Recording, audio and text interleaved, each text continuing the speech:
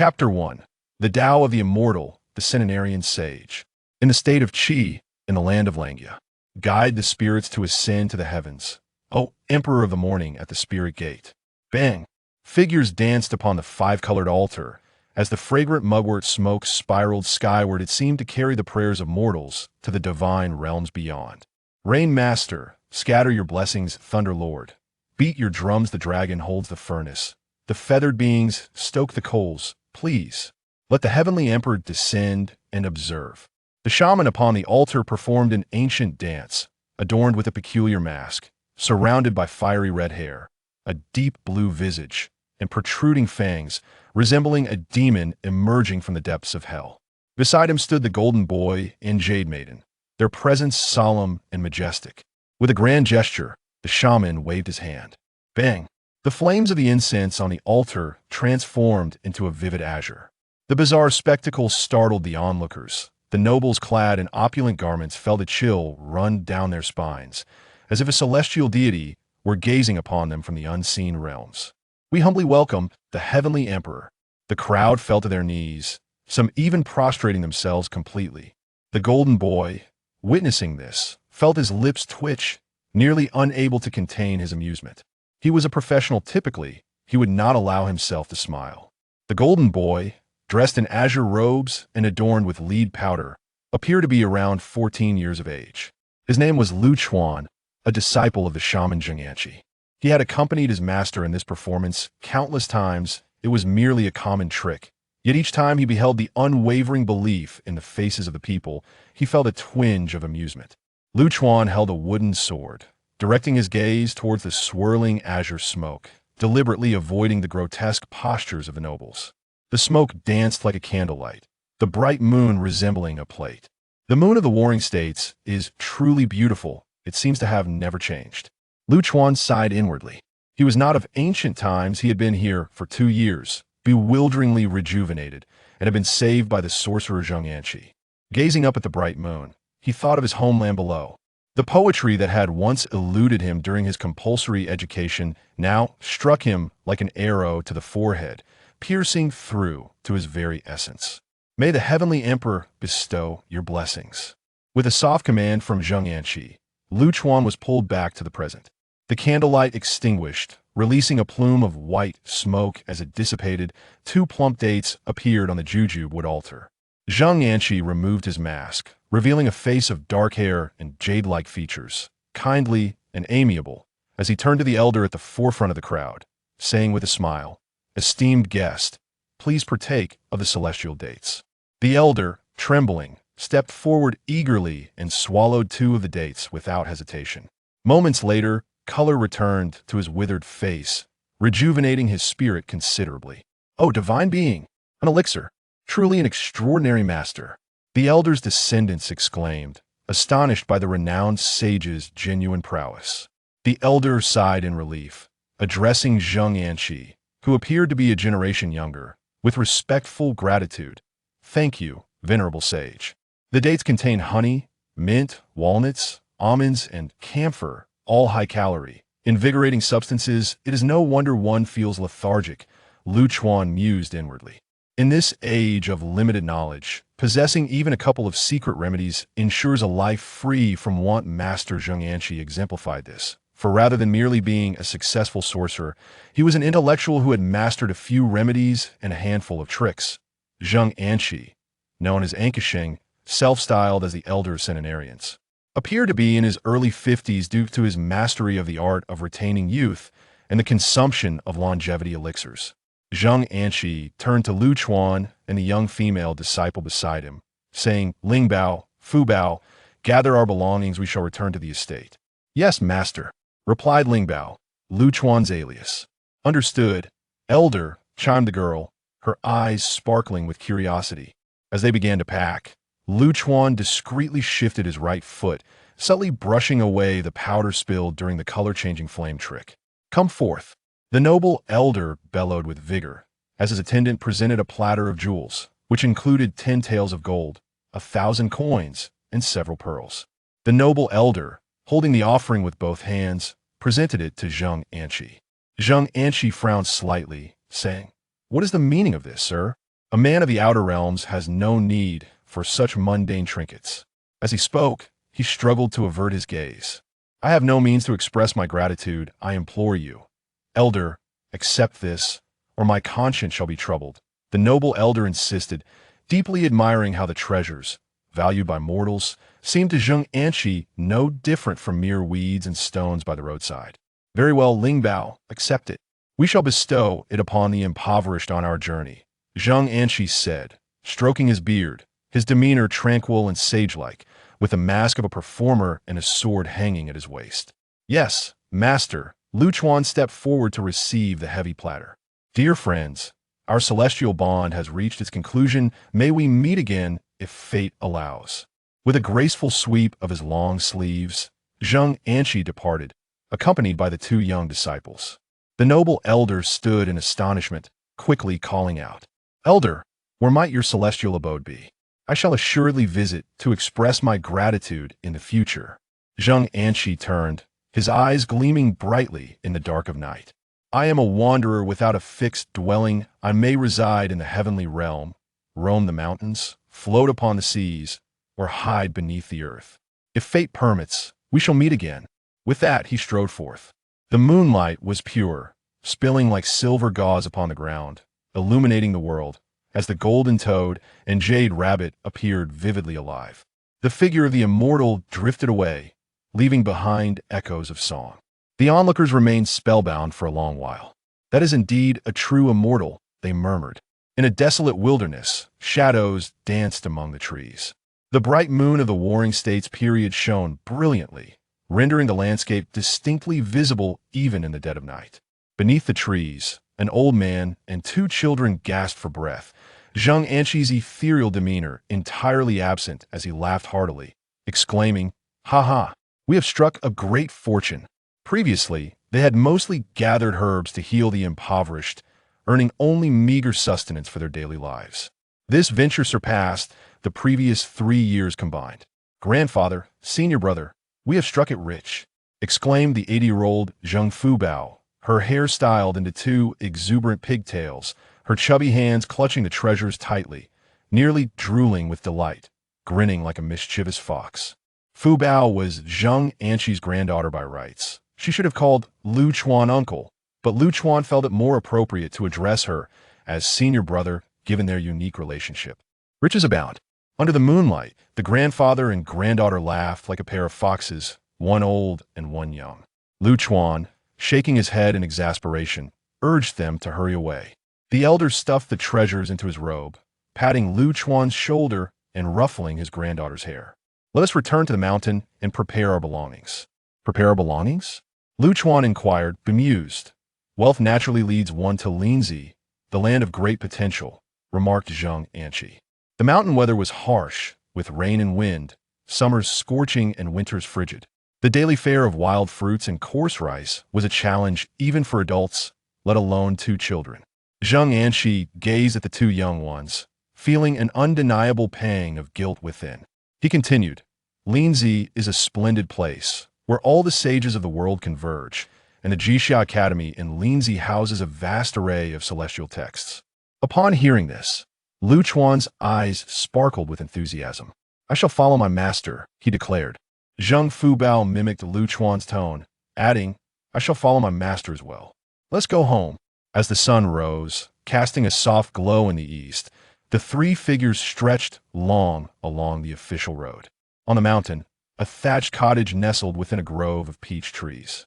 The sound of trickling water harmonized with the falling blossoms. Lu Chuan lay upon a simple wooden bed, his gaze vacant as he stared at the ceiling, his spirit wandering beyond this realm. 2 years prior, Lu Chuan, transformed into a 12-year-old, had been found unconscious by the roadside of Qi State, rescued by the wandering sage Zheng Anqi.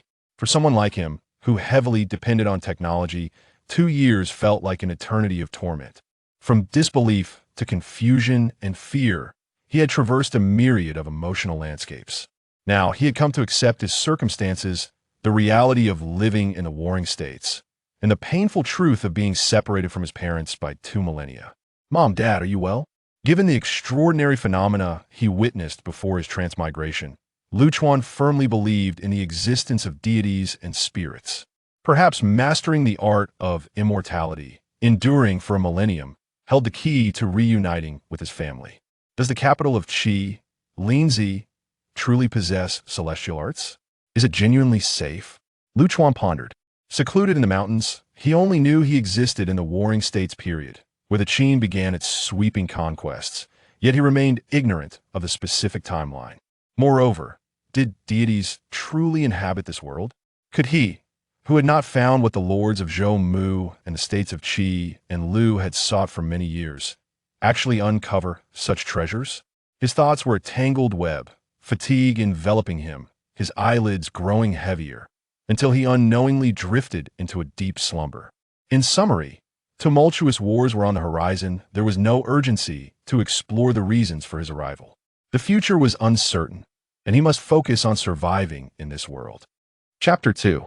The Path of Tai. The connection of the universe. Zhuangzhou dreams of a butterfly, and the butterfly dreams of Zhuangzhou. Lu Chuan once again finds himself in a dream of his modern self. In early July 2025, at the Chang'an City Museum, the sun hangs low in the sky, while the moon is cradled by the darkened clouds. Celestial beings pave the way, and the dragon chariot departs. Divine figures embrace elixirs, ascending to immortality. This is a depiction from the Han Dynasty, symbolizing the desires of the tomb's master to retain their spirit and ascend to the heavens. Regrettably, the master is long gone. Experts suggest they were pilfered by tomb raiders, and the specific details remain untraceable. A throng of visitors gathers. As the guide eloquently explains the intricacies of the Han tomb murals, the artwork features various celestial beings, with twin dragons forming a luminous circle at the top, flanked by patterns of the sun and moon, encircling the ethereal gate to the heavens. Within this portal stands a divine figure, adorned with bifurcated antlers and a short skirt, poised in a striding stance, with a yellow-headed azure dragon depicted beneath them, seemingly cradling a golden elixir. In the back of the crowd, a tall young man stands on tiptoe, gazing intently at the murals encased within the glass display. The murals are not entirely intact. The lower portion is severed, revealing a fragment of text. The guide continues to speak animatedly. The tomb raiders have marred the lower half of the mural, which should have contained 4 characters that remain undeciphered by experts. At that moment, Lu Chuan perceives a transformation in the mural. The yin and yang reverse, and withered trees bloom anew. The ancient murals spring to life, as Lei Gong, the golden crow, the sun and moon, and the dragon all animate. The missing text gradually surfaces, revealing 4 grand characters. Tai will proceed. Boom. In an instant, the heavens and earth tremble, and the cosmos is engulfed in darkness. The gaze of the divine figure in the mural descends. What is happening? Lu Chuan's hair stands on end as he is struck with terror, suddenly realizing that the divine figure has transformed into himself. Tai will proceed. Accompanied by the blood-red characters, Lu Chuan is drawn into the mural, ascending to the celestial gate. In a small wooden cabin of the Warring States period, Lu Chuan abruptly awakens, drenched in cold sweat. It was merely a dream. The gentle morning sunlight filters through the cracks, casting golden beams of dust that dispel the damp chill of night. Lu Chuan wipes his sweat, opens the wooden window, and steadies his breath. His gaze falls upon the lush green mountains, where Phoenix Mountain is rarely inhabited, shrouded in a faint green mist, reminiscent of some ancient miasma. It was the extraordinary phenomena encountered before his time travel that led Lu Chuan to believe in the existence of divine beings. Unconsciously, he walks into the courtyard of the grass hut, adorned with sparse fruits. 2 earthen jars, covered in moss, hold water for daily use. Zheng Anqi and his grandson, Zheng Fubao, sit together with clay bowls for their meal. Fubao, clutching a bowl larger than his face, has his cheeks stuffed with food, resembling a little hamster. Upon seeing Lu Chuan approach, he mumbles, Senior brother, you're awake. Today, we have red date honey glutinous rice. Coming. Lu Chuan sits down without hesitation, serving himself a portion of sticky glutinous rice. He savors the warmth as the sweetness of the red dates and honey melts on his palate. Delicious. At that moment, Lu Chuan feels that even without a phone or computer, he could be content. Quickly eat, do some studying. Tomorrow morning, we will head to Linzi, urges Zheng Anqi as he sets down a bowl significantly smaller than theirs and strokes his beard. All right, Lu Chuan replies, burying his head in his meal. The state of Qi stands as the most prosperous realm of its time, with its capital, Linzi, serving as a confluence of treasures from across the seas, affording its inhabitants a reasonably comfortable existence. Modern individuals often harbor a fanciful notion of retreating to secluded mountains. Yet the reality of such isolation is fraught with peril rather than tranquility. Setting aside the threats posed by venomous snakes and ferocious beasts, all aspects of sustenance and shelter must be self-sufficient in the mountains. The so-called wild fruits are often sour and unpalatable, leading to a prolonged state of malnutrition for those who retreat into solitude. A simple cold could even pose a fatal risk. Humans are inherently social creatures, reliant on the material comforts of society. Venturing into the city is invariably safer than remaining in the wilderness. Each winter resembles a trial of survival, where a sudden downpour or heavy snowfall could spell doom for those few who choose to remain. Moreover, Linzi boasts the Jixia Academy, which may indeed hold the secrets of the sages. After a meal, Zheng Yanqi produced a stack of bamboo slips. Come, Ling Bao and Fu Bao. Today we shall learn the characters. Zheng Yanqi inscribed complex characters upon the ground with a twig. The characters of Qi emphasize both form and meaning, with intricate strokes. For instance, the character for horse features flowing mane-like strokes. The character for yen is straightforward and robust, while those of the three gene states, Zhao, Wei, Han, are elegant and fluid. The character for Chu resembles birds and insects, also known as bird-insect script. The character for Qin, in its small seal form, is precise and square, suitable for engraving. Our primary focus shall be the scripts of the three states, Qi, Chu, and Qin, as mastery of these three will enable one to traverse the realm freely. Lu Chuan diligently noted the strokes, while Fu Bao, seated on the ground, fought off drowsiness, her head heavy against the pull of gravity. A modern individual, accustomed to simplified characters, finds it exceedingly difficult to comprehend the complexity of pre-Qin scripts, which seem designed to impose a barrier. After 2 years of study, he could barely decipher text fluently, a feat made possible by the continuity of the Chinese script, which allowed him to glean some understanding through simplified characters. Emperor Qin was indeed correct, Lu Chuan mused. Without the unification of script, how could knowledge permeate the homes of common folk, giving rise to the illustrious civilizations of the Han, Tang, Song, and Ming dynasties? What emperor? Zheng Yanqi inquired, glancing at him. It's nothing, master. You must have misheard. Lu Chuan deftly shifted the topic. Soon, they completed their lessons on characters. Have you all mastered the material? Zheng Yanqi roused his granddaughter from her slumber and turned to his disciple, Lu Chuan. I have learned it. Next, we shall practice the art of guiding breath. Zheng Yanqi assumed a stance, shifting through forms, at times resembling a black bear traversing the path, at others akin to a bird stretching its wings. The art of guiding breath is a method for refining one's vital energy and strengthening the body, leading to the cultivation of what is known as internal strength. When developed to a high degree, this internal energy can grant one the abilities of several ordinary individuals. In the world today, soldiers, wanderers, and martial artists all possess methods of harnessing this strength. Those with a modicum of talent, provided their needs are met, can attain internal strength within 3 years. The reason I am only teaching this today is that you previously lacked sufficient vital energy and were in a weakened state. Pushing yourself further would only deplete you, Zheng Yanqi explained. Though he possessed a rudimentary internal strength, Lu Chuan lacked combat skills, nevertheless. He could run faster than most and was less prone to illness. Internal strength, Lu Chuan's eyes brightened. Master, can internal strength grant one longevity? Zheng Yanqi cast a faint glance at his disciple and replied, there has never been an individual who achieved immortality through the cultivation of internal strength. But were not the ancients who cultivated Qi in pursuit of longevity, practicing internal strength? No, that is incorrect. The ancient Qi cultivators refined true Qi, the essence of heaven and earth. By harmonizing body and mind with the will of the cosmos, they cultivated a vital force for longevity. In ancient times, only those endowed with true energy could wield spells and divine abilities. Ordinary martial artists merely excelled in the art of combat, devoid of any supernatural prowess. A fleeting shadow of disappointment crossed Zheng Yanqi's eyes as he gazed at Lu Chuan, reminiscent of his younger self. He sighed inwardly, resigning himself to the futility of seeking the immortal path, for the ancients proclaimed that when the celestial connection is severed, the lineage of magic fades into obscurity. The world has long forsaken the ways of the immortals. Those who forsook nation and family, wandering the mountains and valleys, squandered their lives in pursuit of an elusive transcendence, ultimately finding themselves adrift in uncertainty. Zheng Anqi sighed deeply, his spirit waning. The venerable centenarian, the immortal phoenix, was merely a charlatan. Lu Chuan, focus on the essence of your practice. Zheng Anqi admonished gently.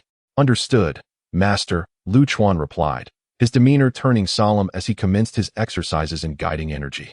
The path to immortality is a protracted journey.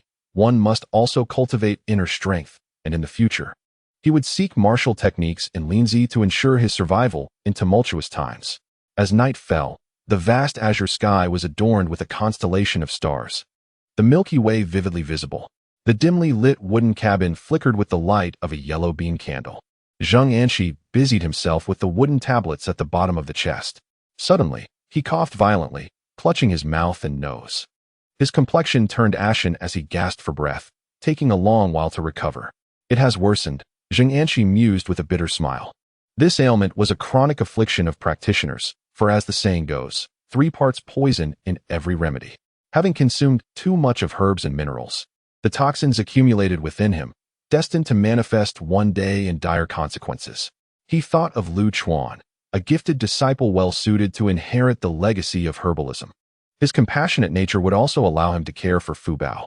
The reason for his journey to Linzi was to ensure, while he still had the strength, that he could leave a modest inheritance for the 2 children. After a brief respite, Zheng Anqi resumed organizing the bamboo slips. Herbal identification manual, nourishing red dates recipe. Immortal broth, an ancient form of seasoning. Phosphorus ghost fire technique, and simplified writings of various nations. At the bottom of the chest lay a palm-sized brass mirror.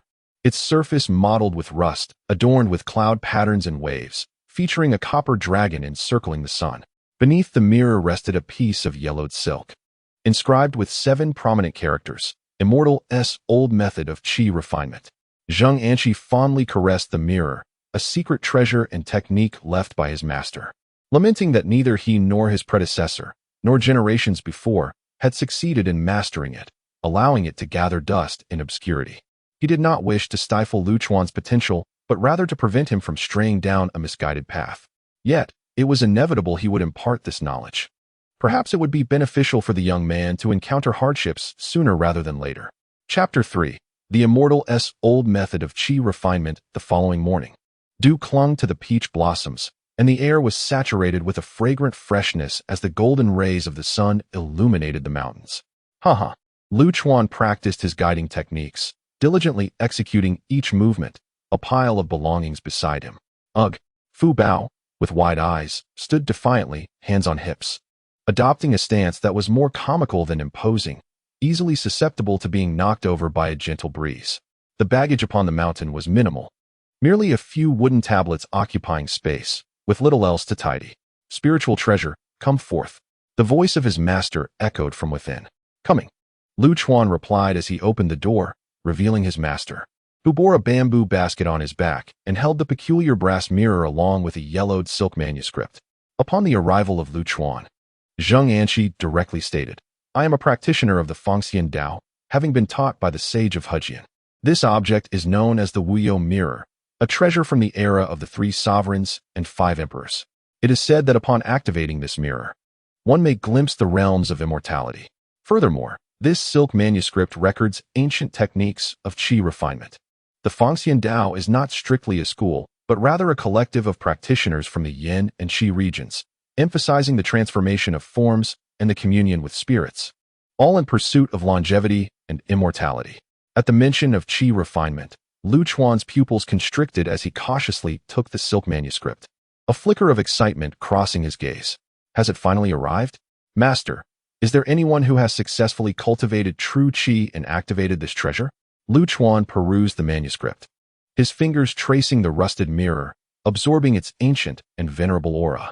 Could such an unassuming mirror truly be the legendary artifact of the immortals?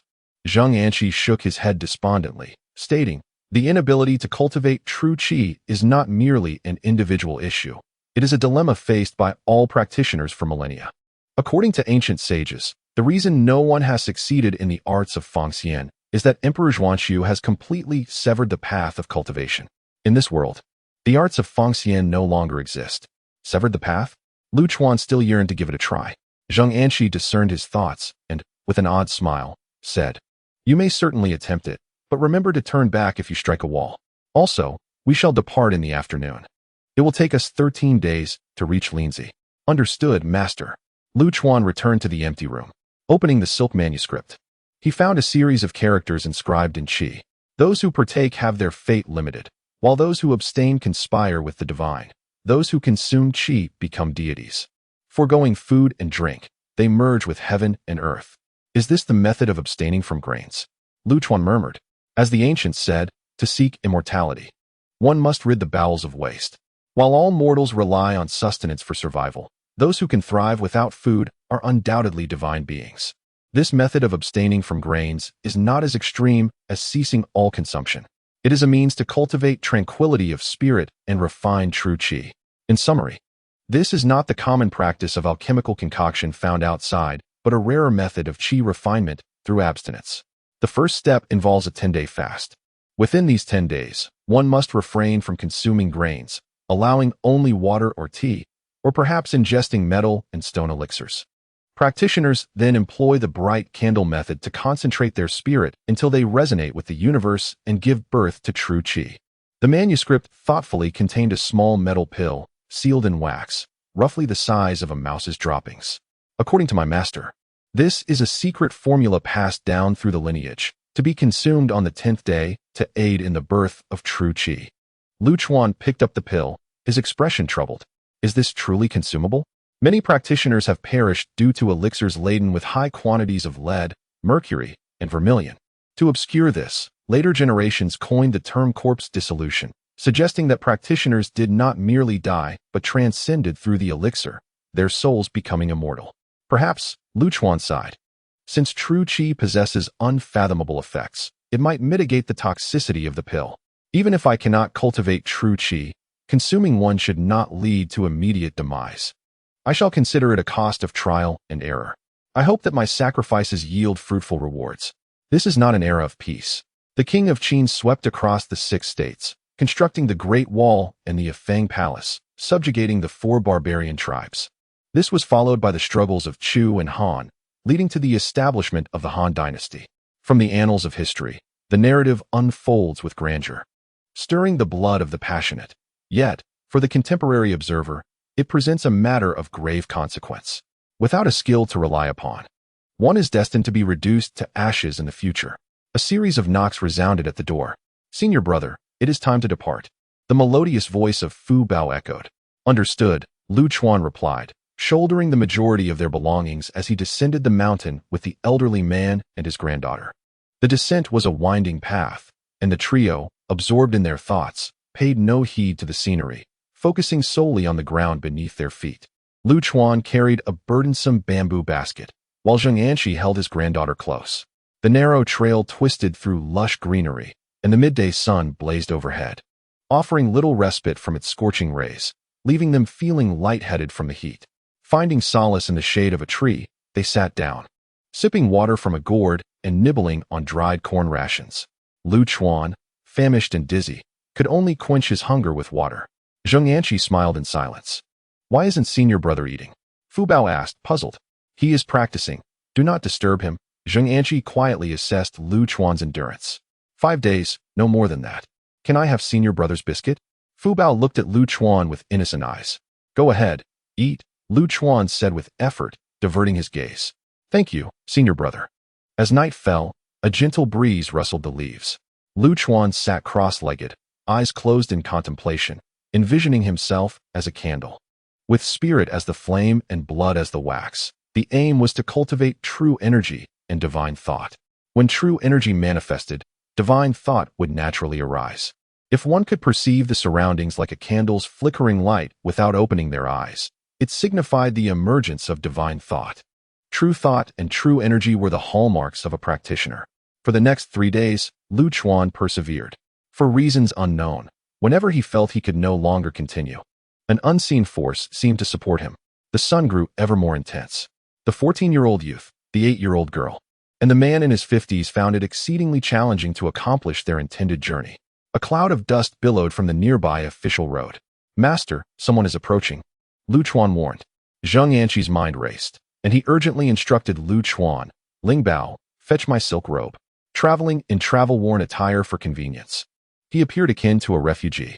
Zheng Yanqi washed his face with water-soaked cloth, donned a white robe adorned with red and gold patterns, and his demeanor transformed dramatically.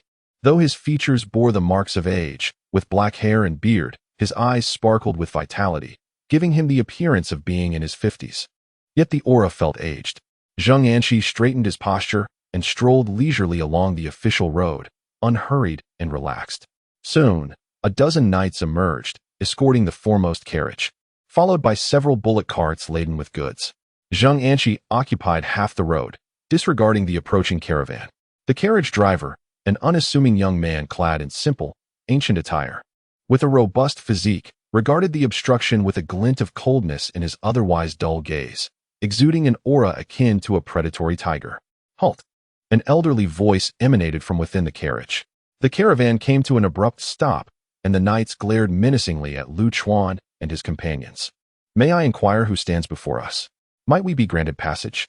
In this desolate wilderness, where human presence was scarce, the sudden appearance of such extraordinary individuals could not be met with ordinary expectations. Zheng Yanqi turned around, a faint smile gracing his lips as he said, "I am the aged Zheng Yanqi. Why must I yield to you, my esteemed guest?"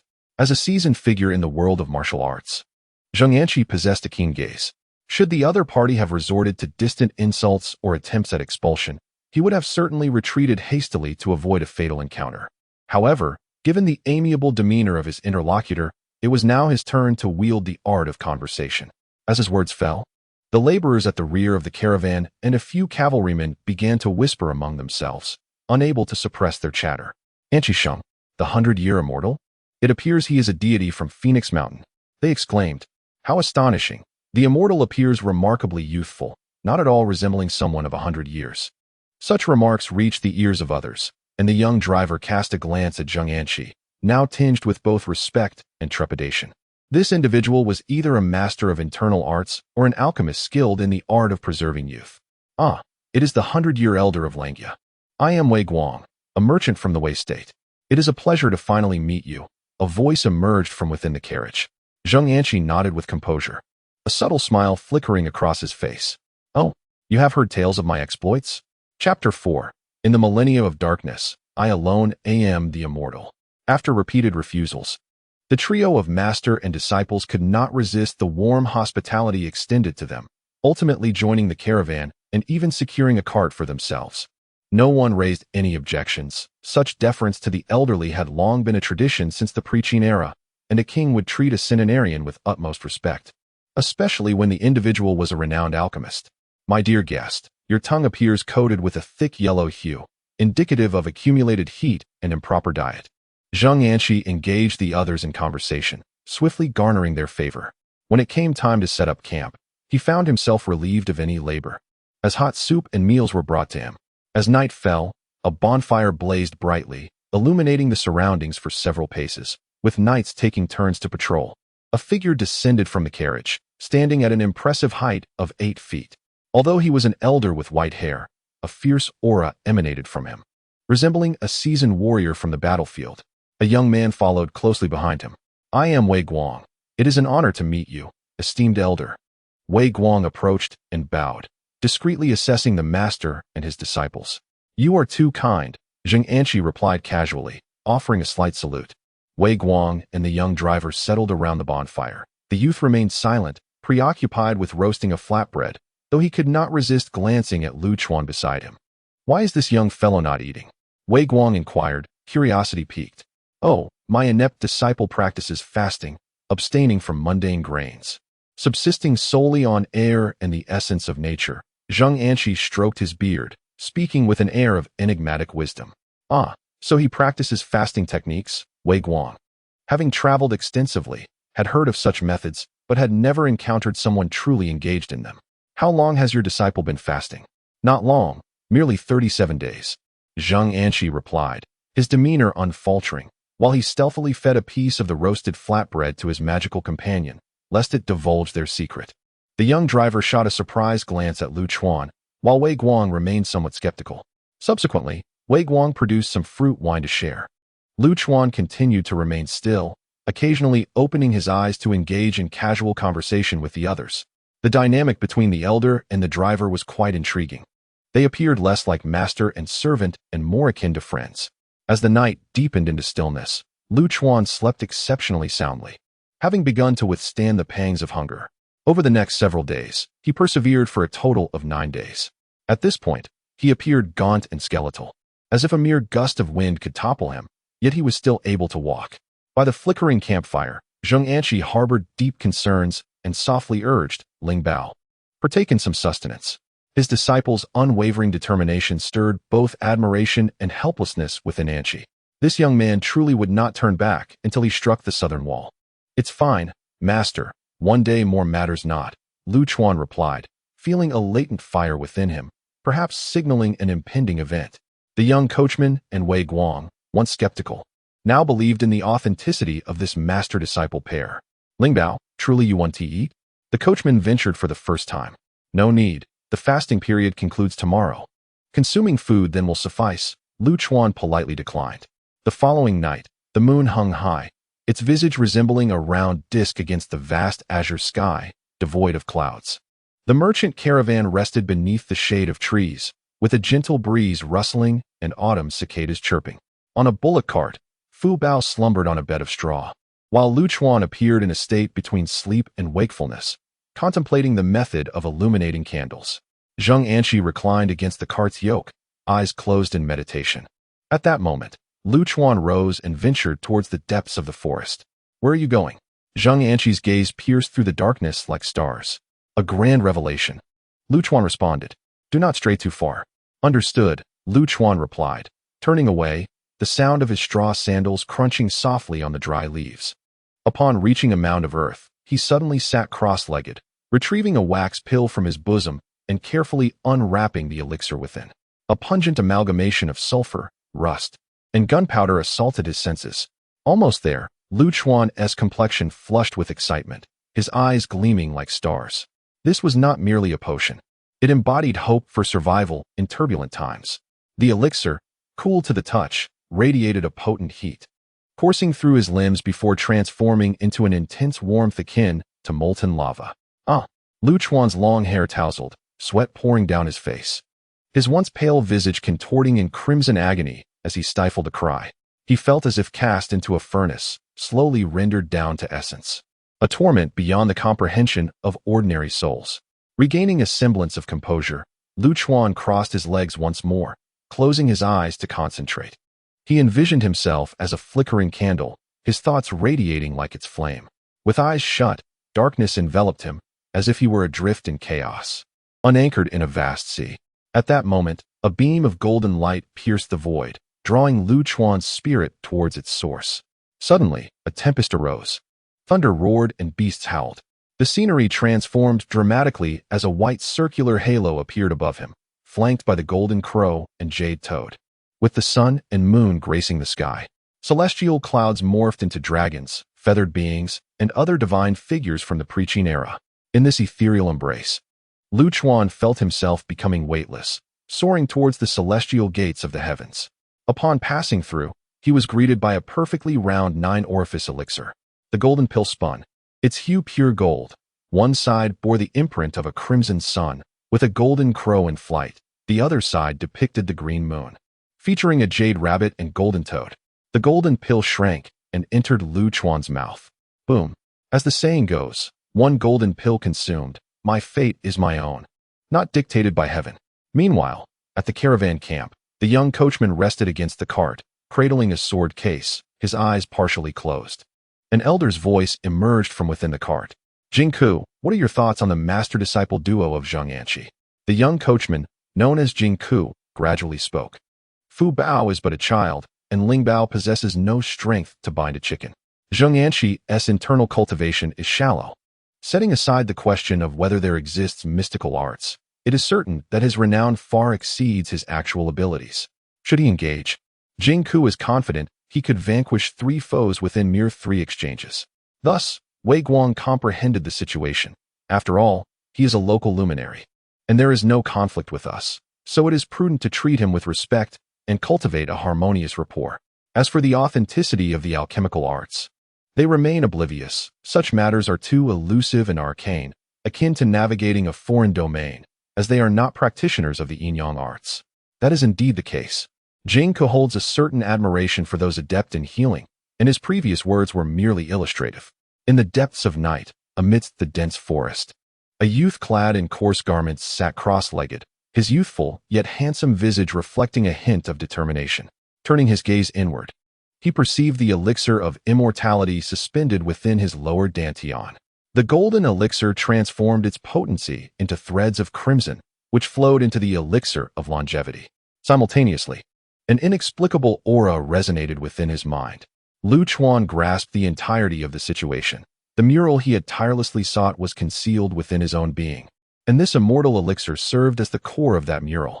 Through a series of fortuitous coincidences, the elixir had transported him to the Warring States period.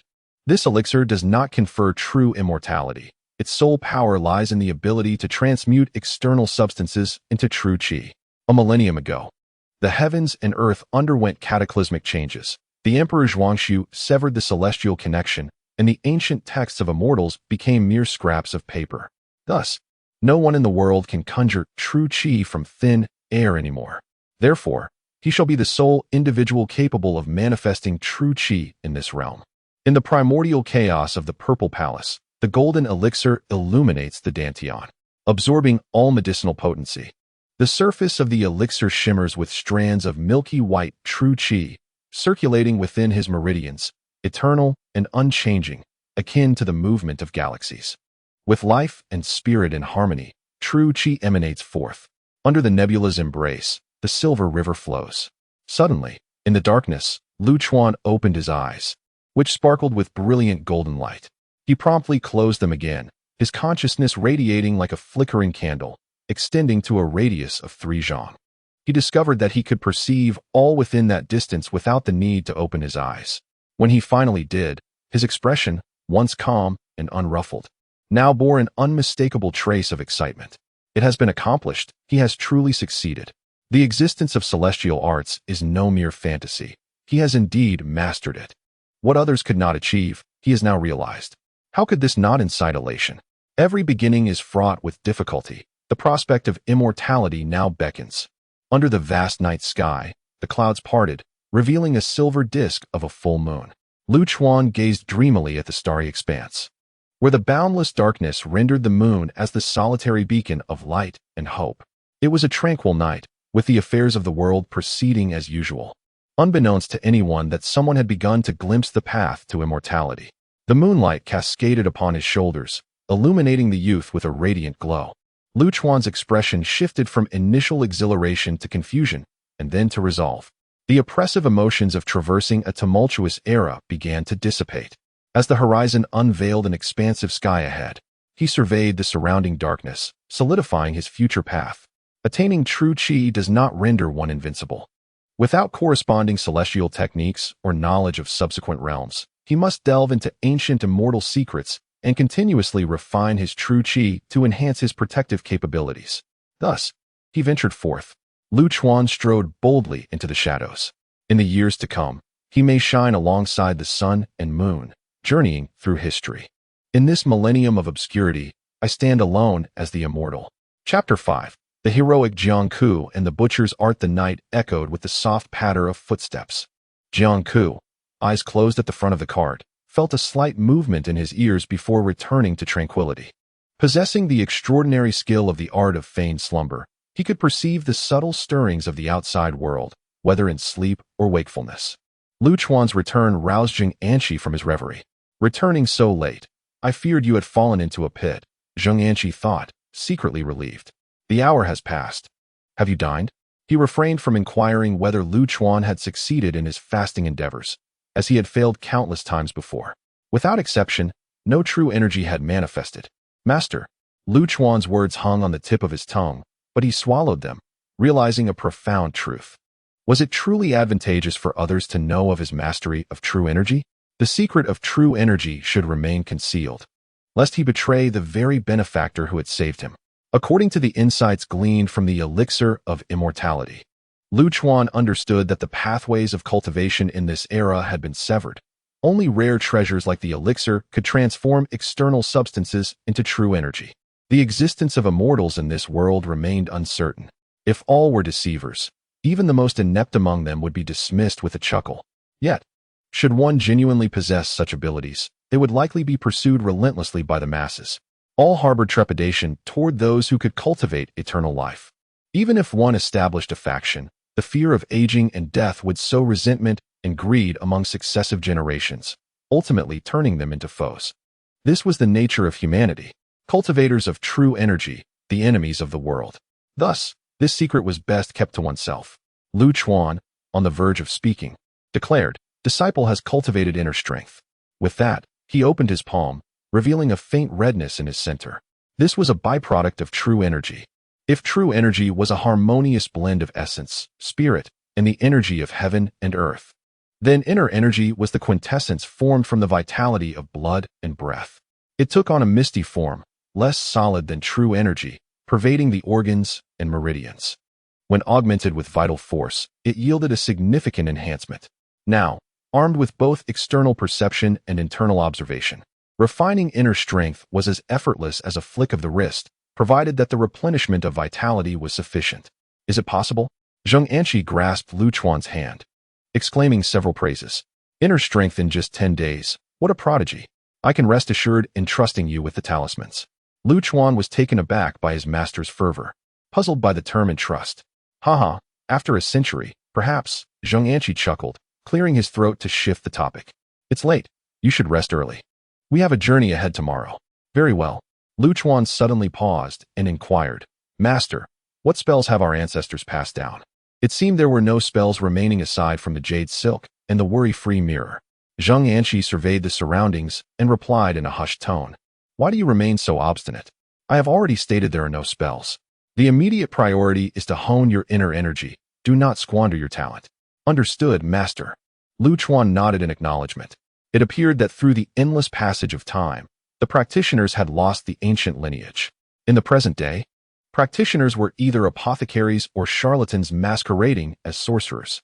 In a few days, upon reaching Linzi, discernment would be necessary to distinguish between genuine ancient texts and the fabrications of later generations. In the stillness of the night, sleep eluded him.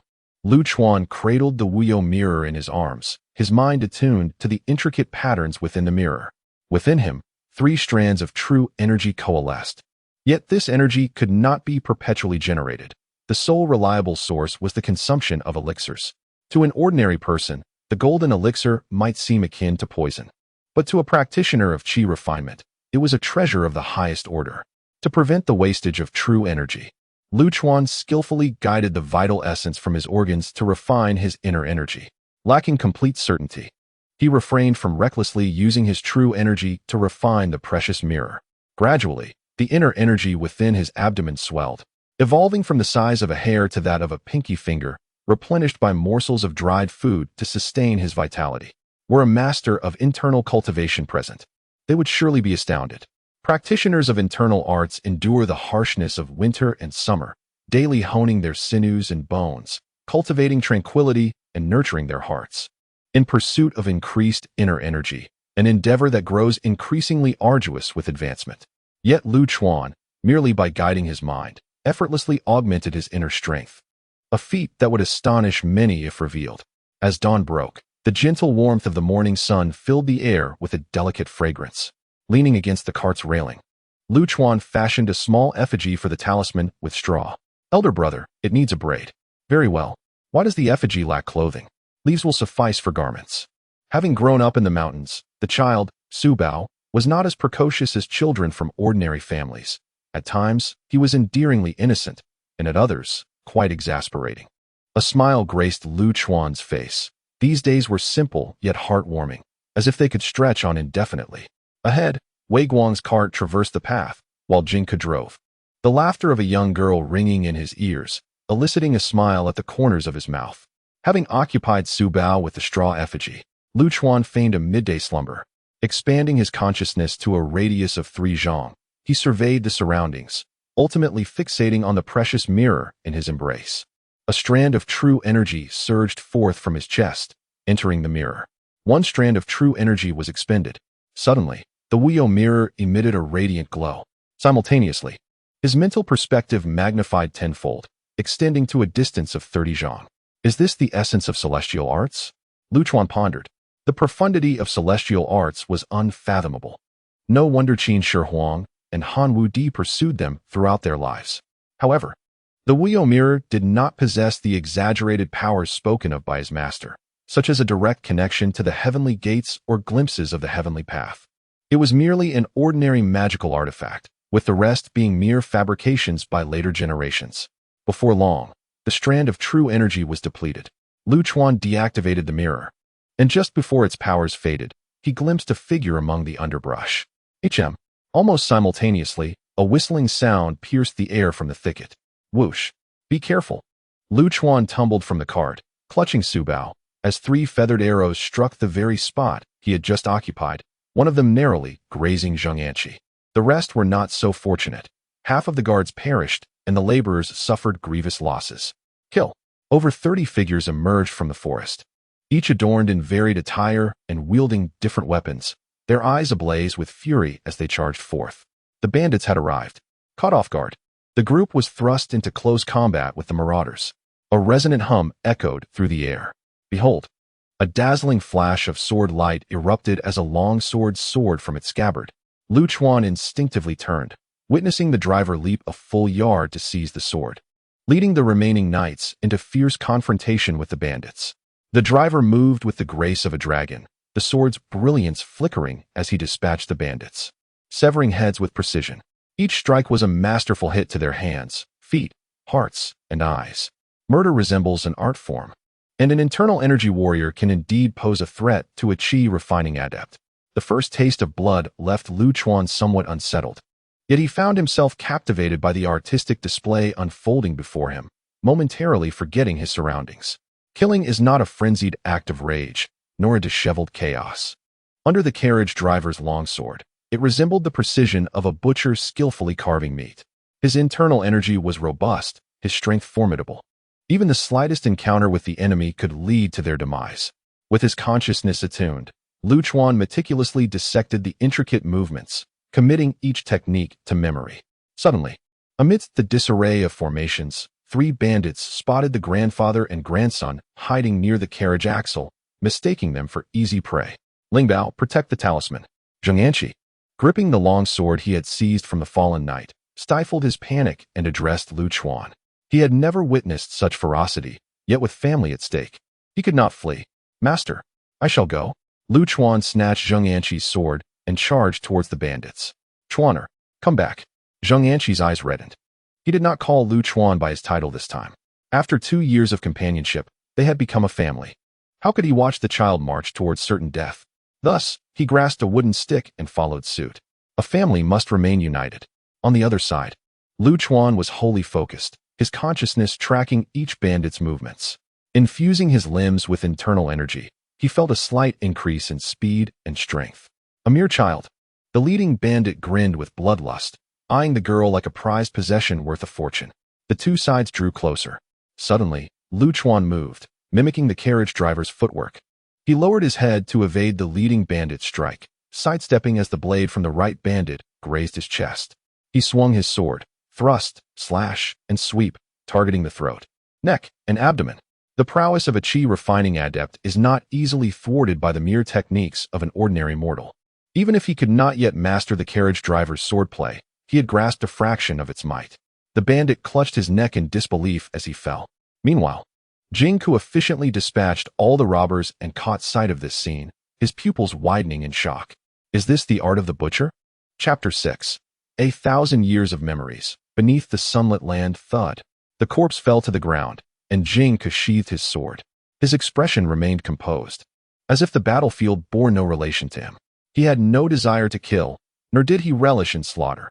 Even when confronted by unruly ruffians in the marketplace, he would feign indifference rather than engage in bravado. However, entrusted with the task of escorting Wei Guang, he committed himself to ensuring the other's safety. Having refrained from combat for some time, Zheng surveyed his handiwork with a sense of satisfaction. Regardless of internal power, the finesse of his swordsmanship placed him among the elite of his time. At that moment, he noticed the youth he had dismissed earlier, employing the same techniques he himself had mastered. The art of the butcher? Zheng could not contain his astonishment. This swordplay was his original creation, never imparted to another. Had this young man truly learned it merely by observing? Contemplating this, Zheng approached Lu Chuan. May I inquire, young brother, from whom did you learn this sword technique? Not only Zheng but also Zheng Anqi was taken aback. How had this lad suddenly transformed into a different person? Were it not for his own practice of the fasting technique, he would genuinely believe that this young man had mastered the art and become an ancient alchemist. Upon hearing the coachman's puzzlement, Lu Chuan candidly replied, "My dear brother, your swordsmanship is exquisite. I have no intention of imitating it, so please do not take offense." Zheng regarded Lu Chuan with a profound gaze, exclaiming, "No offense taken. Swordsmanship is inherently a matter of mutual learning and imitation. Young brother, to grasp even a fraction of its essence from a mere glance is indeed the mark of a rare swordsmanship prodigy." This compliment was not mere flattery. He was genuinely astonished that a 14-year-old could achieve such a level. The Pao Ding chopping ox technique was one of the forms within the Chao Ge swordplay, a style he had created by integrating various sword techniques. This swordplay requires the coordination of sight, hearing, body, and heart, demanding a multifaceted focus to accomplish what others could not even attempt with tenfold effort. Few could grasp it even with hands-on instruction. By this measure, the young man was indeed a genius. Thank you for your understanding. I am Lu Chuan from Langya, courtesy name Lingbao. May I ask for your esteemed name? I am Jing Ku of Chao Ge. Ah, so it is Jing Ku. I have long admired your reputation. You hail from the state of Wei. Who else could be the renowned swordsman Jing Ku? Do you know me, young brother? Jing Ku inquired, perplexed. Had his name truly reached the state of Qi? I have heard of your deeds from merchants traveling from Wei, Lu Chuan replied, somewhat puzzled by Jing Ku's unremarkable appearance. Shouldn't swordsmen typically be strikingly handsome? However, upon reflection, it made sense that an assassin would not stand out too much. Otherwise, it would be difficult to remain unnoticed among the throngs of common folk, especially with a tall and dashing swordsman in their midst. Zheng Anqi, overhearing their conversation, grew anxious that Wei Guang and Jing Ku might snatch away his beloved Chuaner. And thus he interjected, "My disciple possesses not only martial talent, but also unparalleled aptitude in the arts of alchemy." "I see," Jing Ku replied perfunctorily. Following this incident, he regarded Lu Chuan with newfound respect, placing him on equal footing with himself. While ordinary mortals seldom caught his eye, geniuses were an exception. Ahem. At that moment, Wei Guang leisurely descended from the carriage, appearing indifferent to the surrounding bodies, his demeanor serene. He held absolute confidence in Jing Ku, deeming them merely a band of common bandits. Yet, Lu Chuan surprised him. Given time, he would undoubtedly become a renowned swordsman. With such a remarkable disciple, the master must be exceptional as well. Wei Guang's attitude toward the group became considerably more respectful as he said, "Thank you, esteemed elder, for your noble assistance. I am at a loss for how to repay you. Here, I present to you a treatise on the Xia Kingdom's Zhurong Vermilion Fire Elixir technique, which I acquired in my youth."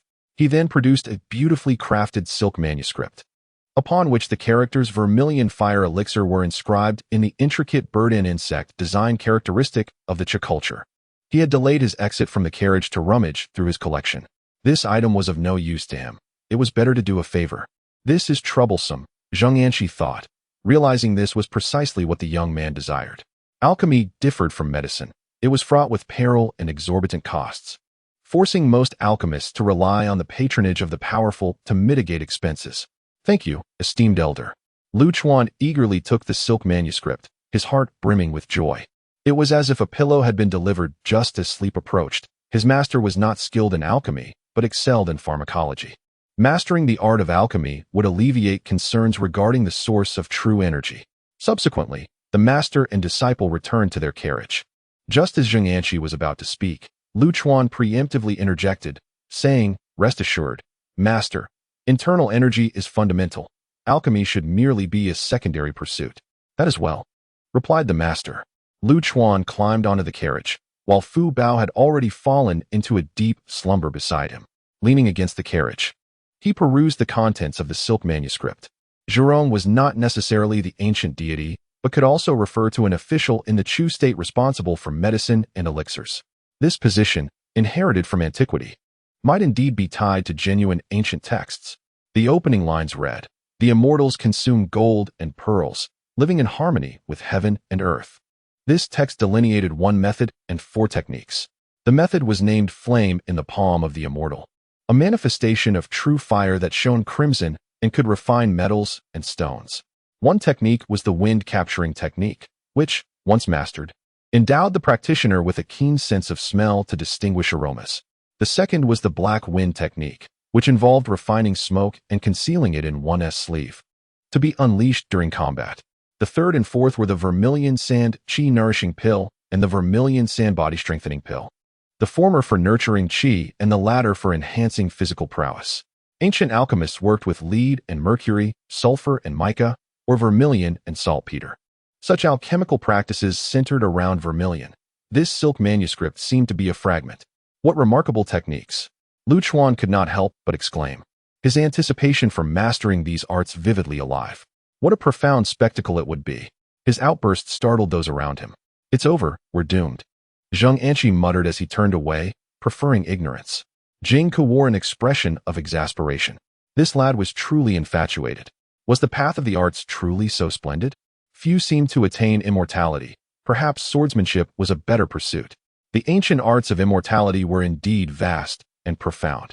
Lu Chuan, still unsatisfied, tucked away the silk manuscript. Later, due to unrest among the refugees and the proliferation of bandits ahead, the caravan decided to take a detour, extending their journey by 5 days. In the evening, Lu Chuan requested a horse to ride alongside the knights. The village before them was not filled with the gentle smoke of cooking fires, but rather the ominous flames of war. The land of Qi and Lu was rife with conflict, and the state of Qi appeared to be on the brink of collapse. Lu Chuan cast a deep glance back at the land, and Jing Ke set aside his tasks to ride alongside him. "Brother Jing, what brings you to the state of Qi?" "Brother Jing?" Jing Ke found the address peculiar and replied, "I travel to explore the mountains and seek out swordsmen." "Oh, is not Brother Jing's swordsmanship the strongest in the realm?" Jing Ke chuckled wryly and shook his head, saying, "Not at all. The masters of internal energy are classified into 3 ranks, upper, middle, and lower. Beyond that are the Grand Masters and the Great Grand Masters. My swordsmanship may be regarded as that of a Grand Master, but my internal energy is merely of the upper rank. Brother Jing will surely become a renowned Grand Master in the future. Thank you for your kind words, Brother Lu. Just call me Lu." "Very well." Lu Chuan cast a discreet glance at this seemingly cold, yet introverted hero. Would Jing Ke truly dare to assassinate Qin in the future? Such legendary heroes, once resolved, could not easily be swayed by others. As they traveled, the group occasionally relished the scenery during their leisure moments. "Brother, there's a butterfly. Quickly catch it. Brother, don't eat my cake." The cacophony of children's laughter infused the atmosphere with joy. Along the path, Jing Ke, a valiant hero, championed justice and defended the oppressed, while Lu Chuan, trailing closely behind, mimicked his moves, occasionally stepping in to teach a lesson to the mountain bandits and highwaymen. "Master, behold the vast sea," exclaimed Fu Bao from atop the ox cart, his eyes shimmering with excitement as he pointed towards the ocean. The group instinctively turned their heads. In an instant, Lu Chuan was rendered speechless, overwhelmed by the breathtaking vista before him. The sun dipped in the west, casting molten gold upon the sea. The mountains stood majestically, cloaked in verdant foliage. In the distance, isolated islands emerged from the vastness of the ocean, shrouded in mist. The autumn breeze whispered through the air, accompanied by the thunderous roar of waves crashing against the shore, shattering like 1,000 pieces of jade. The islands seemed to vanish into the deep sea, mere transitory visitors in the grand expanse of existence. Jing Ke, having never seen the sea before, was momentarily entranced. Lu Chuan found himself lost in reverie. In a future more than 2 millennia ahead, he had once shared green tea and seafood with his family in this very place, and had sailed upon the ocean's waves. The scenery here appeared little changed from that time, though the people were different. "It has been a long while," Lu Chuan sighed. "Brother Lu, have you been here before?" Jing Ke inquired, perplexed. Lu Chuan remained silent, urging his horse forward, his whispers barely perceptible. "I have been here. It was once called Rizhao." Chapter 7. The Swordsmanship of Chu, the capital of Qi, Luchuan rode steadily along the rugged dirt road. Despite its unevenness, he maintained his composure. According to Jing Ku's classification of internal cultivation, Luchuan was at a level deemed insignificant, barely touching the lower tier. Achieving such progress in just 2 to 3 days filled him with satisfaction. After several days of travel, the group finally arrived at Linzi, the capital of Qi. Before them loomed a grand city, strategically positioned at the convergence of mountains and rivers, its defenses formidable.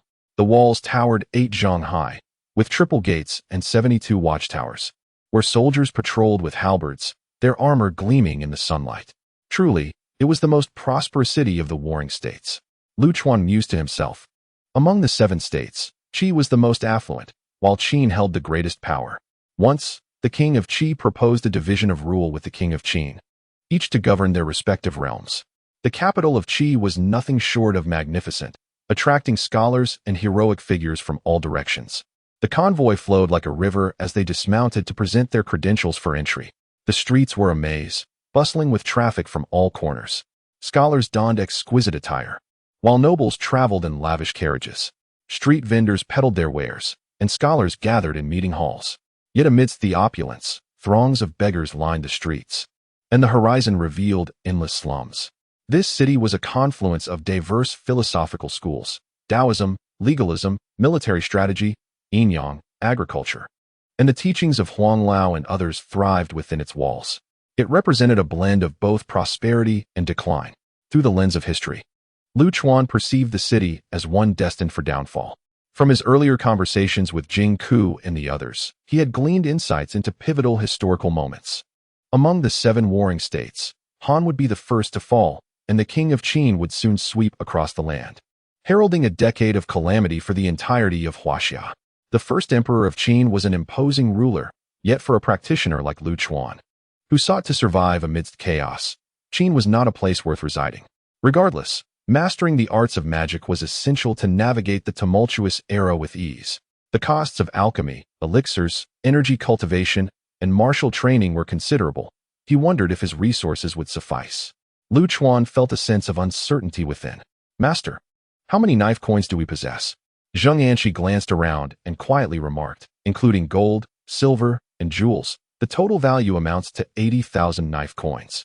After acquiring properties and furnishings, there would hardly be any remnants left, and in the future, I would still have to accompany Master to engage in deceptive practices. To pray for blessings and avert disasters."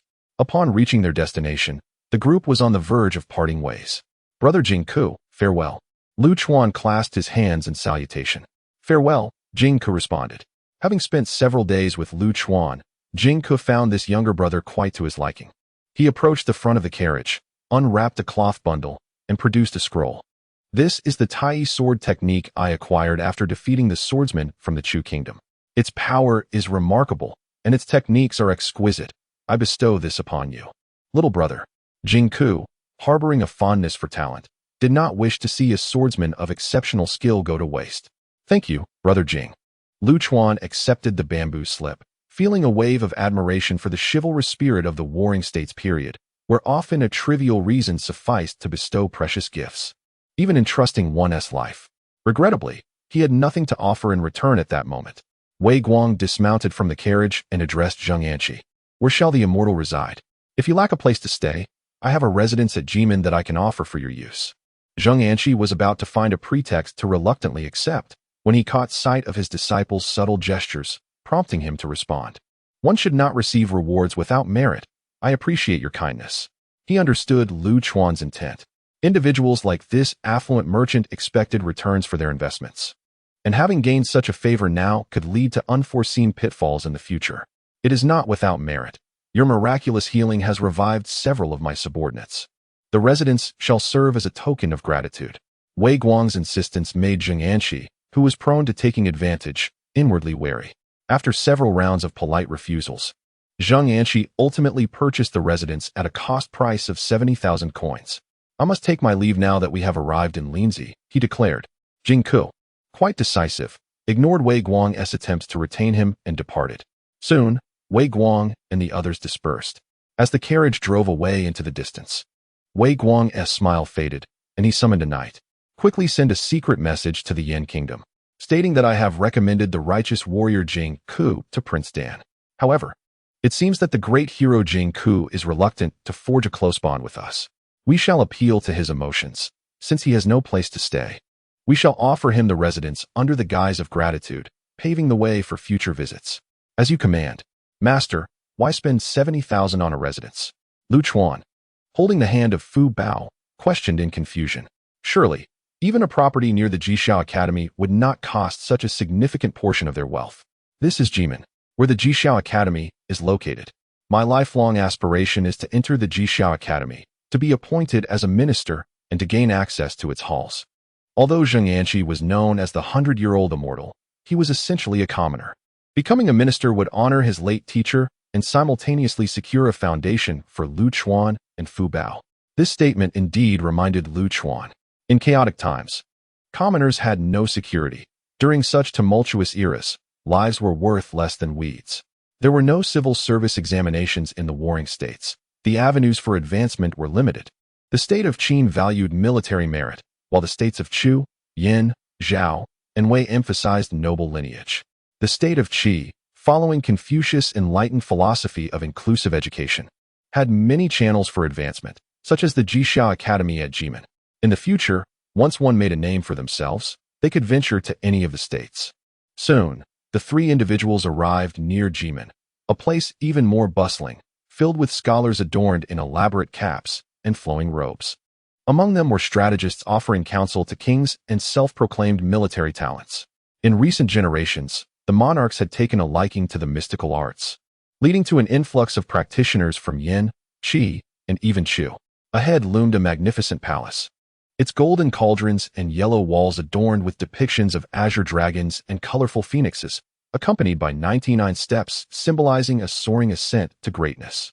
Guards patrolled, warning strangers to keep their distance. The trio, having escaped their impoverished rural origins, faced the harsh realities of life for the first time. An elderly guard pointed towards a nearby crowd, saying, "Look there, an old man of 100 years. Oh, and there's an ancient minister of the Yellow Emperor. Perhaps you could exchange insights with them." The elder wished to offer a longevity formula made from red dates to the grand sacrificial official. Zheng Yanqi maintained his composure, responding calmly. The grand sacrificial official was the highest position at the Jixiao Academy, the most renowned of whom was Xuanzi. Below him were the sacrificial officials, nobles, and scholars. If one garnered the grand sacrificial official's favor and earned a doctorate, there was hope for advancement to nobility. Red dates? The guard scoffed, casting a disdainful glance at the shabby trio, an old man and two inexperienced youths, clearly lacking the acumen to deceive. Do you see those vendors over there? One claims to be a sage who consumes calamus for longevity, while another, a practitioner who eats ginger for vitality. And look at that beggar. He boasts of a method to attain immortality with Cloud Mother. Go away, don't bother me. As a carriage approached, the guard hurriedly shooed the three away. The carriage halted, and a robust voice emerged from within. What is the matter? Reporting to the grand sacrificial official, just a few blindfolded frauds. The gaze from inside the carriage briefly surveyed the trio before it continued on its way. Zheng Yanqi felt a tinge of defeat as he lowered his head, while Fu Bao sensed his grandfather's discontent and quietly held his hand. Master, perhaps we should consider our plans more thoroughly. Lu Chuan never anticipated that the path laid out by his master had already been tread upon by others. While exploiting information gaps had proven effective in the countryside, such tactics were ineffective in Linzi. Before long, the trio arrived in a residential area. The streets here were broad, clean, and orderly, indicative of a wealthier class. Servants sent by Wei Guang had been waiting for some time to conduct their transactions. The dwelling was modest, but it featured a front courtyard and a back garden. In any case, they finally had a place to rest. Linzi had no shortage of alchemical materials. The only concern was the lack of funds. But now they could cultivate peacefully. Lu Chuan exhaled in relief, finally no longer living as a wild man. Chapter 8. The Soul Immortal, leaving a legacy in alchemy. Hooray! We have a house. Fu Bao exclaimed excitedly, spinning in place. The group set about furnishing their new home, and at Lu Chuan's strong insistence. Zheng Yanqi purchased a small three-legged cauldron, along with materials such as vermilion, saltpeter, and charcoal.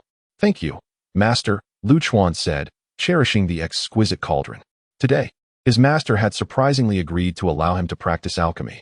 This was his first alchemical furnace, and he intended to engrave the words Lingbao upon it. According to the texts on alchemy, elixirs could be classified into mundane and celestial varieties. The former was refined using ordinary fire, while the latter required true fire. He would first refine mundane elixirs to replenish his true energy, and then use the surplus to cultivate spells. Zheng Yanqi merely smiled in silence. Today marks the day Lu Chuan was found, a rather unique celebration of his birth. As night fell, the candlelight flickered like a distant star, occasionally bursting into sparks, casting the shadows of two figures dancing upon the window. The master and disciple engaged in a deep conversation. Master, the path of progress seems to have reached a dead end. Perhaps we should consider the path of descent, suggested Lu Chuan. Descent? The master inquired. To treat the ailments of common folk, waiving fees for beggars and the lonely, while charging the wealthy double, Lu Chuan elaborated. The path of charm and sorcery is too competitive, monopolized by those who came before us. While my master lacks proficiency in alchemy, his expertise in herbal medicine is unparalleled. He has learned from the sages, sampling countless herbs, and it would be more beneficial to establish the first medical clinic of the Warring States period. Zheng Yanqi's eyes sparkled with excitement. This is an excellent idea. Soon, the carpenter delivered furniture, and the three of them hurriedly arranged it. Fu Bao, with her hair tousled and face dusted, pointed to a vacant patch of ground. Grandfather, senior brother, let us plant a plum tree. I wish to eat plums every day. Zheng Yanqi chuckled fondly. Silly child, plums take 3 years to bear fruit. It cannot happen that quickly. Is 3 years long? Fu Bao pondered, counting on her fingers, her little head seemingly struggling to comprehend. 3 years is not long. It's merely 3 cycles of leaves falling from the poplar outside. And what of 100 years? 500 years? Zheng Yanqi paused, responding with a smile. Grandfather may not witness it, and Fu Bao likely will not either. No one in this world can see that far. Oh, so that's how it is, the child mused, unaware of the significance of time. Yet Lu Chuan felt a sense of disorientation. If the poplar shed its leaves 100 times, would his master and Fu Bao no longer be present? What would Lindsay look like then? Would anyone still inhabit the little courtyard? The true energy coursed through him like a cosmic tide, his physical form increasingly refined. This sensation constantly reminded him that being a Qi cultivator was no mere illusion. Suddenly, an object sliced through the air, and Lu Chuan's extended consciousness, stretching 3 zhang, instinctively reached out to grasp it. Upon closer inspection, it turned out to be a plum. A man clad in green sat atop the wall, arms crossed, his composed visage slowly uttering, craving plums? I have plenty. It's the valiant coachman. No, call him Brother Jing. Zheng Yanqi gently tapped Fu Bao's head. Brother Jing, do you reside here as well? Indeed, he confirmed. There was no doubt that this dwelling was also the property of Wei Guan. Splendid. Lu Chuan beamed. To be in the Warring States with a neighbor like Jing Ku was a stroke of fortune. 2 years swiftly passed. Lu Chuan was now 16, and Fu Bao was 10. In the eastern alley of Jimin, within a residence, evening descended as the sun began its descent behind the western mountains. Clang, clang. The sound of weapons clashing echoed from the estate. In the courtyard, a youth of ancient demeanor sparred with a strikingly handsome boy, whose ethereal presence was complemented by his dark hair casually bound with a red ribbon. Jing Ke's swordplay was fierce and precise, while Lu Chuan's technique fluctuated between rapid and slow, catching his opponent off guard. The Tai sword technique of Chu was divided into slow and fast forms, corresponding to defense and offense. After exchanging hundreds of blows, both combatants paused, panting. That was too swift. Soon, you shall enter the intermediate realm, Jing Ke remarked, astonished by Lu Chuan's talent. Having touched the threshold of the intermediate realm in just 2 years, Lu Chuan was destined to wield great renown in the future, but alas. Brother Jing, I will return to alchemy now. Lu Chuan scaled the wall and departed. It is a pity that his passion lies in the arcane arts. How splendid it would be to be a renowned swordsman. As the sun descended and night enveloped the land, Jing Ke meticulously polished his treasured sword. In the dim room, Lu Chuan sat cross-legged, consuming a vermilion elixir to cultivate his vital energy, practicing the art of fasting.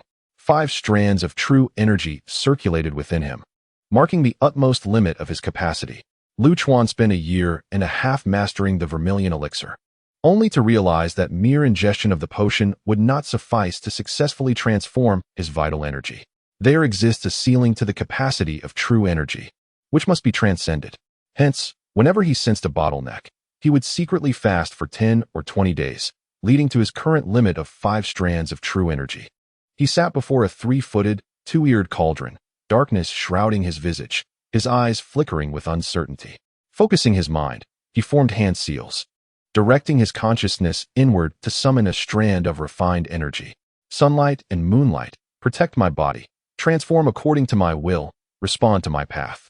Swiftly, as per the decree, in an instant, the room was illuminated. Lu Chuan's palm erupted with 3 feet of crimson flames, the heat permeating the cold solitude of the chamber. This was true fire, the first manifestation since the great calamity. The spell had indeed come to fruition. Lu Chuan murmured to himself, his eyes betraying an undeniable excitement. This was sorcery, a dream long pursued by countless sons of Huaxia, now realized by his own hands. In this realm of calamity, I stand alone as the immortal. With a mere thought, Lu Chuan directed the true fire into the furnace beneath, where it blazed. A strand of true energy could sustain for half an hour. This technique, known as flame in the palm of the immortal, was fundamental to the alchemy of vermilion. Black smoke billowed from the cauldron. Lu Chuan again formed hand seals and recited incantations, causing the black smoke to swirl back into his sleeves, vanishing completely. This black smoke could be utilized as a spell, allowing him to confound adversaries in future encounters, known as Black Wind technique. After a brief respite, he approached the apothecary cabinet. Without opening it, he inhaled deeply, his mind conjuring the names and moisture levels of the herbs within, a manifestation of wind-catching technique. Thus, all spells within the Zhu Rong vermilion alchemical arts were successfully forged. According to his limit of true energy, each spell could be deployed 5 times. How would he fare against Brother Jingku? Lu Chuan pondered. In terms of swordsmanship and inner strength, Jingku could easily vanquish him. Yet, should this technique be unexpectedly unleashed, Jingku would undoubtedly perish, for it transcended common understanding. Could it rival 1,000 troops? Lu Chuan mused. The answer was naturally negative. He remained a mere mortal. The Jixiao Academy, with its myriad transformations and sorcery, encompassed all. To ensure greater safety, he must acquire more spells. The Academy, reputed to gather the world's texts, might offer superior methods of refining energy.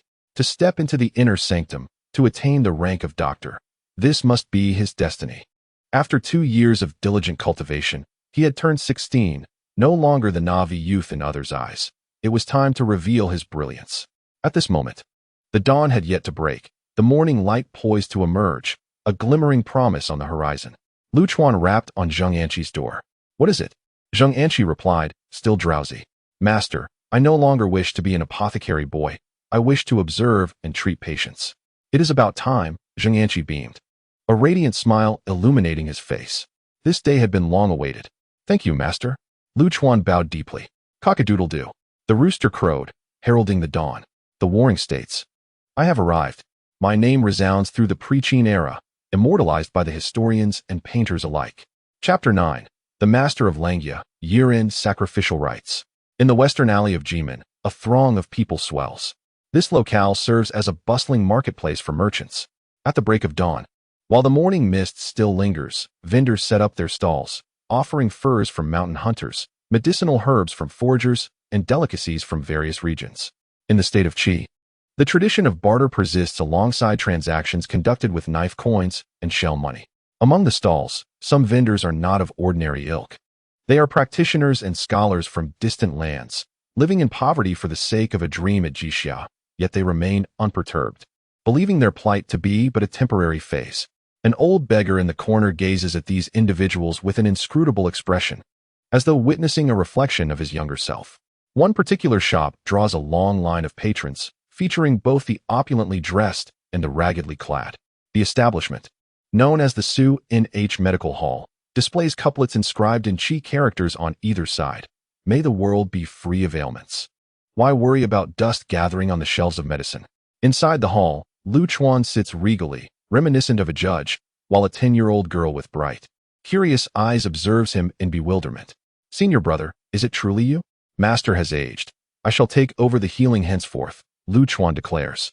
As the door swings open, the crowd files in with orderly precision. Oh, is that the young lord? Where is the immortal elder? Can the young lord also cure ailments? Murmurs of confusion ripple through the crowd, with some nobles harboring dissatisfaction, yet their respect for the elder's reputation prevents any outward display of discontent. After 2 years of diligent effort, Lu Chuan's initiative has flourished remarkably. The lower class in the eastern district of Linzi knows well of the benevolent centenarian, Zheng Anqi.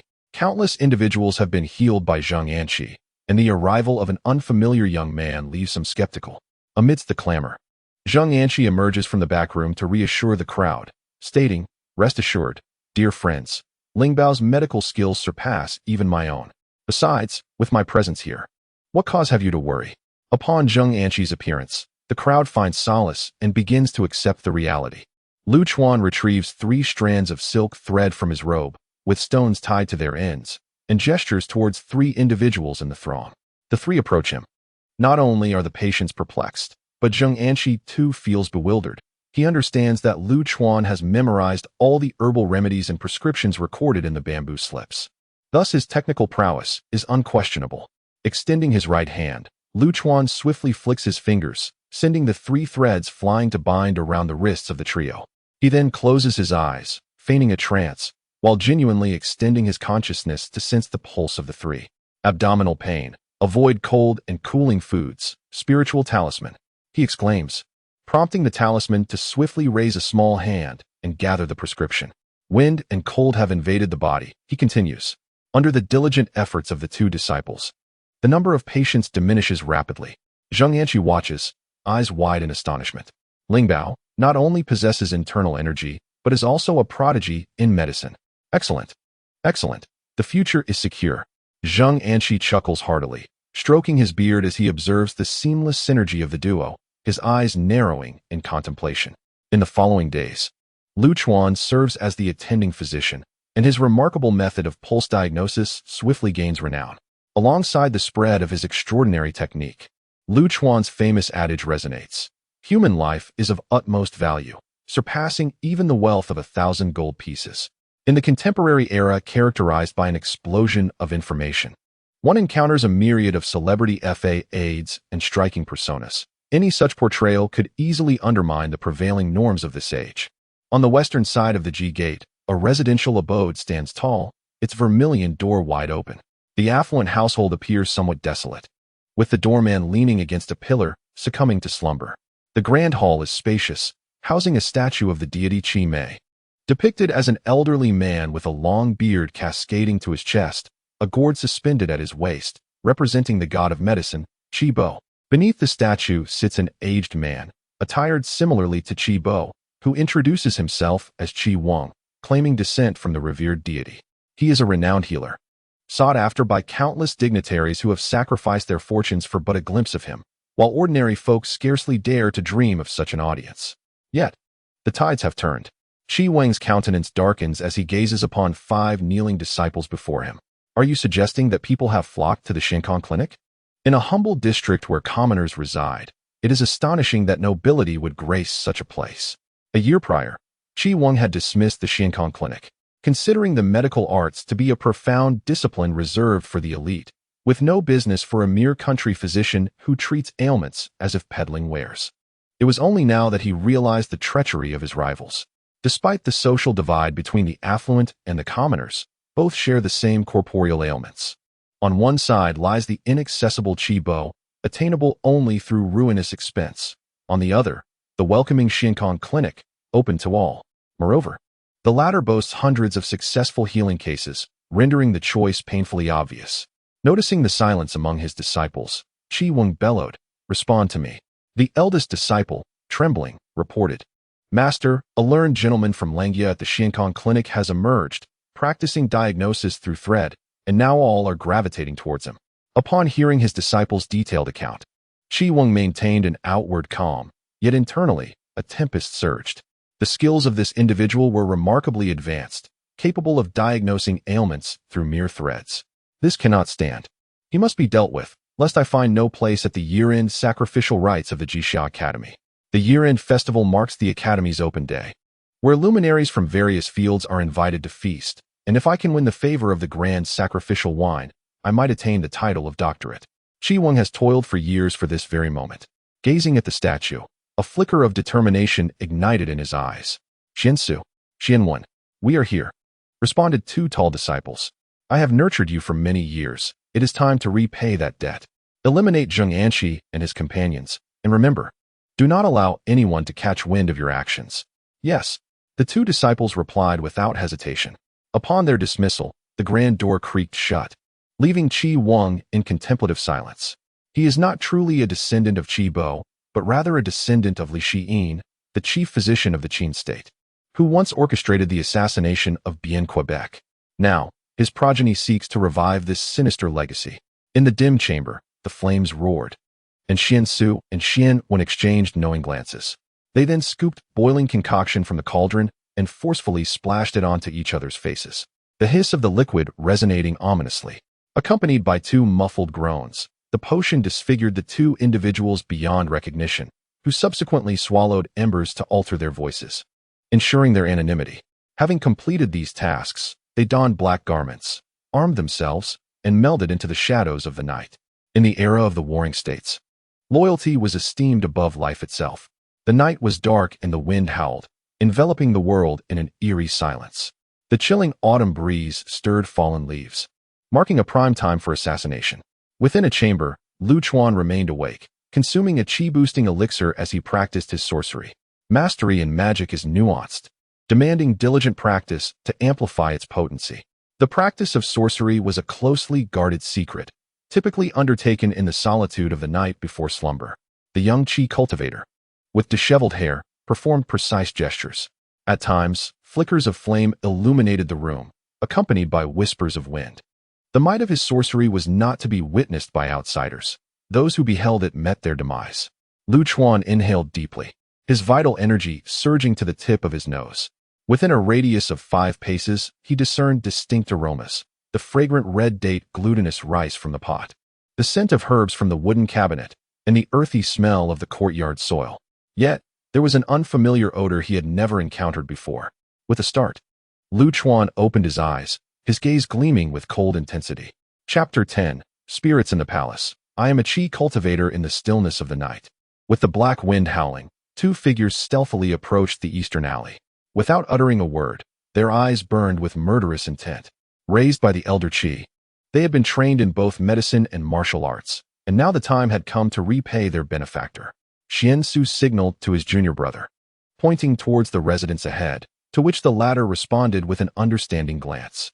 The clinic was sparsely staffed, an old man and 2 youngsters, deemed to be of little threat. With their mid-tier internal energy, the duo could easily extinguish their lives. Afterward, they planned to escape to a secluded place and take their own lives as a token of gratitude to their master, for only the dead could keep secrets. They crept to the back of the residence, preparing to scale the wall. Suddenly, a gentle breeze swept by, accompanied by a man's nonchalant voice. Why not enter through the front door, esteemed guests? The moonlight cascaded like water, illuminating a young man lounging against the wall, his right hand idly swaying a long sword that reflected the silvery glow. Attack! The two revealed their weapons and leapt into action. Lu Chuan, sensing their slightest flaws, perceived their minuscule vulnerabilities with ease. He descended from the earthen wall. Buzz! The sword light blazed like a rainbow. At the moment of landing, Xiansu found half of his shoulder severed, while Xianwen's head soared high, blood spraying 8 feet. Lu Chuan stepped upon the unscathed shoulder of Xiansu, lifting his veil. Disfigured and consumed by embers, what a valiant assassin you are. Who sent you? Xiansu remained silent. Lu Chuan smirked, his eyes gradually turning frigid. Since you wish to destroy what I hold dear, I shall eliminate your loyal companion. With a swift thrust, the long sword pierced Xiansu's throat. Lu Chuan vanished into the night, a faint scent lingering in the air, guiding him to their lair. He left no one to guard his master or the talisman, for he knew someone had awakened. After Lu Chuan departed, a neighbor's door creaked open, and Jingke stepped out, casting a glance at the sword marks on the corpse.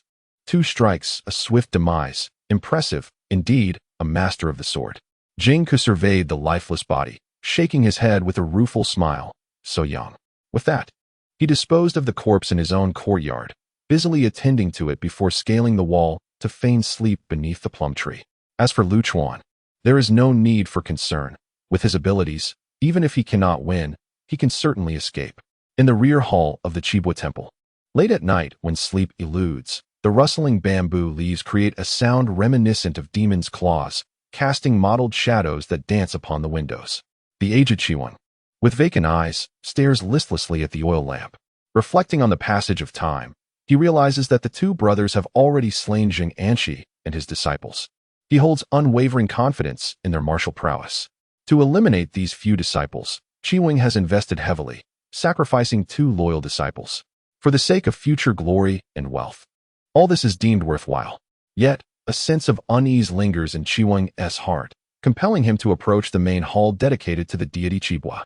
In the darkness, flickering candle flames illuminate the scene, and under the veil of night, the benevolent visage of Qibua seems eerily foreboding.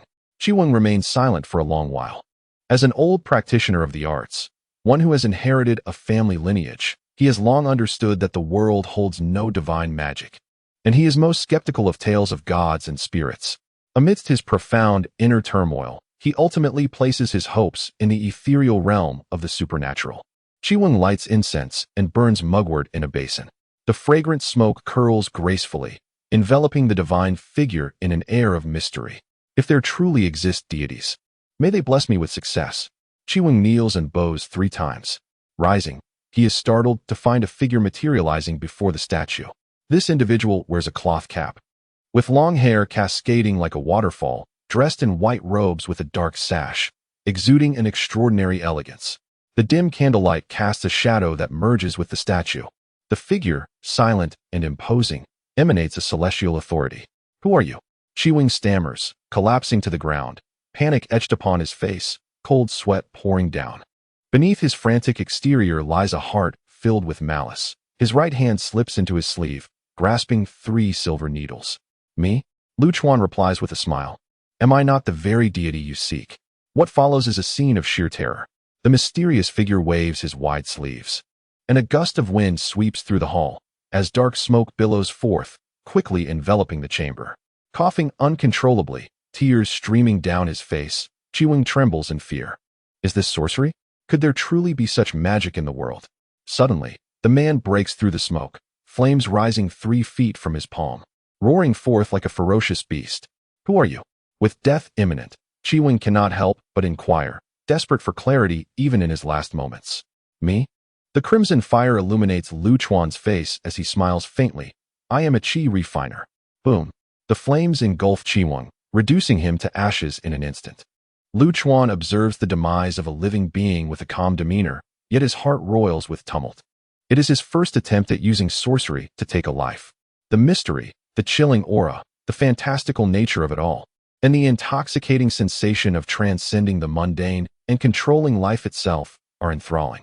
This is sorcery. This is the essence of a qi refiner, existing beyond the ordinary, transcending the commonplace. Lu Chuan steadies his racing heart. At this moment, he must remain grounded. He is but an extraordinary individual, still bound to the flesh, unable to withstand the might of thousands. Such arrogance could lead to his swift demise. The limit of his sorcery is a mere 5 uses, and a small troop of elite soldiers could easily bring about his end. Alas, the world is deprived of witnessing my prowess. Lu Chuan consumed a qi-nurturing pill and patiently awaited the moment to turn and enter the rear hall. After a thorough search, he eliminated the remaining disciples and subsequently set the grand hall ablaze. The crimson flames illuminated half the sky, casting a vivid glow against the dark of night, a veritable night of slaughter. Haha.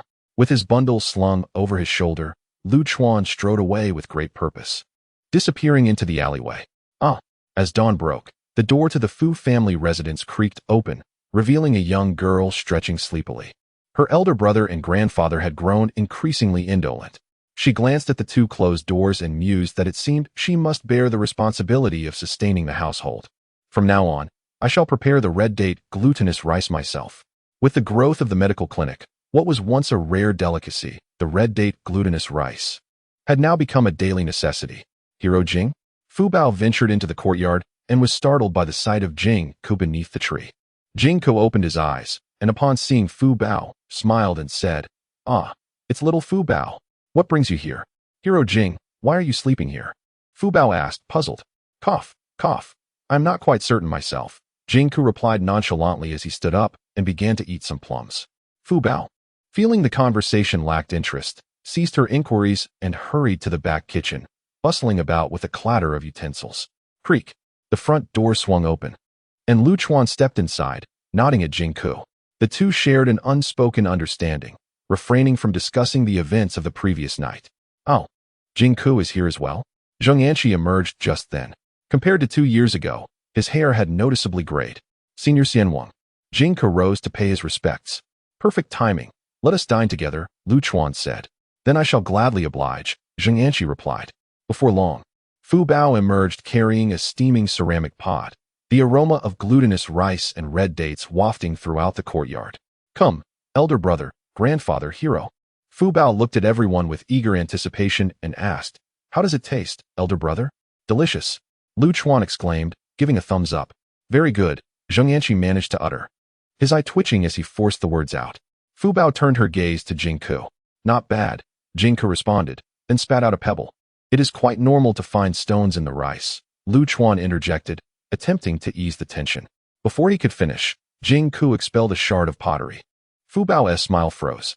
Lu Chuan added, cough, cough. It's possible the ceramic pot was defective. Jingku opened his mouth again, this time taking another bite. Lu Chuan sighed in relief, saying, I feared you might regurgitate a 3-bedroom apartment. Elder brother. The courtyard was filled with laughter and joy in the morning, as if the night's carnage had never transpired. Chapter 11. Transcending the Mundane. The sage Xuanzi, have you heard? The Qibua Hall is ablaze. What? What of Master Qibua and his disciples? Oh, do not mention it. We could not rescue them in time. The magistrate of Linzi was furious, dispatching personnel to investigate the matter thoroughly. The fire at Qibua Hall became a topic of conversation in Linzi, though this sensational news would soon be overshadowed by fresh reports. Within the residence, cinnabar and various herbs lay within the alchemical cauldron. Lu Chuan sat cross-legged before the cauldron, not immediately beginning his alchemical work, but instead perusing bamboo slips. This act of murder and arson had yielded a total of 50,000 coins, representing all of Qibua's liquid assets. The estate was indeed valuable, though it could not be relocated. What remained was this bamboo slip, Tianhui Medical Manual, which recorded the medical expertise of BNK, encompassing pulse techniques, acupuncture, herbal identification, decoctions, pills, and prescriptions for 60 distinct ailments. Lu Chuan marveled repeatedly, acknowledging that although it was not sorcery, it greatly benefited his medical practice. In Linzi, one must rely on renowned medical skills. One cannot simply showcase supernatural abilities everywhere, for while such displays might bring fame, they could also lead to a swift demise. This medical knowledge surpassed his master's texts in breadth, sufficient to ensure his renown across the realm. Particularly, the art of acupuncture, when combined with one's mental focus and inner energy, could potentially save an immense amount on medicinal resources. After perusing the bamboo slips several times, Lu Chuan set them aside and commenced his alchemical endeavors.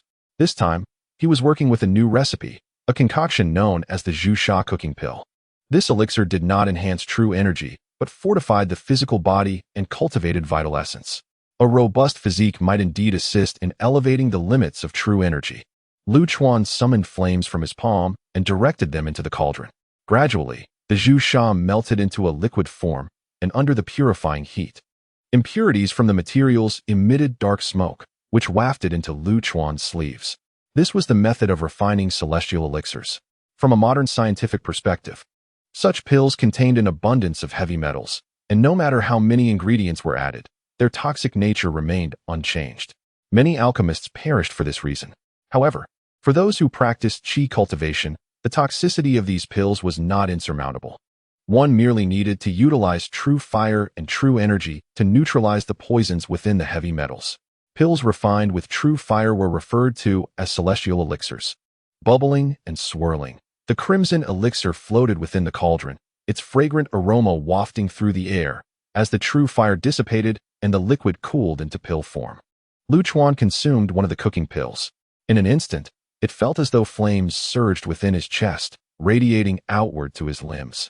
His inner energy coursed restlessly, dissolving the potency of the elixir. As he refined the pill, His white robes became thoroughly soaked. Upon introspection, he noted a slight enhancement in his internal organs and a notable increase in vital essence. Indeed, it was a celestial elixir. From this day forth, he would undertake a 30-day fasting period, perhaps further augmenting his true energy capacity. Lu Chuan mused. True energy was his foundation, determining the range of his mental focus. Currently, his mental reach extended approximately 10 meters. The range of his sorcery was similarly limited. If one day he could extend this reach to 300 or even 3,000 meters, he would truly be invincible in the world. Months passed swiftly, the year drawing to a close, and the chill of winter enveloped the land in a silvery shroud. The common folk donned heavy garments to ward off the cold, and amidst the turmoil of war, the number of the injured and ill surged, causing long queues to form outside the medical hall. In an effort to aid the disaster-stricken populace, the medical hall contributed most of its earnings to provide kanji. The esteemed physician Zheng Anqi presided over the kanji stand, personally ladling the rice porridge into the wooden bowls of the afflicted. At the Langya Medical Hall, Lu Chuan continued to attend to patients, who came in a seemingly endless stream. At the end of the line stood a middle-aged man clad in a red robe, his face resembling white jade, with 3 wisps of long beard flowing gracefully. Unlike others who eagerly anticipated their turn, his gaze wandered disinterestedly, surveying his surroundings. Upon spotting the kanji stand, he could not help but nod approvingly, feeling a growing fondness for Zheng Anqi and his apprentice, who were both charitable and compassionate towards the suffering populace. They were true physicians of the world. The man gazed from afar at Lu Chuan, who was diligently attending to the patients. He was Zhang Tsong, a physician from the Jixia Academy, visiting to assess the year-end sacrificial rites. As he regarded the hall, he overlooked the talismans wrapped like zongzi. There stood a youth in white robes, a gentle smile perpetually gracing his lips. In a world rife with turmoil, he emanated an aura of detachment, as though he had transcended the chaos and perceived all with clarity. For reasons unknown, the man felt a peculiar sense of familiarity. The esteemed Lu Chuan of Langya truly lives up to his reputation, skillfully employing 3 silver threads to examine 3 patients, whether prescribing remedies or offering a healing needle. Most ailments he encounters are common afflictions. However, when faced with those clearly marked by the shadow of death, Lu Chuan refrains from hastily declaring their fate, instead opting to dispense a nourishing prescription to ensure a more peaceful passing. Zhang Tsong, having witnessed countless deceivers with remarkable tricks, recognizes Lu Chuan as a genuine master.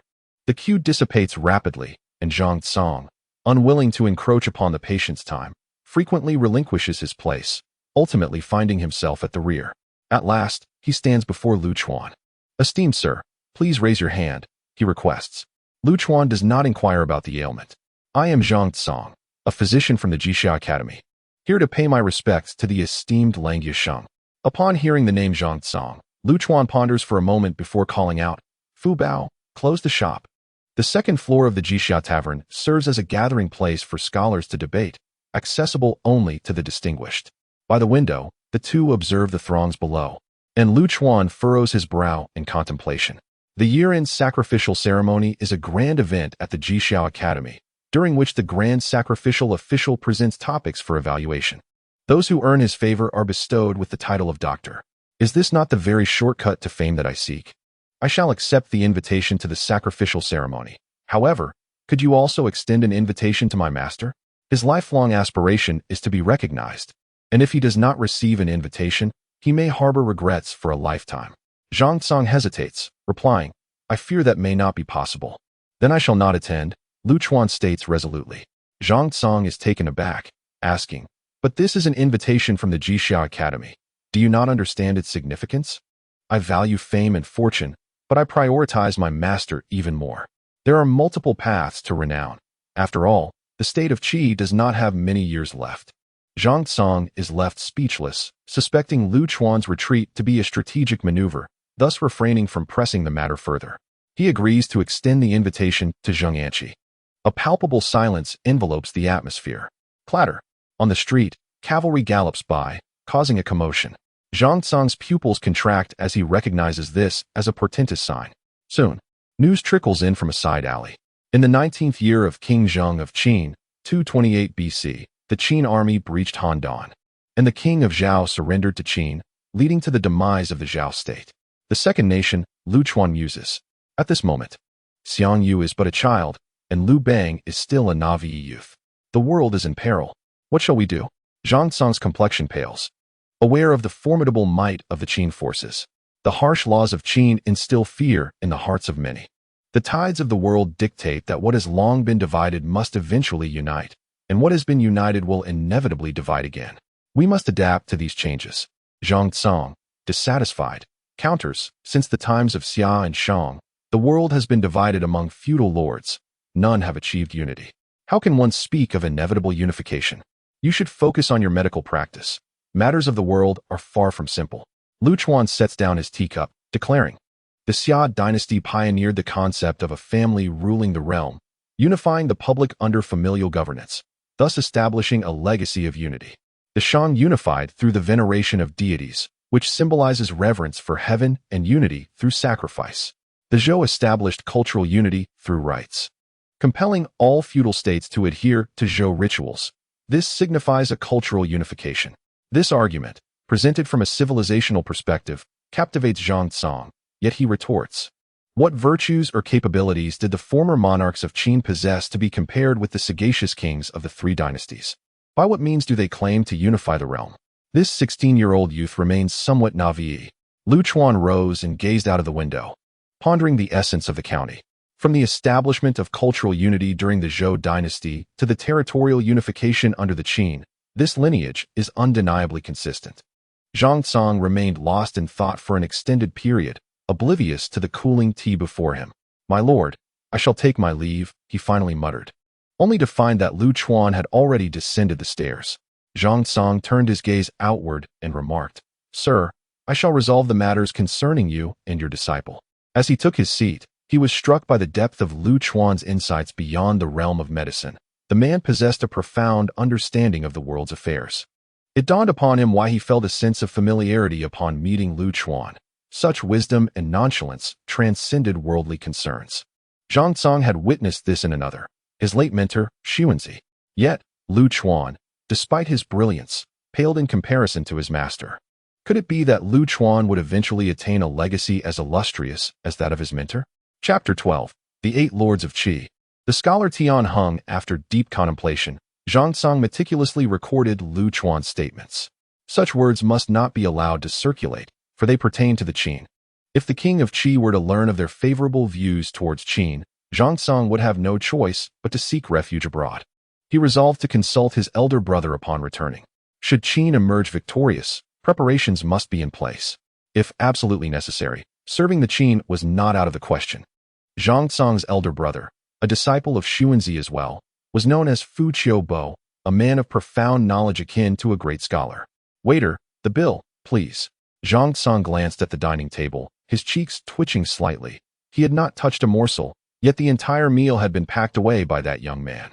In the courtyard, Fu Bao relished honey and lamb leg, his face glistening with grease as he mumbled, Brother, can we pack more food next time?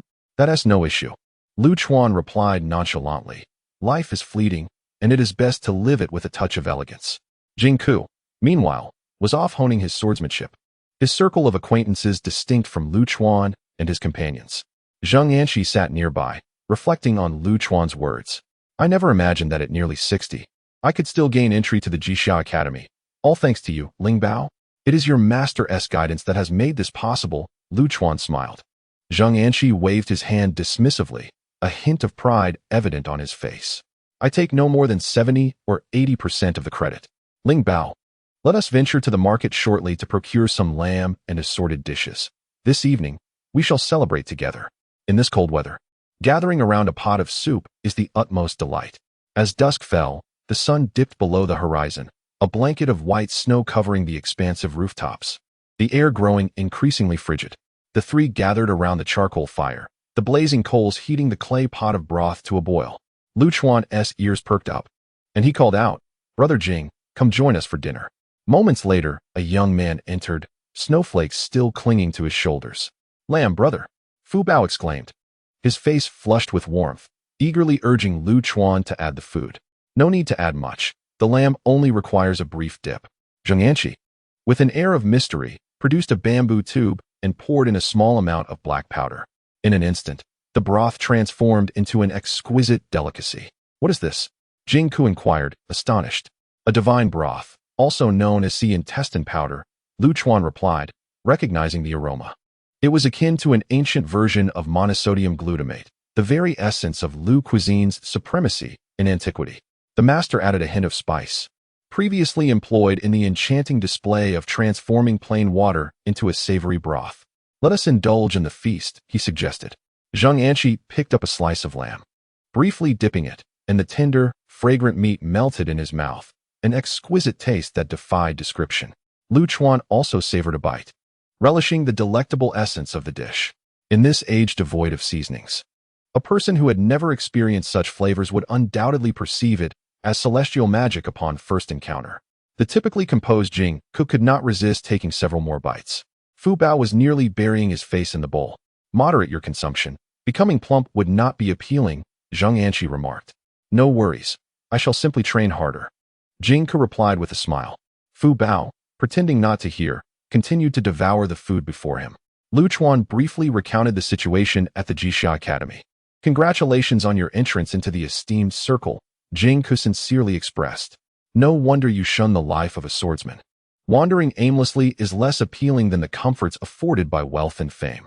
"There's still a long way to go," Lu Chuan responded, sipping the warm broth. His aspirations tied to the ancient texts and divine legacies recorded at the Jixia Academy. Though he referred to himself as a qi refiner, he possessed only a rudimentary understanding of cultivation, merely practicing the methods of fasting without deeper insight. His months of fasting had only managed to raise his true energy limit to about 6 strands. Perhaps the Jixia Academy held long-lost secret techniques. Soon, the day of the winter sacrifice arrived. The invitation from the Jixia Academy had recently been delivered, and the master and apprentice hired an ox cart to journey to the lofty heights of the academy, the pinnacle of scholarly pursuit in their era. The ox cart progressed slowly along the snow-covered official road, where ragged beggars were visible at every turn. In front of the grand hall of the Jixia Academy, amidst a flurry of horse-drawn carriages, a diverse crowd gathered. "I possess the method of longevity. I offer the method of longevity," an elderly man mumbled, his gaze vacant, repeatedly uttering the phrase. A young man knelt in the freezing cold, unable to rise, his prolonged kneeling evident from the surrounding snow. Soon, he fainted and was dragged away by the guards. The Jixia Academy boasted a towering pavilion, octagonal in shape and adorned in crimson, divided into 7 levels. The topmost serving as the office of the Grand Sacrificial Scholar. This structure was known as the Tianwen Palace. Outside the windows, snowflakes danced down, while inside, warmth enveloped the air. Within stood an elderly man clad in simple garments, embroidered with colorful flying dragons, wearing a tall crown and a silver hook at his waist. His hair and beard pure white. The elder gazed at the diverse practitioners and the desperate commoners pleading for admission, a flicker of bitterness crossing his eyes. The Jixia Academy had long since fallen from grace. Where could one find divine methods? To him, the academy was merely a cage for the desire for immortality, where generations of practitioners lamented their unfulfilled aspirations. The grand sacrificial scholar, Tian Hong, was a descendant of the esteemed Tian Pian, and he was the greatest prisoner of this cage, struggling to maintain its operation. Knock, knock, knock. A towering figure clad in yellow cloth approached the door. "The grand sacrificial scholar, all have arrived. Allow them to enter the hall," the grand sacrificial scholar Tian Hong said as he adjusted his attire and sat in quiet anticipation. The guardian of the grand sacrificial wine, known as the Yellow Turban Warrior, derives its name from the ancient deity Guang Chengzi, the protector of immortals. However, in this context, he is merely a martial artist trained in the art of internal energy manipulation. Bored and idle, the grand sacrificial wine took out a crimson seal, its patterns reflecting antiquity, with a base engraved with the summoning symbol for gods and the exorcising of demons. This is the treasured leisure seal of the Jixia Academy, rumored to have the power to summon the Yellow Turban Warriors. Yet, the grand sacrificial wine had never witnessed such an event, nor had his ancestors heard of anyone capable of wielding this seal. Thus he left behind the words, "The one who opens the leisure seal shall be the grand sacrificial wine." Soon, under the guidance of the Yellow Turban Warriors, the crowd gathered beneath the Tianwen Palace. Among them were well-dressed middle-aged individuals, ethereal alchemists, and scholarly Confucians. In the era of the 100 schools of thought, as the philosophers faded into obscurity, a multitude of Taoist disciples from the Huanglao lineage mingled with a few from other schools. Tian Heng observed the crowd, noting the prevalence of the elderly and the scarcity of youth. Among them, the youngest, Lu Chuan, stood out remarkably.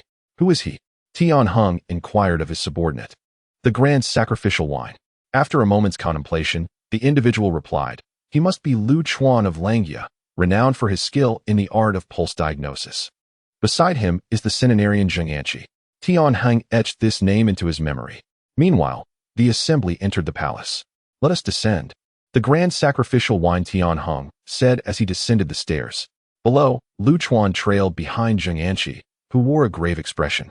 Donned in a deep robe with wide sleeves, and carried an iron hook at his waist, appearing as if on a pilgrimage. This was the revered sanctuary of all alchemists and scholars.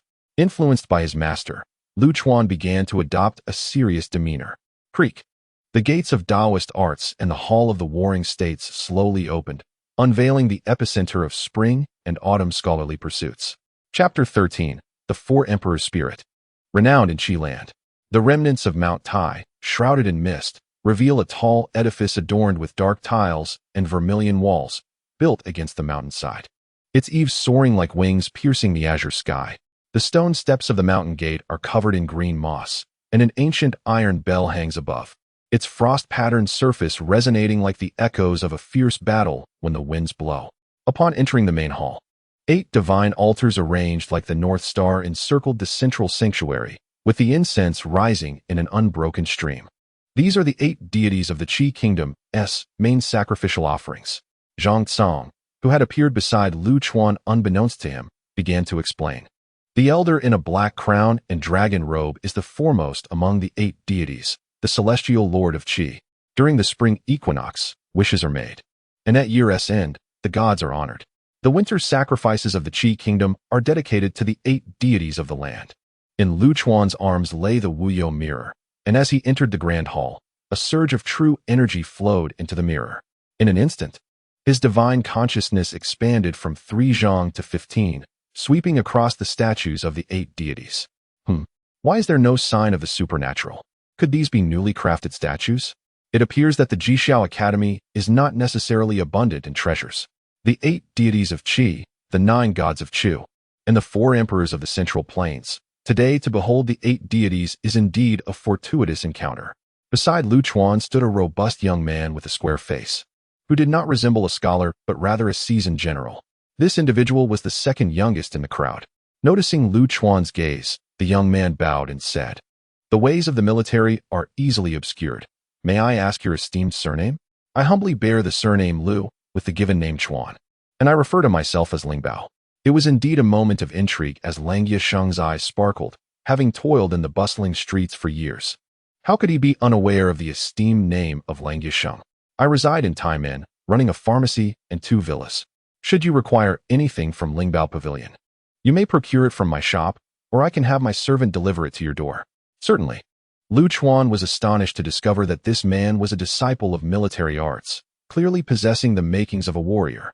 The grand sacrificial wine arrives. With a resounding call, a dozen towering yellow turban warriors surrounded Tian Heng as he made his entrance. The crowd bowed in unison. "We pay our respects to the grand sacrificial wine. No need for formalities," replied Tian Heng, returning the gesture. Lu Chuan gazed at the head of the Jixiao Academy amidst the throng. If all went as expected, this man would be the last grand sacrificial wine of the academy. Flanking Tian Heng were 5 attendants clad in blue, known as sacrificial wines. The hierarchy of the Jixiao Academy consisted of 4 tiers: Grand Sacrificial Wine, Dafu, and Doctor.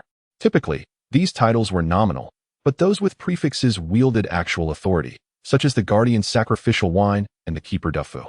These individuals were indeed powerful sacrificial wines, regardless of the nation they served. Even the Qin state, which prioritized military merit, they would be esteemed above others.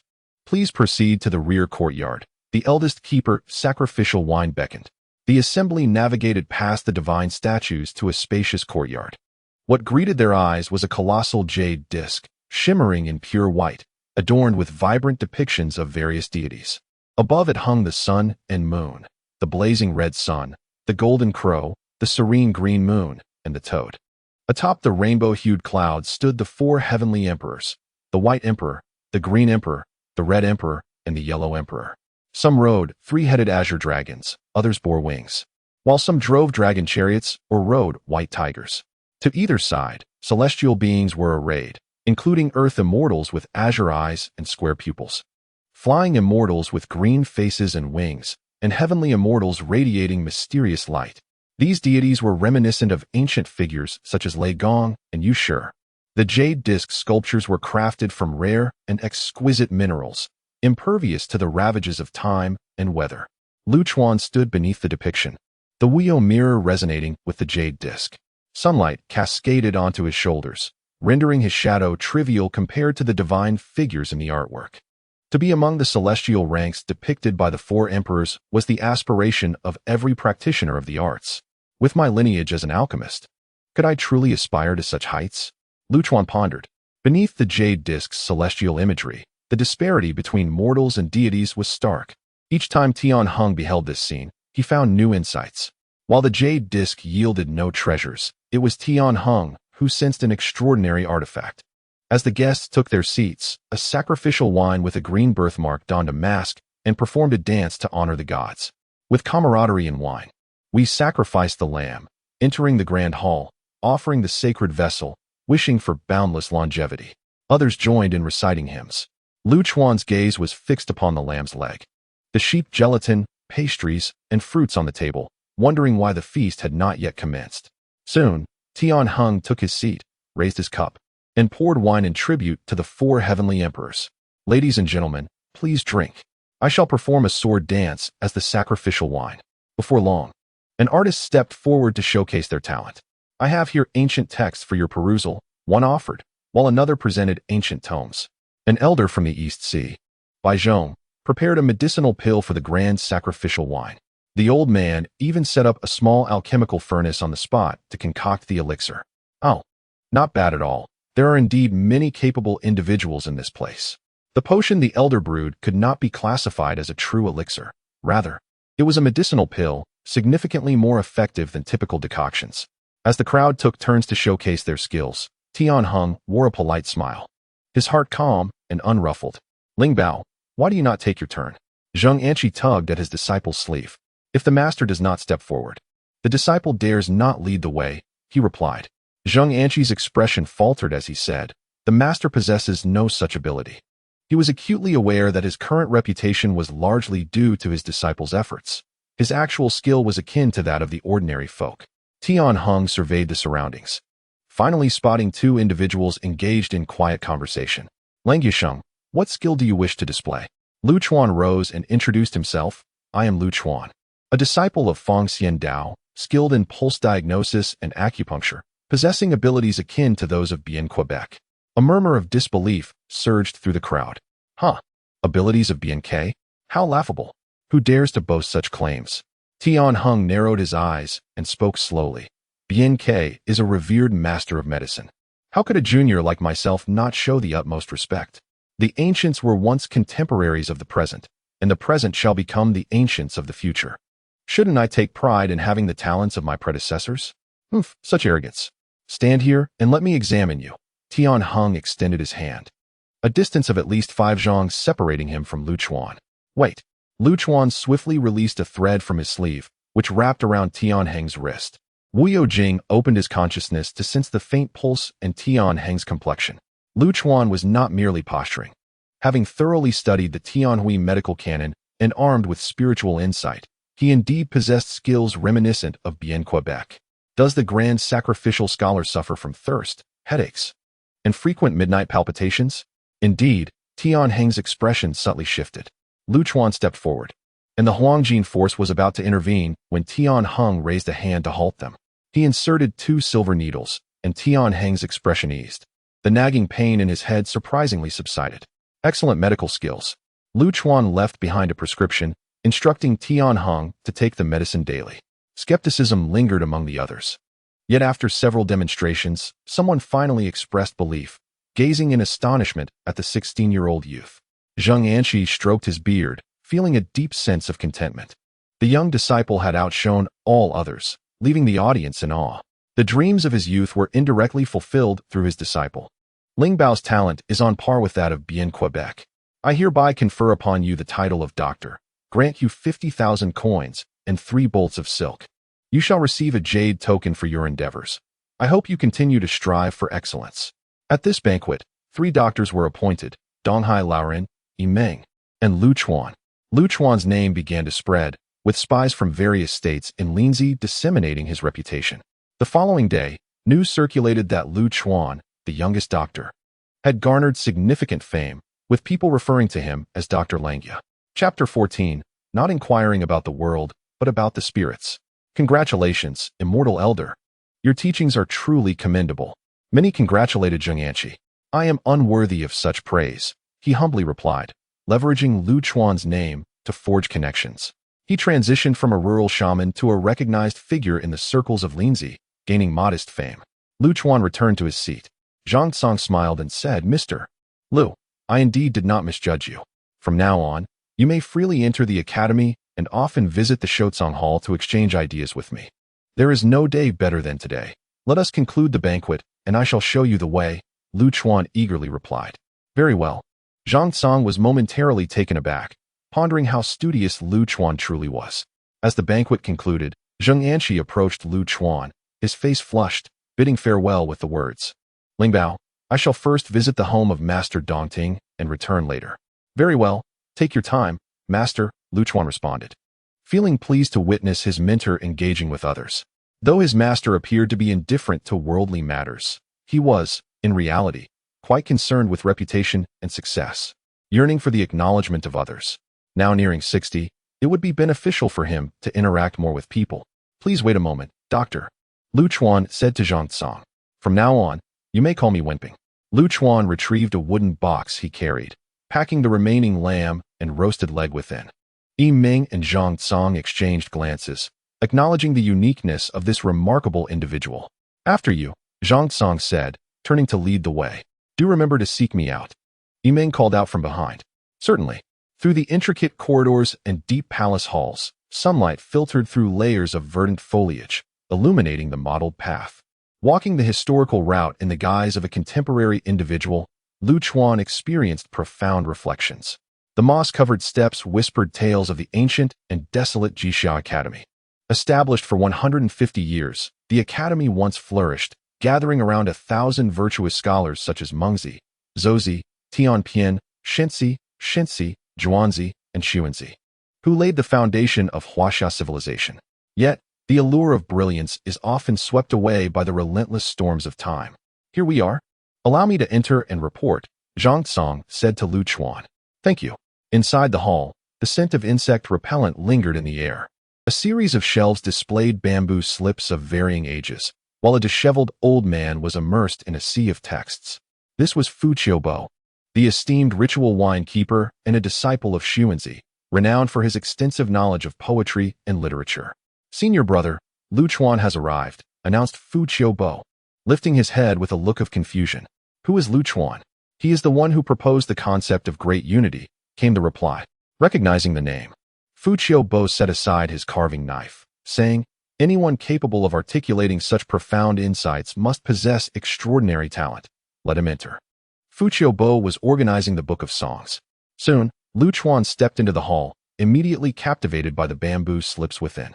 If one were to carry these away, a full 10 carts would be needed. Students, pay your respects to the ritual wine keeper.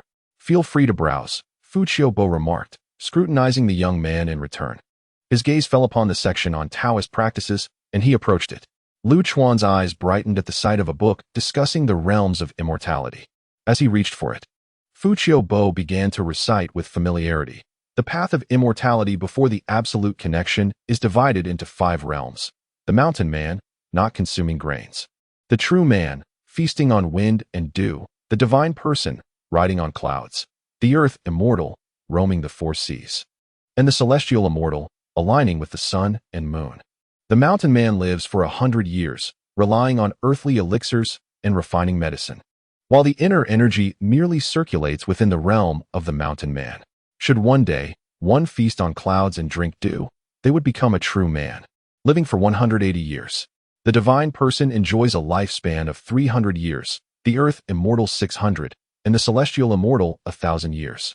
As Lu Chuan perused the bamboo slips, he continued to inquire, is there anyone in contemporary times who has attained the status of a true man? His expression displayed a hint of excitement, for he stood before the path of the true man. If he were to become a celestial immortal, would that not allow him to live to see the modern age? The hallmark of a true man is the circulation of genuine energy in the great cycle. Thus, he believed himself to be at the realm of the mountain man. Unlike the common folk, he practices the path of qi refinement. How can a qi refiner be considered a true master if they possess no genuine qi? Fu Qiubo retorted, asserting that most of the texts on esoteric arts are mere modern forgeries, unworthy of attention. The Jixiao Academy has endured 3 great fires, leaving only a scant number of authentic tomes. Naturally, it is impossible to discern their value, as we lack true qi.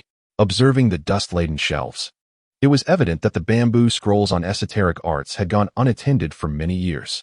So that is the case, Lu Chuan pondered. It seemed he would need to peruse these texts more frequently in the future. Apart from the bamboo scrolls on esoteric arts, he intended to explore other disciplines as well. Having acquired divine consciousness and genuine qi, his memory was tenfold that of an ordinary person, which could serve to preserve the wisdom of the ancients. In times of chaos, it was inevitable that books would suffer from neglect and loss. Subsequently, the two engaged in casual conversation.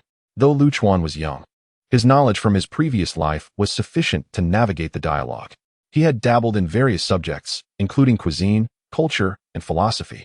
Fu Qiubo could not help but exclaim, were our esteemed master Xuanzi still alive, he would surely take you as a disciple and guide you back to the righteous path.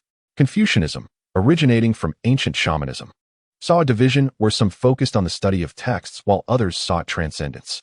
The latter was deemed an unorthodox path by society, offering no benefit to the nation or its people. Lu Chuan smiled serenely and replied, where the heart yearns, there lies the righteous path. Fu Qiubo noted this profound statement. Follow me, Fu Qiubo said as he unsteadily rose to lead Lu Chuan to the storeroom. The storeroom exuded an air of decay, filled with an assortment of miscellaneous items. You too will inevitably emerge into the world. Choose any item as a token of my trust in you. Fu Qiubo gestured casually. Among the items were a carving knife once used by Mencius, divination sticks from King Wan, Xuanzi's ruler, and Yang Zhu's abacus. Zhang Tsang stepped forward to select the iron seal of Shen Buhai, known for his expertise in legal theory. Now it is your turn, Ling Bao, Fu Qiubo said, turning his gaze to Lu Chuan. Lu Chuan surveyed the area, his divine consciousness sweeping discreetly. The items, while not particularly valuable, held symbolic significance. He did not seek antiquities, but rather practical tools. Soon, he detected a subtle vibration. His attention was drawn to a dusty shelf in the corner, atop which rested a half-foot-tall, palm-sized sculpture of a gallant horse carved from granite. The sculpture was exquisitely detailed, with every hair rendered with precision, small enough to fit in the palm of one's hand. Beside the statue lay a palm-sized, wrinkled leather pouch of a dark brown hue. Remarkably, his divine consciousness sensed a ripple from within. A wondrous artifact akin to the mirror of worry, Lu Chuan remarked, pointing to the horse statue that emanated the strongest energy. What is this? I desire this piece. Fu Qiubo, well-versed in the artifact's history, reminisced. This is an ancient relic I acquired in my youth, said to be the embodiment of Bai Yi, one of the 8 steeds of King Mu of Zhou. Ancient lore suggests that possessing the 8 steeds can summon a Qilin. But aren't the 8 steeds horses from the western regions? How could one be a mere statue? Zhang Tsang inquired with curiosity. I cannot say. Such is the account in ancient texts, Fu Qiubo replied, handing the Bai Yi statue and the accompanying pouch to Lu Chuan. You may also take the Tongxi pouch. The 12th row at the bottom contains records of the secret snake-rearing incantation. Thank you, esteemed elder. Lu Chuan accepted the items earnestly. In this realm of chaos and disconnection, it truly was a treasure trove for qi refiners. Now go. I shall not see you off. As twilight approached, Lu Chuan felt it inappropriate to linger and thus took his leave. Brother, what do you think of this individual? Zhang Tsang asked. After a prolonged silence, Fu Qiubo remarked, do not inquire about the living, but rather the spirits. He was adept at discerning character through the examination of objects. Zhang Tsang, having acquired the iron seal of Shen Buhai, indicated that this individual was destined for a future in government. Lu Chuan, however, was wholeheartedly captivated by the path of immortality. When Ping, observing, noted that this person possessed the talents of a high-ranking minister, advising that he should be guided carefully to avoid straying onto a misguided path. Very well. Senior brother, which state do you believe I should serve in the future? Lu Chuan asked. The Qin state, replied Fuqiubo, who had initially held great hopes for the Qi state, but changed his mind upon hearing Lu Chuan's remarks on a unified governance of the counties. With the sun still lingering in the sky, Lu Chuan hurried back to his residence after leaving the palace. Knock, knock, knock. Fu Bao, open the door, came the sweet voice of a young girl. I'm coming. The door creaked open to reveal a dashing youth, adorned in the elegant attire of a Confucian scholar from the Qi state, with a jade badge and iron hook at his waist. Senior brother. Fu Bao was captivated by this scene, and her attention was soon drawn to the food box in Lu Chuan's embrace. Amidst the falling snow, Zheng had not returned home that night. The two siblings briefly warmed their dishes, spending the last night of the year together. As the new year dawned, Lu Chuan was 17, Fu Bao 11, and Zheng 60. Chapter 15. Time does not wait for anyone the following morning as the sun rose. The golden light illuminated the sky. The eastern gate of Jixiao was filled with the sounds of jubilant voices, echoing throughout the residence. Due to the affairs of the Langya scholar, the East Alley residents had been particularly lively these past few days, with acquaintances and strangers alike coming to extend their congratulations. Lu Chuan only received Wei Guang, Zhang Tsang, and representatives from Yimeng, dismissing all others. Finally, the day quieted down. Inside, a youth clad in white sat cross-legged, his breaths deep and resonant. In the dimly lit room, his skin glimmered with a subtle, warm luster. He cradled a jade horse and a bag of soaring serpents. After a considerable time, the alchemist awakened. It is still insufficient. It seems I must cultivate further to unlock the treasures. Lu Chuan unsealed a wax envelope and ingested a qi-nourishing pill. The elixir, of celestial quality, dissolved upon entry, its potency flowing to his lower dantian. In the primordial purple mansion, the dantian resembled a universe, with a golden elixir suspended at its center, adorned with motifs of the sun and moon. The crimson essence surged into the golden elixir, and after about half an hour, it transformed into a strand of milky white true qi. Soon, 6 strands of true qi resided within the dantian, equivalent to 6 iterations of the palm flame technique.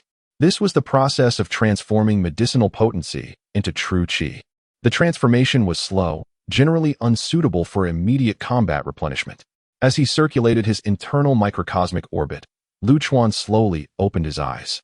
Reaching the pinnacle of not consuming grains, the mountain man could potentially break through to the great cosmic cycle, achieving the status of a true immortal and enjoying a lifespan of 180 years. Lu Chuan mused on the realms of immortals, deeming other levels too distant for detailed discussion. The mere thought of a true immortal's lifespan of 180 years was enough to evoke envy. 180 years would allow one to witness the rise and fall of dynasties. Lu Chuan glanced at the assorted items scattered on the cabinet, noting the scarcity of medicinal materials. Alchemy truly consumes time and wealth, he sighed. No wonder alchemists often sought the patronage of powerful nobles.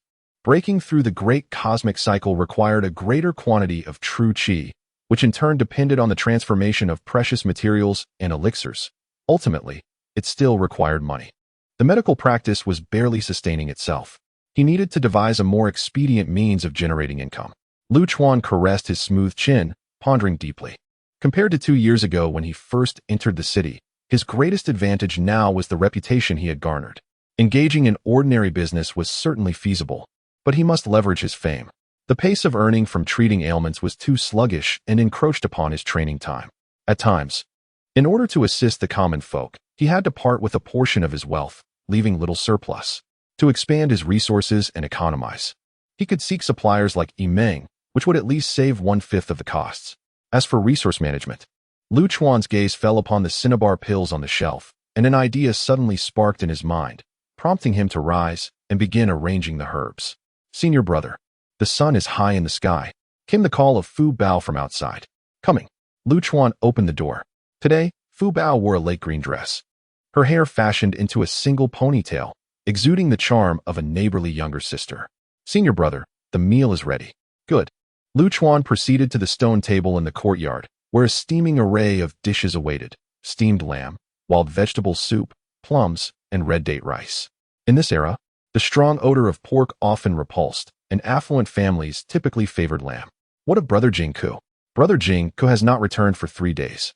Zheng Yanqi, observing Lu Chuan, who was infused with the scent of herbs, remarked, "Have you been refining pills all night?" "Not much, just 2 hours." "Fu Bao, please pour me a bowl of water." Lu Chuan retrieved a resplendent golden pill from his robe. He broke off 1/10 of the pill and tossed it into the water. The pill dissolved instantly upon contact with the water, and Zheng Yanqi's pupils constricted, his gaze towards his disciple akin to that of a stranger. What remarkable alchemy! This is the formula gifted by Wei Guang earlier. "Master, please sample it." Lu Chuan offered the potion. Skeptical yet intrigued, Zheng Yanqi drank the pale golden liquid. Within moments, his complexion flushed, and he broke into a sweat. Ling Bao, you truly succeeded." Zheng Yanqi marveled as he noticed a significant improvement in his condition. The subtle pain in his abdomen and the headache that had plagued him were alleviating. He realized he still did not fully understand his disciple. "Perhaps it is I who have grown old," Zheng Yanqi mused. "Haha, merely luck. I made slight modifications to the formula, reducing lead and mercury content." Lu Chuan had previously withheld his findings due to his lack of proficiency in alchemy, unable to produce more pills. Now, it was time to give back to them. From now on, consuming 1/10 daily will suffice to eradicate past ailments. Since you have developed this pill, might your ancestral Wuyo mirror possess a path to immortality? Zheng Yanqi could not shake the allure of the Wuyo mirror, which was said to reveal the celestial realm. The disciple is powerless in that regard. Lu Chuan hesitated to disclose the truth, unwilling to reveal to his master that the mirror possessed no extraordinary capabilities. It was merely an ordinary magical artifact. Once Zheng Yanqi had regained his composure, Lu Chuan produced 2 brown herbal pills, each no larger than a mouse's droppings.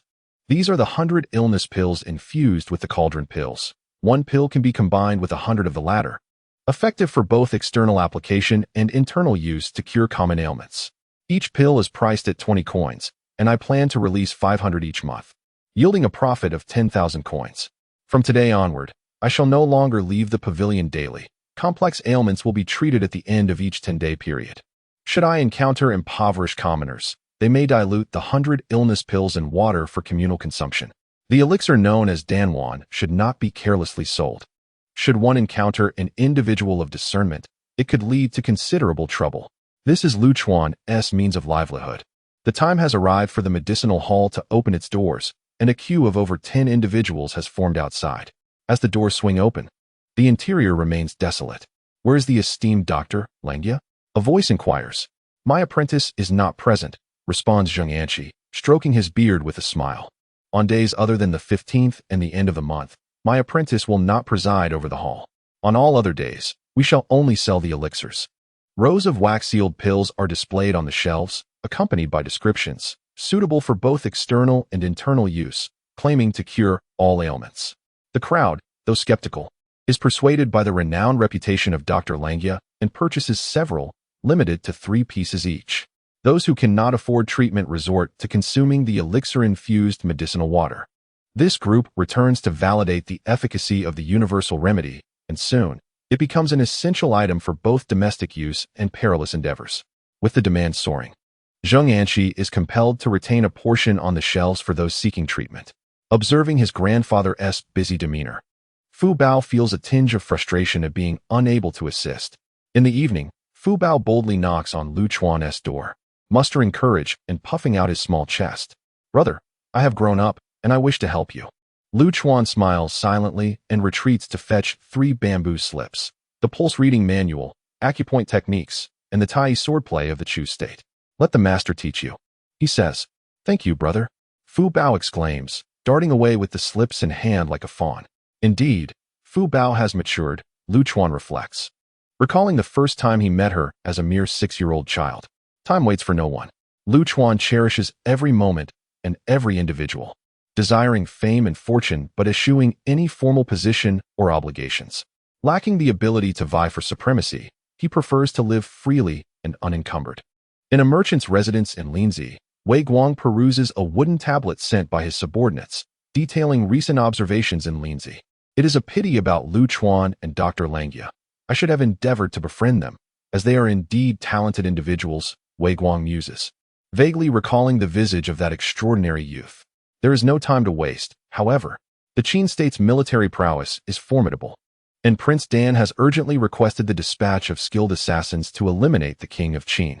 Wei Guang finds himself unable to attend to this matter. Just then, a subordinate arrives with news. My lord, Jing Ku has arrived. Wei Guang promptly dons a smile and hastens to greet him. In the vicinity of the Jixia Academy, Yiming diligently carves inscriptions, preparing a letter for dispatch to the Meng family in the Qin state. This letter must reach them, he commands. As the warring states period reaches its twilight, undercurrents of tension abound, and dangers lurk at every turn. Lu Chuan has now garnered the qualifications to catch the attention of significant figures. Chapter 16. The Yinyang School, the Cult of Longevity in a Residence in the East Alley. Lu Chuan secures the door tightly and glances at the bamboo cage in the corner. Within it resides a snake, its head triangular and body measuring 4 feet in length, adorned with a grayish-brown hue and mottled with black spots. This is the Laozhang viper, captured through Yi Ming's assistance. A mere bite from this creature, given the ear's medical capabilities, could lead to severe consequences, if not death. This snake is primarily intended for the cultivation of the Tengsha bag. As night deepens and the candlelight flickers dimly, Lu Chuan reflects upon the principles of the Tengsha technique. The art of the soaring serpent is an ancient technique employed by sorcerers to cultivate serpents for lethal purposes. The serpents are kept within a special pouch, to be unleashed at opportune moments for murder. As Lu Chuan pondered this, he meticulously sliced open a viper with his sword, extracting its gall, blood, and venom. He then combined the serpent's venom and blood with sulfur, charcoal, cinnabar, and lead powder. With a resounding bang, true flames ignited within the cauldron as he poured in the majority of the mixture. The room shimmered with a crimson glow, and an enchanting fragrance of medicinal herbs filled the air. Lu Chuan awaited the transformation of the concoction, after which he retrieved the serpent's skin pouch. With a thud, an object fell out. Curious, Lu Chuan examined it. It resembled an irregular piece of cinnabar stone, and through his spiritual perception, it seemed to harbor immense medicinal power. Could there be other extraordinary materials beyond elixirs that could replenish his true energy? Lu Chuan employed the Wuyo mirror for further investigation, confirming its authenticity before swallowing the object whole. Uncertain of how much time had passed, Lu Chuan opened his eyes and exhaled a cloud of turbid air. His limit for true energy had reached 8 strands. So it appeared that he must gather more of such extraordinary materials in the future. Although this era lacked celestial arts, it might still possess numerous ancient materials. Coupled with the transformation of the indestructible elixir within him, he could practically achieve anything he desired. Across the vast world, countless ancient ruins remain undiscovered. Acquiring these treasures could potentially expedite his breakthroughs. Clear thoughts began to emerge in Lu Chuan's mind. If he were to gain a long lifespan, he would have ample pursuits to engage in. The ethereal path sought by figures such as King Mu, Emperor Qin, and Emperor Wu of Han was, in essence, merely what he could reach. At that moment, a bubbling sound emanated from the cauldron. The elixir within solidified into 2 blood pills, exuding a peculiar, sanguine fragrance. Excellent. Lu Chuan picked up the pills, known as blood pills of the serpent, intended to awaken the soaring serpent. He then dipped his finger into the bowl of blood, tracing patterns on the viper's corpse. The viper was placed upon a copper plate, and the 2 blood pills were inserted into its mouth. Lu Chuan took a stance, reciting incantations. Spirit, Spirit, Nameless One, grant me the power of gods and demons. Come to my domain, assist my path, help me achieve the true. Those who follow shall prosper, those who oppose shall perish. Divine weapon, heed my command. With a flourish of his hand, 3 strands of true energy were expended, and crimson light erupted from his mouth.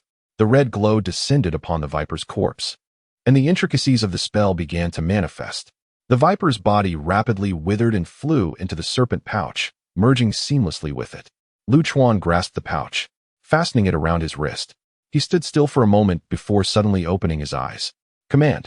With a wave of his hand, a serpent measuring 4 feet emerged from his sleeve, its eerie green eyes and sharp fangs instilling fear. With a swift motion, the soaring serpent sprang 3 meters and landed on the bed. Ha ha! Splendid, splendid! Another powerful treasure. Lu Chuan felt a surge of exhilaration as he waved his hand again, causing the serpent to dissipate into black smoke and return to the pouch. By periodically feeding it the blood pills, the serpent would grow in size. Lu Chuan envisioned the day he could unleash a colossal dragon with a mere gesture. What a magnificent sight that would be, a true masterpiece for the only chi-refining practitioner of this era. How would Fu Qiubo react if he knew Lu Chuan had perfected the soaring serpent pouch? The thought crossed Lu Chuan's mind. After securing the serpent skin pouch, Lu Chuan nurtured his jade horse with true energy and closed his eyes, drifting into slumber. The following day, in the courtyard, Fu Bao stood firmly in a horse stance, grunting and swinging a wooden sword, while Zheng Anqi offered guidance on the essential movements. Having consumed the cauldron elixir, Fu Bao executed the sequence with remarkable finesse. In a few months, he might even cultivate inner energy, easily dealing with a few ruffians. Master, I shall head to the Jixiao Academy now. Very well. The repository had been established 150 years prior, enduring 3 significant fires, yet its collection remained impressive. Lu Chuan was engrossed in reading, perusing a wide array of texts, including classics, historical records, and esoteric treatises, with a particular focus on the secret doctrines of alchemy. Yet, he discerned that many of these were forgeries, some even defying logic, likely fabricated by later generations. Lu Chuan recognized this reality. A few forgeries were preferable. If genuine skills were to manifest abruptly in this age of decline, he would find himself in turmoil. Fu Qiubo yawned. As usual, retrieving his keys to unlock the door, and upon gently pushing it open, discovered that he was not alone. Zhang Cong. Upon closer inspection, he found the young man, obsessed with alchemical arts, surrounded by a towering pile of bamboo slips. With calamities looming, you still indulge in the study of alchemy. Fu Qiubo chuckled, as he had always favored those who cherished books. Lu Chuan set down the bamboo slips, smiling and cupping his hands in greeting. What calamity could possibly eclipse the world's troubles? The Yin and Qi states have fallen to Qin, losing 2 cities. Is that not a calamity? Qin is too distant. It bears no relevance to me. Lu Chuan remained unfazed, considering that he could retreat to the mountains, having at least acquired a skill. With a slight, enigmatic smile, he remarked, I possess the art of immortality. Haha. Fu Qiubo took this as jest. The king grows increasingly foolish, indulging in pleasure, swayed by malicious tongues, leading to the dissolution of the Jixiao Academy. Does that not qualify as a calamity? That is a matter for the grand sacrificial wine. A mere junior scholar dares not overstep. Haha, you speak true. The two exchanged light banter. Lu Chuan feigned casually revealing the details of the Great One's blueprint. This map bears the styles of Qin and Chu. Perhaps there are clues within Qin. Is that what you seek? Not at all. I aim to gather the 8 steeds. Lu Chuan wished to ascertain whether he could summon a Qilin. It is challenging. The Yin-Yang sect departed from the Jixiao Academy long ago, and their disciples are lost. Finding them might yield some leads. The Yin-Yang sect. Lu Chuan wished to inquire further, but Fu Qiubo's demeanor suggested a reticence. There might be other reasons for the decline of the Jixiao Academy. Changing the subject, Lu Chuan asked, Master Fu Qiu, as a Confucian sage, how do you possess such insight into the path of alchemy? Does not Confucianism shun the discussion of strange powers and chaotic spirits? Youthful ignorance, Fu Qiubo replied. Turning to return to his desk, Lu Chuan noticed the inscription on the desk. In youth, traversing myriad mountains and rivers, without the way, one shall remain devoid of skill. For a moment, he was rendered speechless. Master, Fu Qiubo, and even the old beggar outside the palace, are all seekers who have failed to attain the way. This path, even if there were shortcuts, may prove far more arduous than anticipated. Unbeknownst to him, he had wandered outside the courtyard. The night sky was clear, the stars twinkling brightly. Shadows danced, the jade disk deity appeared vividly, and the celestial emperors symbolized the pinnacle of the immortal path. Lu Chuan gazed upward at the celestial emperor. Unfortunately, he was born into an era devoid of the immortal path, destined to tread this road alone. Yet, he was more fortunate than the practitioners of this age. At least he had the elixir of immortality as a shortcut. At the pinnacle of the Tianwen Pavilion, the grand sacrificial official, Tian Heng, leaned against the window, troubled by affairs of the court. Unbeknownst to him, he noticed a young man gazing up at the moon and, with a wry smile, remarked, Foolish child. Lu Chuan, let us return together. It is fortuitously along the same path. Zhang Cong, passing by Lu Chuan, extended an invitation. Very well. The two ascended into the carriage. Along the way, Lu Chuan remained silent, his eyes closed in contemplation. He was somewhat familiar with Zhang Tsong. Thus no need for excessive formalities. Brother Wenping, are you aware of the practitioners of Yinyang philosophy? The followers of Yinyang, who refer to themselves as the Longxing Zone, are a group of fanatics relentlessly pursuing immortality by any means necessary, standing as mortal enemies to the Jixia Academy. The Longxing Zone often incite rulers merely to experiment with their methods of achieving longevity, frequently disregarding human and material costs. Should they learn of any family possessing ancient treasures, even if it is merely a rumor, they would not hesitate to destroy that family to uncover the truth. With the profound heritage of the Jixia Academy, it has naturally become a target for the Yinyang practitioners. The three recent great fires may perhaps bear their shadow. The Jixia Academy boasts 2,000 guards. Otherwise, do you think it is to defend against whom? Zhang Tsong leaned against the carriage, his expression weary. The situation is on the verge of chaos, and these individuals are beginning to grow restless. It seems prudent to avoid traveling by night. Brother Wenping, does the Longxing Zone possess legitimate methods? Lu Chuan felt a stir within. If there were truly immortal techniques, they would not be so secretive. The carriage returned to the residence. Lingbao, in 3 days, the king will assess the Jixia Academy. This matter is crucial for the Academy's survival and our own ascension. I understand. Upon returning to his quarters, Lu Chuan pondered deeply. He had not anticipated such a covert force existing in the world. Perhaps they were privy to the whereabouts of certain relics. He retrieved a palm-sized jade horse, communicating with the internal restrictions through his spiritual awareness. Summon. Bai Yi, hasten here. The jade horse was cast into the void, emanating a radiant white light. This was the Bai Yi of King Mu of Zhou, and with the successful refinement of 2 magical artifacts, he prepared for the next chapter. Chapter 17. Jing Ku Assassinating Qin. The compendium of herbal medicine. In the early morning, Lu Chuan practiced martial arts with the talismanic treasure. Initially, the talisman was somewhat unaccustomed, but gradually grasped the essentials of swordplay. Under the scrutiny of his spiritual awareness, even the minutest flaws in his movements were corrected. After a long absence, Jing Ku observed with keen interest. After half an hour of practice, Lu Chuan shifted to studying the pulse and needle technique, prompting the talisman to return breathlessly to change attire. Lu Chuan seated himself, pouring 2 cups of bitter tea from Shu. Lingbao, you have reached the level of intermediate internal energy, have you not? Jing Ku took a sip of the bitter tea, resembling medicinal broth. Indeed. It seems you have not neglected your internal energy training recently. Jing Ku nodded. Internal energy is categorized into 3 grades: upper, middle, and lower. Beyond that lies the realm of masters and grandmasters. Lu Chuan possessed exceptional talent in swordsmanship, akin to the capabilities of a master. Precisely. In truth, Lu Chuan did not pay much heed to the development of internal energy. It was merely a byproduct of refining qi, occasionally practiced to a satisfactory degree. Brother Jing Ku, what abilities do master-level experts possess? Lu Chuan inquired with curiosity, pondering if a master could pose a threat to a practitioner of qi refinement. Jing Ku straightened, his expression serious, stating, masters are also known as 100-man foes. The hallmark of a master-level warrior is the ability to project internal energy outward. As a swordsman, should I attain mastery, I could unleash sword energy to vanquish foes. The ultimate technique of the Chaoga swordplay, known as the 100 Steps Flying Sword, when perfected, signifies one as a master swordsman. The Grand Master embodies the concept of inner qi transformation, representing a new tier of external manifestation. Thus it is revealed, one must not underestimate the warriors of this world. Perhaps one's own techniques could bring about their demise. Yet, the lethality of these warriors is equally formidable.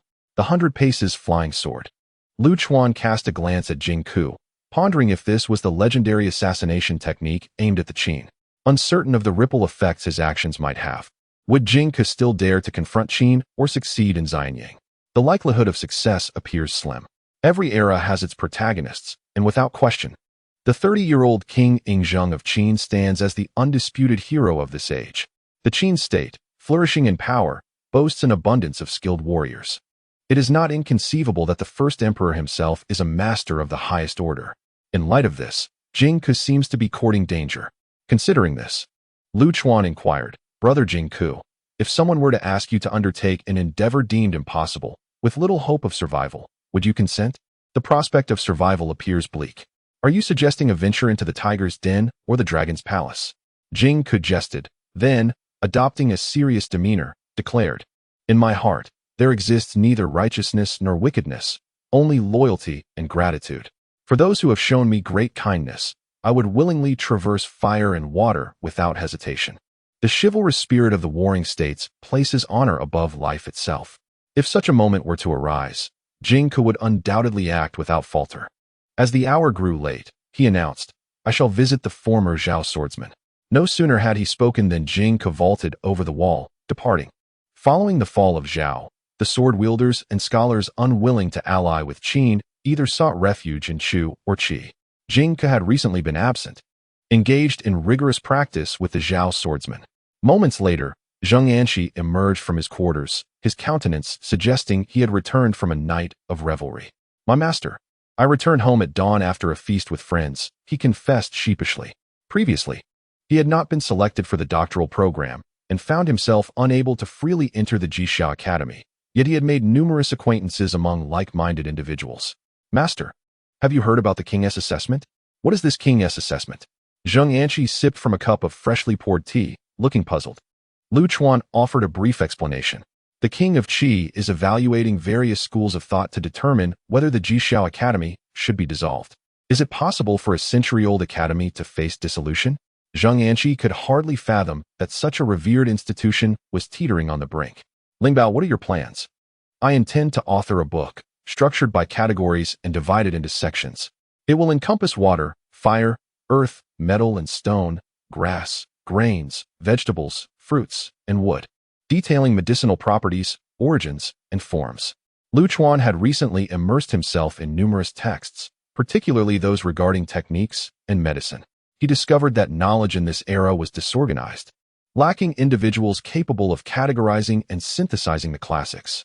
While Fuqiu Bo possessed the ability, he showed no interest in the healing arts. Thus, this task must be undertaken by Lu Chuan himself. Zheng Anshi was left speechless by the magnitude of this ambitious project. Heavens, if this book comes to fruition, every practitioner of healing arts will possess a copy. "Lingbao, you harbor great aspirations. Will it be completed within 3 days?" "Naturally. The knowledge of herbs and minerals resides within me. As an alchemist, I possess a modicum of skill. Master, if we were to co-author this work, we shall name it resounding throughout Qi and Lu." Of course, Lu Chuan had not forgotten his mentor. Zheng Anshi chuckled, declining, "I shall not covet such grand glory. Having taken you as my disciple is already the greatest fortune of my life. The master need not be so modest." Lu Chuan still hopes that the master will attain a doctorate or even the title of doctor, for this has been the lifelong aspiration of the master. "I appreciate your sentiments, but unworthy virtue shall inevitably lead to calamity. Deceiving the sovereign is a grave offense. If I feign ignorance, would I not be endangering myself?" Zheng Anshi's words extinguished Lu Chuan's desire to share. The disciple comprehended. "Understanding is indeed commendable. It is rare for one to live to 60. As an old man, why should I forcibly seize the fortunes of the younger generation? It would be better to leave them for Lu Chuan to gain renown." Moreover, Zheng Anshi is not without skill. During this time, he has absorbed the contents of the Tianhui Medical Compendium, greatly enhancing his medical expertise. And he is destined to achieve the title of doctor in the future. Zheng Anshi sincerely remarked, "In these tumultuous times, a true man must rise to the occasion and not conceal his talents." Indeed, Lu Chuan recognized his advantages. He must not reveal his magical abilities. Yet he could appropriately showcase his talents in other areas, thus concealing his true powers. For the next 3 days, Lu Chuan remained secluded, claiming that the medical clinic was closed. He commuted daily between the Jixia Academy and his residence in the Eastern Alley. Blank bamboo slips and wooden tablets piled up in thick layers. Late at night, the dim oil lamp flickered as Lu Chuan bent over his desk, carving characters, occasionally blowing away the wood dust. Beside him were cloth paintings of flora and fauna, as well as images of metals and stones. His efficiency was lacking. "Paper would indeed be more convenient," he mused. "Paper is undoubtedly a revolutionary invention, capable of altering the world's landscape and disseminating knowledge to countless households." Lu Chuan was certainly aware of how to produce paper, but the time was not yet right to reveal it. The existence of paper would undermine many noble classes. If introduced at an inopportune moment, it could invite mortal peril. This conflicted with Lu Chuan's goal of surviving in chaotic times. He also believed that in the state of Qi, it was not appropriate to unveil it, as this place does not hold the labor of craftsmen in high regard. The timing for its introduction was not suitable. After a brief respite, Lu Chuan returned to his work. Yet again, he found it insufficient. Bamboo slips could not hold enough text, and he had to resort to cloth. This was not merely a collection of profound sayings, but akin to an encyclopedic tome, and 3 days would not suffice to complete it. Much of the knowledge regarding herbs stemmed from his previous life's memories. Since cultivating true Qi, his past recollections had become remarkably vivid. This book encompassed over 600 varieties of herbs and more than 300 types of metals and stones. It was not merely about recording names. It also required documenting the medicinal properties of the plants. In sum, any scholar who possessed this book would have no difficulty in treating complex ailments. Lu Chuan slept for less than 2 hours each night, wholly devoted to writing his work, even employing true Qi to hasten his writing speed. The process of gaining renown in pre-Qin times generally unfolded in 3 stages. First, gaining fame through persuasion, then authoring works, and finally establishing a school of thought. At dawn, as the rooster crowed and heralded the day, Lu Chuan closed the bamboo slips, inscribing 4 grand characters, Compendium of Medicinal Herbs. He gazed at his masterpiece with satisfaction, chuckling. Given time, future physicians may each possess a copy, and perhaps I could earn a title for myself. Luzi, Ling Baozi, or perhaps, based on my native place, I could be called Lanjiazi. The name seemed rather unremarkable. Off to the Jixiao Academy. Chapter 18.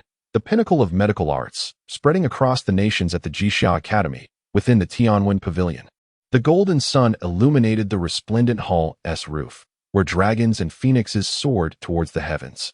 On this day, a multitude of guards surrounded the attic. The guards, tall and robust, donned dark armor and somber attire, imbuing the grand academy of the realm with an air of martial foreboding. At the pinnacle of the hall, the Grand Minister, Tian Hung, bowed deeply. Behind heavy curtains, a corpulent, pallid middle-aged man reclined upon a lotus bed, adorned with a crown. Flanking him stood 6 grim-faced eunuchs. This man was King Tianjian of Qi, referred to as the Great King by the people, and known as Qi Wang Jian by foreign lands. Tian Hung harbored deep disdain for this foolish king, yet outwardly maintained the necessary decorum. King Jian was misled by the deceit of the Qin state. Believing in an alliance between Qi and Qin, while turning a blind eye to the annihilation of Han and Zhao, the crisis facing Qi was imminent. Your Majesty, as Qin attacks Wei, we must surely lend our support, for if the lips perish, the teeth shall suffer. Next, it shall be Qi and Chu. There was no need for further elaboration. Qi remained inactive, biding its time as the other states weakened the oppressive Qin. King Jian was thoroughly vexed by the incessant chatter of this old man. The strength of Qi far surpasses that of Han, Zhao, or Wei. Even if we cannot unify the world, we can still establish a dual empire with Qin. Matters of state are beyond the comprehension of an old fool like you. King Jian's words dripped with sarcasm. You continually advise me as if I were a tyrant like King Zhou. Am I truly so inferior to Yingzheng? Indeed. Your Majesty, Tian Hung did not dare to retort. First, let us discuss the Jixiao Academy. Once all officials are in place, I shall personally examine the scholars of the academy. Should they prove to be nothing more than gluttonous fools, your position as Grand Minister will be in jeopardy, and the academy shall cease to function. Understood. As the sun ascended, nearly 200 individuals gathered at the academy. Lu Chuan surveyed the surroundings, filled with scholars adorned in magnificent caps and flowing robes. Beneath the Grand Minister of the Jixiao Academy, there were 5 factions. The ritual minister Zhenguan, a descendant of Zhou Ji, the sacrificial minister Han Zhong, skilled in rituals and offerings, the palace minister Shi Song, a robust Taoist adept in alchemy, the minister Lu Sheng, a disciple of the Huanglao school, proficient in medical arts, and lastly, the Confucian disciple Fu Qiubo. The Jixiao Academy had indeed fallen from grace. In its heyday, it had been a bastion of intellectual discourse, yet now it was populated by so many practitioners of the esoteric arts. The pragmatic schools, such as legalism, Moism, agriculture, and military strategy, had nearly all aligned with the Qin state. Were it not for the excessive restrictions imposed by Qin and their disdain for the arts, Lu Chuan might have also supported that state. Gentlemen, enter the hall, called the eunuchs. In the Grand Hall, civil officials stood in formation. King Jin sat regally upon the throne, surrounded by black-armored warriors, while behind him loomed the 8 lords of Qi, their divine presence seeming to silently scrutinize their king. Grand Minister Tian Heng sat to the right, outwardly composed, yet internally gripped by anxiety. He was acutely aware of the capabilities of those present. Fu Qiubo possessed genuine talent. Han Zhong and Lu Sheng were eloquent. Shi Song displayed martial prowess. The remaining individuals lacked distinction. The emergence of geniuses akin to Mencius or Xuanzi was nearly impossible. Was the legacy to be severed in my hands? Tian Heng lamented inwardly. As the masses displayed their talents, Shi Song, the military scholar, stepped forward. I greet your majesty. King Qi Jin slightly nodded to the towering warrior beside him, standing at 2 meters tall. Indeed, you have offended, Shi Song declared with a sharp voice, his body emanating a faint golden hue, his skin as tough as iron. With the indestructible exterior of the diamond body technique and superior internal energy, his martial prowess was comparable to that of a grandmaster. This outer layer can surely withstand bullets. Can't it? Yi Ming whispered to Lu Chuan. Just as they anticipated a fierce clash, the general on the stage effortlessly leaped down, letting out a long roar and delivering a powerful punch. Bang! A gust of wind surged forth, sending Shi Song flying 3 zhong away. A grandmaster. The crowd erupted in noise, astonished that this general beside King Qi was indeed a grandmaster, with the art of black smoke and palm flames. He can surely kill this man, Lu Chuan contemplated inwardly. With this individual's presence, the disciples of military families hesitated to make their move. Yi Ming, who had been eager to engage, instantly felt disheartened. Indeed, the state of Qi was brimming with talent. Yi Ming almost let slip a word. But upon glancing at Lu Chuan, who seemed oblivious, he breathed a sigh of relief. Foreign spies? Lu Chuan dismissed the notion. There was no shortage of spies in Linzi. Subsequently, a disciple of Taoism presented a pill, while a strategist showcased his eloquence, and a farmer offered auspicious gifts. Yet, none of these garnered the king's favor. I present a complete set of annotations on the Book of Songs, the most comprehensive collection of the present age. Fu Qiubo stepped forward, presenting silk scrolls. The officials passed it around, causing a stir throughout the Grand Hall. The entire Book of Songs? With annotations? This thick silk scroll must contain over 10,000 characters. Not just that, at least 50,000. In the pre-Qin era, the brevity of language made 10,000 characters a monumental work. This compilation of the Book of Songs included interpretations from various scholars, with Fu Qiubo adding his own insights. King Qi Jin remained unimpressed. Yet seeing the fervor of the ministers, he felt compelled to say, acceptable. Thank you, Your Majesty. Fu Qiubo returned to his place. Still not enough. Tian Heng mused internally. Fu Qiubo already had a renowned reputation, insufficient to prove the merits of the Jixia Academy.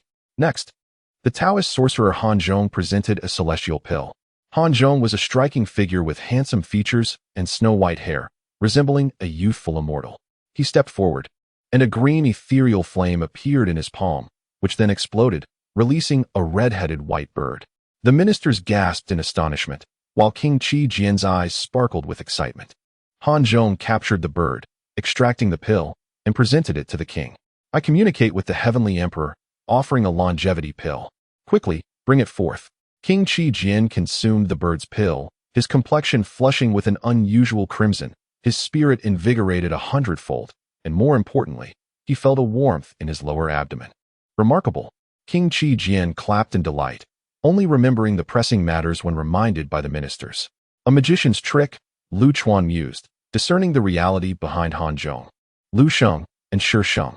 As time passed, fewer individuals were willing to step forward, and Tian Heng's heart sank. Zhang Tsang stroked his beard with a wry smile. At that moment, a slender youth stood up, unflinching in the face of the diverse officials of Qi.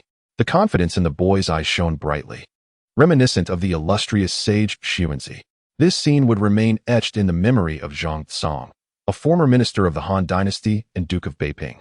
Even 70 years later, as he approached his end, it was a grand and tumultuous era, and this extraordinary individual was making his first brilliant appearance. In the charming village of Langia, Lu Chuan presented a copy of the Compendium of Materia Medica. Who is Lu Chuan? King Jin of Qi turned his gaze towards Tian Heng. Lu Chuan, a scholar from Langia, possesses medical skills that are profoundly remarkable, akin to those of Bien Quebec. Shortly thereafter, Lu Chuan unfastened the wooden box he carried and extracted a piece of cloth, half a person's height and roughly the thickness of a human waist. 6 attendants stepped forward to unfurl it, revealing nearly 10 meters of densely written text that sent shivers down the spines of onlookers. Without even considering the content, the sheer volume of text was enough to startle King Jian into an upright position. What is this compendium of materia medica? It is a medical treatise, a classification of the myriad herbs tasted by the ancient deity Xiongnu. The scholars advanced to peruse its pages, and even those from the Jishao Academy could not resist the urge to take a closer look. How many characters does it contain? One of the scholars inquired. A total of 120,000 characters. To compose such a work in 3 days is a feat beyond the capabilities of an ordinary person. Indeed, Lu Chuan is no ordinary individual. To write this tome, he nearly depleted all his charcoal and ink, and his master mistakenly believed he had penned it earlier, unaware that it was completed within 3 days. Upon hearing this, the court officials erupted into chatter. What does 120,000 characters signify? The esteemed texts of ancient and modern sages total merely over 400,000 characters. This individual accounts for a substantial portion of that. The content is accessible and comprehensible, easily grasped by anyone literate, encompassing the properties of various herbs and plants. It is an invaluable resource in the realm of medical knowledge. A man of great talent, an elder could not help but bow deeply to Lu Chuan. For the first time, the members of the Jishao Academy gained a profound appreciation for Lu Chuan, particularly Fu Qiubo and Zhang Tsong, who both revised their opinions of him. Excellent, excellent, Tian Heng repeated several times. Although it is a work of Huang Lao, it excels in its comprehensiveness and grandeur. In terms of word count, it ranks second only to the Zhuozhuan, and in terms of innovation, it stands as the foremost in the medical field. Following this, no one else presented anything further. Today, these 2 scholarly works, one of which could be deemed the most voluminous in the state of Qi, certainly upheld the dignity of the Jishao Academy. Tian Heng was quite pleased with this outcome. An attendant stepped forward to announce the king's decree.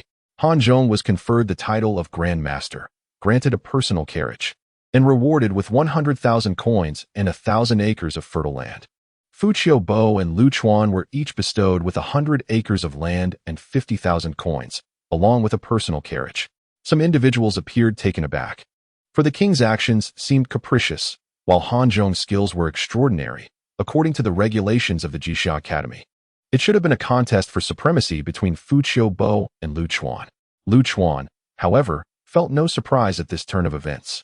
After all, he was a deposed monarch, and such behavior was not unexpected. Moreover, he sought no power, only the renown that this day would bring across the nations. In due time, the world would be his to traverse. Chapter 19. Can kings and nobles attain immortality? The king's inclination to reward practitioners rather than scholars suggests a lack of discernment in his judgments, particularly for some civil officials who have risen to power through merit. Signs of impending doom loomed over the state of Qi. Yiming quietly scoffed. In the face of the future of Qi, Yiming regarded this great power, comparable to the Qin state, with trepidation, yet now, they appeared inferior to Han. The foolishness of King Qi contrasted starkly with the wisdom of King Qin, indicating that in due time, the Qin state would unify the realm.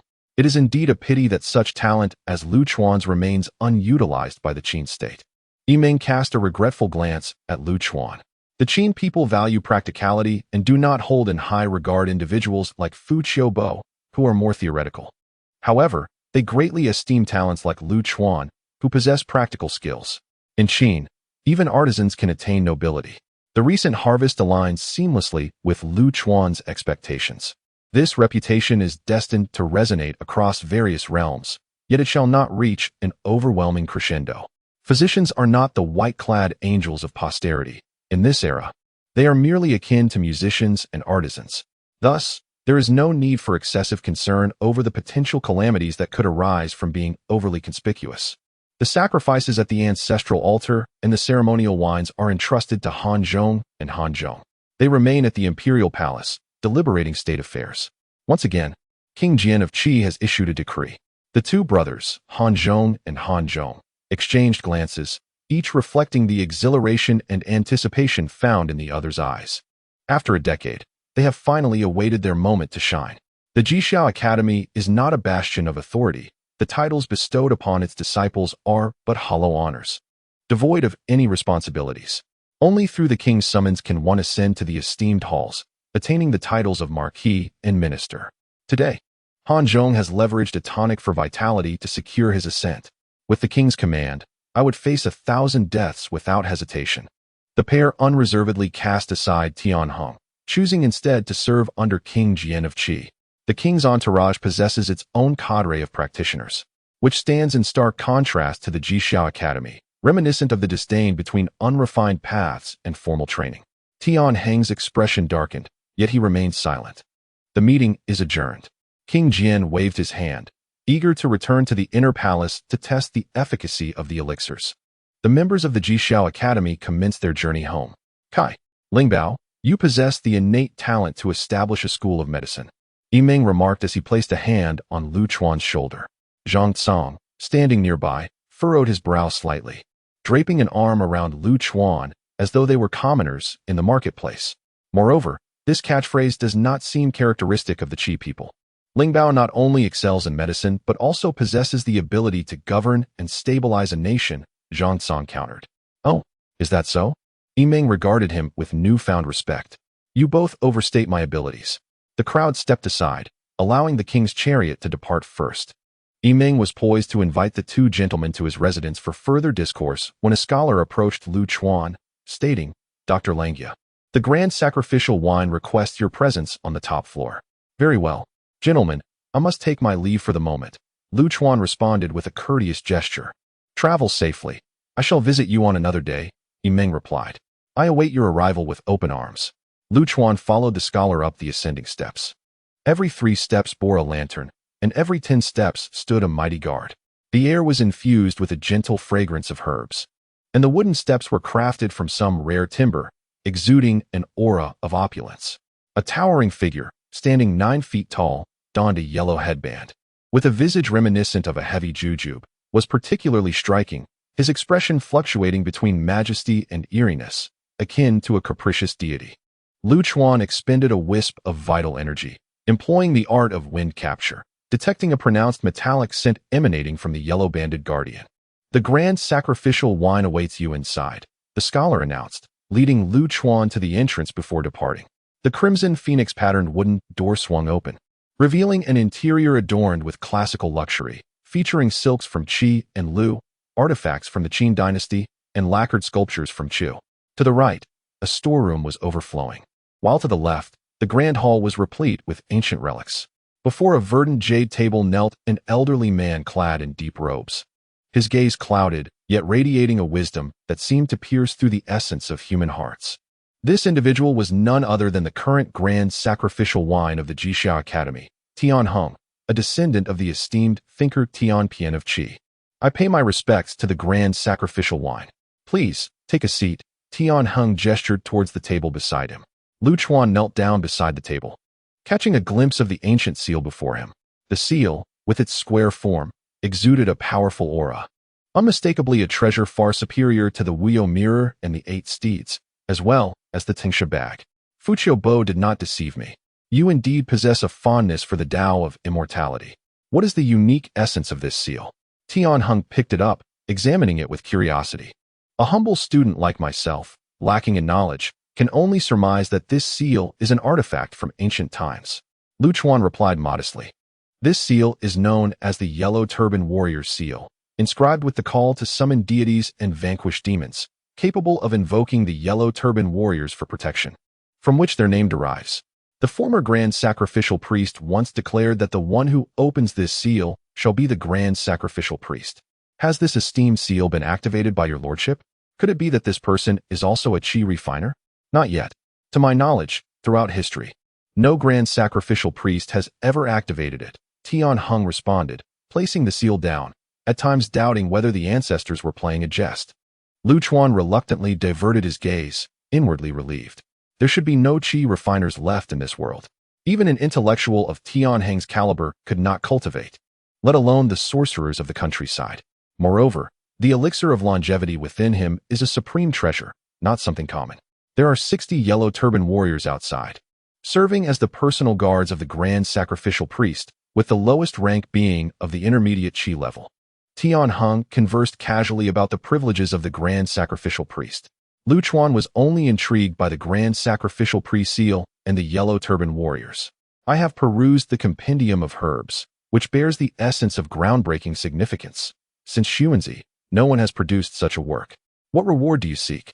This book was conceived by my master in Qi, but due to lack of vigor, it was completed by his disciple. I dare not claim credit for his achievements.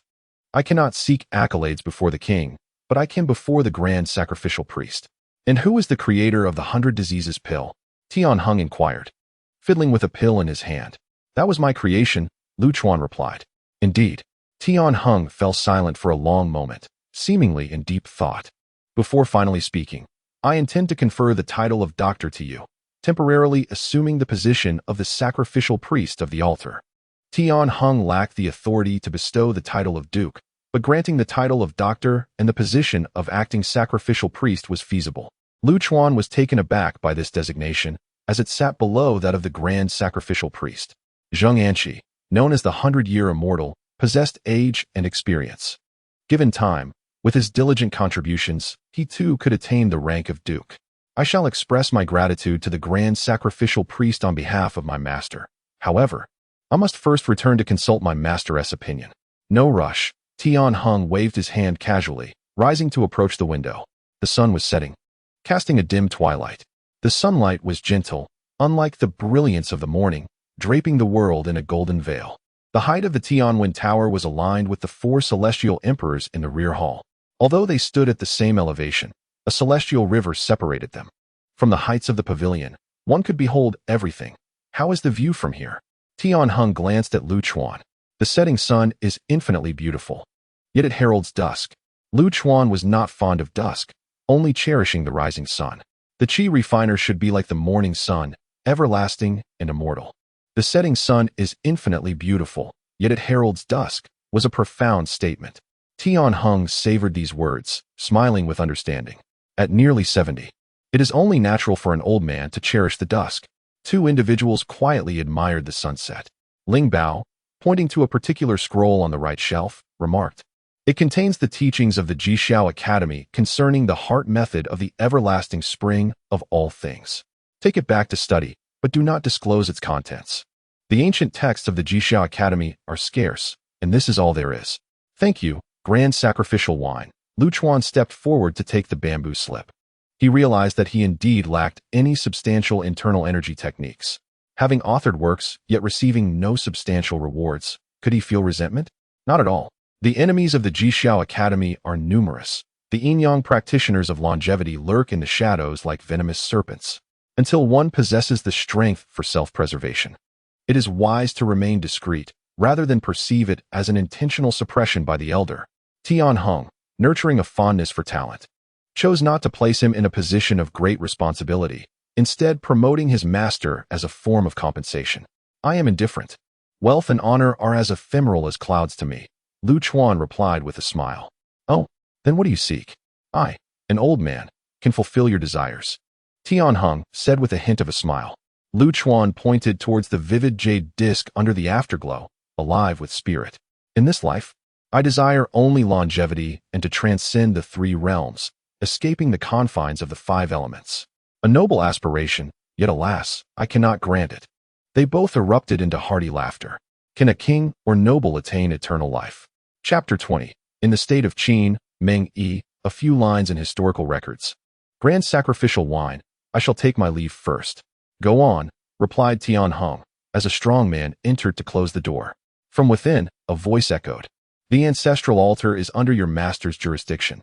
You must fulfill certain duties, submitting 50 medicinal pills each month." "I understand," Lu Chuan acknowledged. This task was simplicity itself for him. It was said that the ancestral altar hall housed an ancient cauldron, though its authenticity was uncertain. Descending the stairs, he encountered a robust middle-aged man, who was none other than Shi Song, a practitioner of the indestructible Vajra external arts. An elderly man with a pale face and no beard accompanied him. "Grand sacrificial wine," Lu Chuan greeted with a slight bow. "Heroes emerge in youth. I am growing old," the elder remarked. This is the esteemed sacrificial wine official, Zhou, also the commander of the 800 Jixia guards, who regularly combats the illicit shrines of the populace. I have met sacrificial wine Zhou, Lu Chuan acknowledged. Zhou, a strategist of the military, was indeed a figure of significance. Despite being an academic institution, the Jixia Academy had its fair share of adversaries, notably the Yinyang practitioners of longevity, whom they often targeted as a formidable force. In the East Alley residence, grandfather. Please sit down, Fu Bao said, covering her pure white forehead, nearly dizzy from her grandfather's pacing. Alas, your senior brother's future is uncertain. How can I not be anxious? Zheng Anqi paced back and forth, entirely devoid of the demeanor expected of a centenarian. His greatest pride was this disciple. In essence, Zheng Anqi was merely a somewhat skilled wandering sorcerer. Without the light of his disciple, he would not have had the opportunity to engage with the cultured gentry of the grand halls. Of course, none of that mattered. All he desired was for Chuaner to return safely. Everything else was trivial. Creak. The wooden door opened, and Lu Chuan, full of vigor, pushed it open. Outside, a carriage was stationed. Zheng Anqi's eyes lit up. Ah, whose noble carriage is this? This is my carriage, bestowed by the great king, Lu Chuan replied with a smile. A carriage? Fu Bao exclaimed, excitedly circling the black horse, which seemed almost sentient, lowering its head to allow the young girl to pat its mane. The king's generous bestowal left Zheng Anqi in a state of disbelief. Indeed, I have succeeded. How splendid. Zheng Anqi's excitement rendered him almost incoherent. Soon, I shall pay homage at the altar to our revered ancestors and share this joyous news. But wait, there is more good fortune to come, Lu Chuan teased. Have you become a doctor? Not quite. The grand sacrificial official intends to summon my master as a doctoral advisor, temporarily serving as the grand sacrificial official himself. Zheng Anqi could scarcely believe his ears. After repeated confirmation, tears of joy streamed down his face. In the twilight of my years, I never expected such an opportunity, Ling Bao. I owe you a great debt. Zheng Anqi realized that this young man must have spoken highly of him before the grand sacrificial official. As a master, depending on his disciple for elevation filled him with both excitement and shame. Master, do not say such things. Without you, I would have perished long ago. Lu Chuan recalled the moment 5 years prior when his master had rescued him. In his heart, his master and Ling Bao represented the most significant bonds in this world. Life is fleeting. Cherish every person you encounter and every moment you experience. The trivial pursuits of fame and fortune are of little consequence. Brother Ling Bao. A hearty laugh echoed from outside. A colleague has arrived. No sooner had the words left his mouth than Yimeng pushed open the door. Arms laden with various delicacies, cured meats, lamb legs, exotic spices, and meat sauces. The aroma enveloped the space before the individual even entered. Haha, esteemed guests. Please do come in. Apologies for the intrusion, Anqi Xianwang. I hope you do not take offense. Not at all. It is my honor, Zheng Anqi replied. Ling Bao pays respects to the elder brother. The little foodie beside him was drooling, recalling her master's teachings, and politely performed a bow. Her eyes fixated on the treats Yimeng had brought. Ling Bao, please assist in putting these items away. Certainly, she replied, grinning like a fox. As night fell, Zheng Anqi took to the kitchen, preparing a splendid feast. The grandfather and grandson finished their meal early and retired, leaving only Lu Chuan and Yimeng at the table. I have inquired thoroughly. The 2 residences on the left are unoccupied. I shall purchase them, then have the craftsmen break down the walls to combine the front and back yards. Together, they should encompass 2 acres. Thank you. I will use the good land granted by the king as collateral, and if that proves insufficient, I will supplement it. This invitation to Yimeng was primarily to facilitate the sale of the land granted by the king, in exchange for a larger residence. No need, it will suffice. Yimeng set down his wine cup, his gaze intense in the dim light of night. Pray tell, Ling Bao, why do you not regard this estate with more importance? Do you perhaps harbor doubts about the state of Qi? Not at all, Lu Chuan replied candidly, recognizing Yimeng as an outsider. He is undoubtedly an agent of Qin. The state of Qin has long been known for its military prowess. It is likely he is a spy. Oh, which state does Brother Ling Bao favor? Naturally, I support Qin. In the future, Qin will unify the world through its counties and prefectures. Such is the trend of this world. Yimeng fell silent, for he himself was of Qin origin and recognized its might to conquer the 6 states. However, he dared not envision the unification of the 6 states. Such certainty was unprecedented since the dawn of time. This saves me the effort of recruiting you. Why does Brother Lingbao not invest in Qin? With your talents, even without a noble title or official post, you could still gain rank and honor. Both were astute individuals, and Yimeng decided to drop the pretense. Titles and positions are not my desire. Why so? Do you fear a lack of recommendations? Are you truly content to remain a physician for life? The state of Qin has long held a tradition of exploiting the resources of qi. In those years, Elba Wei took away a multitude of individuals from the Jixia Academy. It is possible that the Qin spies in Linzi outnumbered those loyal to the king of Qi. Is there a distinction between serving as a good minister and a good physician? Lu Chuan retorted. A good minister governs the state, while a good physician cares for the people. Your insight is truly commendable. He then shifted the conversation, and the two engaged in some casual discourse. As the day waned, Yimeng politely declined Lu Chuan's invitation to stay overnight. Until we meet again, said Yimeng from the Qin state. Lu Chuan rummaged through his memories, attempting to identify such a historical figure, an offspring of military lineage who had gained entrance to the Jixia Academy, undoubtedly possessing considerable knowledge. Could it be that Lord Meng Yi is indeed Yimeng? Lu Chuan murmured, as the moonlight cascaded like water and the night enveloped like ink. The car headlights flickered uncertainly. Yimeng turned around, his expression one of astonishment, which was swiftly replaced by a smile as he clasped his hands in a gesture of apology for concealing his identity. The two exchanged no further words as Yimeng departed in his vehicle. Meng Yi is indeed a remarkable figure, Lu Chuan mused, taking a sip of millet wine.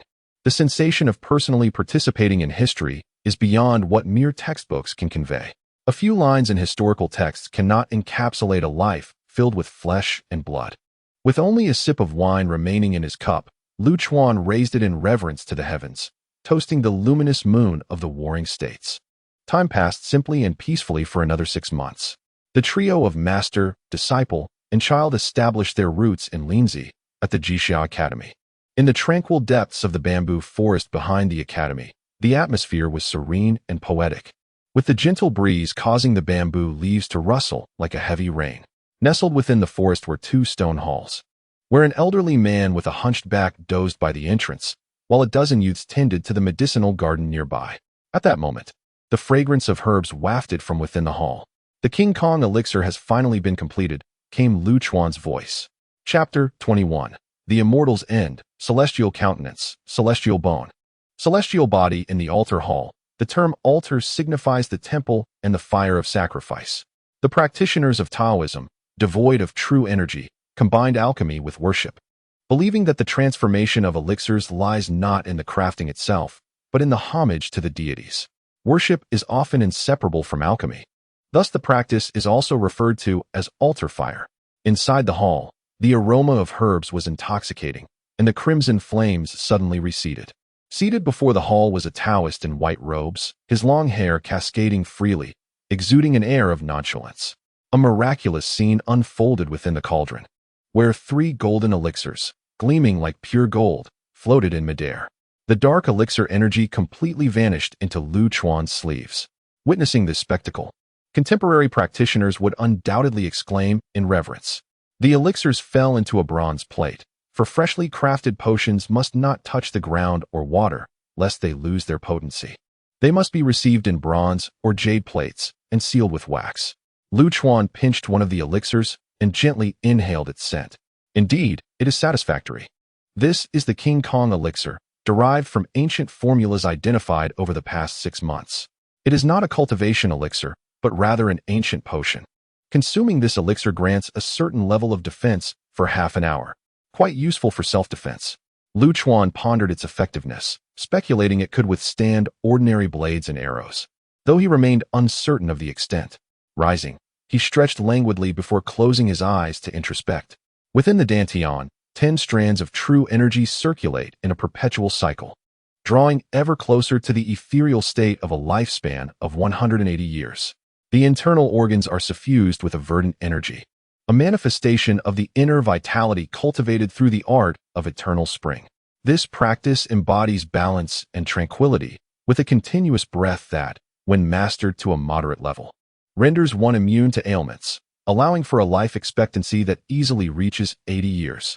Both my master and Fu Bao have engaged in this cultivation of inner energy.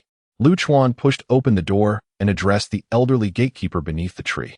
Guizhou, please tidy up the alchemical chamber shortly and remember to account for the consumed materials. I shall settle the bill by the end of the month. The resources of the Jishao Academy are not to be squandered. The internal pricing generally reflects a 70% discount. Some items may be slightly more expensive, reserved for rare materials, but ordinarily, it is prudent to utilize the more affordable offerings from Meng Yi's apothecary. He had instructed the maintenance of the gardens every 3 days. Had they not perused the compendium of herbs?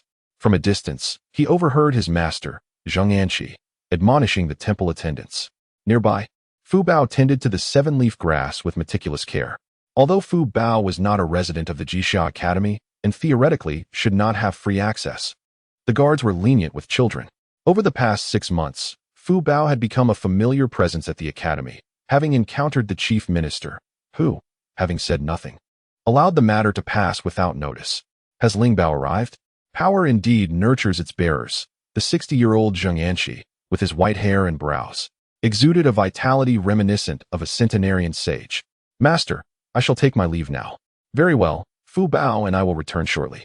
Lu Chuan made his way to the horse enclosure, mounted his newly purchased white steed, and trotted along the streets of Linzi. The residence in the East Alley had expanded threefold, its vermilion doors imposing and grand. The main entrance was ajar, revealing a desolate corridor. In the front yard, a swordsman clad in sturdy attire polished his treasured blade.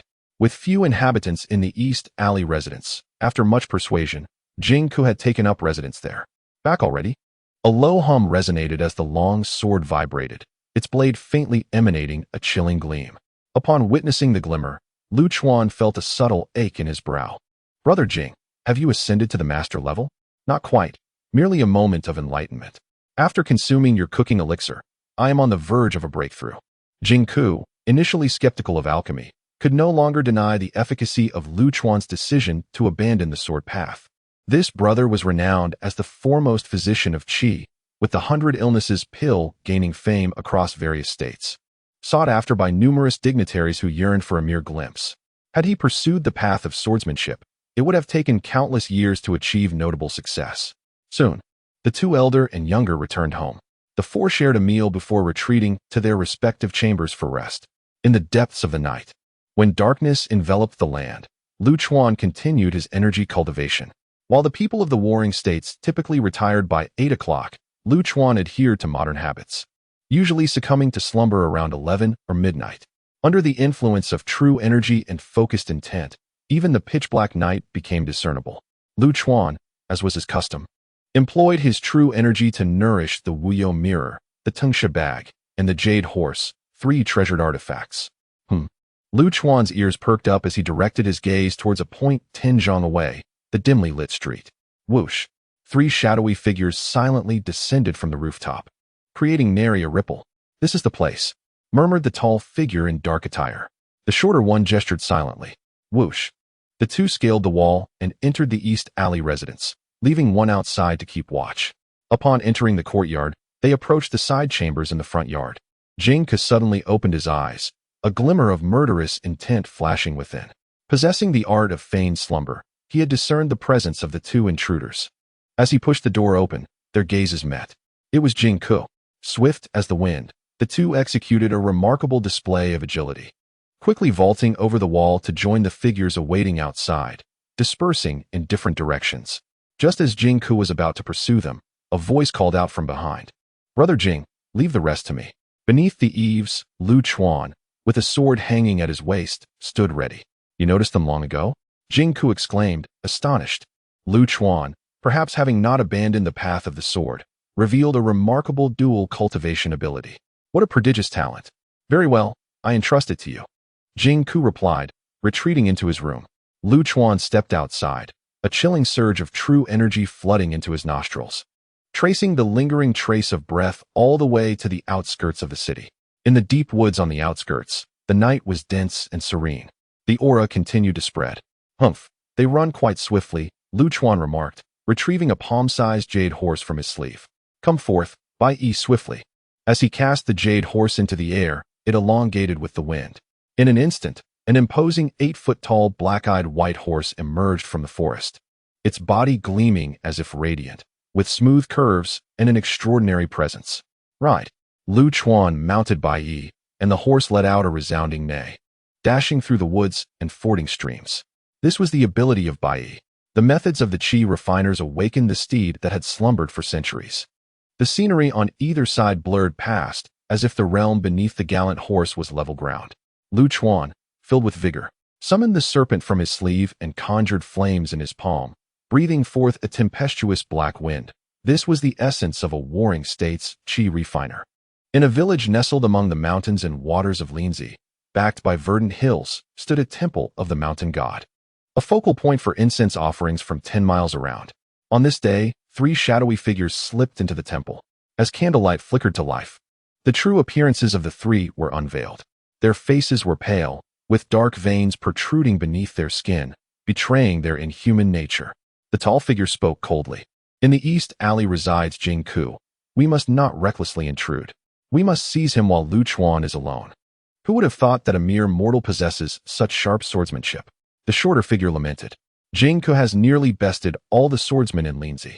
They have only heard his name, never seen his prowess. Today, we finally witnessed Jingku's might. What if Lu Chuan possesses swordsmanship akin to Jingku's? The taciturn third individual pondered. Lu Chuan is not yet 18, just an ordinary folk sorcerer. How could he possibly wield Jingku's swordsmanship? The tall figure countered. Even if he did, what of it? We, the Changxing Zong of the Yin-Yang school, have nothing to fear from common sorcerers. Indeed, they were the Changxing Zong of the Yin-Yang school. Any sorcerer gaining renown would inevitably attract their attention, either coerced into joining or eliminated. Unlike the official Jixia Academy, the Yin-Yang school operated in the shadows, blending into the populace.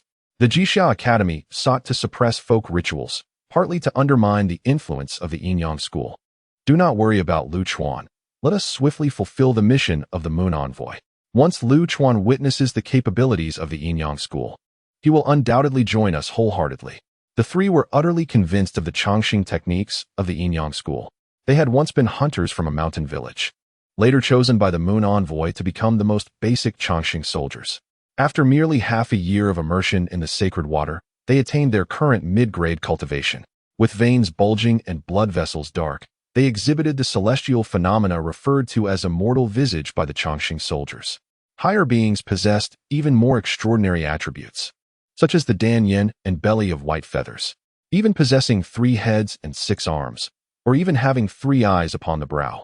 What celestial form can rival Lu Chuan's brilliance? Could he truly possess the transcendent arts of a higher being within the Tao? Only by becoming a member of the Eternal Life sect can one fathom the vastness of the celestial path and the ignorance of the common sorcerers.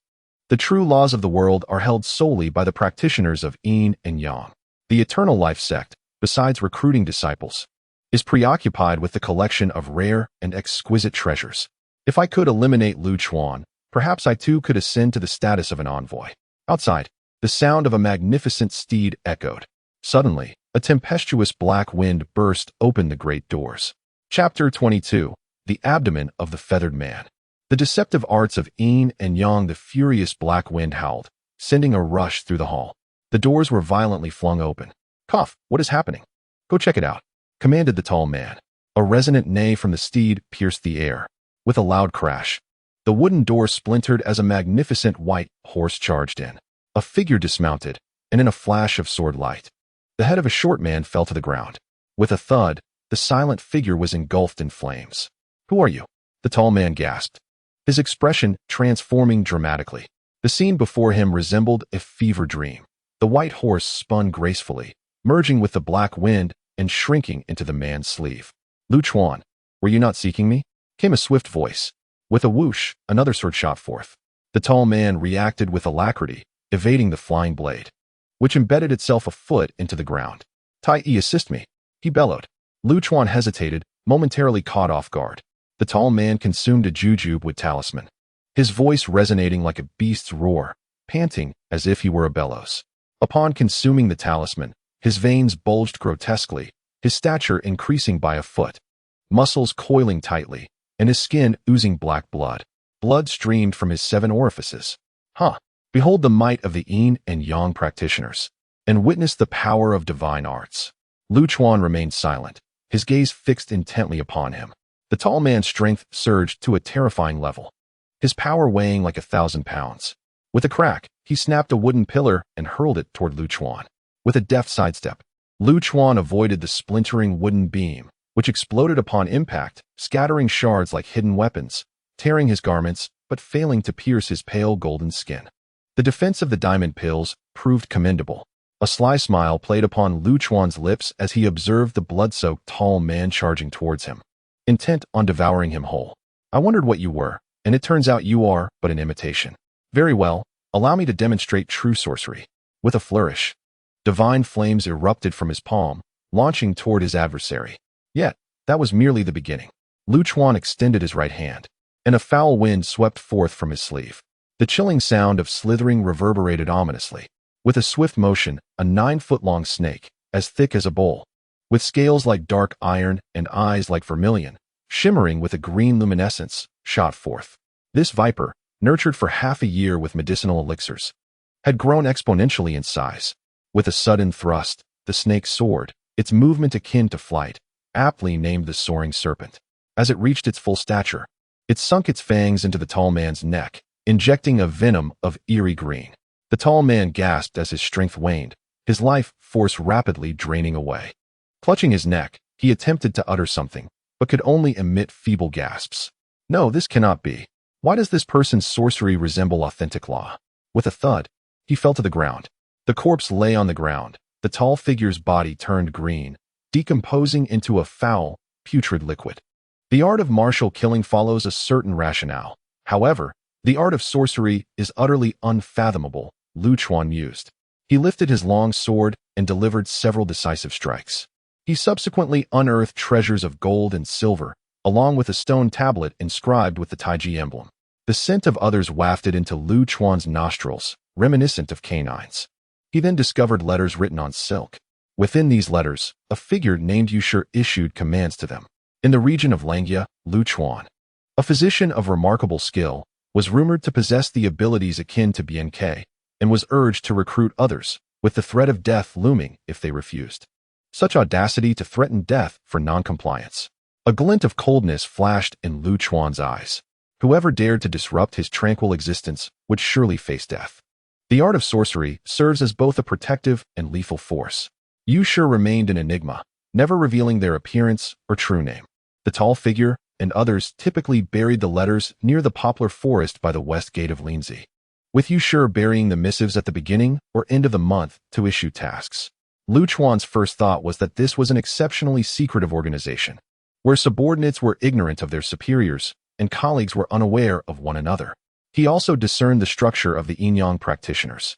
The outermost layer consisted of the Changxing Zhong, with the most basic level being the Changxing Zhu, who bore an immortal visage. Above them were the Changxing Shi, who possessed immortal bones, followed by the Changxing Zhu, who held an immortal body, and at the pinnacle, the Tai. While I may have gained considerable renown, I remain unnoticed by the Changxing Zhu. It suffices to eliminate the Changxing Shi, and then I should face no further troubles. Knowing the general location simplifies matters. Once I reach the poplar forest, I can utilize the wind tracking technique to pursue them. Lu Chuan rose and approached the remaining 2 corpses. Nothing more than this. I had thought you truly possessed sorcery. These individuals must have consumed some potent elixir, trading their lifespan for enhanced internal energy. The talisman the tall figure had used appeared impressive, yet was utterly ineffective. The true power lay in the poison smeared upon it. This was a lethal toxin. Even if the tall figure had managed to escape, he would not survive beyond 3 days. In this realm, I remain the sole immortal. Understanding this, Lu Chuan felt a sense of relief. The so-called immortal visages and bones were merely aspects of internal martial arts, representing physical mutations, rather than the mysterious sorcery they claimed. Nevertheless, caution was warranted against these individuals. Besides emperors and high-ranking officials, the greatest adversary of the alchemists is the Yin-Yang practitioners obsessed with the pursuit of immortality. Tai, do not let me catch you. Leaving the temple, he rode a white horse.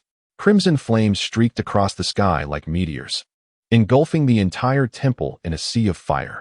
Linzi, West Gate. This place, while not as bustling as Jixia, excels in its vast tranquility. serving as a gathering spot for officials.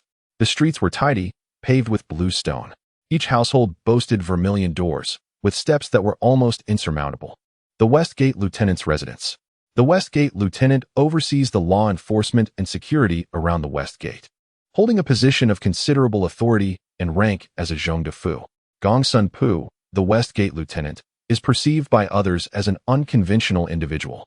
He shuns the company of women, maintaining only one wife and one concubine, with 3 sons. He takes no pleasure in servants. He has 1 doorkeeper, 1 groom, and 1 cook, for guards and 4 maids. With such a large estate, numbering fewer than 20 individuals, he is considered quite peculiar in the city. In the courtyard behind the residence, dense jujube, apricot, and plum trees flourish. A pond houses red-tailed carp, and a small house within the pond offers a tranquil and serene ambience. Inside, the lights burn continuously. The celestial copper plate cradled a luminous lamp of fish oil, casting a pristine glow upon the dim chamber. Within, a middle-aged warrior stood, a towering figure of nearly 9 feet, his bare torso a testament to sinewy muscle. Strangely, feathers resembling those of a duck sprouted from his abdomen. Gong Sun Pu diligently applied a pungent black ointment to the delicate white plumes. This was one of the mystical arts of the Yin-Yang practitioners, known as the feathered abdomen. By consuming blood elixirs and cultivating duck feathers externally, one could attain this extraordinary state. Once the feathered abdomen manifested, it conferred unique abilities such as enhanced strength and increased inner energy. The roots of the feathers anchored firmly beneath the skin, forming a defensive layer that fortified the internal organs against injury. It was akin to donning a layer of leather armor, rendering the vital organs less susceptible to harm, even if an adversary breached this defense and inflicted damage. The practitioner retained the capacity for counterattack in the short term. However, this method bore its own burdens, as one had to endure the excruciating pain of the feathers, especially during the night. Gong Sun Pu, a seasoned veteran of countless battles, grimaced in agony, his countenance contorted and drenched in cold sweat. The application of the ointment provided slight relief. Gazing into the copper mirror at his disheveled reflection, he couldn't help but question the worth of his endeavors. Did the art of immortality truly exist? If such a path were real, why did he experience aging and illness? And if not, what then accounted for the peculiar manifestations upon his body? Before him lay an altar adorned with a lifelike mask, crafted from leather and dyed indigo, depicting a yellow-haired demon with elongated fangs, reminiscent of a hellish fiend. For a decade, he had possessed this mask from Laozhan, yet for 10 years, he had been unable to unravel its mysteries. Did the path of the immortals truly exist? As a devoted follower of the Yin-Yang teachings, nearing 50 years of age, Gong Sun Pu found his faith wavering amidst a series of failures. Adorned with the mask, he gazed into the mirror, his eyes devoid of spirit, as if he had become an ancient deity. Chapter 23. To hear the way at dawn is worth dying by dusk in the stillness of the night. Gong Sun Pu danced the ancient ritual of the Nuo opera. Beneath the flickering light, shadows twisted like specters, casting eerie reflections upon the windowsill. The Nuo opera, rooted in the rituals of the Shang dynasty, was said to be a sacred dance performed by the priests to worship the heavens. This art originated from a village nestled at the foot of Laozhan, rumored to be inhabited by descendants of merchants. In pursuit of this treasure, Gong Sun Pu had led his troops in the slaughter of an entire village. At his age, the allure of power held little sway over him.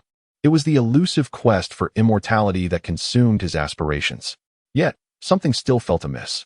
Even as hope appeared faint, Gong Sun Pu remained steadfast in his belief that the path to longevity existed, a conviction that fueled his discipline. Perhaps the higher echelons of immortality possessed insights into the hidden truths of this world. A faint jingling of bells echoed from outside.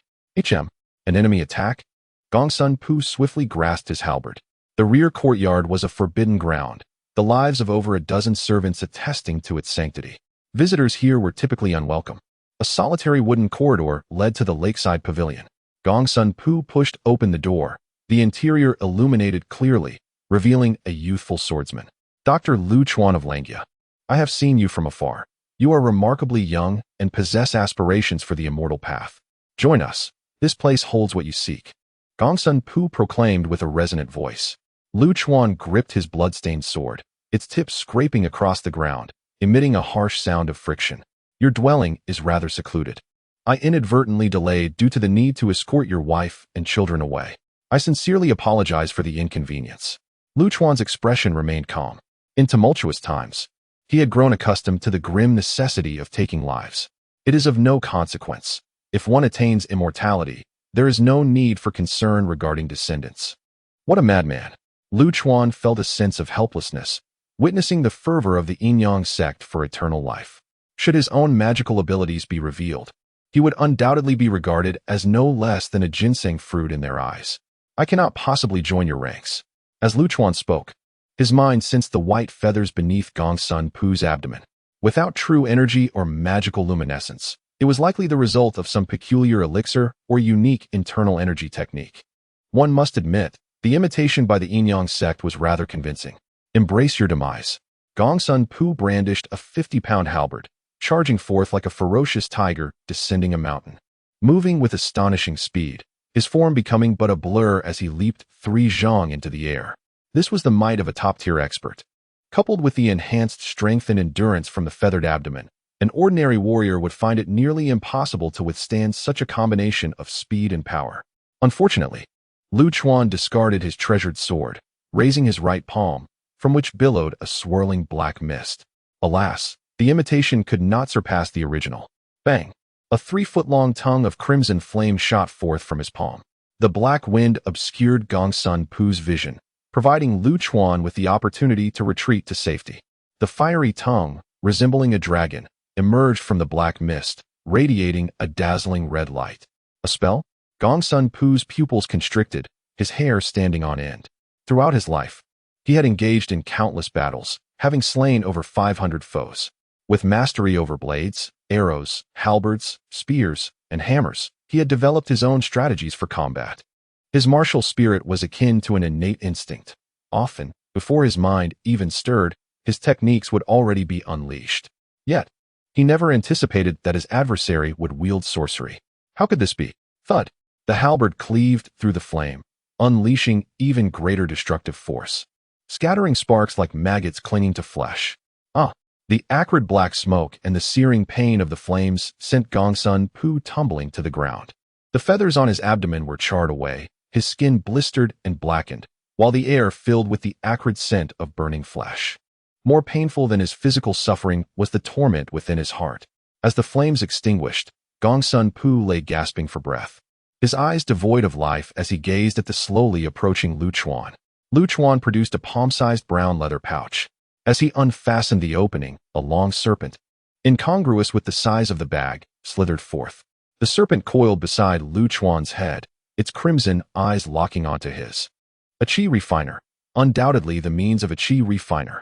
The moonlight poured down like water, cascading over the young man's shoulders. His fair skin shimmered in the moonlight, appearing ethereal, as if he were a celestial being descended from the moon. Quite impressive. You are the first to survive the flames in my palm, Lu Chuan remarked with admiration. Warriors indeed possess remarkable attributes. A chi refiner, there truly exists authentic methodology. Gongsun Pu, consumed by fervor, momentarily forgot his impending demise, fixating solely on his yearning for the true path. Are you a chi refiner? Gongsun Pu, aware of his fate, sought clarity before the end. You need not know. Lu Chuan picked up his long sword, slowly advancing toward Gongsun Pu. Within the confines of the room, a Laojun mask lay, and in my heart, I recalled the chi refining technique of Mu Zhengjumeng, which is a counterpart to the Laojun mask. Might you illuminate my queries? Allow me to witness the arts, otherwise, I shall refrain from divulging the incantation. Gongsun Pu's charred visage was overshadowed by a pair of luminous eyes. Lu Chuan paused momentarily, then swiftly severed his limbs with a flash of sword light. I shall show you, if you wish. Lu Chuan entered the room and withdrew the ghastly mask. Indeed, it is a treasure of great worth, rivaling the might of the grand sacrificial priest seal. To preclude any treachery from this individual, Lu Chuan meticulously scanned the area with his divine sense multiple times. That is well. Gongsun Pu exhaled a sigh of relief. From whom did your magical arts originate? Is it due to the cultivation of true energy? I acquired it from the sages in my dreams. Lu Chuan preferred to remain reticent. Esteemed chi refiner, heed this carefully. This incantation is said to be bequeathed by Xiaohao's son, Mu Zhengjumeng, preserved by the descendants of Laojun merchants. Gong Suanpu articulated each word of the Mu Zhengju Mang's Fusa Qi refinement technique. Adorn the mask, cultivate this art, and you shall gain dominion over the wood spirits. Lu Chuan donned the mask, while the serpent on the other side fixated intently on Gong Suanpu. He had prepared to torture this man, yet he was taken aback by the authenticity of the incantation. However, upon reflection, it was evident that the other party could not fathom matters beyond their comprehension. Likewise, he would not entertain notions of reverse refining techniques leading to self-destruction. A Qi refiner is not so feeble. If it were a false technique, at most, it would squander a wisp of true energy without dire repercussions. In this world, I alone am the Qi refiner. With the mask upon his face, Lu Chuan resembled a demon. The surrounding bamboo groves, jujubes, and apricots seemed to possess life. He could hear their breaths. The void appeared to be threaded with azure filaments, likely representing the vitality of the flora. This is not essence, nor can it be absorbed and transformed into true energy. Yet, it seems capable of being harnessed within, altering the nature of true energy. Wood attribute true energy allows for the control of wood through Mu Zheng's methods, providing significant benefits during cultivation in the forest. This mask serves as a conduit for the wood essence. After some time, Lu Chuan successfully assimilated the wood energy, transforming a wisp of true energy within his dantian into a pale green hue.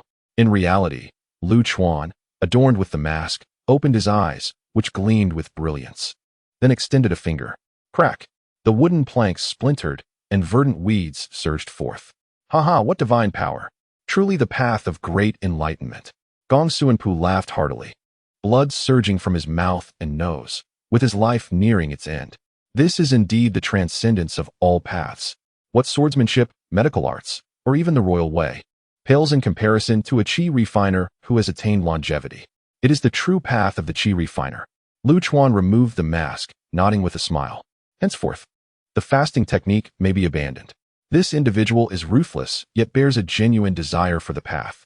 Esteemed Qi refiner, I wish to follow you, to become your most loyal hound. A fierce yearning flickered in Gong Suanpu's eyes. This statement is sincere. Who would not wish to follow a true Qi refiner rather than the duplicitous practitioners of yin and yang? Lu Chuan remained silent for a moment. This man merely sought to learn the immortal arts. Lu Chuan was unwilling to cultivate new Qi refiners or to establish any faction, for such fervent individuals would ultimately turn against themselves. Who is your superior? I am unaware, only knowing that he is called the Moon Master. I apologize, but I cannot accept you. Lu Chuan drew his long sword and approached Gong Suanpu. Hold on, Gong Suanpu said solemnly. A sorcerer has his own way to perish. I beseech you, grant me your mystical arts. Very well. To die at the hands of a Qi refiner is indeed a rare fortune for you, Lu Chuan replied. As flames began to swirl in his palm, the crimson glow flickered. The expression on the Qi refiner's face was uncertain, akin to a divine statue in a temple. Its power unfathomable. It is indeed. The flames engulfed Gong Suanpu, yet he wore a smile as he met his end. After enduring torment from the feathered beings all day long, death was a form of liberation. To hear the Tao at dawn and perish by dusk is acceptable. The world of mortals is truly solitary. Chapter 24. The inheritance of Chaoga, the demon of talisman treasures as night gave way to dawn. Lu Chuan donned plain attire and blended into the bustling crowd. Engaging in murder and arson is undoubtedly the quickest way to amass wealth. This journey has proven to be quite fruitful.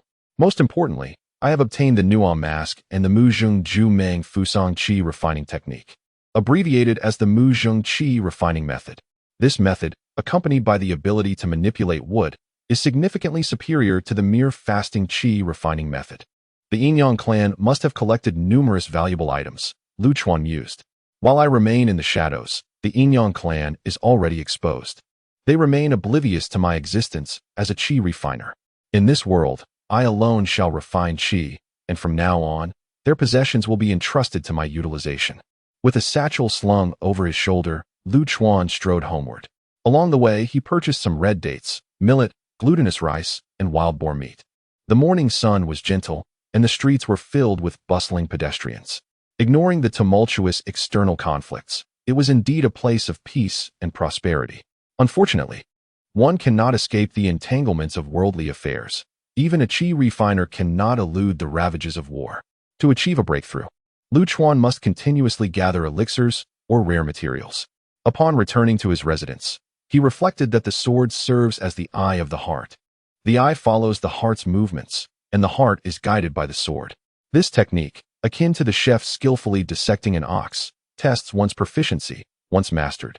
It can defeat an adversary in a single move. Pushing open the grand door, Jing Ku twirled a wooden sword, pacing around Talisman Treasure. Talisman Treasure, with a single ponytail and blushing cheeks, assumed the stance of the Chaoga sword technique's skillful dissection. So early, Lu Chuan greeted. Jing Ku cast a glance at Lu Chuan and nodded. Lu Chuan's safe return indicated that the events of the previous night had been resolved. Senior brother, oh, continue. Jing Ku playfully tapped Talisman Treasure's head. The Chaoga sword technique consists of 5 forms. The foundational sword move, skillful dissection, the movement of the dance of the mulberry forest, the group assault of falling flowers and leaves, and the lethal strike of the heartless heaven and earth. As Jing Ku spoke, he demonstrated the forms, deliberately unreserved, clearly wishing to pass down this sword technique. Aren't there 5 forms? Why are there only 4? Talisman Treasure inquired in confusion. The 5th form is the 100 Steps Flying Sword, a creation of my own. It wields the sword with chi, capable of slaying an enemy from 100 paces. A technique that embodies self-sacrifice and is only attainable by a master. Oh, I see. Talisman Treasure mimicked Lu Chuan's movements, feigning maturity. Senior brother, I have also created a move. You too can create techniques?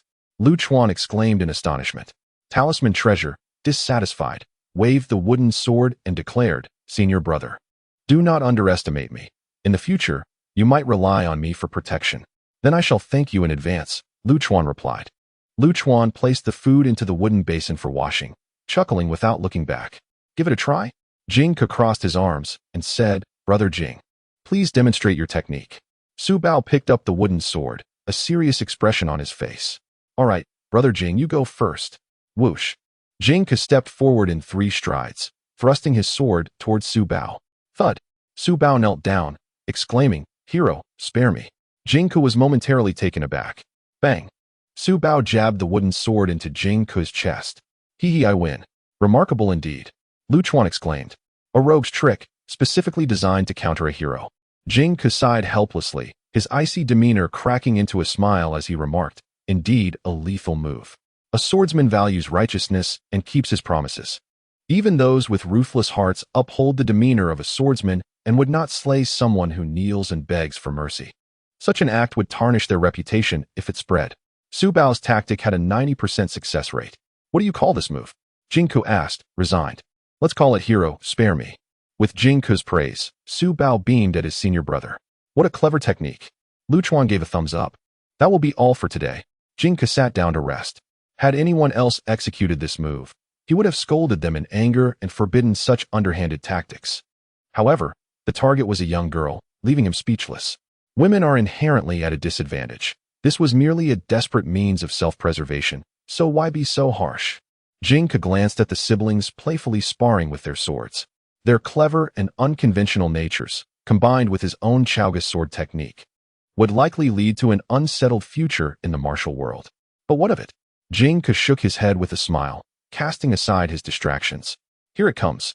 Zheng Anqi brought forth steaming food, the staple being the ever-unchanging red date and honey glutinous rice. In ancient times, nutrition was generally lacking.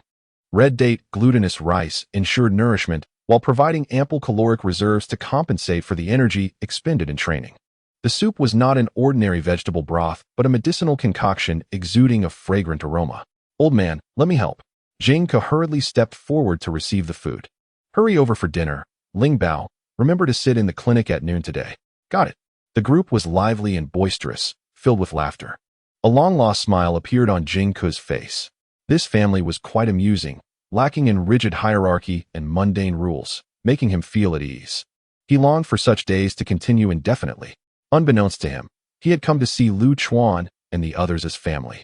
Upon returning indoors, Lu Chuan retrieved the spoils from their recent venture. Several quantities of lead, mercury, and vermilion, 50 taels of gold, a mask from the Laozhan Miao, a manual on martial arts, and an unknown jade stone. Lu Chuan held a palm-sized, light blue jade stone, its texture peculiar, feeling less like stone and more akin to wood in weight and touch. He decided to call it with jade. This item, like the previous materials, might enhance the upper limit of his true energy. The higher the upper limit of true energy, the greater the hope of breaking through to the great Zhodian and becoming a true master. Another treasure was a prescription for the Gui Shi Dan, a pill that could induce a state of suspended animation for 3 days, devoid of breath and warmth, indistinguishable from the dead. Alternatively, it could be utilized as an underwater breathing elixir, enabling one to dive for an hour without the need for air while in a conscious state. This holds a certain degree of practicality. Concealing all his belongings, Lu Chuan commenced the refinement of the 100 Diseases pill. The Xiongnu Medical Hall bustled with activity. With the soaring popularity of the 100 Diseases pill, patrons flocked to the hall not merely for treatment. Military officials and itinerant merchants alike sought to procure the pill as a precautionary measure. The esteemed Dr. Langya has arrived. Clear the way. In the eyes of the crowd, Lu Chuan commanded immense respect. As the doors of the Xiongnu Medical Hall opened, those in need of medical attention sought help, while others purchased remedies. With the throng maintaining an orderly fashion spontaneously, the 100 Diseases pill is concocted from the dilution of the cauldron pill, and as Lu Chuan's alchemical skills progressed, he found himself able to produce 1,000 doses of the 100 Diseases pill in a single day. The medical hall sold approximately 2,000 pills each month.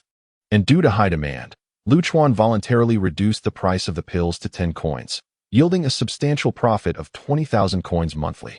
Were it not for the support of the grand sacrificial wine, many dignitaries would likely have attempted to seize it. Certainly, the most crucial aspect remains these individuals. Lu Chuan lifted his gaze, observing the diverse assembly of people, soldiers, merchants, citizens, and scholars. All these figures comprised the state of Qi and served as his greatest bastion. Their influence was subtle yet profound. On Dongxiang Street, approximately 40 to 50 paces away, 2 young men ambled along, glancing about inquisitively. To the left stood a youth clad in a short robe with a neatly trimmed beard, handsome in appearance, with sharp eyebrows and bright eyes, seemingly around 15 years of age. To his right was a smaller boy, with a sallow complexion and rough hands and feet, his eyes sparkling with mischief as he surveyed the surroundings. He appeared to be just over 10 years old. They resembled a young master of a prominent family accompanied by a retainer. Judging by their demeanor, the older youth seemed to heed the younger's words. "Qinping, we should return quickly. I'm not familiar with this place," the youth addressed the boy. His name was Zhang Liang, hailing from the state of Han in Yingchuan. His father served as the prime minister of Han and passed away in despair after the state's downfall. Henceforth, the young Zhang Liang retreated to the countryside. Over the years, he squandered his family fortune, wandering and seeking a way to avenge his fallen state. However, he was not particularly astute, often falling prey to swindlers or dullards. He had met this younger companion in Yanggu, and under the latter's persuasive charm, he had unwittingly journeyed to the state of Qi. "Zifang, do not be hasty. How can we discover talented individuals to aid in avenging your father without traveling through various states?" Qinping replied with a smile, catching a whiff of the aroma from a roadside stall selling corn cakes. "Of course, a man must eat. Let us dine first." He then ordered 5 cakes and 2 bowls of soup from a vendor, while Zhang Liang produced his dwindling supply of shell currency to settle the bill. The more he pondered, the more uneasy he felt, muttering fiercely under his breath, "Little brat, you aren't just out for a jaunt, are you? Your elder sister-in-law likely doesn't treat you well, and you're using this as an excuse to wander." "Not at all," Qinping replied awkwardly, attempting to mask his embarrassment by sipping his soup. I have no money to spare. We must set off for Yangwu at once. Otherwise, we might starve to death in Linzi," Zhang Liang thought to himself, suspecting he had been duped by this young lad. "Ahem, the Jixia Academy lies right here. There is no shortage of talented individuals among them. When we return after our studies, Brother Zifang shall surely restore his family's fortunes." Qinping said with an air of maturity. Where are the eminent scholars? This time, I shall not be fooled by your antics, you little rascal." "Right here." Qinping gestured towards the bustling crowd, which gathered at the Xiongnu Medical Clinic. At that moment, a fierce wind surged, and dark clouds gathered ominously, as if the heavens and earth were resonating with each other. Chapter 25. The Wheel of History, the elixir of immortality from the Queen Mother of the West. Talented individuals? Indeed, they are present here. Qinping pointed to the Xiongnu Medical Clinic not far away. The throngs of people suggested that skilled practitioners were inside. Otherwise, Such a queue would not form. What? Zhang Liang squinted, nearly contorting his nose in disbelief. A medical clinic? Excellent. You want me to learn medicine? You scoundrel. You're tricking me again. With that, he reached out to tug at Chen Ping's ear. Zhang Liang had harbored great ambitions since childhood. Either he would master the art of assassination, sacrificing himself to avenge his family, or he would learn the ways of governance to defeat the Qin state with his intellect. This was the struggle between the self and the greater cause. What sense was there in studying medicine? Zhang Liang only contemplated the act of taking lives, never the art of saving them. Stop. Chen Ping swatted Zhang Liang's hand away and proclaimed with conviction, Humph, Zifang, you are mistaken. If one cannot heal the common folk, how can one govern a nation? A true man should embody the transformation of dragons and serpents. Upon uttering these words, Chen Ping felt a sense of righteousness within himself. Earlier, it had been an impulsive suggestion, but upon reflection, it indeed held merit. The common people either took to the battlefield or dabbled in some esoteric arts. Other paths offered little opportunity for success. How shall we align ourselves? Shall we approach empty-handed? Zhang Liang hesitated momentarily and inquired. Chen Ping observed the scene for a moment and replied, The Xiongnu Medical Clinic has many patients but few practitioners. They must be in dire need of help. Let us lower our status a bit, and we shall surely achieve our aspirations. By the way, Zifang, you should change into simpler attire. Why? Zhang Liang questioned. If we do not appear somewhat impoverished, how can we evoke pity from others? Isn't that inappropriate? Ultimately, Zhang Liang acquiesced to his companion's clever scheme. This fellow had many ideas, and at times, they were not without merit. At the Xiongnu Medical Clinic, the two stood at the end of the line, craning their necks to glimpse what lay ahead. They were taken aback by the sight of a young man employing the technique of suspended acupuncture for diagnosis. His pace was remarkably swift. He could attend to 3 patients in less than half a joss stick's worth of time. Were it not for the throngs, the two might have suspected him to be a charlatan. They exchanged glances, and perhaps they had truly found a capable individual. Relying on his youth, Chen Ping engaged in idle chatter with those around him and quickly gleaned basic information about Lu Chuan. As for other titles and positions, he knew little, only that this person was impressive, even praised by the king. Soon, their turn arrived at the end of the line. Doctor, Chen Ping stuttered as the moment approached, revealing his inexperience as a child unfamiliar with the world, possessing only a modicum of cleverness. Esteemed doctor, I am Zhang Liang, and this is Chen Ping. We seek to become your disciples. Zhang Liang, Chen Ping. Lu Chuan straightened up, instructing them to inscribe their names. From which regions do you hail? Yingchuan Han, replied Zhang Liang. Yingwu, Wei, added Chen Ping. Ah, I see, Lu Chuan remarked with interest, scrutinizing the two. They felt somewhat exposed, as if all their secrets had been laid bare. Very well, consider it a contribution towards a peaceful world. Lu Chuan rose and declared, I accept you both. Greetings, master. The two knelt with reverence. I have a task for you. Clean the clinic thoroughly. Yes.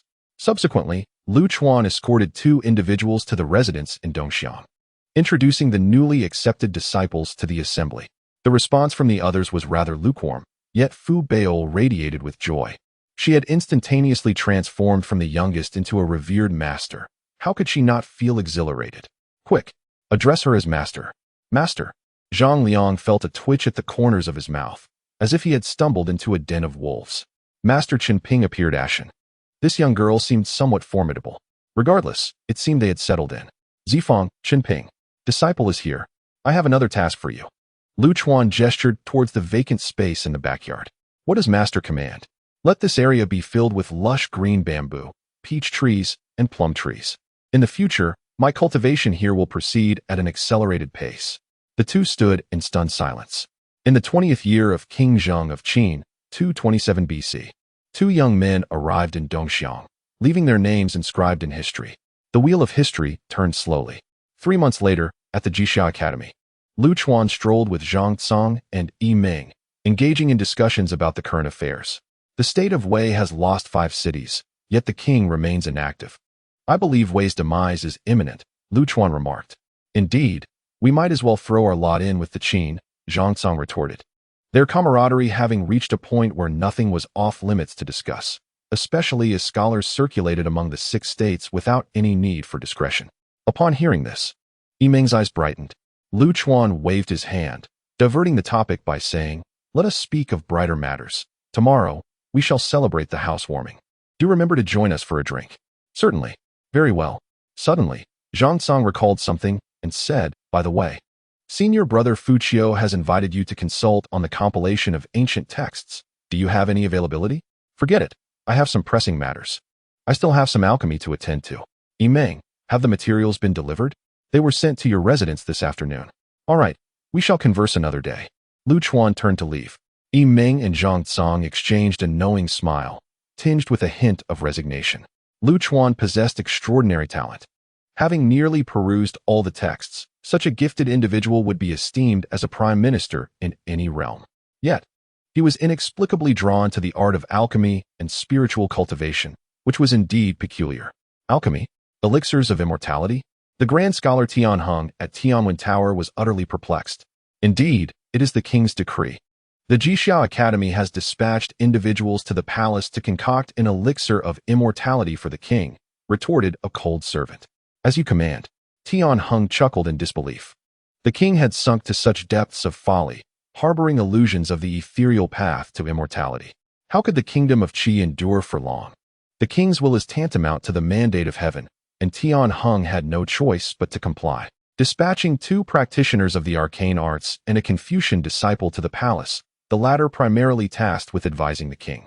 In the royal palace of Qi, the night was as dark as ink, with chilling winds swirling, the vast palace resembling a haunted realm.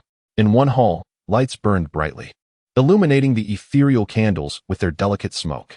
Inside, the pale and emaciated figure of King Jian of Qi reclined amidst the crimson silks. Days of indulgence had rendered his body increasingly frail. In the shadows beneath the light stood a bizarre figure adorned with a mask, their square pupils gleaming with an almost divine quality. Immortal, can the elixir of immortality truly save me? King Jian grasped at this lifeline. Your Majesty was on the brink of death the other day, saved solely by my elixir. Do you not trust my skills? The voice was hoarse, resonating throughout the chamber. I shall heed your every word, Your Majesty. This elixir is known as the immortal potion of the Queen Mother of the West, requiring the essence of 30 young men and 30 young women, along with the refined blood of 3 individuals of moderate quality. Furthermore, a hall of longevity must be constructed to receive the celestial dew. I shall solely focus on the alchemical process. Other matters are beyond my capacity. Rest assured, I have summoned the practitioners from the Jixiao Academy. Their profound mastery of the arts is commendable, yet they have historically opposed royal requests for elixirs. I fear they may feign effort. How dare they? Their resolve is strong, but mine is stronger. The visage of the detestable Tian Heng comes to mind. Should he dare to impede this endeavor, I would annihilate his entire family. I am at ease now. This matter must remain undisclosed. Naturally, the king of Qi understands the gravity of the situation. The blood sacrifice of young men and women, if made public, would surely incite widespread opposition. As the gentle breeze wafts by, a figure swiftly vanishes. Several months later, in the rear courtyard of the residence of the Langya doctor in the eastern alley, the pond glimmers with emerald hues, where fish and shrimp swim stealthily beneath the surface, while green bamboo sways in the wind. And the fallen leaves of peach and plum trees create a colorful tapestry. Amidst the grove, a thatched cottage stands proudly, entwined with vines and wildflowers, akin to a serene sanctuary amidst the bustling city. By the side of the forest, a young man and a child toil under the sweltering sun, drenched in sweat as they transplant and water the fruit trees. The blazing sun casts a dizzying heat upon them. Upon closer inspection, a plaque is affixed in front of the thatched cottage, inscribed with Lingbao Herbal Hall. The wooden door is firmly shut, and a faint fragrance of medicinal herbs wafts from within. Beneath a 3-legged, 2-eared alchemical cauldron, crimson flames dance fervently. A figure sits cross-legged beside the furnace, adorned with a mask of the Miao people, flowing black hair cascading like a waterfall, skin as fair as jade, and clad in dark robes with silver embellishments, resembling a noble scion. The mask, in deep blue, coupled with the ghastly yellow visage and elongated fangs, bestows an air of mystique and enigma, further accentuated by the flickering crimson glow of the flames, rendering the mask seemingly animated. Lu Chuan consumes a mysterious wooden jade acquired from Gongsun Pu, complemented by a qi-nourishing elixir, softly intoning incantations as he channels the wood elemental qi cultivation method. In the primordial realm of Tai Chi, the source of original energy. As the cosmos divides, the sun and moon emerge, the wood elemental Qi descends, revealing the great law.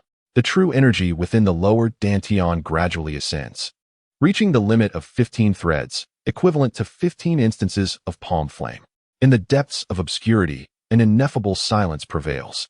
In the lower Dantian, chaos reigns. The azure wood elemental true energy swirling into a nebula.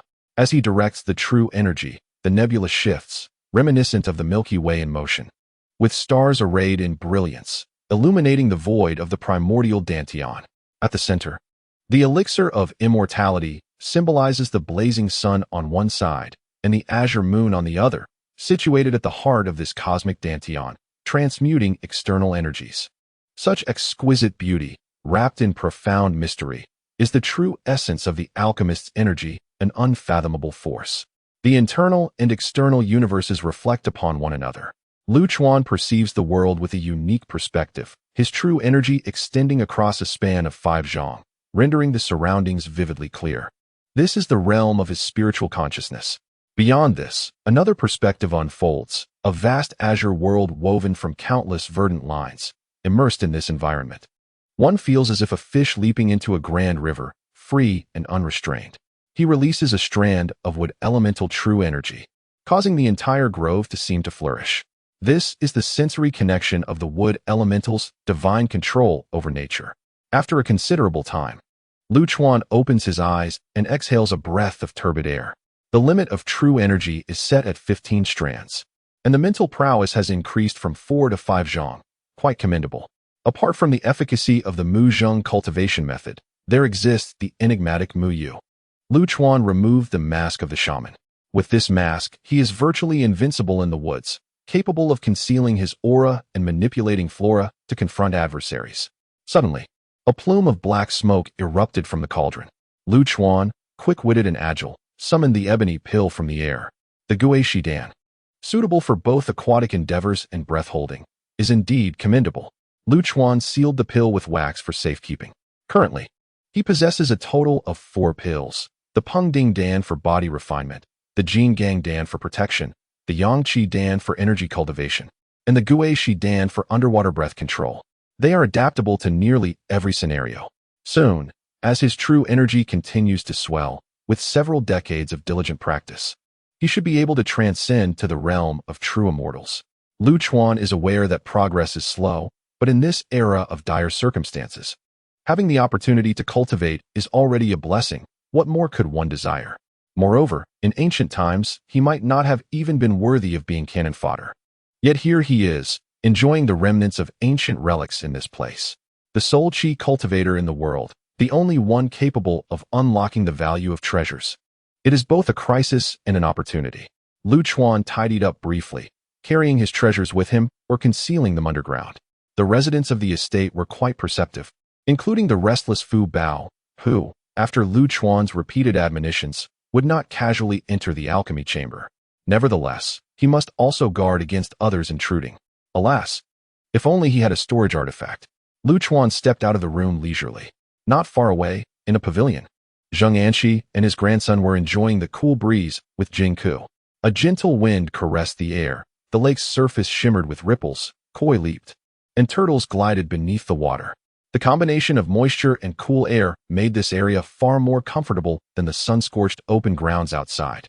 Another gentle breeze swept through, causing the green bamboo and trees to rustle. It struck Zheng Anshi as peculiar. He felt something was amiss with the rapid growth of the vegetation. Indeed, it was so. Jingku succinctly confirmed. Fu Bao craned her neck, unable to discern anything unusual. She was rather oblivious, typically not attuned to such details. This young man is becoming increasingly strange. Could he truly have concocted something? Zheng Anshi found himself both amused and exasperated. Well, the child is growing up. He can no longer be controlled. Speaking of which, Jingku, should we not assist those 2 children? Zheng Anshi glanced at Zhang Liang and Qin Ping, who were enduring the blazing sun. Jingku replied with a peculiar smile, saying, "No need. The spiritual treasure tests its disciples. We shall not hinder his endeavors." Bang! Zhang Liang struck a stone with his hoe, nearly wrenching his back. Although he was a descendant of a fallen kingdom with a relatively affluent background, he had never engaged in such laborious work in his life. On the other hand, Chen Ping found it rather ordinary, as his daily tasks assigned by his brother and sister-in-law far exceeded this. "How do you feel?" Lu Chuan inquired as he approached. "Mr. Langya, a true man stands between heaven and earth, if not to govern a nation, then to aid the weak and elderly. How can one engage in such menial tasks?" Zhang Liang had already accepted the reality of apprenticing in medicine, as studying the healing arts provided a foundation for his livelihood. Yet, after 3 entire months without any gains, he felt as if he had become a mere guardian or house servant. Zhang Liang, with his optimistic disposition, could not help but harbor a hint of grievance at that moment. Upon hearing the words, Chen Ping felt a pang of dread. Fearing he might once again be cast aside, he discreetly tugged at Zhang Liang's sleeve, signaling him to refrain from further commentary. Lu Chuan remarked, "A true man does not neglect the small tasks at home. How can he aspire to govern the world?" King 1, in times of hardship, expounded the Book of Changes, while Confucius, faced with adversity, composed the Spring and Autumn Annals. "If you cannot endure these trivial matters, how will you ever overthrow the Qin? Is mere rhetoric sufficient? You spend your days yearning for the restoration of your country and vengeance. Have you even managed your own affairs? In these years, have you accomplished anything? Do you genuinely believe that establishing peace is simpler than tending to your own household?" His words resonated profoundly, leaving Zhang Liang in a state of shock, rendered speechless for a considerable time. As the son of a prime minister from Han, he had been revered since childhood, even though his family had fallen from grace. They still maintained hundreds of servants. He had never truly faced hardship or experienced genuine setbacks. Lu Chuan's piercing insights shattered the illusions of his lofty aspirations. "Is this truly the reason for my failures?" Zhang Liang murmured, his countenance ashen. Years of stagnation had turned him into a figure of ridicule in the eyes of others. "What has passed cannot be altered, yet what lies ahead may still be pursued," Lu Chuan remarked meaningfully.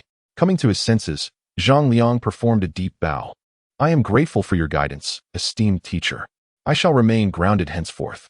He realized that this gentleman possessed wisdom far beyond mere medical knowledge. His succinct words revealed a talent for statecraft and governance. Subsequently, the two diligently attended to their tasks, abandoning complaints and lofty ambitions, focusing solely on the matters at hand. Returning to the pavilion, Jing Ku inquired, "How did the two fare?" "Quite well," Lu Chuan replied, observing their figures receding into the distance. "Chen Ping is astutely clever, appearing taciturn yet grounded. In truth, he merely understands that such behavior wins the favor of those in power, likely stemming from humble origins. Zhang Liang, with sharp intellect, suffers from the lack of a wise mentor. He is a gem yet to be polished.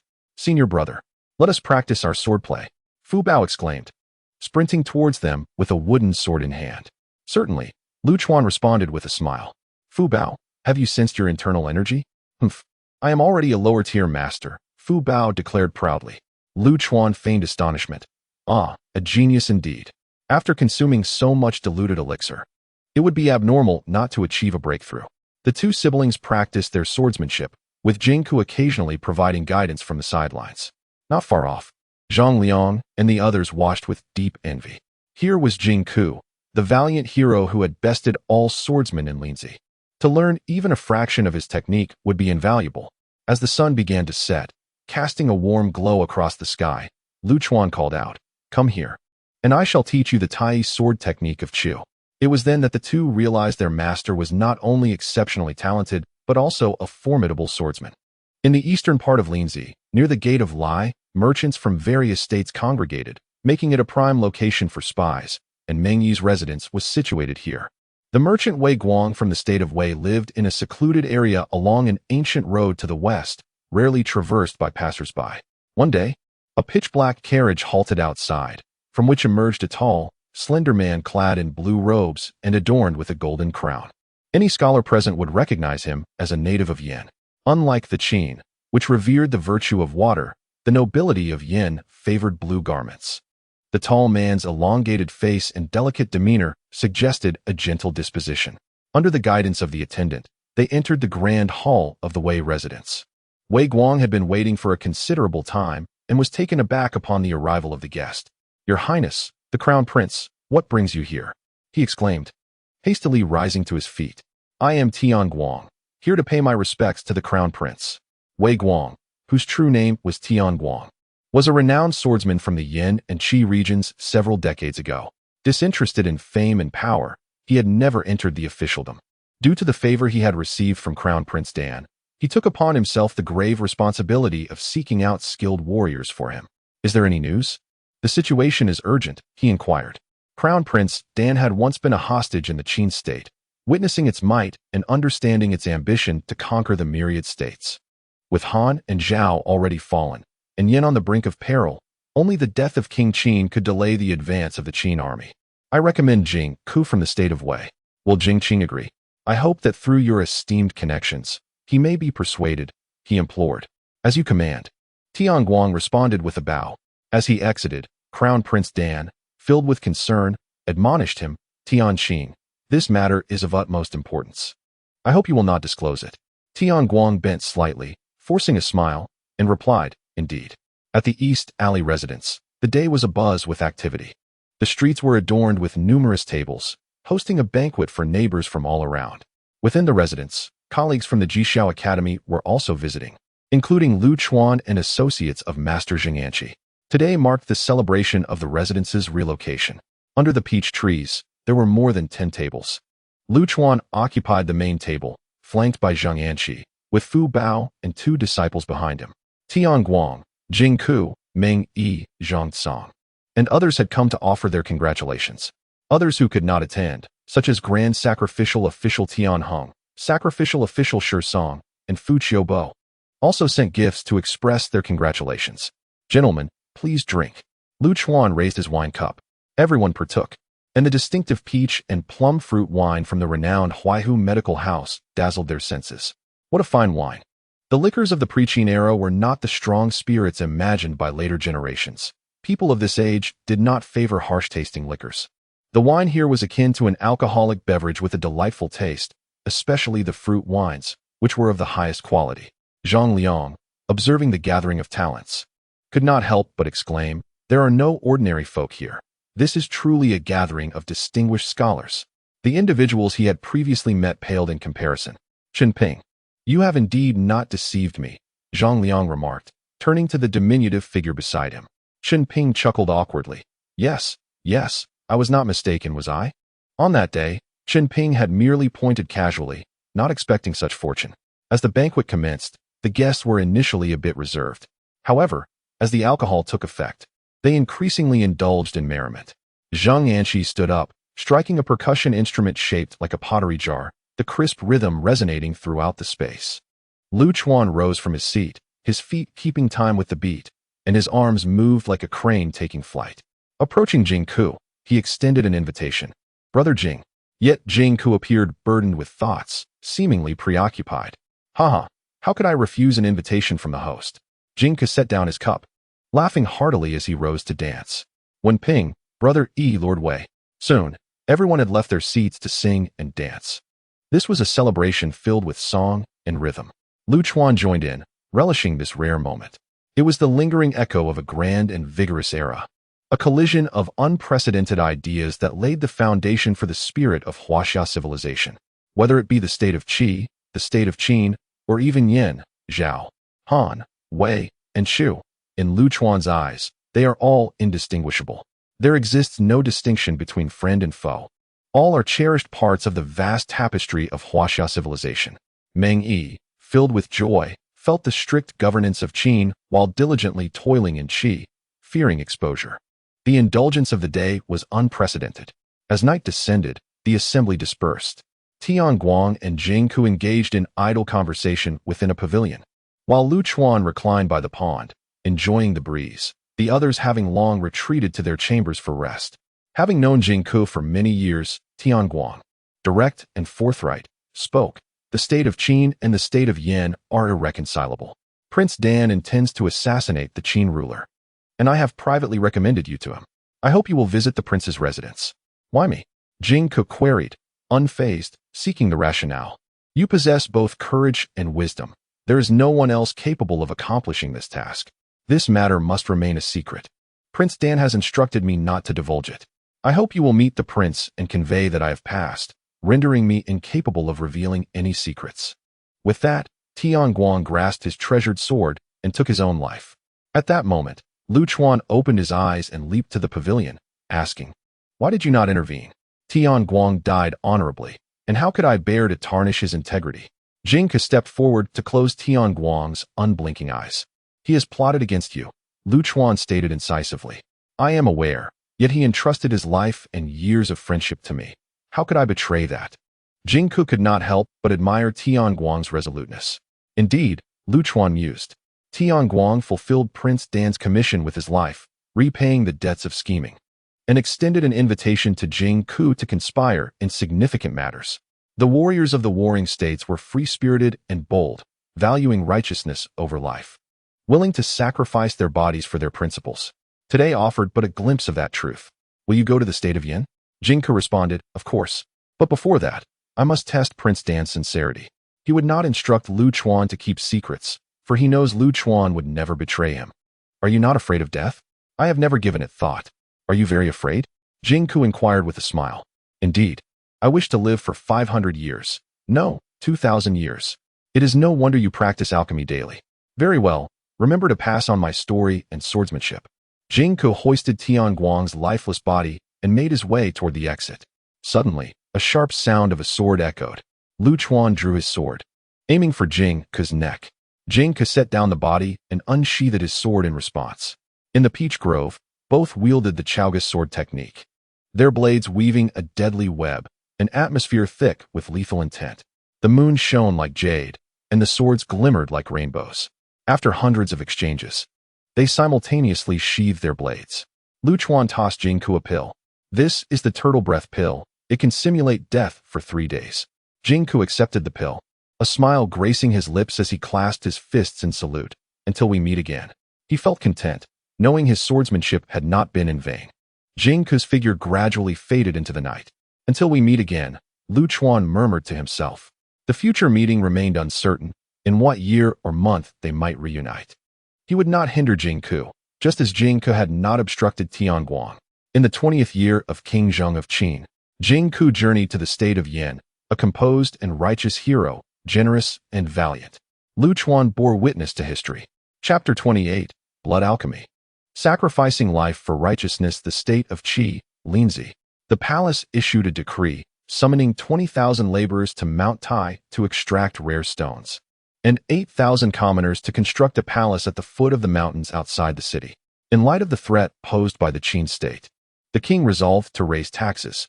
Within the palace, King Qi Jian, eyes glinting with malice, questioned, "Why delay the alchemical process?" The response came, "Sire, there has never been a method of refining elixirs with human blood. Such an act would offend the heavens. I implore you to reconsider." A sorcerer from the Jixiao Academy gazed unwaveringly at King Qi.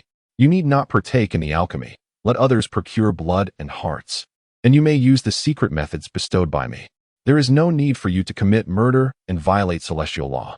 The final step of the alchemical process can be completed solely by me." One sorcerer, suppressing his fury, declared, "Your Majesty, I respectfully suggest you seek a more competent practitioner. I am devoid of talent and virtue, unfit for such a monumental task. I take my leave." Another scholar cautioned, "Throughout history, many sovereigns have sought immortality. If true longevity exists, it likely resides under the reign of King Mu of Zhou. Your Majesty, do not become the subject of ridicule for all." With that, the two resolved to no longer serve this inept ruler and prepared to resign, preferring to wander among the states rather than partake of Qi's offerings.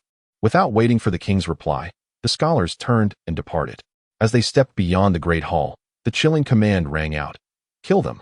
Should news of this spread, his reputation would be irrevocably tarnished. It was likely that no one would wish to assist him thereafter. The scholars exchanged glances, and the scholar chuckled. Life is indeed desirable. Righteousness is equally so. Yet when one cannot possess both, I would forsake life for righteousness. With laughter, they exited the hall. Suddenly, the sound of a sword slicing through the air echoed. The guards at the hall's entrance struck down the 3 men, their heads rolling to the ground, blood staining the threshold. Subsequently, King Qi Jian cited their alleged corruption as the reason for their suicide and ordered Grand Sacrificial Official Tianhong to recruit new personnel without delay. A flurry of decrees followed, plunging the formerly tranquil Linzi into chaos. The extensive conscription of laborers severely crippled the once vibrant economy. The world spoke of the harshness of Qin law, yet other states were not far behind. As long as war persisted, no one would fare well. Only peace could bring stability. In the eastern alley, on a bright morning, individuals practiced swordplay in the courtyard. Fu Bao, wielding a wooden sword, effortlessly defeated Zhang Liang and Qin Ping. "This is the swordsmanship of my esteemed master. Did you see that?" Fu Bao exclaimed with pride.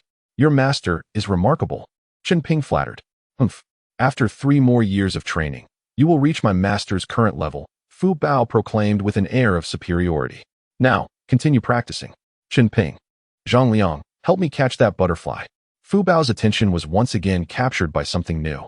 Qin Ping rolled up his sleeves, signaling Zhang Liang to form a human ladder, preparing to scale the wall and capture the butterfly. "Fu Bao, you are going too far," came Lu Chuan's voice from the side. Fu Bao, startled, vanished in an instant. "Master." The two greeted Lu Chuan. "Do not indulge her antics in the future," Lu Chuan advised as he gestured for them to follow him inside. Within the room were 2 rows of bookshelves. Lu Chuan introduced each volume to them. "This is the comprehensive explanation of the characters from the 7 states. Zhang Liang should not require further study, but Qin Ping still needs ample review."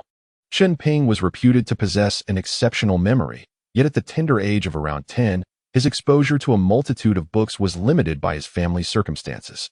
The classics such as the Analects, Book of Songs, Spring and Autumn Annals, Book of Documents, Tianzi, Shizi, and Zhuangzi were deemed sufficient to merely peruse. Could it be that these revered texts hold no value? Zhang Liang pondered.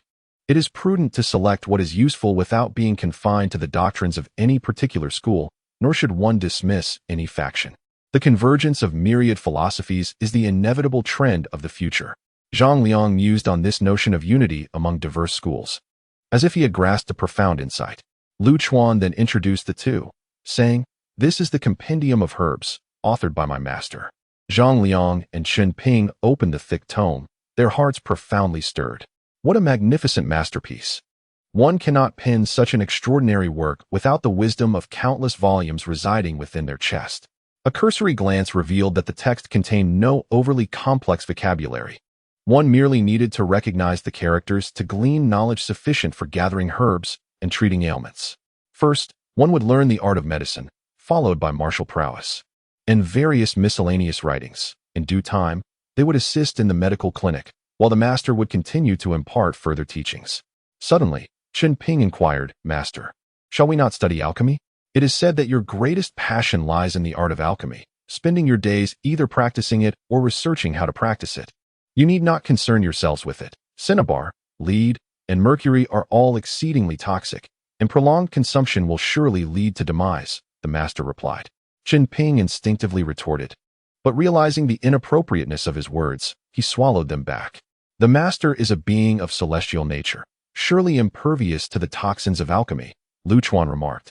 Half in jest, will the master attain immortality in the future? Zhang Liang, having long since dispelled the myths surrounding alchemy and the pursuit of medicinal elixirs, no longer held faith in such ethereal metaphysics, dismissing the so-called art of alchemy as trivial. Qin Ping, with the innocent curiosity of youth, remained intrigued by such matters. Of course, when you grow old, the master will still be youthful. Lu Chuan laughed heartily, occasionally weaving half-truths into jest to preemptively assuage their curiosity. After all, the supernatural is too elusive. To candidly admit to being a practitioner of qi would only invite skepticism. Conversely, to conceal such abilities would inevitably pique the curiosity of others, leading them to believe one possesses some extraordinary talent. Constantly proclaiming oneself as an immortal would merely label one as a deluded seeker of the divine. Join me this afternoon as we venture beyond the city. I shall visit an old friend, Lu Chuan declared. Yes, Lu Chuan elucidated various texts to the two, followed by sword techniques, instructing them in the internal arts of the Jixia Academy. In the afternoon, Zheng Anqi and Fu Bao proceeded to the Jixia Academy, while the trio ascended the carriage, heading out of the city.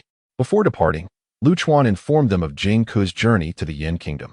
The others were unfazed. Jing Ke was known for his elusive nature, often disappearing for 10 days to half a month.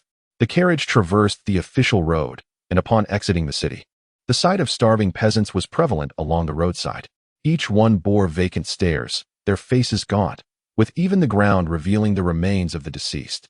Zhang Liang, guiding the carriage, was accustomed to such sights. The world is rife with hardship. There is scarcely a place of peace. Lu Chuan emerged from the carriage, taking a seat beside Zhang Liang. The farmland lies fallow, the water systems in disrepair. The world is indeed in turmoil. Who knows when there shall be a day of peace? Lu Chuan lamented. The practitioners of qi cultivation are ill-suited to thrive in chaotic times.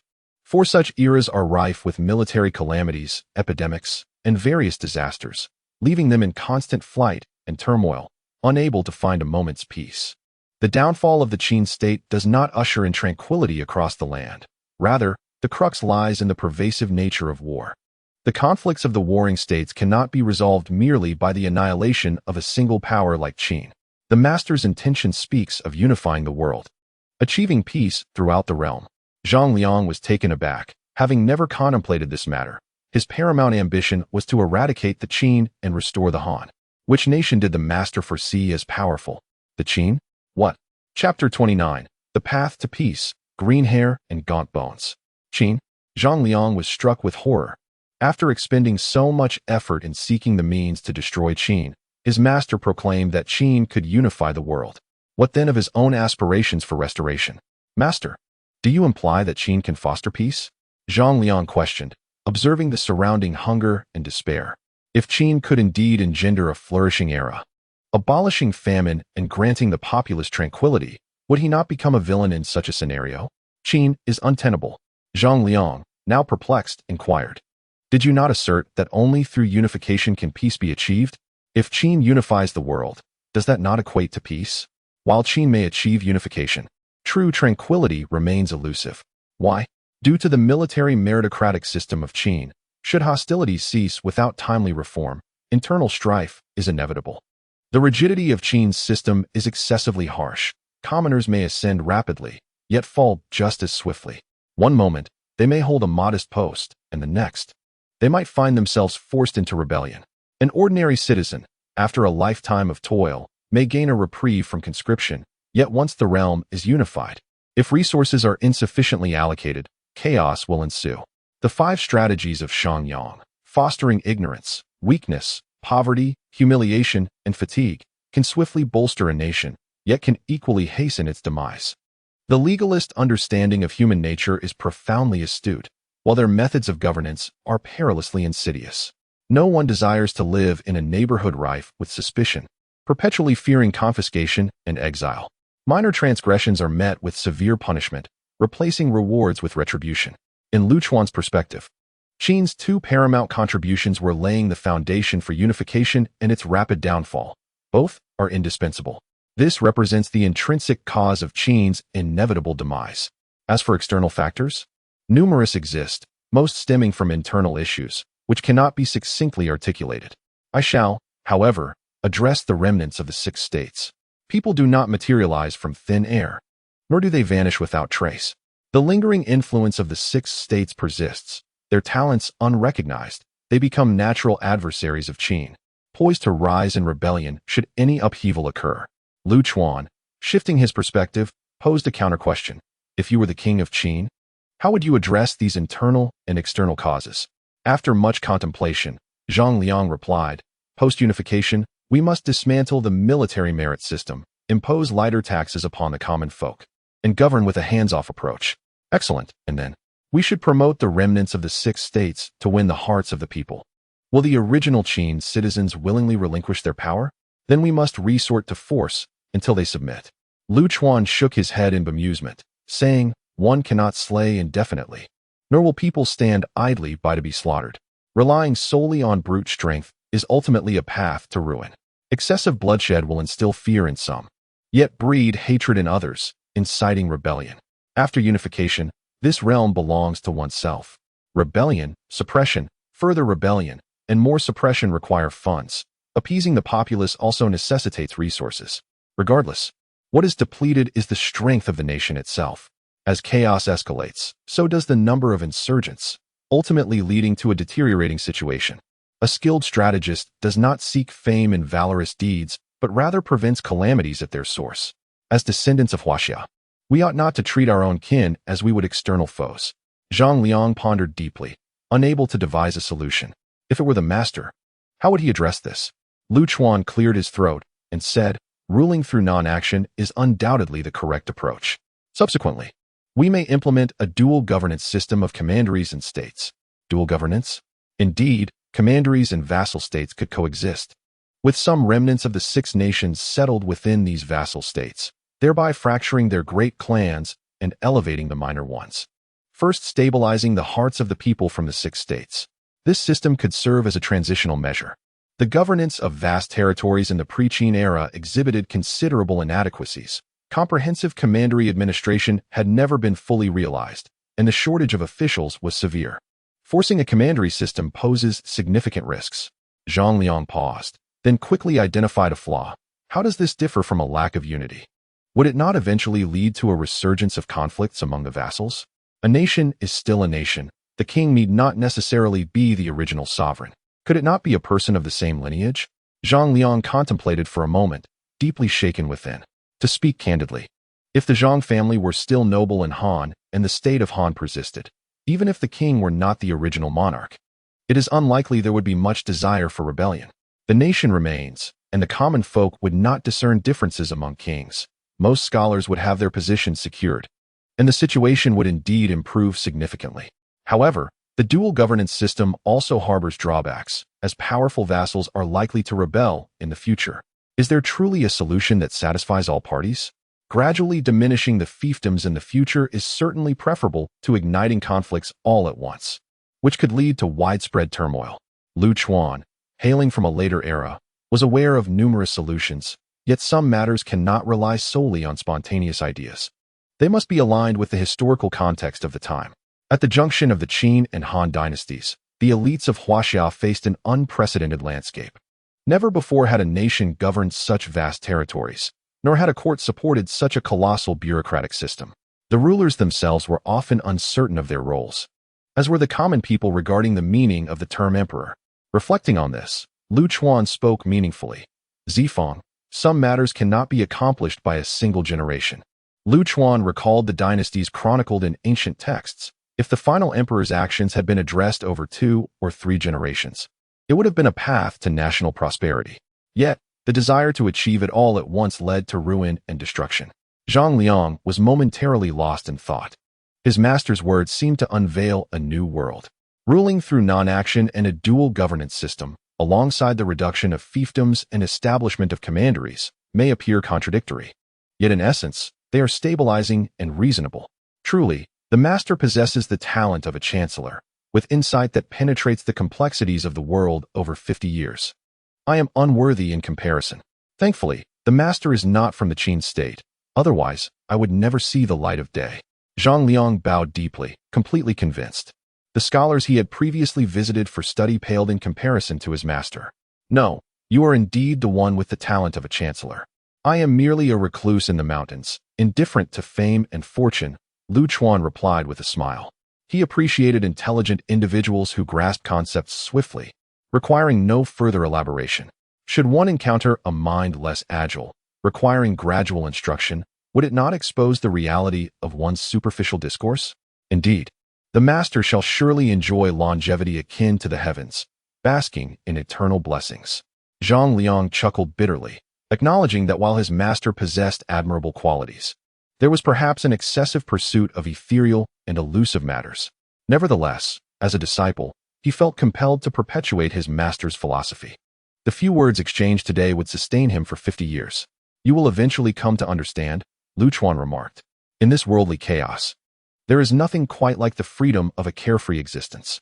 Ultimately, all paths lead to the same destination.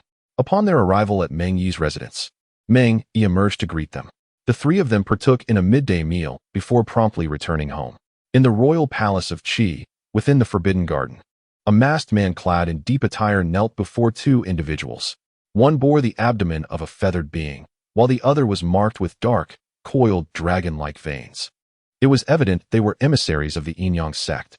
The masked figure was the left envoy of the 8 masters of the Yinyang sect, who also seduced the king of Qi into alchemical pursuits. Left envoy, he spoke. The king of Qi has eliminated 3 members of the Jixia Academy. A confrontation between our factions is unavoidable, and the academy shall cease to exist. Sooner or later, the strength of the warrior seal will be ours. A glimmer of coldness flickered in the envoy's eyes. Are the materials prepared? All is ready. Excellent. The day I achieve the green-haired, thin-boned, immortal form shall herald your own opulence. The left envoy placed his right hand upon his chest, feeling a round bead through his clothing. This is a gift from the Moon Master. While the Yin-Yang sect cannot directly utilize extraordinary artifacts, we can refine elixirs using the essence of such artifacts, cultivating unique internal energies. In this age of desperate connections, we are those closest to becoming Qi refiners. Chapter 30. The winds whisper coldly across the Yi River. Once the crowd dispersed, the man removed his mask, revealing a face of deep crimson, akin to lacquer. His long sleeves fell away, exposing a right arm withered like timber, its color a deep black, faintly gleaming with a metallic sheen. This represented 2 types of immortal bones, Dan Yin and Xianjin Shou. To become a long-life envoy, one must master a type of immortal bone. Gongsun Pu had once mastered the feathered abdomen. Mastering 2 types of immortal bones allows one to become the right hand of one of the 8 masters. Should one further master the immortal body, they could ascend to the status of the young master of the Yin-Yang sect, filling any vacancies among the 8 masters. The left envoy's visit was specifically to refine elixirs using human blood, drawing upon the unique essence of ancient treasures to form exceptional internal energies, thereby achieving the formidable green-haired, thin-boned, immortal body. Jixia Academy, Tianheng, you have slain Gongsun Pu. You shall certainly pay the price. Thus, Tianheng bore the blame for Lu Chuan's actions. The left envoy stood aloft, gazing down upon the multitude of beings, manipulating kings, deceiving the populace, mastering esoteric arts, transcending the mundane, and wielding the world in their grasp. What difference is there from ancient Qi refiners, even without the power of longevity? The left envoy remained exalted. The aspirations of the Yin-Yang sect sought to surpass all royal ambitions, pursuing ancient power at any cost, orchestrating the workings of the world from the shadows. Closing his eyes, the left envoy savored the authority of overseeing countless beings. On the official road, the carriage sped forth, stirring clouds of dust. Lu Chuan sat at the front, his mind serene, quietly circulating his true energy, while his 2 disciples occasionally cast sidelong glances. The master, for reasons unknown, underwent a remarkable transformation, exuding an enigmatic aura that seemed to blend seamlessly with nature, compelling one to unconsciously overlook his presence. However, once one's gaze fell upon him, he became impossible to ignore. Radiating brilliance akin to the sun in the sky, Lu Chuan opened his eyes and let out a sigh, pondering the fate of his elder brother. In the state of Yin, specifically in Jidu, located in the northern Hebei and western Liaoning regions, the ancient name was Yin, due to its remoteness. It had been isolated from the central plains for centuries. After enduring over a dozen generations of diligent rulers who sought to strengthen their realm, Yin had absorbed several neighboring states, emerging as one of the 7 prominent states of the Warring States period. With the downfall of the Han and Zhao states, only Qi, Chu, Yin, and Wei remained, placing Yin in a precarious position. Crown Prince Dan, having been a hostage in the Qin state, was acutely aware of its formidable strength and had witnessed the brilliance and martial prowess of King Zheng of Qin. He conceived the plan to assassinate the Qin king, believing it would stall the advance of the Qin army. Compared to Linzi, Jiqing paled in significance. Yet, as the sole grand city within hundreds of miles, it possessed its own unique charm. Within the city, a private estate sprawled across vast grounds with gardens covering hundreds of acres. The architecture of Yin was robust, and the attire was practical and fitted, quite distinct from the wide sleeves and flowing garments of Qi and Shu, imparting an exotic flair. With a vast expanse of springs and forests and lakeside vistas stretching far, the landscape was adorned with extraordinary flora and fauna, magnificent palaces, and thousands of servants. In a pavilion, the sound of the guqin resonated gently, accompanied by the soothing flow of water. Jingku, clad in a fox fur cloak, held a jade cup filled with exquisite wine, attended by beautiful maidens. Crown Prince Dan honored Jingku with great reverence, not only elevating him to the rank of a high minister, but also gifting him a mountain villa and several thousand servants. Daily, Crown Prince Dan would visit to pay his respects, preparing sumptuous delicacies and bestowing rare treasures. As they roamed together, Jing could toss a tile into the water to entice a turtle, prompting Crown Prince Dan to reward him with a golden pill. When Jing Ke casually remarked on the beauty of a steed, Dan had it slain to present its liver. Whatever Jing Ke desired, Crown Prince Dan fulfilled without exception. To the right, the musician was tall and androgynous, exuding a delicate charm. His fingers danced like butterflies over the strings of the guqin, performing a stirring melody. As twilight descended and the sun dipped below the horizon, a sliver of light illuminated the lakeside cottage, and Jing Ke found himself lost in thought. He cared little for fame or fortune, nor for the enmities of nations. His brother's words resonated with him. The struggles of the 7 states were mere domestic affairs of the Huaxia, best approached with equanimity.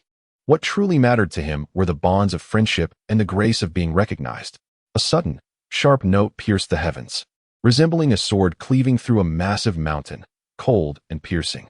The music quickened, akin to a multitude of shimmering swords being drawn in unison.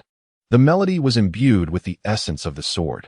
With closed eyes, Jing Ke envisioned the music taking form, as if their hearts engaged in a duel. After a stick of incense had burned down, the music ceased abruptly, leaving an echo that lingered in the air. Jing Ke turned to the musician beside him and remarked, "Jianli, your guqin has reached a transcendent state." Gao Jianli smiled, replying, "Thanks to your esteemed presence, I have been able to ascend to greater heights." Gao Jianli was a master of the sword whom Jing Ke had met in Yan, and they spent their days honing their skills, benefiting immensely from one another. On this day, Crown Prince Dan visited once more and immediately bowed in greeting upon their meeting. "Sir, the state of Qin has cleared the territory of Zhao, and next, they shall march northward to seize Yan. The Yan state is feeble, incapable of contending with the might of the Qin army. I beseech you for assistance." Jing Ke rose and spoke slowly. "Even if you do not come, I shall take action. However, I stand alone, unable to withstand the forces of 1,000 troops. A swordsman can strike down an enemy within 10 paces, yet to approach the king of Qin, I must possess something that earns his trust. What could that be? I am prepared to spare no effort in acquiring it. General Fan Yushi, the Qin state offers a fortune. A fief of 10,000 households for the head of General Fan. If I present General Fan's head alongside a map of Yan, the king of Qin will surely summon us, and we can act accordingly." "Absolutely not," Prince Dan interjected without hesitation. "General Fan has traveled great distances to ally with Yan. How could I betray him? That would be a breach of trust to all, and I could not dishonor this loyal old general. You must find another way." Jing Ke remained silent. He was not in a hurry. Prince Dan certainly was. His original plan was to persuade Fan Yushi to take his own life. However, after 2 years of seclusion in Linzi, influenced by Lu Chuan and his disciples, Jing Ke's mindset had become considerably more tranquil. His swordsmanship, once fierce and extreme, had transformed into a balanced and moderate approach. He did not wish to involve innocents. There are no perfect plans in this world. If necessary, he would proceed with determination. Several days passed, and Prince Dan's trusted retainer conveyed the message to Fan Yushi. That night, the messenger found Fan Yushi at his residence and recounted Prince Dan's scheme. Upon hearing the news of his family's slaughter by the Qin, Fan Yushi unhesitatingly chose to end his own life as a form of surrender. The following day, Prince Dan returned, carrying a wooden box and a silk map of Yan. "Sir, the task is accomplished. Yet, I am in need of a capable aide. Someone with formidable martial skills," Jing Ke stated. "I can recommend someone. His name is Qin Wuyong, a youthful genius of Yan. At 13, he took lives, and others dare not meet his gaze. When he ventures out, birds and beasts scatter. Oh, a hero of such caliber exists? Please summon him at once," the prince urged. In the afternoon, a retainer brought forth a visitor. The man stood 9 feet tall, with eyes like a fierce beast, exuding an air of ferocity as if ready to strike at any moment. Jing Ke was greatly disappointed. Such a brash and reckless individual would not suffice for significant undertakings. This man paled in comparison to Lu Chuan, who, despite appearing moderate, executed his tasks with unwavering resolve, having taken lives under the cover of night on 2 occasions, ample proof of his bravery. With Prince Dan pressing him, Jing Ke ceased to be choosy. So be it then. Chapter 31. The hero goes forth, never to return on a clear morning. Gao Jianli completed his final piece. Jing Ke stood by, as a servant draped a cloak over him and brought forth his treasured sword. Brother Jingku, until we meet again. Gao Jianli's voice trembled slightly. Though he spoke of a reunion, it was, in truth, a farewell forever. The palace of the king of Qin was a formidable stronghold, regardless of success or failure. Jingku would never return. Until we meet again, Jingku replied calmly, placing life and death aside. He inspected the supplies for his journey, suddenly furrowing his brow. Where are the medicinal pills? The maid, in a flurry, responded, I forgot, I will fetch them at once. Soon, she returned with a small box. Jingku opened the wooden container to reveal a pitch-black, wax-sealed pill. This was a mystery to Gao Jianli. What kind of miraculous elixir is this?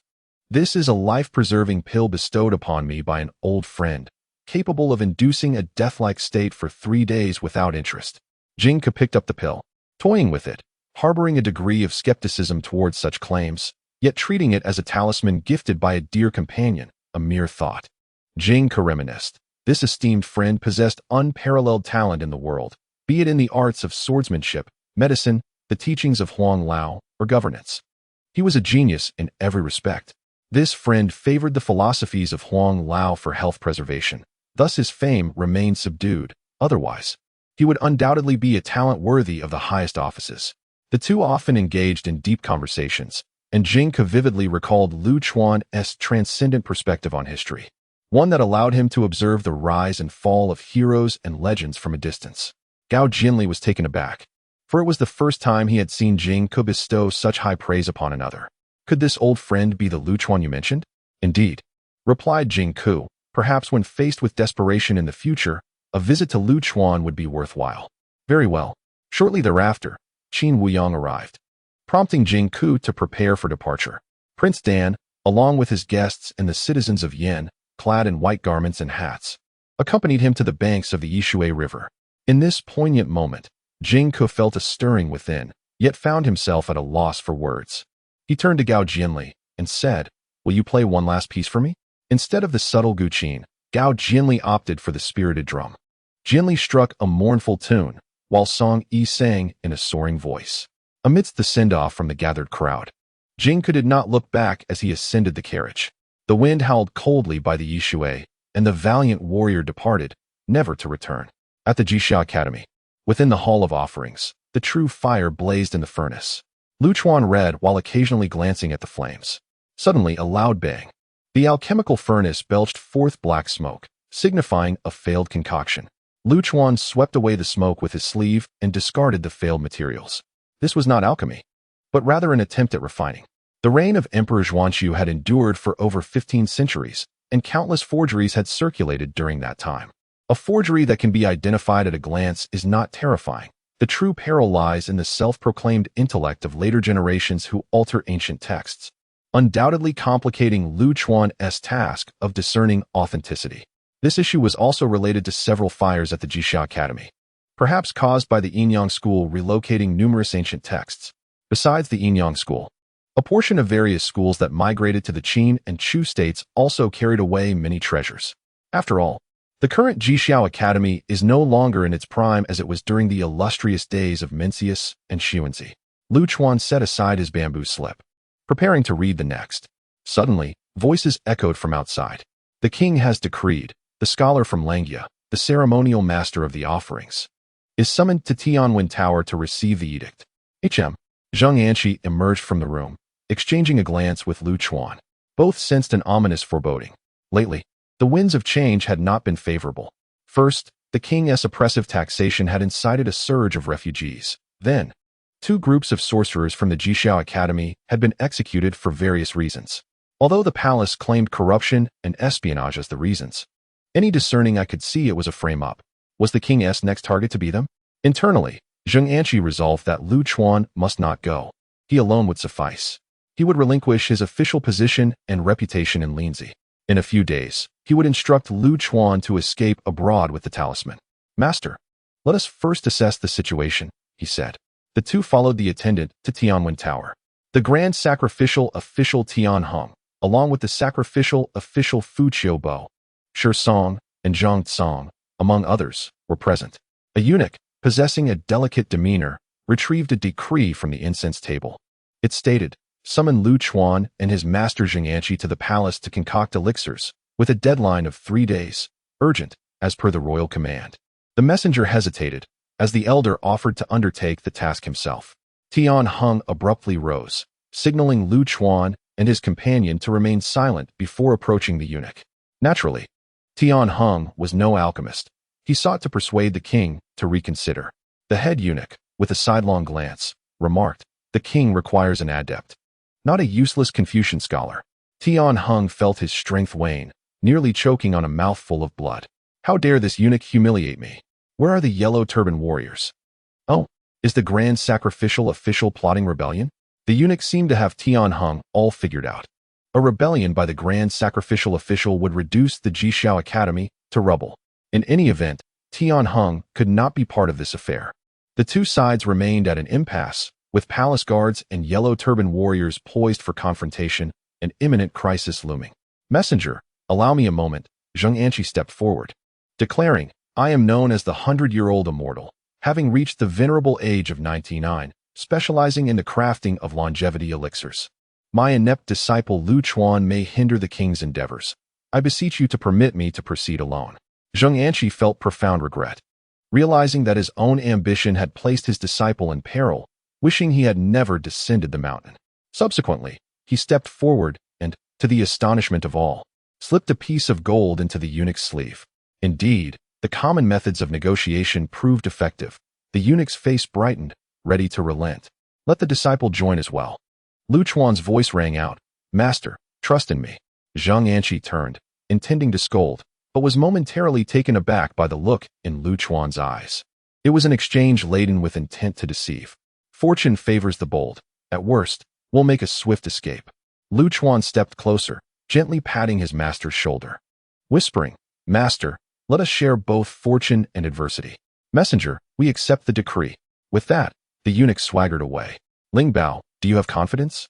Lu Chuan whispered, "Master, just bring forth your most treasured items." Previously, Han Zhong had deceived King Qi with sleight of hand.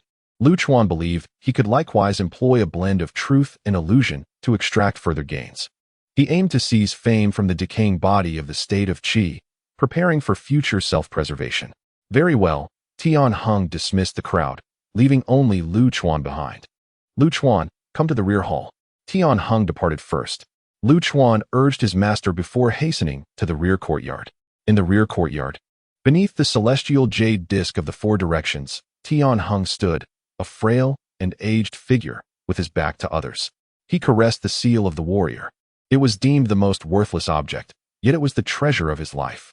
He recalled the night before Xuanzi's passing, when Xuanzi had personally entrusted the precious seal into his hands, leaving behind the words, "You must honor your ancestors, promote the academy, and uphold the Tao." Alas, the academy had dwindled under his stewardship, not thriving, but instead faltering. After death, he would have no face to show to his ancestors.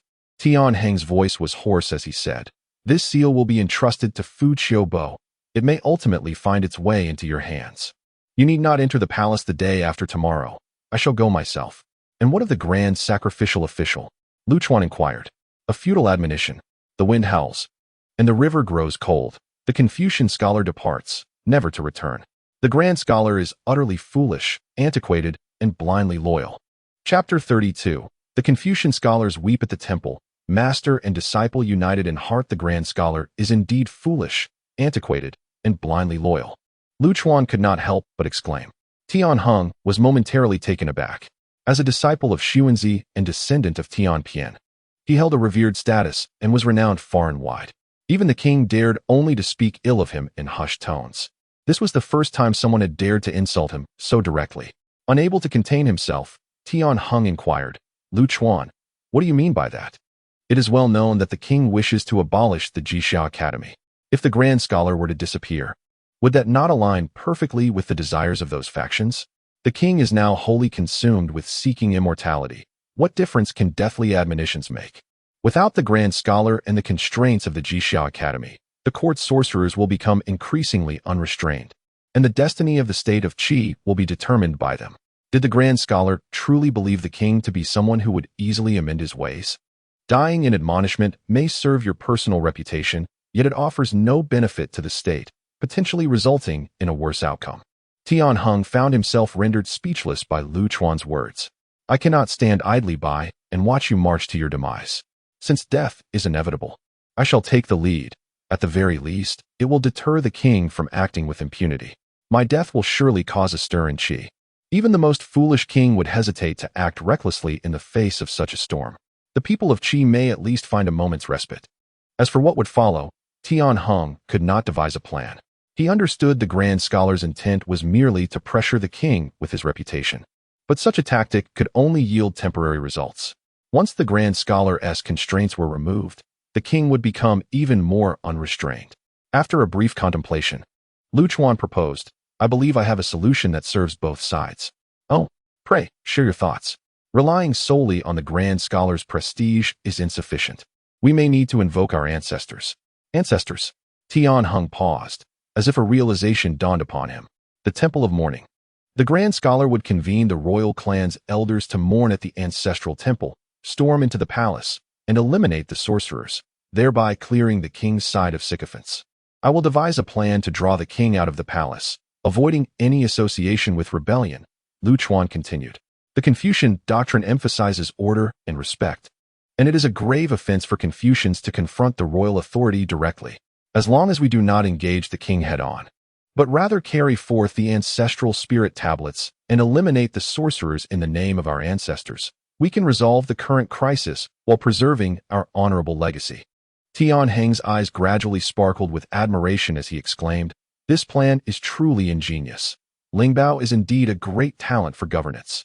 It balances moral righteousness and legal principles, leaving even the historians with no grounds for criticism.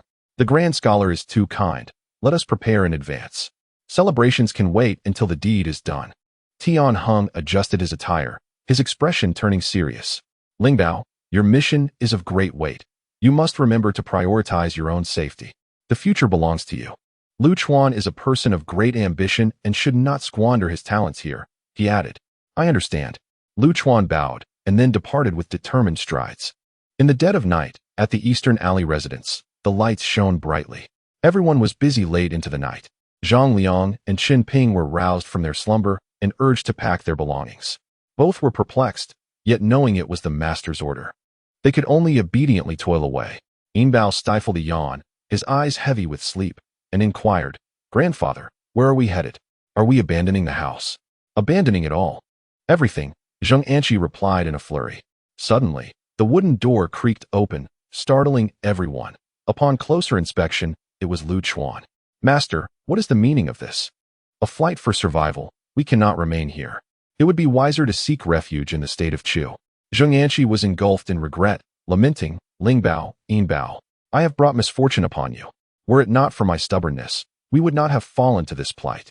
At that moment, Zhang Liang interjected, Master, Master-S teacher, return with me to Yingchuan.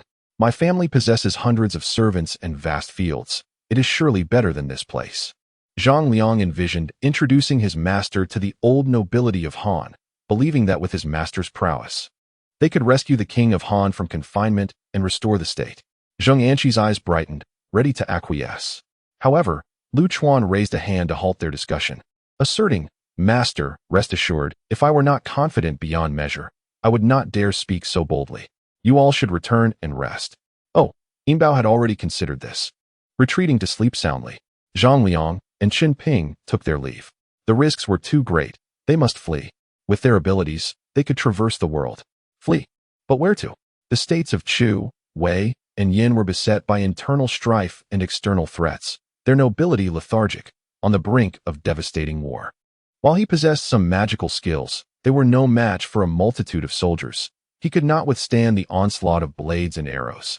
A practitioner of Qi was not invincible. In the chaos of battle, swords were perilous. At least Qi was somewhat better off, having surrendered peacefully, avoiding further bloodshed. In other states, perhaps he could ensure his own survival. But where could this old man and child escape to? To hide in the depths of the mountains? Where could they procure elixirs for cultivation? Vermilion, lead, mercury, and saltpeter were not items one could find easily. He had neither the time to search for them individually nor the luxury to delay his cultivation.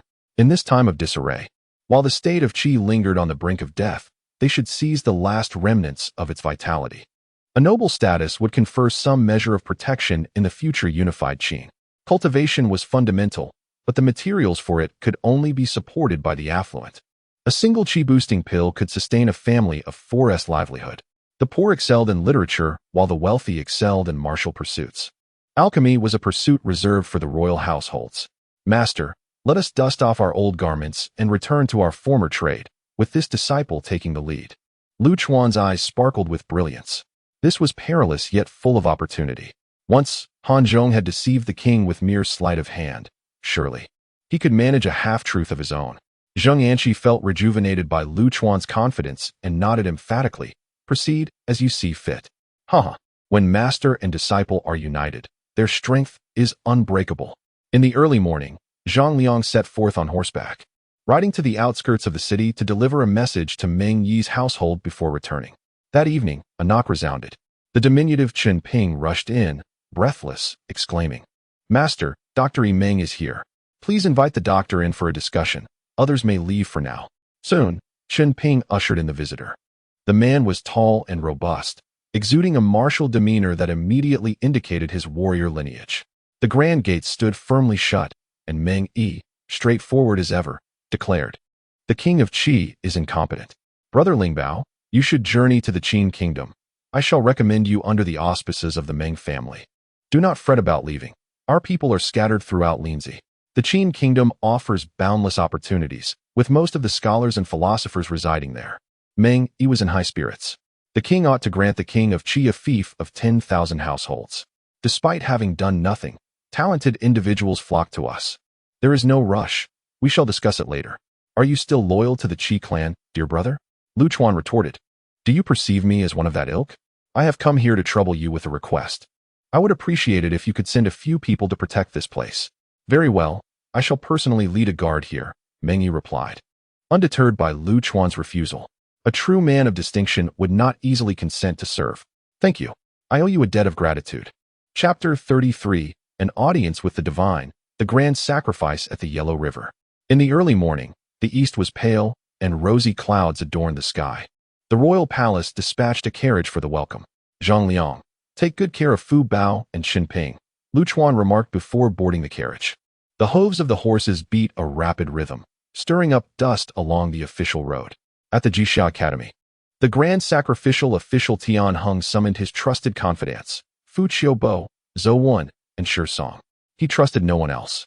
Zhou Wen, you are in charge of the 800 academy soldiers. Shi Song, lead the 50 yellow turban warriors. Await orders at all times.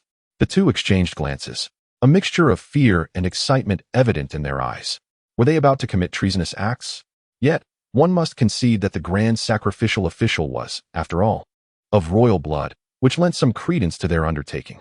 Fu Qiubo, accompany me to pay respects to the clan elders.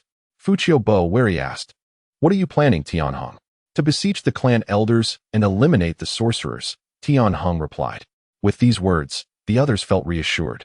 In the outskirts of Qi, beside the Yellow River, thousands of laborers toiled, dust swirling in the air, a tide of humanity resembling an ant swarm. Beneath the scorching sun were countless dark-skinned laborers, their hands calloused, gaunt faces betraying their suffering. Under the oppressive summer heat, some collapsed and perished, while others merely glanced and continued their work, often prodded by the whip. Lu Chuan and his disciple witnessed this scene through the carriage window. Both, having come from humble beginnings, felt a pang of pity. Alas, Zheng Yanqi sighed. Uncertain of what to say, the ruler engages in grand construction while the common folk are left destitute. Esteemed scholars, we have arrived, announced Lu Chuan as they disembarked from the carriage. Before them stood a modest temporary wooden pavilion by the Yellow River. Within, individuals clad in flamboyant attire appeared ostentatious. Some wore feathered crowns, resembling roosters. Others donned raincoats and fur in the sweltering heat, while some stood barefoot. In summary, these individuals made quite the impression. Striving to stand out and be perceived as extraordinary, Lu Chuan instantly recognized them as the court charlatans. The attire of the Jixia Academy was notably more subdued, akin to that of ordinary scholars. He even spotted two familiar faces, Han Zhong and Han Zhong, brothers who had previously served as the Academy's grand sacrificial official, but were now recruited by the king and had become court sorcerers. These two also sported gaudy attire. resembling roosters.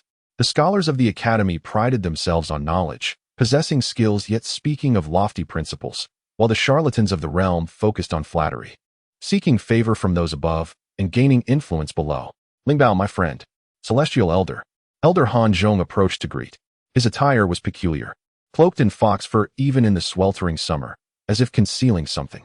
Lu Chuan subtly inhaled, detecting a hint of an unusual medicinal aroma.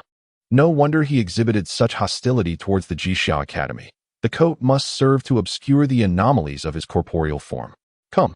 The river ritual of submerging jade shall be presided over by both of you esteemed priests. Only your distinguished selves possess the capacity to lead this ceremony. Indeed, indeed. I have long admired the name of Langya Sheng, Lu Chuan replied. The immortal sage and Qixing, rumored to possess the elixir of eternal life, is someone I hold in the highest regard. The crowd echoed Han Zhong's sentiments, bestowing compliments upon the two mentors and their disciple. Submerging ritual? Oh, I am quite familiar with that, mused Jing Anqi internally, pondering how previous practitioners had met their demise in this seemingly safe locale. The river ritual of submerging jade, also known as the submerging rite, traces its origins back to the Xia dynasty when the Xia sovereign would submerge the Xiongnu in the river as an offering to the deities. The kings of the Shang dynasty would sacrifice human beings along with jade discs, casting them into the river to proclaim their divine mandate and beseech the heavens for protection. Similarly, during the Zhou dynasty, the emperor would offer 3 sacrificial animals and jade discs to the Yellow River. In essence, the submerging ritual holds immense significance. Qi state continued the Zhou tradition, primarily involving 3 sacrificial animals and jade discs. With such words from the venerable elder, I feel reassured. Please, enter, Zheng Anqi said, ushering the two into the pavilion, where they encountered 2 cages draped in black cloth. Han Zhong lifted the fabric, revealing 2 individuals, a pair of delicate young boys and girls. Their mouths and noses were covered with tattered cloth, and their eyes were wide with terror as they gazed at the assembly. What is this? Zheng Anqi stammered, taken aback. Are these sacrificial offerings? Han Zhong recounted with calm assurance. Not long ago, the River Lord appeared in a dream, requesting 2 young boys and girls to serve him. Fear not, I have arranged matters with the River Lord. My own magical energies have been excessively depleted, which is why I implore you to conduct the ritual. The king has personally commanded this act as a plea for protection for Qi state, and I hope you will not decline. Upon uttering these words, Han Zhong cast a significant glance at the nearby palace guards and attendants. At that moment, Zheng Anqi grasped the impending peril. Any conscientious practitioner of the arts would never indulge in human sacrifice. Why involve innocent lives when mere deception could suffice? Why risk ruin and disgrace? At this juncture, retreat was no longer an option. Oh, human sacrifice for the submerging jade? It appears your abilities have indeed diminished considerably. No wonder you were expelled from the academy by the grand sacrificial priest, Lu Chuan remarked with a disdainful chuckle. Who informed you that the River Lord requires the service of mere mortals? Ah, it is no fault of yours, as your skills are evidently lacking, rendering you incapable of comprehending the River Lord's commands. Being publicly chastised for his inadequacy, especially in the presence of the palace steward, caused Han Zhong's countenance to darken. Oh, so it seems you possess an understanding of communicating with the River Lord? Not at all. I have personally sought an audience with the River Lord to request the elixir of immortality. What? Are you discontented? Perhaps we should contest our magical prowess. Lu Chuan retorted confidently. Zheng Anqi, feeling anxious yet aware that he could not show fear, merely smiled in an enigmatic manner. Very well, let it be as you say. Han Zhong laughed in irritation, thinking, truly, he is seeking his own demise. Does he truly believe the king is a fool? Has the steward heard? This individual claims to be able to procure the elixir of immortality. Perhaps the steward should invite the king as a witness. Han Zhong continued to fan the flames of discord. The steward cast a shadowy glance at the two, declaring, Gentlemen, deceiving the sovereign is a grave offense. I am willing to stake my head as collateral. Indeed, you possess remarkable abilities, and I am truly in awe, Han Zhong remarked with a smile. Very well. Let us today, as master and disciple, fulfill the name of the divine. The Jianghu sorcerers secretly chuckled. These 2 masters and disciples are utterly oblivious to the peril they invite by so openly seeking the elixir of immortality, while others may be unaware. This cadre of sorcerers cannot possibly be deceived. where exists such a thing as an immortality potion. They have long wielded the notion of a life-extending elixir as a pretext to extract endless funds from the king. With a sweeping gesture, Lu Chuan declared, "All labor shall cease immediately. There is no need to deplete the national treasury for the construction of an immortal palace. I shall promptly summon the river god as protection." Intent on undermining Lu Chuan, Han Zhong dispatched someone to comply with the order. Outside, a cacophony of jubilant cheers erupted. The Lord of Langia is indeed a divine being. The Langia immortal is of noble virtue. A mere mortal could never repay such a great kindness. Upon learning that it was the command of the Langia immortal, some individuals even bowed in gratitude towards Lu Chuan. In that moment, his prestige soared to unprecedented heights. Zheng Anqi was nearly paralyzed with fear. Recognizing there was no turning back, they were heading straight towards their doom. Very well, the chief eunuch said, "I shall summon the king at once." He cast a meaningful glance at Lu Chuan, implying that he ought to tread carefully. Within the pavilion, the sorcerers regarded the pair of master and disciple as one might regard a corpse. The announcement of this command reverberated throughout the entirety of Linzi. A multitude gathered to witness the spectacle, eager to see how the Langia sage would approach the river god. Soon, the banks of the Yellow River were teeming with laborers and spectators. 2 5-colored altars were erected by the water's edge. Before long, the king's procession arrived in a grand display. "Should you deceive me, Lu Chuan, I shall annihilate your entire lineage." Chapter 34. The Elixir of Longevity, Eastern Azure Emperor. The king has arrived. The crowd parted, and the laborers murmured amongst themselves, their gazes towards the king filled with curiosity. In this era, there was no rigid hierarchy as seen in later times. Common folk did not prostrate themselves at the mere sight of the king's entourage. In the past, a certain king of Qi had trampled upon the crops of the people, only to flee in disgrace from their curses. Another monarch had suffered a carriage mishap, provoking roars of laughter from the populace. Nonetheless, the king still commanded respect, and the palace attendants dispersed the crowd. The pale-faced and gaunt King Jian of Qi disembarked with the assistance of the palace eunuchs. He felt a surge of excitement.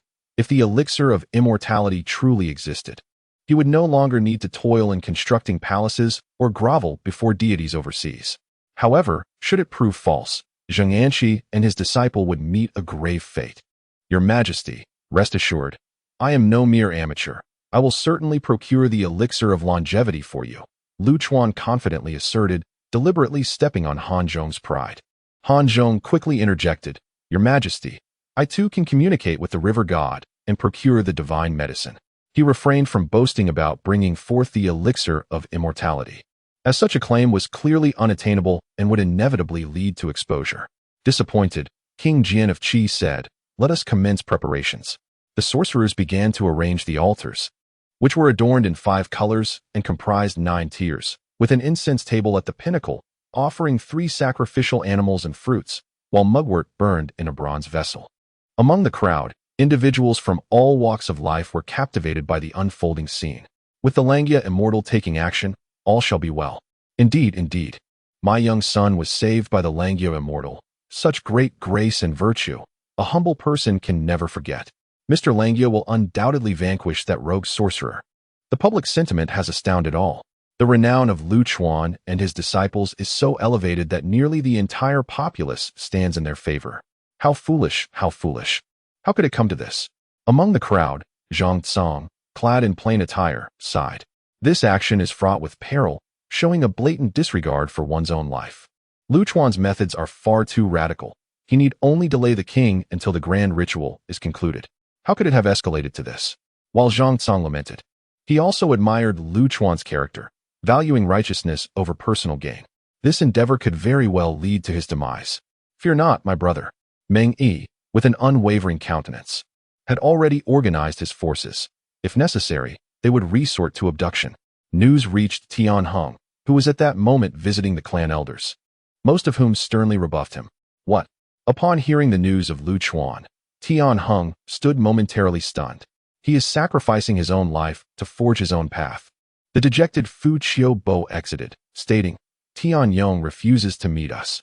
A surge of fury ignited within Tian Heng, and he gritted his teeth, declaring, "Sure song.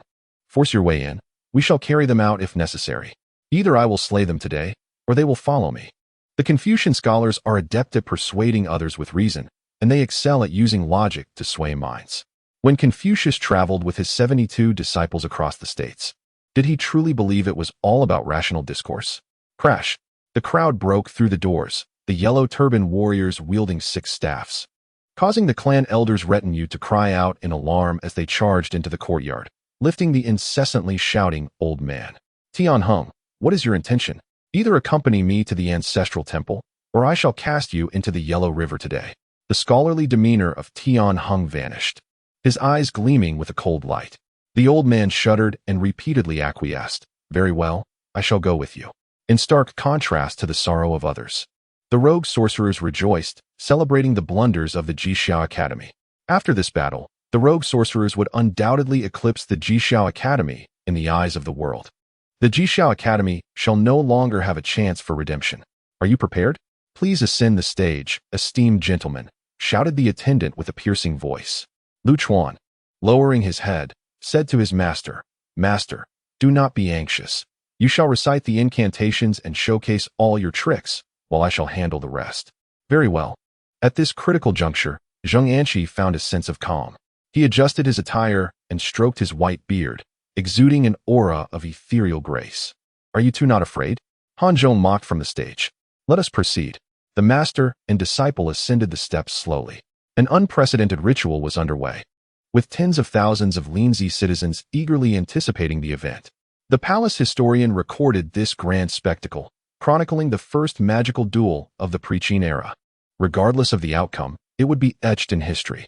Lu Chuan remained composed, facing the surging Yellow River, a river that bears the weight of civilization, at times tumultuous, at times serene, akin to a deity of capricious temperament. Diyu's efforts to tame the waters laid the foundation of civilization, and throughout the ages, rulers have paid homage to this river.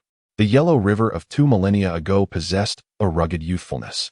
In his heart, he felt only the exhilaration of witnessing and participating in history. This time, it seems he may indeed ascend into the annals of official history. Zheng Anqi wielded his ceremonial sword, and with a grand gesture, exclaimed, Boom! The mugwort ignited spontaneously, curling wisps of blue smoke rising. The onlookers gasped in astonishment.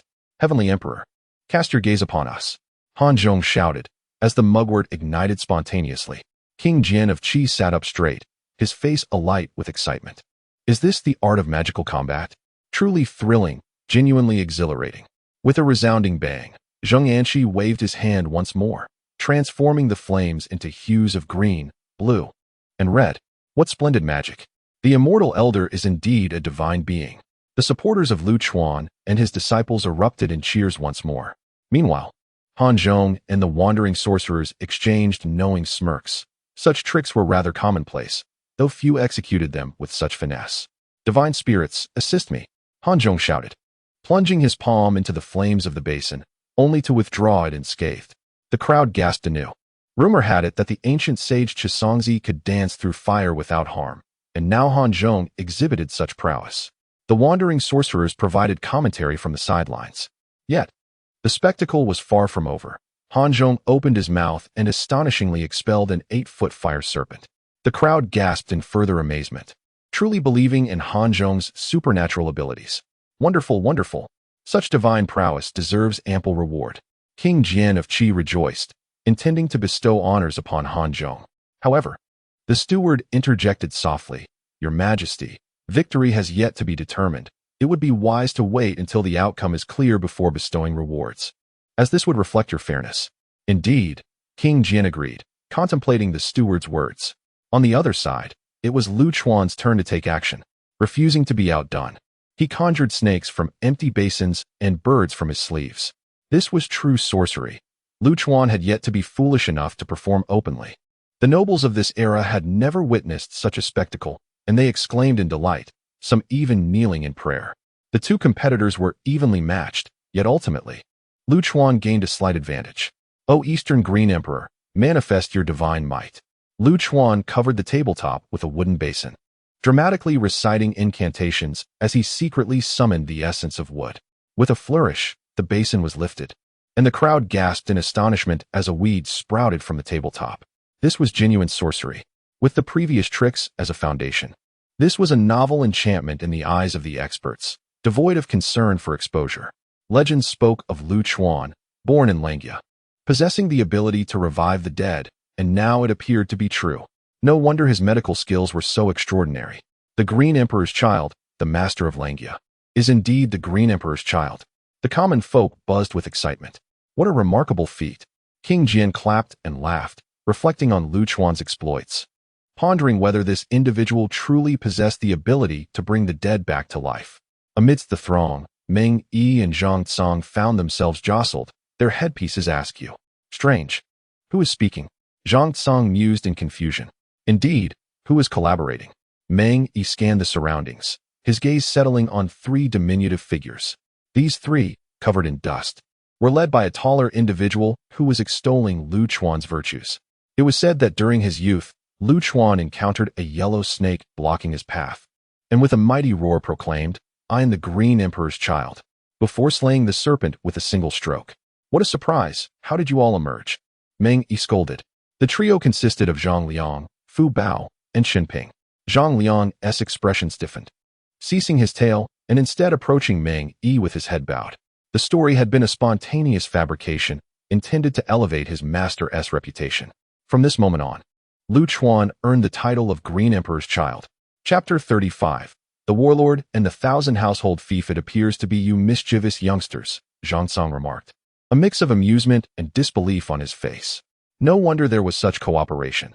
Common folk possess neither profound wisdom nor the leisure to explain themselves one by one. This is a perilous endeavor, Meng Yi cautioned. We are here to rescue our senior brother. Fu Bao retorted. It was I who brought them forth. I am merely concerned for our master, Zhang Liang said, bowing to the two. It's all right, you need not worry. Just refrain from sneaking out next time. Meng Yi replied with a wry smile. He had not anticipated that these young rascals could outwit his subordinates. Clearly, he would need to intensify training for these slackers upon returning. Indeed, the three chorused in unison.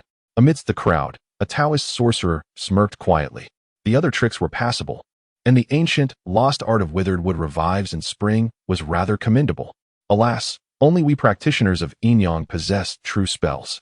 The sorcerer slipped back into the crowd, vanishing from sight, to report to the left envoy. At the right altar, Han Zhong pretended to meditate with closed eyes, yet was deep in thought about the tricks. He had not anticipated that the master and disciple duo would possess such a repertoire of magic. Naturally, Han Zhong would not expose their ruse. This was the unspoken understanding among practitioners of the Xiongnu. Should others become desperate and reveal their own secrets, both parties would face doom. Below, Han Zhong's younger brother, Han Zhong, signaled discreetly, prompting Han Zhong to suddenly realize. Ahem, esteemed gentlemen, you have demonstrated sufficient magic. Let us consider it a draw. Now, it is time to summon the river god. Certainly, Lu Chuan responded with a smile. Han Zhong subtly gestured, and the people below presented a scroll of silk. As Han Zhong recited the incantation, he cast offerings of 3 sacrificial animals and fruits, along with a jade bai, into the water. The scroll contained a specially crafted potion that would reveal its illustrations and text upon being heated by flame.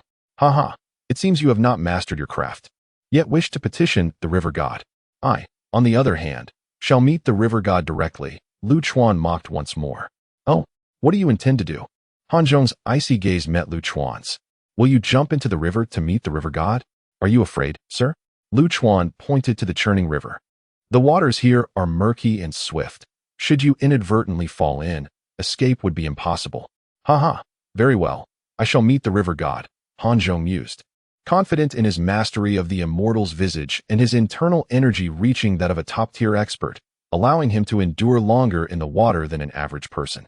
At that moment, he could easily produce a medicinal pill. Brother Han, I shall take the lead, Lu Chuan exclaimed. Splash! Lu Chuan bit into the concealed, turtle-suppressing pill and leapt into the murky waters of the Yellow River, vanishing in an instant. Zheng Yanqi was momentarily taken aback, wishing to intervene, but it was too late. Though he longed to call for help, his disciples had never engaged in reckless endeavors, so he gritted his teeth and bore it. Nearby, the common folk whispered amongst themselves. Can this spiritual treasure still emerge?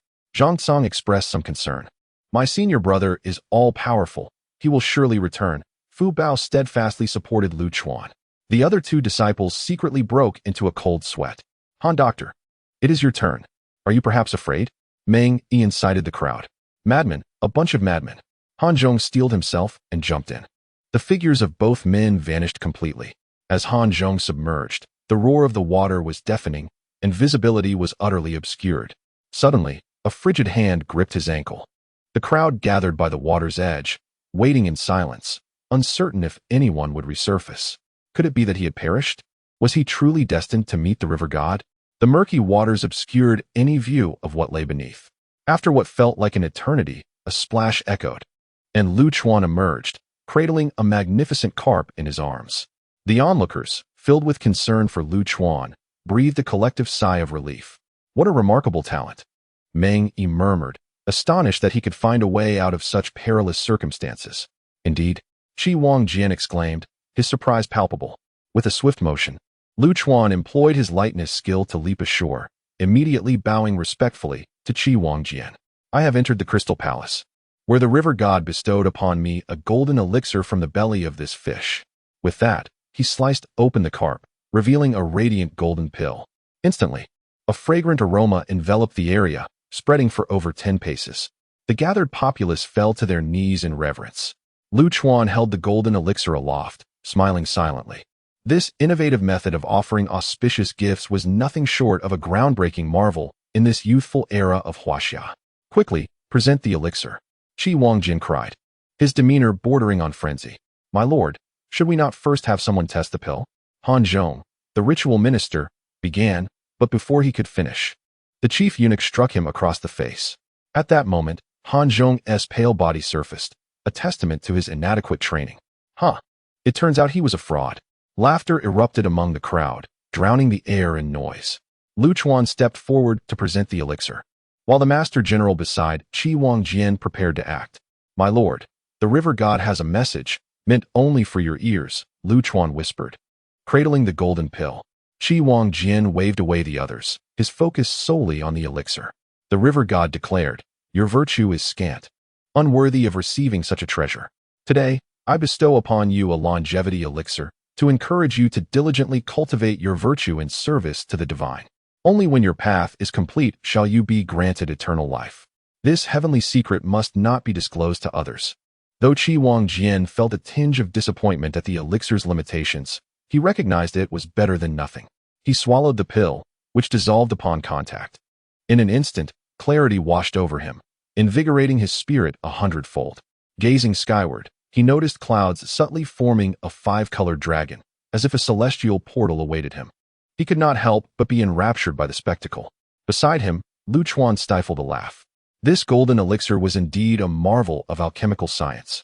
Composed of potent ingredients such as high doses of cooking elixir, vermilion, lead, mercury, and arsenic, combined with a hint of hallucinogenic mushrooms. While this pill could temporarily rejuvenate one's vitality, the cost would be a significantly shortened lifespan. After a long pause, Qi Wangjian regained his composure, his eyes sparkling with intensity. What reward do you desire? I can bestow upon you great honors. I dare not ask for more, Lu Chuan replied. I merely wish to serve the river god by the Yellow River, praying for blessings and seeking the elixir of longevity. Very well, Qi Wangjian affirmed. Your loyalty is commendable. Let it be known, this region shall be designated as Qiancheng-yi, with Zheng Anqi and his disciples honored for their efforts in water management and blessings, granting Zheng Anqi the rank of senior minister. Lu Chuan shall be awarded the title of Grand Minister, overseeing the sacred rites to appease the waters. Thank you, my lord. Lu Chuan bowed deeply, secretly marveling at the distinction. The title of Grand Minister was vastly different from mere land grants. It entailed no governance over the territory, only the enjoyment of its tax revenues. He is a genuine feudal lord, capable of controlling the taxes and lands within his territory. Although he governs a mere 1,000 households, amounting to around 5,000 individuals, this is a rare re-establishment of power in today's prevalent system of commanderies and counties. King Jian of Qi has not yet succumbed completely to folly. At the very least, he has conferred titles upon lords rather than higher-ranking ministers or marquises. This individual possesses a modicum of political insight, bestowing titles that are neither too grand nor too diminutive, thereby allowing himself to manage the greater powers while curtailing excessive authority. However, His role in water management and sacrifices provides him with numerous avenues for maneuver. The rituals necessitate temple priests, cleansing, and various duties. Are these not akin to private soldiers? Under the guise of sacrificial rites, he can act with impunity. In summary, Lu Chuan has acquired substantial power and fiefdom. The Warring States period has finally left its mark. Lu Chuan, the Lord of 1,000 chariots. In the coming years, the state of Qi may still draw some sustenance from this bloodletting. Chapter 36. The dust of fame and fortune, only wishing for longevity, thanks to the great king. Zheng Anqi and his disciple bowed deeply to receive the decree. The long-coveted position of Lord has finally been granted to Zheng Anqi. Yet, there is no trace of excitement in his heart. Does the title of Lord truly justify the tumultuous journey he has endured? He nearly paid the price of a lifetime filled with regret. At this moment, having fulfilled his aspirations, Zheng Anqi merely desires a harmonious and joyful family. He resolves to be more content in the future, avoiding any trouble for his descendants. Zheng Anqi harbors a desire to retreat from worldly ambitions, wishing only for peace and fulfillment. The affairs of his descendants shall be left to their own determinations. He will simply enjoy the cool shade in his courtyard. Unbeknownst to Lu Chuan, his master's intention to withdraw is hidden while he stands quietly nearby. Exuding an air of mastery, King Jin of Qi finds Lu Chuan increasingly agreeable, intending to summon him to the palace to serve. Yet he is wary of delaying the river goddess instructions. Meanwhile, within the palace's forbidden grounds, a sorcerer, with a mocking demeanor, recounts the clumsy tricks of the master and disciple. Lu Chuan and his master are indeed skilled in their art, capable of performing the almost forgotten trick of the withered tree blossoming anew. Yet their performance is riddled with flaws, deceiving only the foolish. In the eyes of the practitioners of yin and yang, they are but petty tricksters, engaging in deceitful practices. The practitioners hold the true methods, while others are mere fowl and dogs. The left envoy, adorned with a mask, displays no emotion. Upon hearing of Lu Chuan's skills, a flicker of seriousness crosses his gaze. This is dire. We must not allow this rogue to succeed. They can see through the tricks, and even within the yin and yang practitioners, there exists a similar technique. But what does it matter if they are deceived? The foolish King Jin of Qi is the target. Quickly, you must kill him. The left envoy hastily issues the order. A flawless plan must not falter at this juncture. With a cacophony, they cry out for blood. The rebels have entered the palace. The ancestors of Qi bear witness. Let them see their descendants eradicate evil. All idle persons, step aside. Today's cleansing sorcerers and their ilk shall be met with no mercy. 50 towering warriors, clad in yellow banners and iron armor, surged into the ranks of the Imperial Guard. In an instant, blood and flesh flew. The majority of the Imperial Guards abandoned all resistance and scattered in flight. Behind the yellow-robed warriors, Tian Hung and his company, dressed in white garments and hats, carried the spirit tablet of the esteemed Duke of Tian, followed closely by the elders of the Tian clan. Amidst the fervent cries of eradicate the small-minded and protect the royal family, they surged deeper into the imperial palace. A brief skirmish ensued, leading to the disarray and flight of the imperial guards, who, realizing that their adversaries were not their true targets, swiftly relinquished their resistance. Suddenly, a shadow leaped high into the air, deftly alighting upon the rooftops before the crowd. This figure, donning a black iron mask and emanating a faint ethereal glow, was a master of inner energy. The onlookers stood on guard as the enigmatic master proclaimed, "I shall only defend the sovereign and partake in no conflict. Tian Hung, manage your people well and do not intrude upon the harem." He gestured towards a nearby location, stating, "This place is where the wandering alchemists of the realm concoct their elixirs." "Thank you." Tian Hung commanded his men to advance towards that direction. The clamor of battle echoed towards the left envoy. What a brilliantly orchestrated scheme, the left envoy marveled. Bold yet meticulous. Adept at leveraging power. This is not the style of the antiquated old fool Tian Hung. Who could it be? "What shall we do, left envoy?" one inquired. "Have we gathered the blood of young boys and girls, along with the materials for alchemy? All is prepared. Withdraw. The Jixiao Academy and the royal family shall henceforth be like fire and water. We shall observe the ensuing conflict from a distance." The dual purpose of this visit to Qi was twofold: to refine elixirs and enhance divine prowess, and to covertly control the state of Linzi. The latter had failed, but the former must be preserved. When next we come, It shall be as masters of our own powers. The downfall of the Jixia Academy will follow. The task entrusted by the Moon Lord shall inevitably be fulfilled by my hand. With a resounding crash, the crowd burst through the grand doors, slaying all the wandering sorcerers within the hall. Upon reaching the rear courtyard, they discovered that the main instigator had vanished, leaving only a gruesome pile of lifeless bodies behind. The corpses, stacked like a mountain, were stained with dark, dried blood resembling a spider's web. Such heinous acts against heaven and humanity, their deaths are of no lament. Tian Heng ground his teeth, wishing to rend the Yin-Yang practitioner to pieces. Song, Zhenguan, increase your efforts to crush the folk rituals. Yes. By the banks of the Yellow River, a disheveled group of imperial guards rushed to the scene, as news of the palace conflict spread rapidly. Your Majesty, it is dire. The grand sacrificial wine has slaughtered all the sorcerers in the palace and uncovered evidence of their sacrificial rites. What? King Qi Jian rose abruptly, both astonished and furious. The grand sacrificial wine was in the streets, parading the decapitated bodies of the sorcerers, exposing their deceit against the king. This is outrageous. King Qi Jian seethed internally, wishing to order Tian Heng's immediate arrest. Noticing the whispers among the crowd, and recalling Tian Heng's and the elders' actions at the temple, he regained his composure and had a sudden epiphany. These wandering sorcerers have committed such heinous acts while concealing them from me.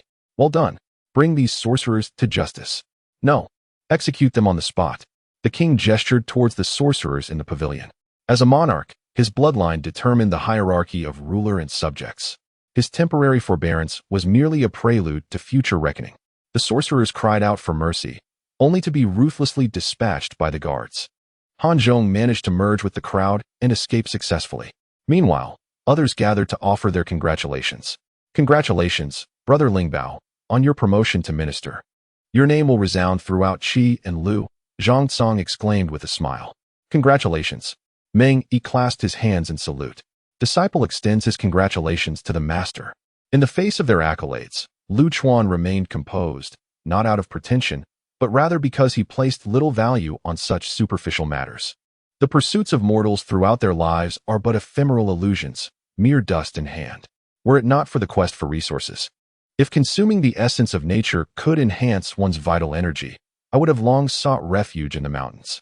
Fame and fortune are ultimately transient and external to the true self. Lu Chuan's singular aspiration is to attain immortality. His immediate goal is to accumulate vital energy, navigate the grand circulation, and seize the fruit of enlightenment granted by nature, thereby savoring a lifespan of 180 years. Based on the timeline, should he cultivate to the level of an enlightened being, and if history remains unchanged, he could potentially live until the reign of Emperor Ming of Han. The Qi King, in haste, returned to his palace without further ado, specifically instructing Lu Chuan to remain vigilant regarding the river god. Understood, Your Majesty, Lu Chuan replied, turning to his master. Master, please escort Fu Bao and the others back. I shall seek out the grand sacrificial official. Very well. Zheng Yanxi promptly took the others away. The citizens of Linzi dispersed, knowing that today's events would surely be etched in history. Lu Chuan's title as the Azure Emperor would resonate across nations.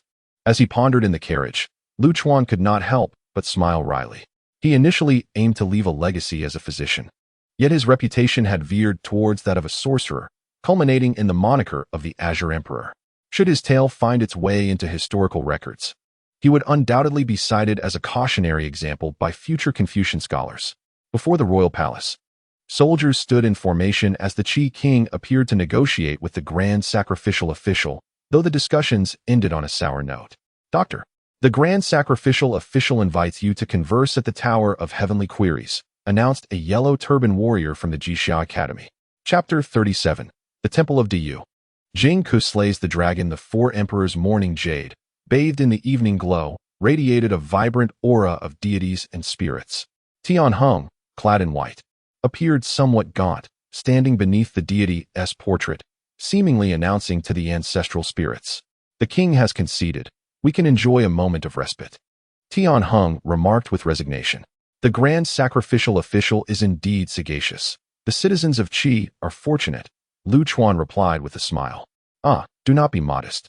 Lingbao, this matter is primarily your achievement. Tian Heng chuckled heartily. relieved that the Jixia Academy could weather this crisis.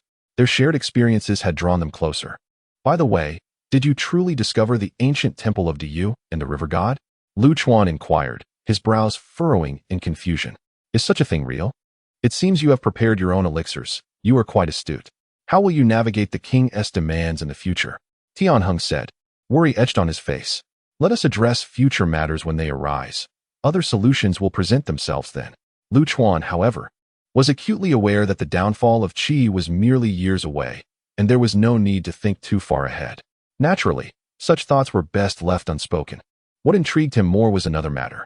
Might the grand sacrificial official elaborate on the temple of Diyu and the river god? Tianheng chuckled softly, amused by Lu Chuan's unchanged demeanor.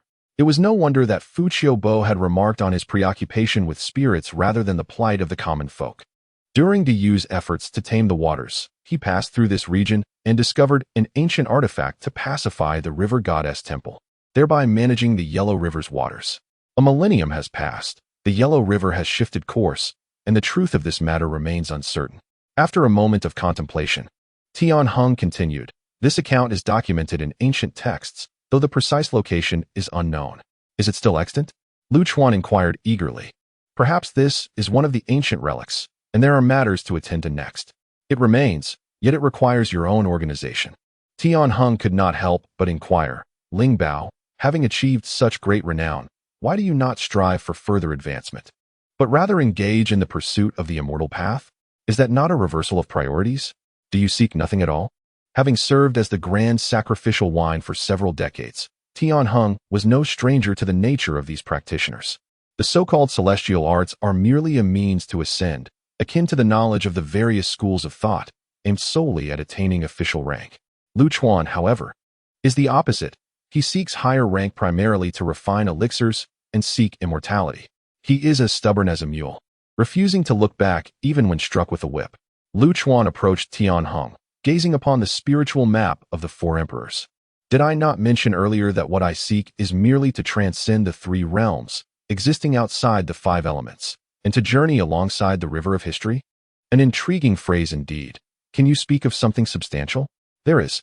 Lu Chuan fixed his gaze upon the grand seal at Tianheng's waist, declaring, I desire this seal. Huh. Speak of it again once you become the grand sacrificial wine. Tianheng chuckled, shaking his head, his previously suppressed mood lightening considerably. However, there is an exception. What exception? To activate this seal and summon the mighty warriors is to become the grand sacrificial wine. Lu Chuan stared at the seal for a moment and replied, I do not wish to activate it just yet. Let it be stored at the grand sacrificial wine's location for now. Very well, await your retrieval. It is commendable for a young man to have aspirations, as it propels one to strive upward. Grand sacrificial wine, I desire to bring someone aboard. Who? Bingjia Yiming. I intend to invite him to manage my fief. Agreed. By the Yellow River, in the city of Qianxing, a procession of horse-drawn carriages halted at the entrance of the village's ancestral hall, where several village heads gathered. They were present to recognize someone. Greetings, esteemed doctor. 6 elders bowed in respect. Opposite them stood a young gentleman of elegant demeanor. Lu Chuan slightly nodded, stating, You have 3 days to bring the local populace's registration and land records here. Understood. The village head departed. Lu Chuan turned to his 2 disciples, saying, This place shall henceforth be entrusted to your capable hands. Yes, Zhang Liang replied, bowing. Chen Ping nodded in agreement. Before long, Meng Yi's carriage arrived. Lu Chuan instructed the crowd to depart first. Brother Meng Yi, what do you think of relocating the medical clinic here and building the River God Hall? That is feasible. However, is that all you summoned me for? Meng Yi inquired, puzzled. You shall serve as the sacrificial wine for the River God Hall, managing its internal and external affairs. You truly wish for me to handle everything? Meng Yi asked curiously. I prefer not to involve myself. I still have elixirs to refine. After a moment of contemplation, Meng Yi solemnly clasped his fists and expressed, Thank you. Though it may seem as if he is toiling endlessly, in truth, Lu Chuan reciprocates by supporting his covert activities. This is a territory of independence, with taxes and corvée borne by the feudal lord, free from external interference, thus preventing outside disruption. In essence, Meng Yi can freely utilize this land as a stronghold for his covert infiltration, and coupled with the sanctity of the temple, outsiders would be reluctant to offend, ensuring further secrecy. Lu Chuan has finally aligned himself with the state of Qin. Meng Yi thumped his chest, proclaiming, in the future, I shall take care of the materials for elixir refinement. As for the relocation of the medical clinic, I will construct an estate for you. Thank you, Brother Meng. The two reached an agreement. Lu Chuan's objectives regarding the states of Qi and Qin were essentially fulfilled. He desires no power. He merely seeks to ensure an ample supply of alchemical materials, sufficient wealth to refine elixirs, cultivate energy, and nurture serpents. The following day, a shelter was erected beside the village, and a towering flagpole was raised, inscribed with the words, to heal the world. Lu Chuan personally presided over the affairs, providing free medical treatment to the villagers, thereby establishing his reputation. In the days to come, they would still be required to serve in labor and military duties. In addition to healing, Lu Chuan also distributed provisions to assist the impoverished.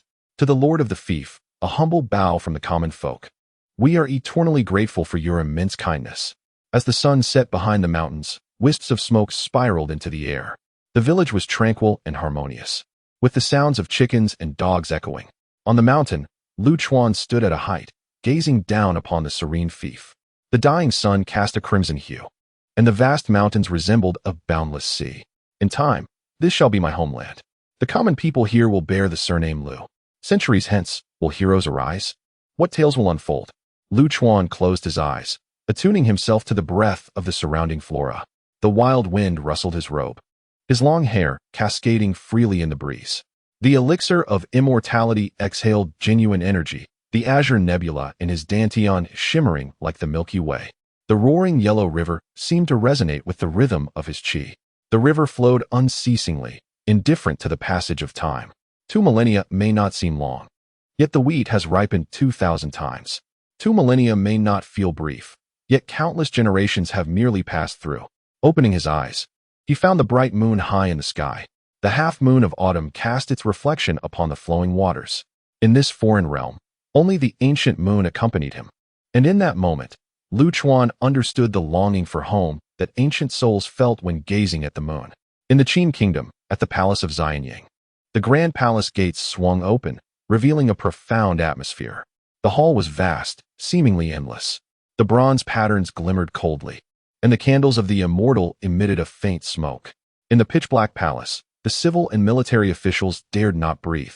At the end of the numerous corridors stood the formidable Emperor Dan, the bronze-black dragon exuding an imposing presence, seemingly ready to leap from the wall.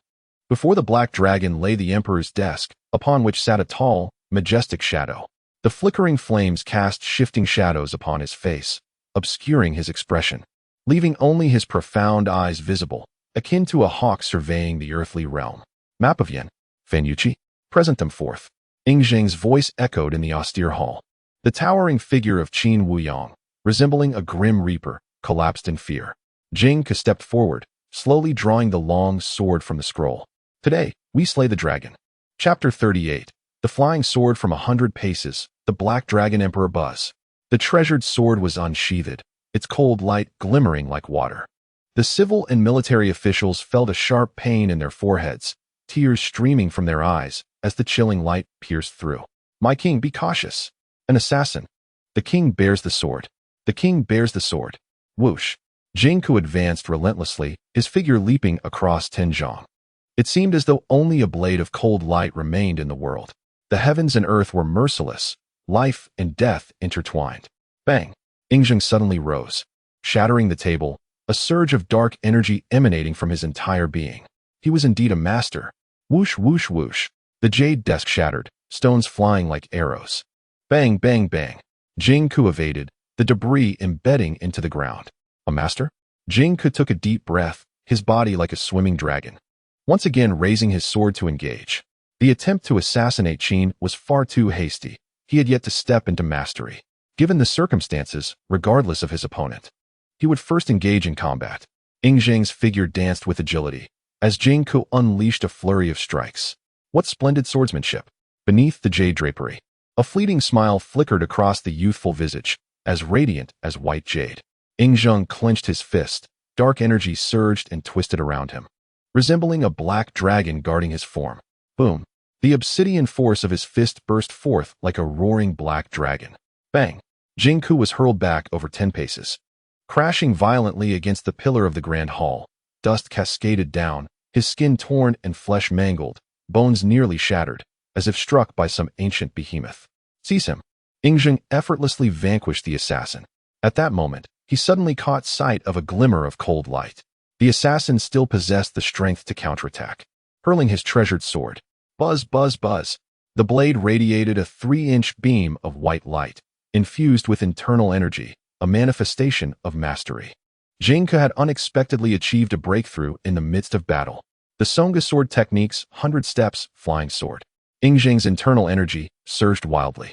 Whoosh! In nearly the same instant, he evaded the lethal strike of the flying sword. Yet this was not the end. The 100 steps flying sword had a second phase. The dragon in anguish. Whoosh! The flying sword curved dramatically, returning once more, aimed directly at the vital spot behind the Qin king.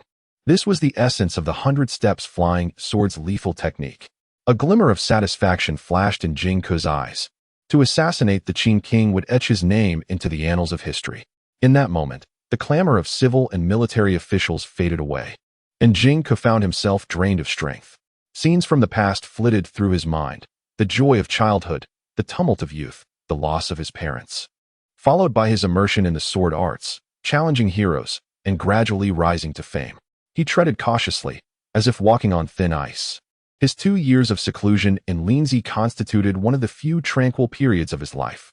Subsequently, he journeyed from the state of Yin to the state of Qin, traversing a land littered with bones, where the starving were countless.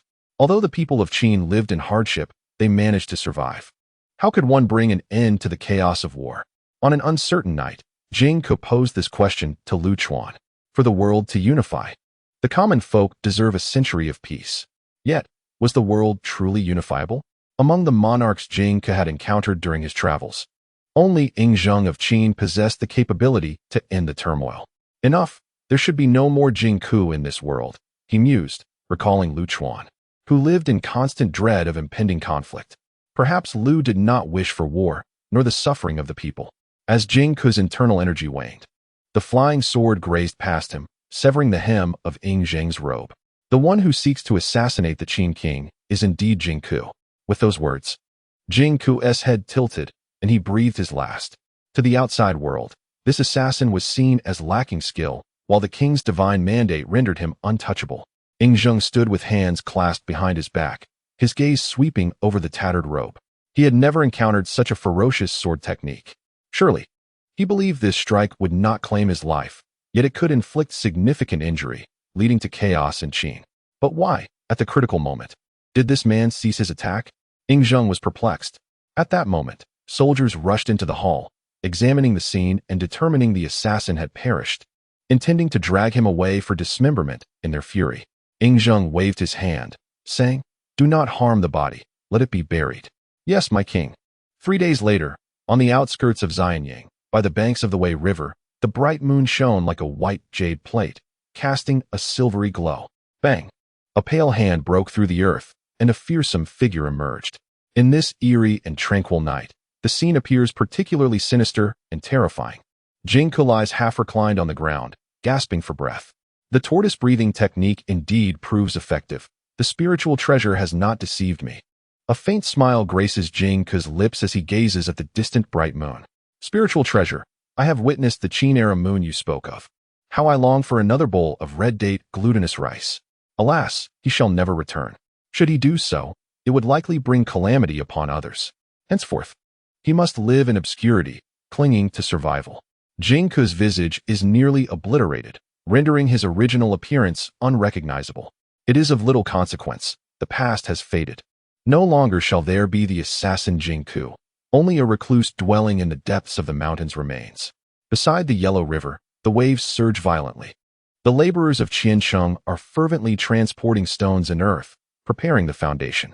Each village's chief and elders oversee their respective projects, accompanied by a group of uniformly dressed soldiers patrolling the area. Nearby, a line of makeshift shelters houses individuals boiling water and preparing meals, the aroma wafting through the air.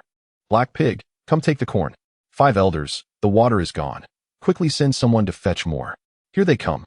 Compared to the earlier cacophony of cries during labor, the current toil though arduous, is considerably improved. The new lord is, without a doubt, the most benevolent of rulers. Laboring here not only adheres to set hours that do not impede farming, but also provides meals of decent quality. Villagers from nearby towns eagerly volunteer for the labor. Of course, Lu Chuan is indifferent to wages, a meal suffices. In this era, it is customary for lords to demand labor, and the well-being of the laborers rests upon the lord's conscience. Zhang Liang directs a group clad in yellow, maintaining order, while Qin Ping attends to logistical matters. Coordinating various factions, Zheng Anshi oversees the cooling shade, cheerfully watching the estate rise from the ground. Fu Bao cannot remain idle, joining village women in washing vegetables and cutting meat, enjoying himself immensely. By the riverside cottage, Lu Chuan sits with eyes closed in contemplation, occasionally opening them to gaze at the yellow river. The Diyu Temple, from the era of Diyu, is also a time of extraordinary connection. Though magic may not necessarily exist, it is undoubtedly closer to Zhuangsu, perhaps even remnants of ancient immortal abodes. The Yellow River has shifted its course numerous times, perhaps not residing within the river itself. There is no rush. He will search gradually. Lu Chuan is too preoccupied to pay heed to the newly arrived Meng Yi, who counts the yellow-clad river guardians outside. 300 men, Ling Bao. Is this not a private army? You possess great audacity. Who speaks of private armies? These are river guardians, servants of the river god. Do not speak slanderously. What are the swords for? Naturally, to slay river demons. And the spears? To vanquish water spirits. Meng Yi is rendered speechless, pondering that this lad possesses even greater audacity than himself. After a brief exchange, Meng Yi finally broaches the main topic. By the way, Ling Bao, I have something to tell you. What is it? Jing Ke has died. Chapter 39. 3 years' time. An old friend visits. Jing Ke has died? Lu Chuan exclaimed in shock. Is it truly impossible to alter history? Jing Ke is truly dead? Meng Yi solemnly nodded, stating, this news has spread across the various nations. Jing Ke, under the orders of Prince Dan, attempted to assassinate the king but was ultimately executed on the royal court. Thus, Lu Chuan was momentarily lost in thought, which explained his absence. Meng Yi remained silent, patiently awaiting Lu Chuan to absorb this revelation. Approaching the riverbank, Lu Chuan lifted the teacup from the table and poured its contents into the flowing waters. Farewell, the last of the valiant heroes of the warring states. The first elder of this world. The past is akin to the waters of the Yellow River, rushing towards the sea and never to return. After a brief moment of melancholy, Lu Chuan turned around. Brother Meng Yi, given my relationship with Brother Jing, do you not feel a sense of indignation? Meng Yi replied with a smile. This is your private affair. Why should I harbor anger? Moreover, the assassination of the king was doomed to failure. I too admire Jing Ke's audacity. Is the king highly skilled in martial arts? A flicker of reminiscence and profound respect for the distant monarch glimmered in Meng Yi's eyes. The king possesses a martial talent that is rare in this world. No one can defeat him in direct combat.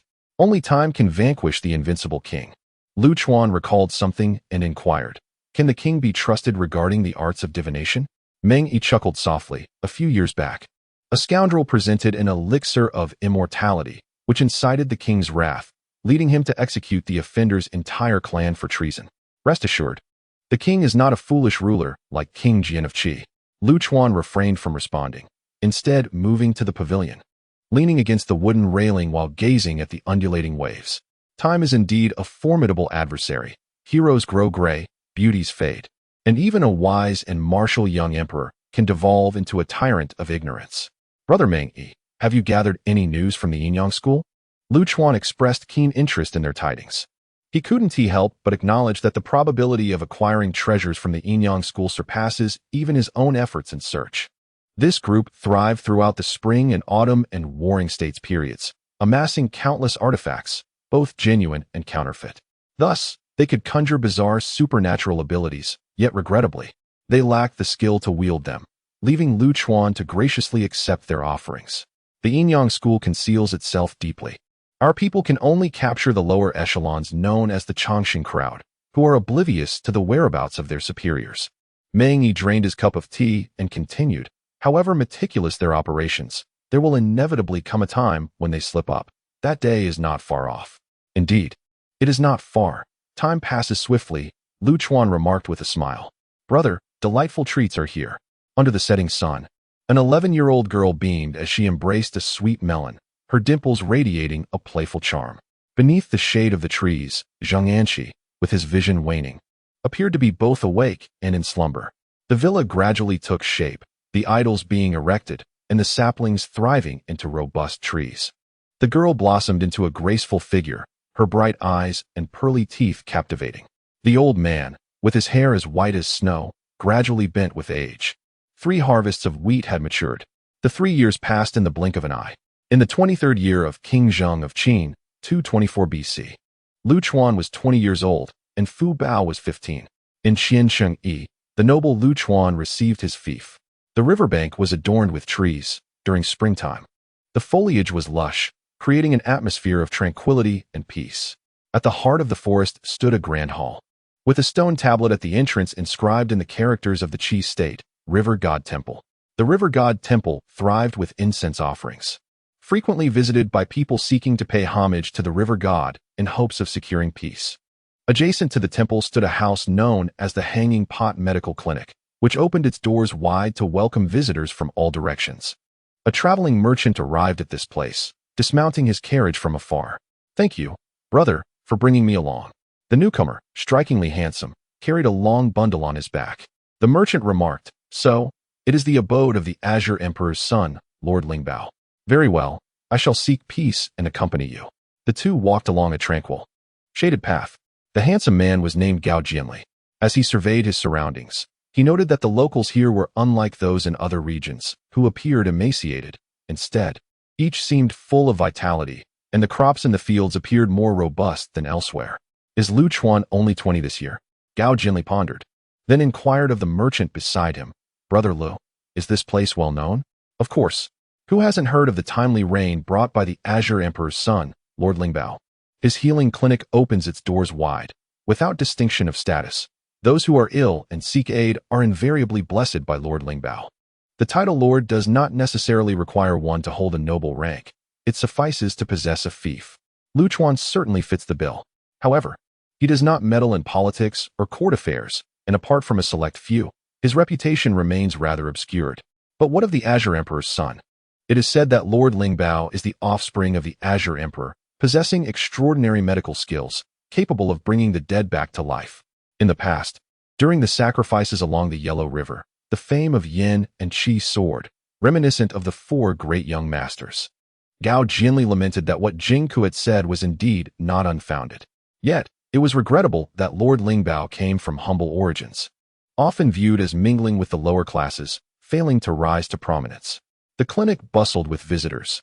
A beautiful woman sat gracefully at the high hall, treating ailments with her needlework. An elderly man with white hair occasionally offered guidance. Soldiers maintained order within the premises. The merchant beside him explained, "The lady's name is unknown, but she is the junior sister of Lord Lingbao, known as the Goddess of Gaia. Her medical skills are remarkable, and her swordsmanship is fierce. She often draws her sword to assist those in need, earning the deep affection of the locals, hence her title. You must not treat her lightly." Naturally, Gao Jianli responded, filled with curiosity about his surroundings. Such a place, akin to a realm of benevolence, seemed a wise choice for him to seek refuge and cultivate his character. Behind the 2 grand halls, it appeared that structures were hidden within a secluded bamboo grove. Given Lord Lingbao's generosity, there must be many guests in attendance. Just as Gao Jianli finished speaking, he was interrupted by a commotion ahead. An envoy seeks to meet Lord Lingbao.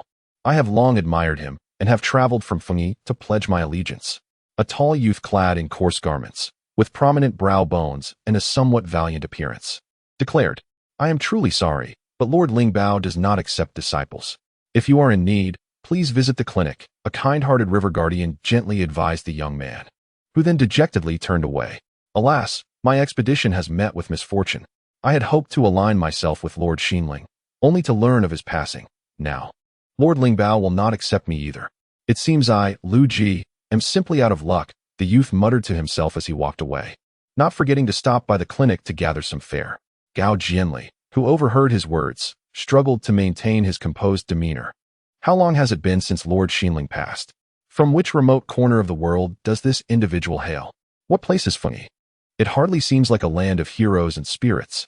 Brother Gao, you approached the guards without waiting for their counsel. stating, "Kindly inform your superior that an old acquaintance of my elder brother has come to visit. Please wait." The guard hesitates, then retreats to convey the message. Shortly thereafter, he returns. "Lord Feng invites you." Gao Jinli takes a deep breath. At last, he is to meet the person of whom Brother Jing Ku has spoken so highly. What manner of grace does he possess? Chapter 40. The ascetic in the mountains, the great sorcerer and spirits behind the hall of the river god lies a tranquil estate. Where the pines flourish and the bamboos thrive, their verdant hues glistening. A gentle breeze stirs, the sound of bamboo rustling like rain, while the blazing sun casts dappled shadows, spilling across the wooden cottages, creating a scene of serene tranquility. Suddenly, a rustling sound emanates from the dense green grass, growing closer and louder, reminiscent of some creeping creature. Hiss, hiss. Abruptly, a shadow rises from the thicket. Its obsidian scales shimmer with an iron-like chill, its crimson eyes reflecting a green gleam, and its fangs glint like daggers. With a massive body stretching 3 zhang, approximately 10 meters, in length. This creature is none other than a fearsome black serpent. The once peaceful bamboo grove now appears eerily sinister with the arrival of this being. For 3 years, the soaring serpent has been nurtured with elixirs, transforming into this formidable form. The serpent slithers through the window into the wooden abode, where a man stands. Clad in dark robes, his figure towers at nearly 2 meters. Standing out like a crane among chickens, he wears a green-haired ghost mask from Laoshan, and as he breathes, a faint azure light emanates from his entire being, exuding an extraordinary aura. With a flourish, the man opens his palm, and a flame of 5 feet surges from his hand, filling the room with heat. Simultaneously, thick black smoke billows from his sleeves, enhancing the glow of the fire. The genuine qi flows through his waist, where a jade horse hangs, glimmering like a mirror. The serpent enters the room and bows before the man's feet. The immense snake, the green radiance, the firelight, and the black smoke all accentuate the fierce visage of the Laoshan ghost mask, rendering the man akin to an ancient sorcerer wielding mysterious powers. In an instant, all spells dissipate. Lu Chuan removes his mask, revealing a handsome face as smooth as white jade.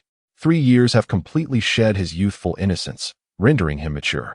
He glances down at the soaring serpent, which coils up his right leg, shrinking into a pouch. Lu Chuan senses the elixir of immortality within him, alongside a slender thread of emerald qi. After 3 years of diligent cultivation, his qi limit has reached 30 strands, corresponding to 30 flames of palm magic. His consciousness envelopes an area of 8 zhang, granting him complete awareness of all within it. When combined with the sensing abilities of the Wei-Jin mirror, this range expands to 50 zhang, allowing him to perceive everything within a radius of 150 meters. He has begun to attain extraordinary capabilities. Lu Chuan casts his gaze toward the nearby bookshelf, laden with numerous bamboo slips, wooden tablets, and silk manuscripts. His 3 years have not been spent idly. While sorting through the clues of the Yellow River's Diyu Temple, he has also been discerning ancient alchemical formulas. His 3 years' worth of discoveries includes 2 types of elixirs, the Bigadan and the Pifing Dan. Lu Chuan retrieves a series of materials from the adjacent apothecary, opens the back door, and steps into the courtyard, which is enclosed by a fence, lush with verdant flora, centered around a tripod cauldron of significant height. Lu Chuan laid out the materials for the elixir on the ground. With a resounding thud, he formed a hand seal and cast a ball of flame into the cauldron. Following this, he added lead, mercury, vermilion, and magnetite. This method of alchemy diverged from traditional practices, while the conventional approach resembled cooking, with flames positioned beneath the vessel. Lu Chuan placed the flames within it. The materials directly contacted the fire, thereby enhancing the efficiency of the alchemical process. Soon, every ingredient was meticulously placed into the cauldron, and under the searing flames, they gradually transformed into elixir liquid. This concoction, known as the pill of abstinence, posed no toxicity to both cultivators and common folk, requiring no additional refinement through true energy. Consuming the pill of abstinence allowed one to forego food and drink for 15 days without any detriment. The practicality of this elixir was remarkable, prompting Lu Chuan to resolve to keep 5 on his person, as he had yet to attain the level of self-sufficiency that rendered sustenance unnecessary. Even cultivators could succumb to hunger and thirst, albeit with a slightly extended endurance compared to ordinary individuals. At that moment, A voice emerged from the shade of the trees. Doctor, a man claiming to be Gao Jianli requests an audience. Gao Jianli? Wasn't he a close friend of Jingke? Lu Chuan responded, please allow Gao Jianli to enter. This marked the first encounter between Gao Jianli and Lu Chuan, heralding decades of friendship to come. Sir, without the doctor's command, I cannot enter. You may proceed along this path, said the guard, directing Gao Jianli to a nearby narrow trail. Thank you, replied Gao Jianli, who, carrying a cloth-wrapped guqin, followed the tranquil path toward the wooden cabin nestled in the woods. Upon reaching the entrance of the fenced yard, he beheld a young man within. How youthful! Upon first glance at Lu Chuan, Gao Jianli's immediate reaction was one of surprise at his youth. He appeared at least a decade younger. The young man seemed akin to a white crane amidst the forest, devoid of worldly restlessness, embodying the lofty demeanor of a hermit. At that moment, Lu Chuan was absorbed in admiring an elixir, his full attention devoted to it, as if he had encountered his most cherished possession. Upon seeing Lu Chuan, no introduction was necessary, it was undoubtedly him. Jingke had often remarked on Lu Chuan's fervent passion for the Tao of the Immortals, particularly his obsession with alchemy. Gao Jianli couldn't help but muse that had Lu Chuan been a sovereign, he would surely lead his nation to ruin. At last, Lu Chuan turned his gaze towards him. Brother Gao, I have long admired your esteemed reputation. It is a pleasure. I have greatly esteemed your title of Qing Emperor. Gao Jianli responded, delving straight into the matter at hand. Brother Jingke has sung your praises endlessly. I have come to seek your guidance. Your presence graces my humble abode, Lu Chuan replied, for he did not accept disciples lightly. While having many guests might seem charming, as a lord, he felt a duty to assist them in certain matters. After exchanging pleasantries, the atmosphere grew somewhat awkward, as neither was particularly extroverted or adept at socializing. Gao Jianli was the first to break the silence, inquiring, what wondrous elixir is this? Just a trifle I crafted, Lu Chuan replied, typically reticent about his alchemical endeavors. What is its cost? Approximately 500 coins, Lu Chuan stated. Gao Jianli gasped, acknowledging the considerable expense of alchemy. However, given the affluence of the local populace, it was clear that this wealth was not derived from the exploitation of the common folk. Senior brother, a melodious voice, reminiscent of a yellow oriole, echoed from afar. Lu Chuan looked up to see a tall woman in a flowing aquamarine dress approaching, her jewelry jingling softly as she moved. Once a sniffling little girl, she has now blossomed into a graceful and independent young woman. Not far away, Meng Yi accompanies the bearded Zhang Liang. Chen Ping appears to be somewhat stunted in stature, his diminutive form carrying an air of awkwardness, with slender shoulders seemingly ill-equipped for great responsibilities. Fu Bao playfully entwines her arm with Lu Chuan's, exclaiming, Senior brother, I have caught up to you. Oh, have you broken through to the intermediate rank? Indeed, Fu Bao replies with pride. Truly, you are worthy of the title of the goddess of Gu Shi, Lu Chuan teases with a smile. It is said that the goddess of Gu Shi possesses unparalleled swordsmanship, with one particular move capable of bringing death to those who witness it. This thought often brings a smile to Lu Chuan's face. After all, the move known as Spare the Hero should not be displayed lightly, lest one's illustrious reputation be tarnished. Fu Bao's cheeks flush with embarrassment. She finds the moniker somewhat awkward, as her senior brother often uses it to jest with her. Who is this? Fu Bao, her attention solely on Lu Chuan, finally notices the presence of a stranger. This is Brother Gao Jianli, a master of the guqin and sword. It is an honor to meet you, Brother Gao. Fu Bao responds with a courteous bow. At that moment, Master Zheng Anshi, along with his two disciples, Meng Yi, and even Zhang Tsang, the grand sacrificial wine, gather around. Lu Chuan introduces Gao Jianli to the group. Fu Bao, instruct the servants to prepare the meal. Today, you shall showcase your culinary skills. Fu Bao replies as she departs. Today marks the day of Lu Chuan's crowning ceremony. Chapter 41, Boundless Sky, Eternal Life According to the Book of Rites. The crowning ceremony signifies the beginning of propriety. A young man dons the crown at the age of 20, a momentous occasion among the aristocracy. Lu Chuan, hailing from humble origins, has invited only those of esteemed character and close friends.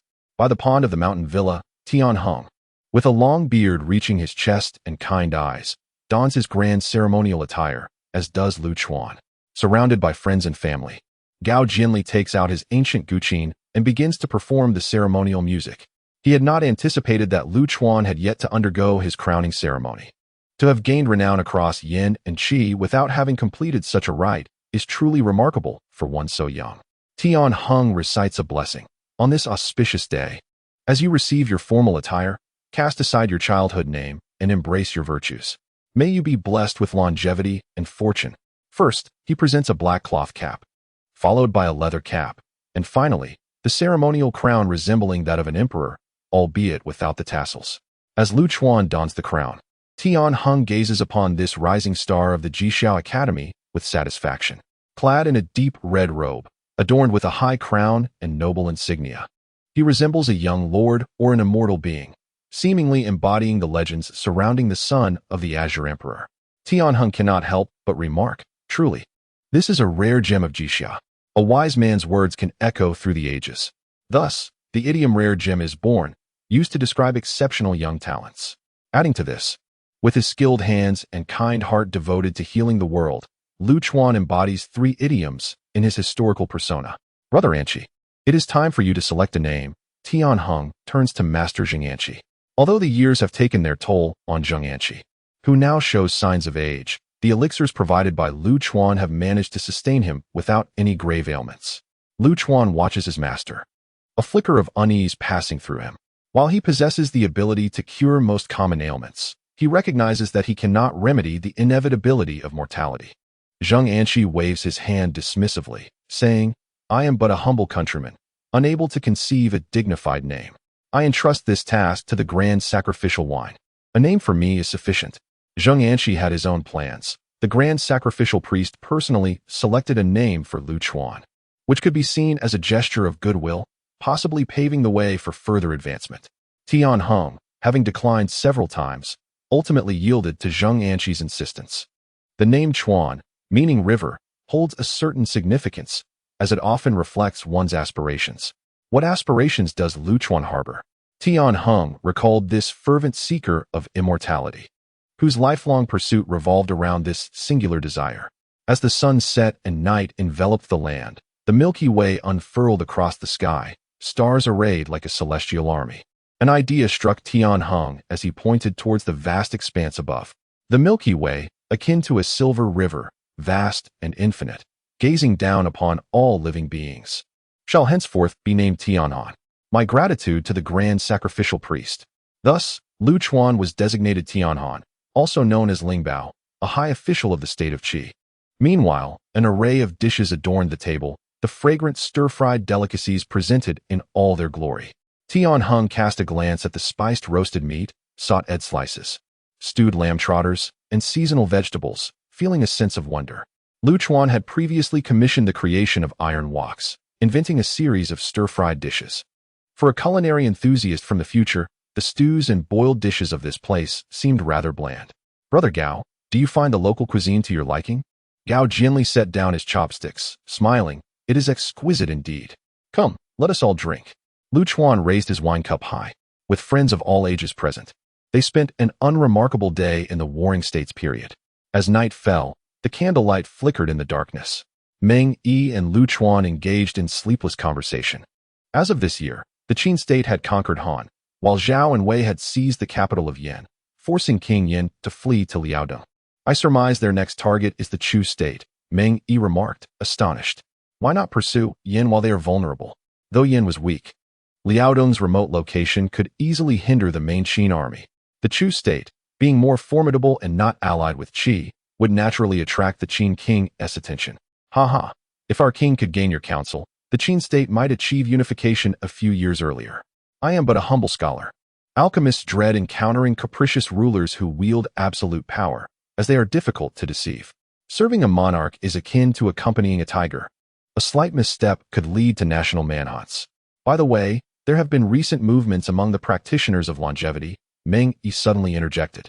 Let us not rush. Cast a long line to catch a big fish. After offering a few parting words, Meng Yi took his leave. Lu Chuan opened the window, feeling the cool night breeze. He altered his strategy and perspective. 3 years of pursuit had yielded no trace of the Yinyang family, a testament to their deep-rooted influence.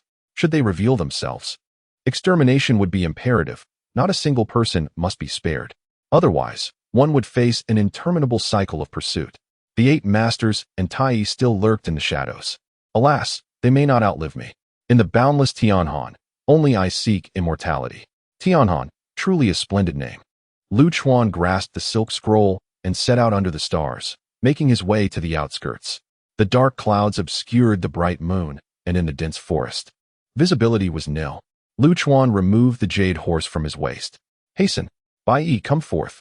A flash of white light, and Lu Chuan mounted his steed, galloping towards the section of the Yellow River 30 miles away. He had roughly pinpointed the location of the ancient Duyu River God Temple.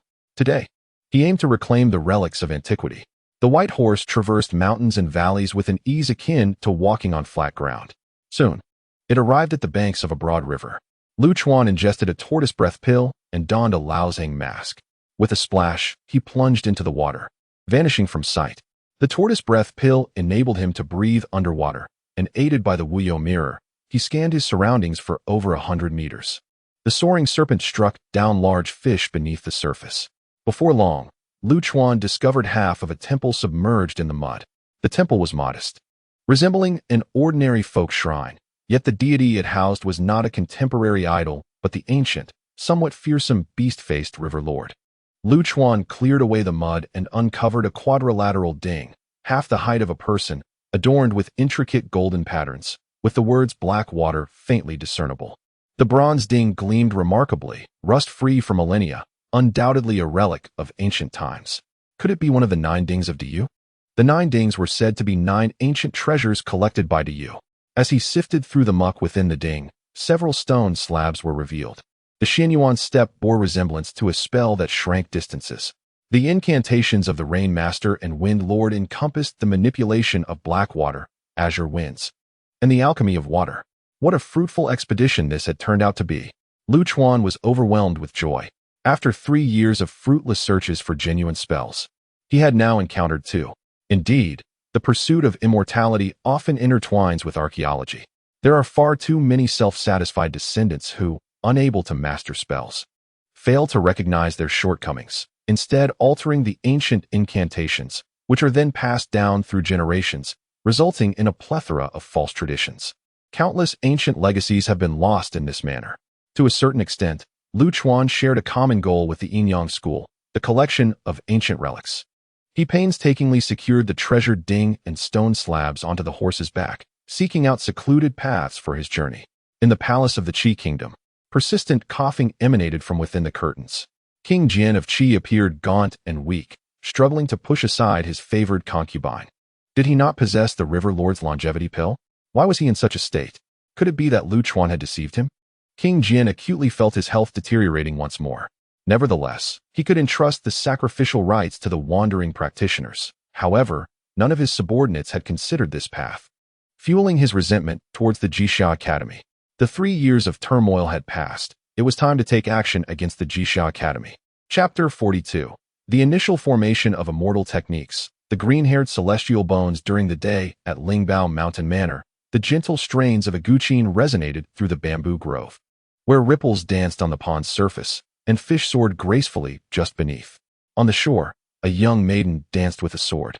Zhang Liang and Chen Ping engaged in a sparring match, employing the Tai sword technique of the Chu kingdom. Gao Jinli played the guqin nearby, enveloping everyone in an inexplicable tranquility, occasionally offering insights into the sword techniques. The art of swordsmanship, while seemingly arcane, is fundamentally a martial skill, irrespective of the swordplay. The ultimate aim is to subdue the adversary with greater efficacy. Even if Gao Jinli was unfamiliar with the Tai sword technique, the foundational principles of swordplay were universally comprehensible, allowing him to guide the two without difficulty. The river guardians patrolled in droves along the Yellow River, safeguarding the River Lord. Of course, the River Lord was not in danger. The river guardians were tasked with the protection of Lingbao Mountain Manor. In the back hall of the River Lord's temple, Meng Yi attended to the multitude of worshippers, while intelligence from the Qin and Qi kingdoms quietly circulated within. At the heart of the manor lay an absolute forbidden zone, the site where Lu Chuan practiced alchemy. Previously, Lu Chuan had deliberately caused the furnace to explode, rendering this place shrouded in an inexplicable aura of caution. Within the chamber, 4 earthen cauldrons stand majestically, their open mouths enveloped in a swirling mist of dark vapor. The materials for the elixir descend into their depths, where impurities and essence are gently separated, transforming their nature in a remarkably subtle manner. This technique is known as the water method of alchemy. The hallmark of this method lies in its efficient use of materials, ensuring that the majority of the medicinal properties are preserved, untouched by the ravages of fierce flames. Moreover, the resulting essence is mild, devoid of the toxic heavy metals that often plague other concoctions. This is the function of the water cauldron, significantly enhancing both the quality and efficiency of the alchemical process. Lu Chuan stood beside the precious cauldron, contemplating the mastery of his craft. With eyes closed, he channeled 30 strands of true energy within him.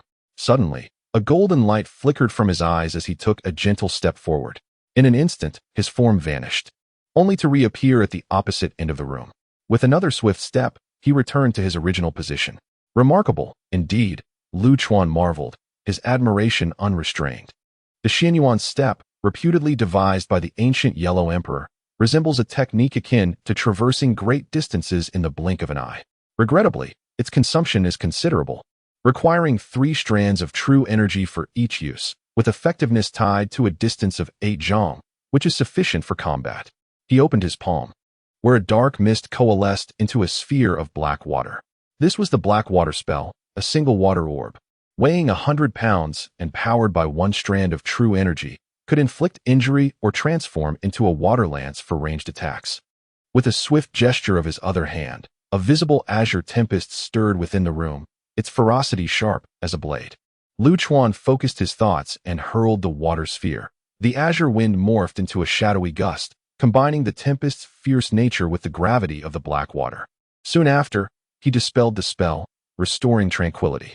The Xianyuan step and the Rainmaster Wind Earl spell exhibited formidable power. He pondered whether they would hold up against a true master. Lu Chuan felt confident in his ability to sweep aside all proficient practitioners of inner energy.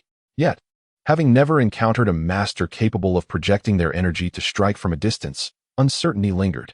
There remained commendable aspects among the martial artists of this era. A delightful aroma wafted from the cauldron, heralding the completion of 3 resplendent, qi-nourishing pills. Lu Chuan dispelled the vapor and retrieved one of the pills. It shimmered with radiant light, its essence refined to a quality 3 times greater than before. With such a precious cauldron, the prospect of a breakthrough seemed promising, he mused. The next challenge lay in addressing the matters of the royal court. At worst, he could offer another pill to navigate the situation. The fall of the Qi kingdom was but a couple of years away. With the specter of war looming, it was crucial to maintain a semblance of stability, granting Lu Chuan a fleeting window for cultivation. Ah, my beauty, do not flee, for I am coming. In the royal harem, King Jian of Qi reveled with his concubines, their laughter echoing as they playfully frolicked. The king, inebriated, stumbled unsteadily.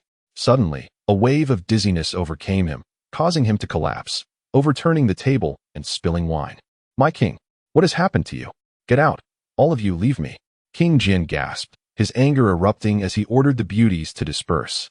He realized that his health had deteriorated once more, possibly even worse than before. Such troubles could not be disclosed, lest the Qi kingdom descend into chaos and his own position become precarious. Lu Chuan and Tian Heng dare to deceive me. I shall make them pay dearly. Having reached this point, King Qi Jian could not help but realize that Lu Chuan had deceived him. This was hardly a longevity elixir. Having immersed himself in the art of alchemy for many years, King Qi Jian possessed a modicum of knowledge regarding medicinal concoctions. This was likely a potent elixir that stimulated vitality at the cost of life. He had been duped by Lu Chuan and his disciples. Struggling to rise, King Qi Jian resolved to summon the imperial guards of Linzi and eradicate the Jixiao Academy and the River God Temple. The flickering shadows within the grand hall mirrored his tumultuous emotions, as his countenance shifted between anger and despair, his eyes radiating a chilling and terrifying murderous intent. Suddenly, footsteps echoed from outside the hall. Upon looking up, King Qi Jian beheld a towering figure. The man's hands were a deep iron hue, his face a shade of crimson, and his hair displayed an eerie green, his frame gaunt and skeletal. He stood against the night like an ancient deity emerging from myth. With hands of dark gold and a visage of alchemy, this man was none other than the Yin Yang Master's left envoy. who had sequestered himself for 3 years to attain the ethereal body known as green-haired skeletal. Having mastered his formidable powers, he returned with vengeance. "What are you doing here?" exclaimed King Qi Jian, a mix of shock and anger evident in his voice. "My liege, I have come to rescue you," the left envoy intoned ominously. "If you wish to annihilate the Jishao Academy, I am willing to lend my strength." "Of course I desire it, but why would you assist me? What if you were the next Lu Chuan?" King Qi Jian scrutinized him apprehensively. "No, that is utterly impossible. Your Majesty, look closely and discern who I am." The left envoy leaned in with a fearsome countenance. King Qi Jian examined him closely and gasped in recognition. "Chen Shao, is that truly you?" Among Su Zi's foremost disciples, Han Fei, Li Si, Zhang Tsong, Fu Qiubo, Mao Heng, and Tian Heng, each occupied high positions or excelled in their studies, securing a place of prominence in various fields. Chen Shao was also a direct disciple of Su Zi, yet he had always been rebellious, fervently believing in the path of immortality from beyond the seas, ultimately vanishing without a trace. Who would have imagined he would reappear today? Upon my return, I shall obliterate that which Su Zhong valued most. I will dismantle the Jishao Academy. Ha ha, with my green hair and skeletal form. I have just begun my journey into immortality. Chen Zhao's laughter was sharp, startling a flock of crows within the palace. He turned, his sinister gaze fixed upon King Qi Jian. "So, what say you, your majesty? Do you now believe in my divine capabilities?" King Qi Jian felt a chill run through him. This man had gone mad. He could only nod incessantly, uttering, "I entrust everything to you. Please lead the way." "Excellent. Your majesty, I shall bring ruin to the Jishao Academy and concoct for you a true longevity elixir." "Much obliged, esteemed immortal," replied King Qi Jian courteously. The man's appearance bore a striking resemblance to the ancient deities, suggesting he might indeed possess the knowledge of creating a true elixir of life. Naturally, King Qi Jian dared not refuse. This enigmatic figure had arrived undetected and could easily end his life at will. At this moment, the dynamics of their relationship had irrevocably shifted. Chen Shao had become the true decision-maker of the Jishao Academy. Chapter 43. The Palace Guards and the Masters of Power. My liege, we should divide our forces. One contingent, led by the Imperial Guards, shall proceed to eradicate the influence of Lingbao Mountain Manor. Chen Shao addressed the king with a tone that bore no trace of reverence, instead resembling a superior issuing commands to a subordinate. "Surely, it cannot be necessary," King Qi Jian retorted, unconvinced that Lu Chuan warranted the personal intervention of a master. Though Qi was a great nation, it possessed but 2 masters. One was a general of the Imperial Guards, while the other resided within the palace, disregarding the king's edicts, abstaining from any disputes, and remaining within the palace solely to protect the royal family. If the former was dispatched, who would contend with the Jishao Academy? Does the king doubt my capabilities? Leave the Jishao Academy to me. A glint of menace flickered in Chen Zhao's eyes. "Very well, I shall await your message in solitude." King Jian of Qi had not intended for matters to escalate to this extent, yet now he had no choice but to heed Chen Zhao's counsel. Perhaps Chen Zhao's approach was indeed the correct one. To confront a faction like the Jishao Academy, one must strike with swiftness and decisiveness, obliterating them without hesitation. King Jian of Qi raised his head, only to find that Chen Shao had vanished without a trace. In the shadows, Chen Shao donned his mask once more. Whoosh! 2 dark figures descended from the eaves, half kneeling before Chen Shao. "Young master, 10 Longsheng envoys, 20 Longsheng soldiers, and 100 Longsheng followers are in position, awaiting your command." "Very well, at the appointed hour tomorrow, gather at the Jishao Academy." "Understood." Whoosh! The Longsheng envoys disappeared again, in the face of monumental events. Chen Zhao's eyes sparkled with excitement and fervor. He could hardly wait to witness the expressions of Tian Heng and the others. He was a man plagued by both arrogance and insecurity. In his youth, he felt inferior, his scholarly pursuits and talents overshadowed by his peers, always lurking in their shadows. Everything changed upon encountering the Yinyang school. Years prior, his mentor, Xuanzi, had admonished him, leading Chen Shao to sever ties with the Jishao Academy in a fit of rage. After enduring years of humiliation and hardship, he had returned, having mastered formidable powers. "Mentor, I shall show you who is truly right." In a flash, Chen Shao transformed into a fleeting shadow and vanished. Night fell, and undercurrents swirled ominously. 1,000 imperial guards were hastily summoned. under the command of the Grand General of the Imperial Guards.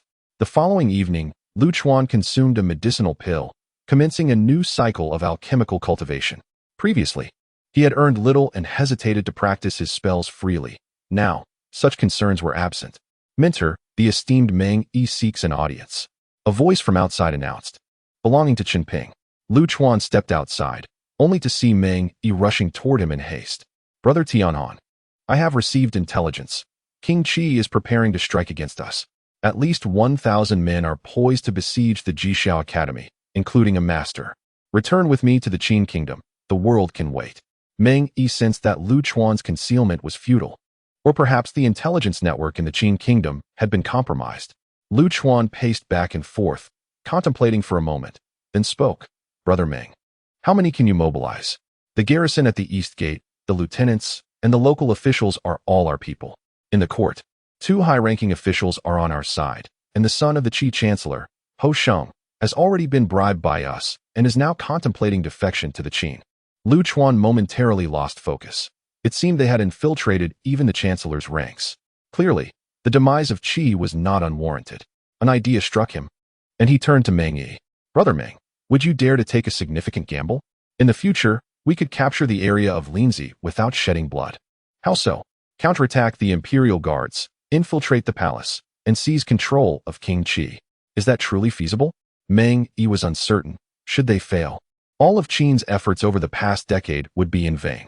Qi was not a trifling entity like Zhao, Wei, or Han. If united, it would take at least 5 years for Qin to conquer them. Rest assured, the secrets of the Qin state shall remain concealed. We possess a noble cause. Lu Chuan gazed out the window. After 5 years of diligent effort, the renown of Lingbao Jun and the Xiongnu Medical Pavilion had spread throughout the populace. While it may not rally everyone to rebellion, positioning oneself favorably in public opinion was certainly within reach. Meng Yi's expression fluctuated, yet ultimately his trust in Lu Chuan prevailed. Very well, I shall follow. Let us take a gamble. Meng Yi clenched his teeth. If fortune favored him, he would achieve great merit. Lu Chuan dispatched a message to the Jixiao Academy. As night fell, the streets lay desolate. The thunderous sound of hooves echoed like a tempest, stirring clouds of dust. The doors of the residence creaked open just a crack, and upon seeing the imperial army, they hastily shut them in fear. The leading general, tall and imposing, donned a beast-faced golden armor, exuding an air of authority. Generals, follow me to apprehend the treacherous ministers. The master general drew forth an iron axe, pointing towards the Lingbao Manor by the riverbank. Charge!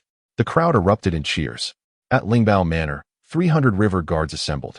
Zhang Liang, clad in armor and brimming with valor, approached Lu Chuan. Master, the men are gathered. Unfazed, Zhang Liang's heart surged with the fervor of great ambitions. If one were to cower at this, how could they ever hope to vanquish the Qin? 13-year-old Qinping, wielding a short sword with an impassive demeanor, pondered for a moment before suggesting, Master, the medical pavilion harbors numerous poisons. Shall we not unleash toxic smoke to eliminate them? That is unwise. Such actions could inadvertently harm the innocent, Lu Chuan replied, addressing the assembly. You are tasked with defending the manor. Await my command before engaging. Brother, what of me? Su Bao inquired, his face alight with excitement. You? Lu Chuan shot him a glance. You shall retreat with the womenfolk and ensure their safety. With that, Lu Chuan stepped outside. The 300 Lu clan youths stood in unison, their eyes filled with reverence. We pay homage to the feudal lord. The villains seek to invade Qianqing. We entrust the defense of this city to you all. We shall serve the Lord until death. The crowd declared without hesitation. In this precarious era, Lu Chuan had nurtured them as family, providing not only daily sustenance, but also imparting the precious skills of inner energy martial arts. They had long regarded Lu Chuan as their sovereign. Excellent. A distant rumble echoed ominously. A horde of soldiers surged forth. Kill.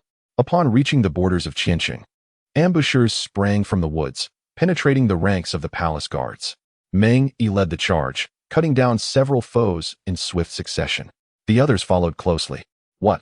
The master general roared in fury, crimson energy enveloping him as he clashed with the enemy. Engage. With Lu Chuan's command, the 300 private soldiers surged forward. Clang, clang, clang. The melodious strains of Gao Jianli's Guqin disrupted the enemy's thoughts, inducing dizziness and bolstering their combat strength. Lu Chuan discreetly swallowed a King Kong pill and charged into the fray.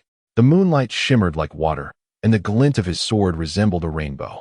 Each strike was like a net, claiming a life with every move. The superior inner energy of a skilled butcher resonated through him. On the rooftop, Gao Jianli fell into a trance, as if witnessing the legendary Jingku of yore. Brother Jingku, go forth with peace. Your swordsmanship has found its heir. Lu Chuan moved with remarkable finesse, evading all harm while inflicting significant casualties upon the royal guards, drawing the attention of the Master General. Lu Chuan, I found you. The Master General sneered cruelly, propelling himself forward with great speed. Chapter 44. The Eight Lords of Qi, the return of the immortal with a sudden leap. The Master General soared 5 zhang into the air, his form resembling a great soaring bird.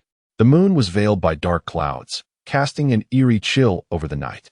The winds howled through the mountains of the underworld, the emerald bamboo leaves swaying gently, creating a mosaic of light and shadow, while the moonlight appeared hazy, akin to a monstrous apparition. In a swift motion, Lu Chuan vanished into the bamboo grove. Huh, where do you think you're running? The Master General's face contorted with rage, his crimson aura radiating outward. Fearless of any hidden arrows or ambush, he was fortified by the Xuanwu stone energy that prioritized physical defense, clad in heavy iron armor, rendering him immune to the schemes of the weak. A chilling arrow pierced the air, only to be deflected by his protective aura, revealing Lu Chuan's location. With a powerful grip on his battle axe, the general burst forth from the thicket. Lu Chuan stood before a wooden hut, bow in hand, a distance of over 10 zhang separating them. The general charged without uttering a word. Though a master of martial arts could project their inner power, they were not omnipotent. For instance, the external energy he cultivated was limited to defense. Even wielding a sword, he could not unleash sword energy like a true swordsman. Only those of grandmaster caliber could freely manifest their techniques. The distance between them diminished rapidly, 10 zhang, 8 zhang. Suddenly, Lu Chuan made his move. He raised his hand, and an overwhelming black wind surged forth. What sorcery is this? The general gasped in alarm, as the black wind invaded his nostrils, causing him to tear up and cough violently. Lu Chuan, fingers forming a precise gesture, let 3 strands of true energy dissipate and stepped forward. In the next moment, he appeared behind the master, his long sword poised to slash at the general's neck. Clang! The sword was repelled by the crimson aura. Lu Chuan's heart raced with astonishment. This strike, capable of piercing stone, could not breach the master's defenses. It was evident that the master possessed formidable skills. Monster, seeking death. The master, tears streaming down his face, swung his axe backward. Lu Chuan vanished once more, creating a distance of 8 zhang. The master had begun to acclimate to the black wind. Lu Chuan, now adorned with a fearsome mask, startled him, resembling a forest demon. The winds howled fiercely. The azure gales entwined with dark waters surged forward. Clang! Clang! The blue wind and black water continuously eroded the master's inner energy. Realizing the gravity of the situation, the master recognized that if this continued, death was inevitable. He resolved to charge forth and either slay or capture Lu Chuan, hoping to extract the secrets of his sorcery. With a determined grimace, the master unleashed his inner energy once more, surging through the tempest, embodying a vengeful deity as he advanced toward Lu Chuan. Lu Chuan, wearing the mask, remained motionless. Vines and thorns erupted from the ground, obstructing the master's path, while flames erupted from his palm. Boom! The flames exploded. The defensive aura of the Grandmaster finally dissipated, leaving him vulnerable to the remnants of sparks, black water, and green wind that mercilessly battered him, drawing forth a torrent of blood. Die! The Grandmaster leapt high, a flicker of triumph dancing in his eyes. No matter how skilled your sorcery, once I am upon you, what can you do? Hiss! A serpentine hiss echoed beneath his feet. The Grandmaster instinctively glanced down, only to see a 3-zhang-long serpent springing forth, its venomous fangs piercing through his armor. Instantly, a wave of excruciating pain coursed through his body. Bang! The Grandmaster collapsed helplessly to the ground, his skin turning a sickly green. His gaze gradually losing focus as he weakly pointed at Lu Chuan. You. He sought understanding of the reason for his demise. A seasoned warrior. The Grandmaster had encountered every type of opponent and had countermeasures for all techniques. Yet, The enigmatic sorcery before him was beyond his comprehension. Ultimately, he devolved into a pool of pus. Lu Chuan removed his mask and consumed 2 aura-replenishing pills. Phew, the Grandmaster was indeed formidable. He nearly exhausted my true energy. Truly worthy of the legendary 100 men's enemy, were he to be supported by an elite squad. I might have struggled to evade his prowess and take them down one by one. Ordinary spells could not claim the Grandmaster's life in a single blow, and the Grandmaster posed no threat to him. The Xianyuan step allowed him to traverse 8 zhang in a single stride, and with his own true energy. He could cover this distance tenfold, a total of 80 zhang. At this range, he could either flee with his internal energy or consume a turtle-breathing pill and plunge into the water. In summary, the world lay open before him. Lu Chuan recognized the necessity of humility and diligence. He must continue to strive. After a moment of meditation, he took 2 more pills, restoring his 30 strands of true energy to fullness. Soon, others arrived. Meng Yi, clad in battle garb, wielded dual hammers, exuding an aura of menace. Brother Tianhan, where is he? I have killed him with my exquisite poison, Lu Chuan replied, gesturing to the tattered garments and weapons strewn about, along with the pool of pus. A chill ran through the group. Whether Lu Chuan would attain immortality remained uncertain, yet his methods were undoubtedly of Grandmaster caliber.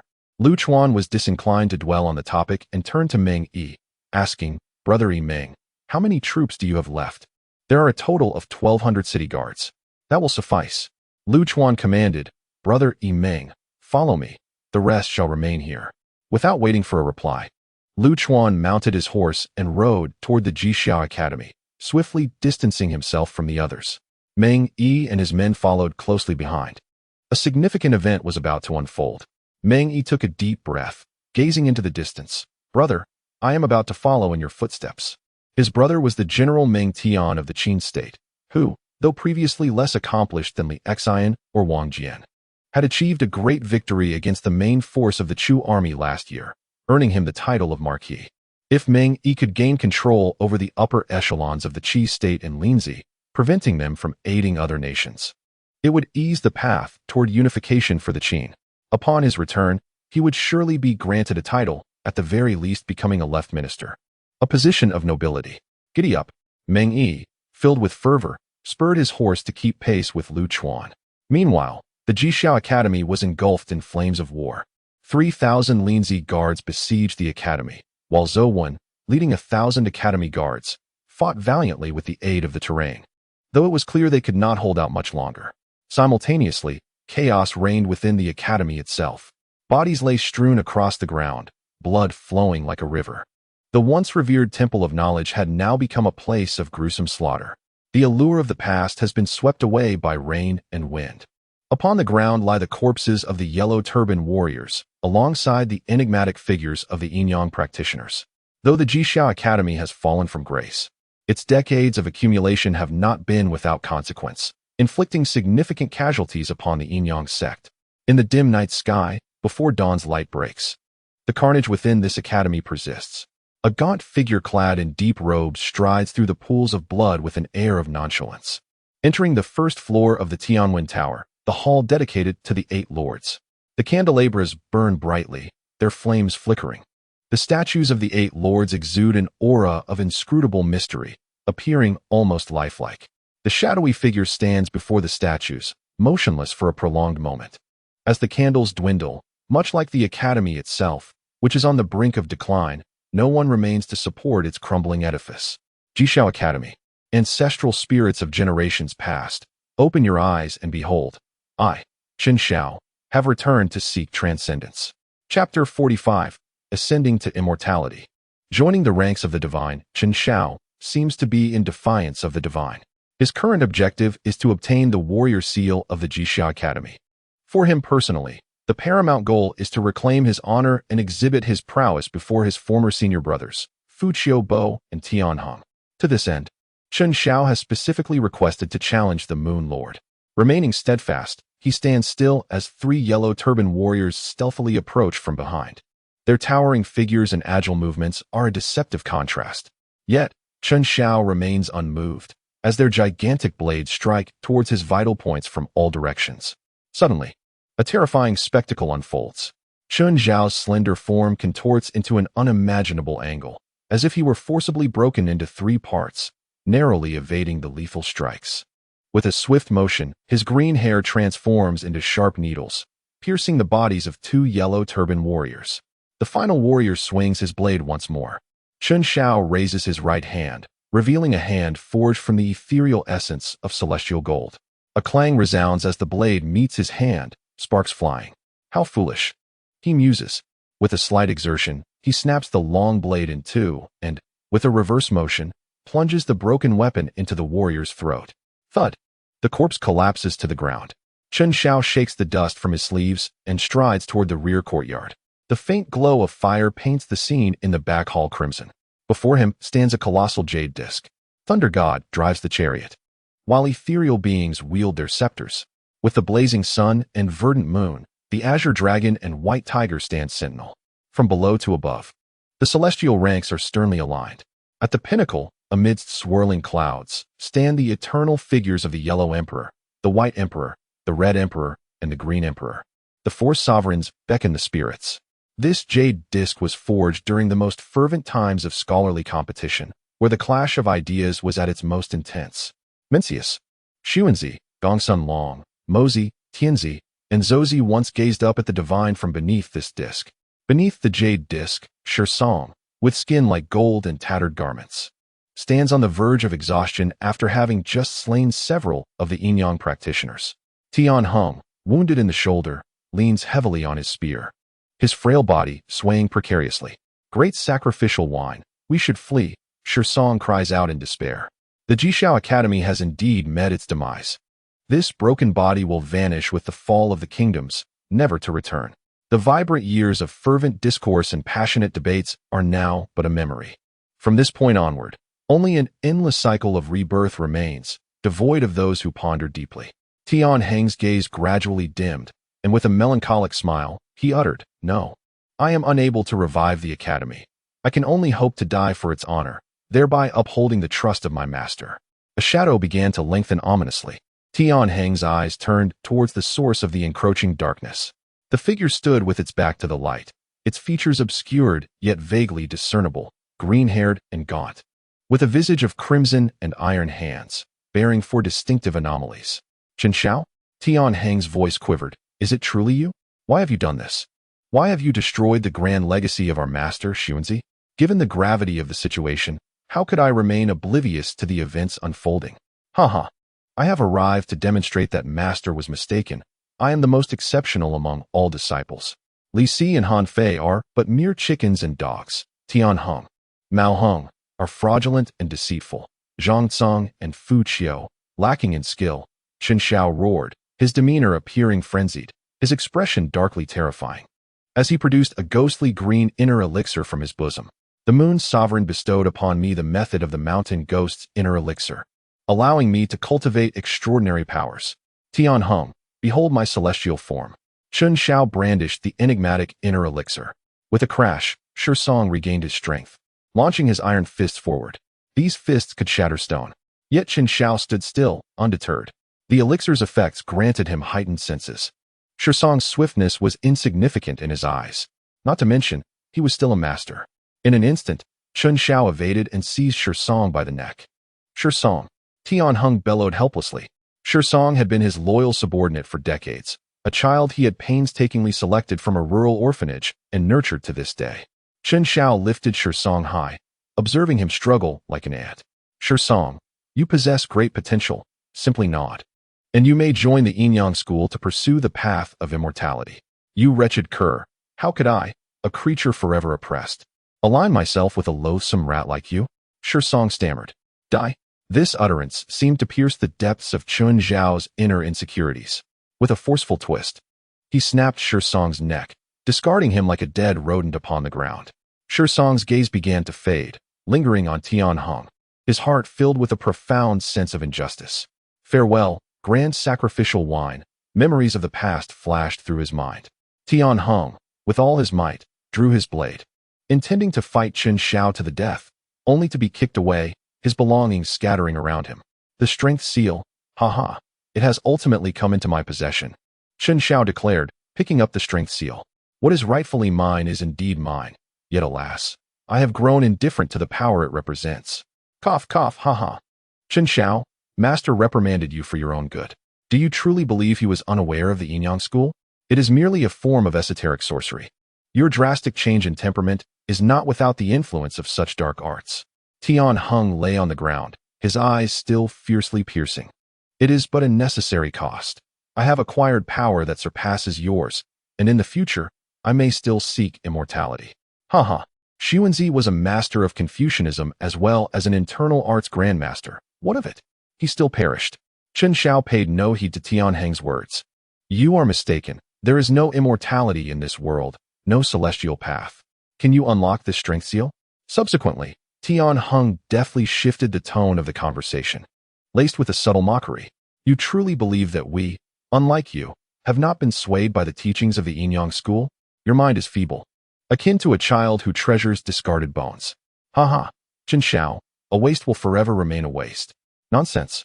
I possess divine powers and shall, in due time, attain the path of immortality. Chen Zhao's countenance twisted in rage. You mere mortals, with your limited vision, could never comprehend the ways of the celestial. I shall torment you to the brink of death, revealing to you the true essence of celestial arts. With that, Chen Xiao advanced toward Tian Heng, each step deliberate and heavy, as if treading upon his very heart. In his eyes, years of suppressed fury surged forth, and he intended to apply pressure on this senior brother, methodically leading him to his demise. He would then inform Xuanzi, behold, this favored disciple of yours is but a dog before me. Xuanzi, you pride yourself on understanding human nature, yet your vision remains clouded. Come forth, Tian Heng. Fear not death. The Jixiao Academy still has its seeds. The visage of Lu Chuan and others flashed in his mind. Suddenly, a resonating sound of a sword echoed, shimmering with cold light. Chen Xiao furrowed his brow and retreated swiftly, as a long sword embedded itself into the ground. Who goes there? Both men turned their gaze behind them, only to behold a magnificent figure emerging amidst flames, clad in white. The individual, donning a mask, possessed eyes as deep and dark as the night. Slowly, he removed the mask, revealing a strikingly handsome face. Tian Han, what brings you here? Depart at once. Tian Heng exclaimed, realizing it was Lu Chuan who had arrived. Grand sacrificial wine. I have come to retrieve the strength seal, to fulfill my promise. The flames illuminated Lu Chuan's silhouette, and in an instant, Tian Heng beheld Lu Chuan's figure projected onto the jade mirror, merging with it, as if ascending to celestial ranks. Today, the divine arts are unveiled. Chapter 46. The vast sky, the radiant silver river. The dark clouds parted, revealing the clear moonlight. Lu Chuan's shadow was reflected upon the map of the four emperors, as if he were among the celestial beings. Tian Heng recalled Lu Chuan's words from 3 years prior. In the future, I shall unlock the strength seal. Was this merely a jest? Tian Han, flee. This man is a master. Tian Heng reacted swiftly, urging Lu Chuan to retreat. What followed was an unforgettable scene. Lu Chuan donned the Laozhang ghost mask, his fierce visage vividly animated, with an eerie aura surrounding his form. Laozhang ghost mask. So it was Gongsun Pu. Upon witnessing Lu Chuan's masked face, Chen Xiao understood that Lu Chuan was indeed the one who had slain Gongsun Pu. Ha ha, Tian Heng, is this the disciple you hold in such high regard? Lu Chuan, I have long admired your reputation, yet alas, you shall perish here today. Chen Zhao's emerald hair bristled with fury, transforming him into a fiendish shadow under the flames, as he lunged toward Lu Chuan. Lu Chuan, undeterred, raised his hand to unleash crimson flames, accompanied by azure winds and black waters, as smoke billowed from his sleeves, heralding the emergence of a soaring serpent. This wondrous spectacle left Chen Xiao and Tian Heng aghast, momentarily paralyzing their thoughts. With instinct guiding him, Chen Xiao evaded the spell, but sparks singed a third of his green hair. Yet this was not the end. The soaring serpent lunged once more. Chen Xiao evaded the fangs of the serpent, transforming his golden hand into a palm, striking the serpent at its vital point, and astonishingly severing its head. As the serpent's head fell, it dissipated into black smoke, rendering the creature momentarily immobile, curiously without a trace of blood. The black smoke coiled around the severed neck, instantaneously regenerating the serpent's head. In a flash, Lu Chuan activated the Xinyuan step, appearing behind Chen Xiao. his long sword aimed at the neck. With a swift motion, Chen Xiao bent his upper body at a right angle, narrowly avoiding this lethal strike. As green hair shot forth, targeting Lu Chuan's vital points. Lu Chuan, having anticipated this, quickly distanced himself again. This time, he wielded a mighty seal and the inner elixir of the mountain spirit, aware that while this action might not harm the bizarre creature, it served a deeper purpose. In mere moments, both parties had exchanged several blows, and at this juncture, they found themselves in unison, halting their assault. Beyond the realms, untouched by the five elements. "You celestial being," murmured Tian Hong, suddenly enlightened as to Lu Chuan's confidence. It dawned upon him that Lu Chuan was indeed proficient in sorcery. A surge of excitement coursed through Tian Heng's heart as he gazed skyward. "Ancestors, the one you sought has appeared. The true grand sacrificial wine has arrived." Splendid. Chen Zhao's features contorted with exhilaration, his heart racing as if it might leap from his chest. How could he not recognize that this was the essence of true sorcery? The heavens have favored me with the gift of genuine celestial lineage. With that declaration, Chen Xiao summoned his inner energy, enveloping his form in a mist of azure vitality. His celestial physique, with its needle-like green hair and sinewy frame, was merely a precursor to a greater power. This layer of azure energy possessed remarkable regenerative capabilities. Barring severed limbs or fatal wounds, it could mend itself swiftly. "Young one, you possess a treasure yet squander it. Why not offer it to me? I shall ensure your wealth and longevity." Chen Xiao regarded Lu Chuan with covetous eyes, akin to gazing upon a mountain of gold, eager to uncover the secrets that resided within him. Throughout history, countless practitioners had sought the divine, yet many failed to harness the extraordinary treasures they encountered, helplessly witnessing their own aging and demise. Even those who delved into the mysteries of yin and yang could scarcely glean a glimpse of longevity. Lu Chuan's magic was undeniably potent, and that serpent was no ordinary creature. As he pondered, Chen Xiao deftly evaded another strike from the serpent, once more severing its head. Wait, the treasure. A chill ran down Chen Zhao's spine as realization dawned upon him. If Lu Chuan were indeed a practitioner of qi refinement, it would imply that he could wield ancient artifacts. Chen Xiao resolved to eliminate him at any cost, wary of Lu Chuan's sorcery and hesitant to act recklessly. Yet he knew he must subdue him. Unfortunately, it was too late. Lu Chuan gripped the mighty seal in his left hand, and in his right, he held the inner elixir. "Very well, witness the true art of the celestial," he proclaimed, swiftly consuming the elixir. In an instant, the mountain winds surged, propelling Chen Xiao backward. Lu Chuan's hair blazed a vivid crimson, cascading down to his knees, while his eyes transformed into a deep emerald, shimmering with arcane brilliance. Surrounded by the ethereal essence of green spirits, morphing into myriad forms of flora. This was the manifestation of the mountain spirit's inner elixir, revealing the visage of the mountain deity. Beneath the moonlight, a formidable aura radiated. The mountain spirit, the deity of the mountains, ruled over the ghosts and the flora of the earth. In this era, where darkness obscured the heavens and the pathways of sorcery lay severed, a new power had awakened.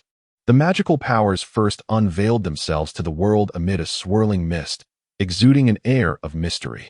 In stark contrast, Chen Zhao's imitation of an immortal was laughably crude. As Lu Chuan transformed, the emblem of the mighty warrior shimmered with brilliance. Bang! A cloud of yellow smoke erupted, revealing a towering figure beside him, clad in golden armor, adorned with a yellow scarf, with a visage like red jade and a beard akin to dark velvet. He emanated an overwhelming strength. This was the Yellow Scarf Warrior. Bang! Bang bang! The Yellow Scarf Warrior brandished a colossal axe, charging towards Chen Xiao. Simultaneously, Lu Chuan spread his right palm. Whoosh! Countless thorny vines sprouted from beneath Chen Zhao's feet, ensnaring him tightly. The serpent leapt forward at the opportune moment, sinking its fangs into Chen Zhao's ankle, while the Yellow Scarf Warrior severed his right arm. In the blink of an eye, the tides of battle had turned. Chen Xiao, with his proud immortal form, appeared utterly ridiculous before the genuine magical prowess. He possessed a formidable physique, swift speed, acute senses, and even the capability to slay Lu Chuan. Yet the tragedy of a martial artist lies in the limitations of the flesh. Even if he wished to transcend humanity, he could not wield unimaginable power. No matter how great the strength, it was futile if he could not reach Lu Chuan. The Yellow Scarf Warrior cleaved through his right arm, shattering the Xiongnu hand. The thorns entwined around him plunged their sharp tips deep into his flesh. Blood flowed incessantly from Chen Xiao, transforming him into a grotesque figure drenched in gore. Yet his vitality was tenacious, sustaining his fighting spirit. Chen Xiao broke free from his bonds and fled, his form becoming a fleeting shadow as he leapt over the city wall. Meanwhile, Lu Chuan dispelled the yellow scarf warrior and the mountain ghost's avatar. As the mana consumed was immense and could not be sustained for long, Lu Chuan swallowed a qi-nourishing pill and pursued closely. Chen Xiao, despite his resilience, would not run far. The serpent's venom had seeped into his very bones, and he could not endure for much longer. The two departed in pursuit of one another, leaving Tian Heng alone on the ground. Outside, the clamor of battle erupted once more. Yimeng, a disciple of the Jixia Academy, led the city gate guards to provide support, declaring that the academy was a crucial stronghold of Qi state, demanding all rebels to lay down their arms or face merciless slaughter. Meng Yi's powerful voice resonated throughout the land. It turned out that Meng Yi had arrived with reinforcements, and the situation had swiftly reversed. Tian Heng's heart finally eased, his eyes bright, gazing at the sky. The events of the day were so bizarre, resembling a dream, utterly inconceivable. From Chen Zhao's assault to Lu Chuan's divine manifestation, everything had turned too rapidly. The old man Tian Han had chosen a fitting name, living up to it. Tian Han. Tian Han. The heavens are vast, and the silver river shines brilliantly. He shall leave his mark in history. Chapter 47. The Millennium Guardian Corpse. Walking with history flee. It is imperative to escape. In the pitch-black mountains and forests, miasma enveloped the air. The cacophony of wild beasts echoed continuously, rising and falling. A bloodied figure stumbled and staggered through the woods. Despite his grievous injuries, Chen Zhao's heart surged with exhilaration. This was an earth-shattering secret. From this moment forth, he would remain hidden in the shadows, waiting for the right moment to strike. Ha ha, Lu Chuan, one day, I shall seize your immortal fruits. In a fit of excitement, Chen Xiao howled to the heavens, embodying his name with bold arrogance. He did not perceive this as peril, but rather as an opportunity, a chance for immortality. The practitioners of Yin-Yang sought fortune through the mountains and seas, yearning for immortality. Little did they know that true opportunities lay before them. Is that so? A voice, calm and unassuming, emerged from behind. Chen Xiao turned in fright, only to behold a figure riding a white horse traversing the forest. The steed radiated a luminous aura, agile and spirited, evading every obstacle with a grace unlike that of an ordinary horse.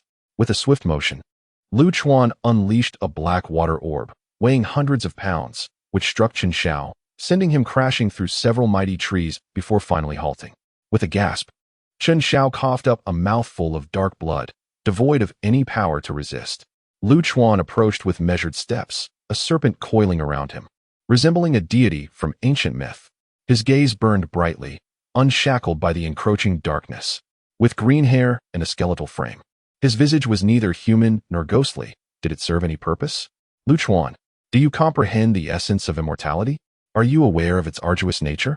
You have mastered the celestial arts, elevated above all, yet what right do you possess to critique a seeker of immortality, knowing his demise was imminent?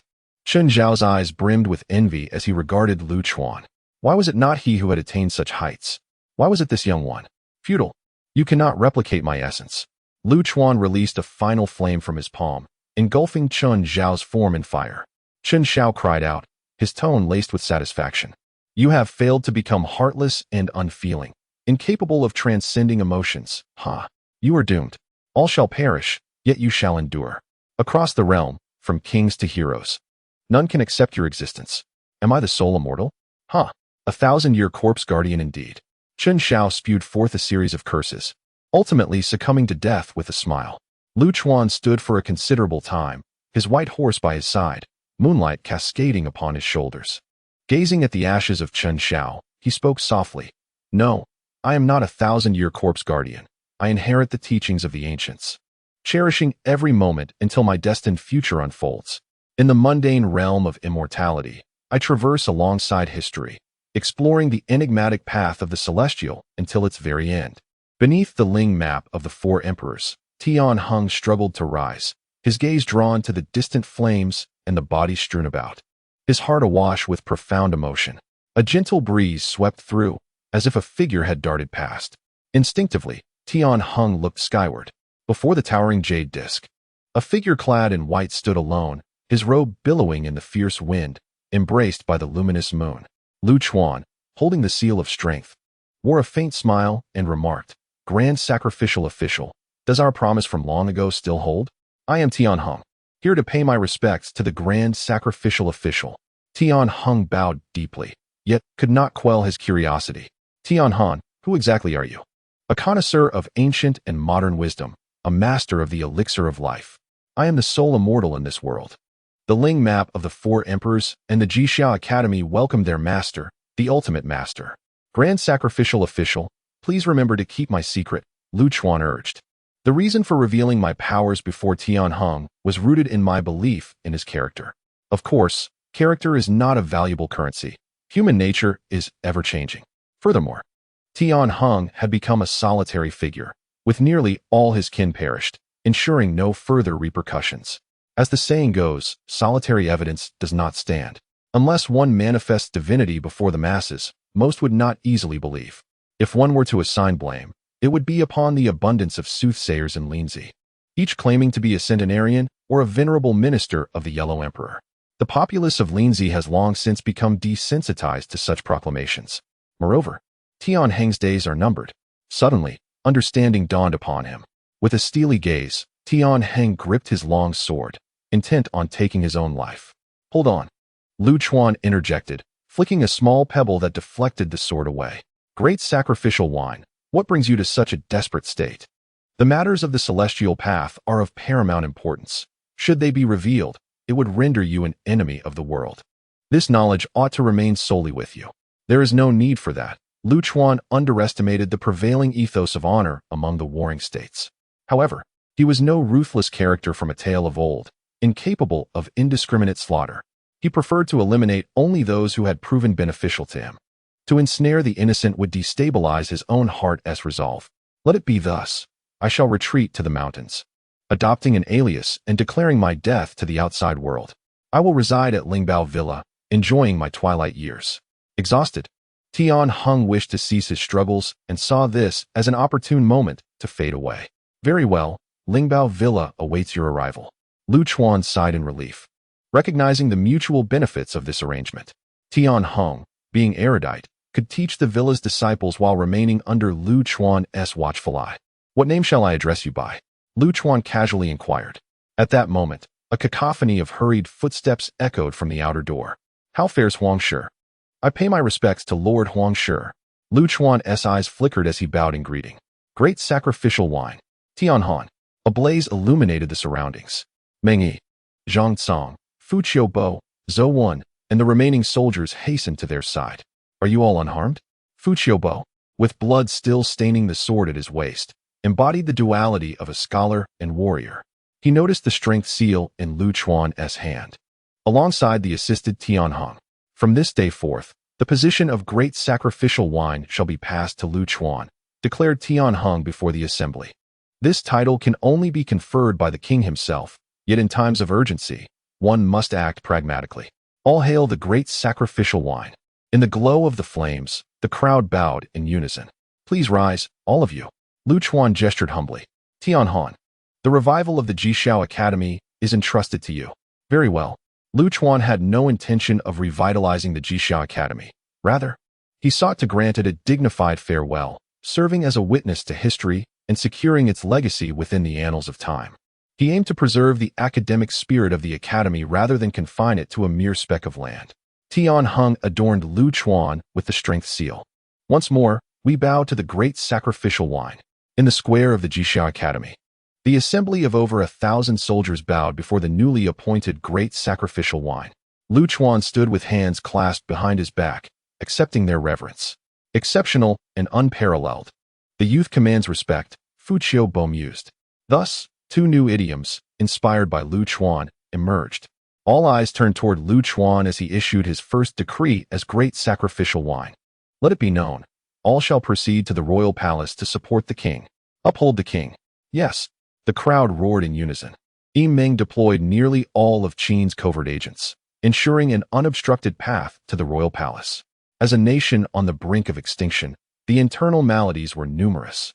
Each individual was inclined to serve their own interests, and those loyal to the royal family were likely outnumbered by those swayed by bribes.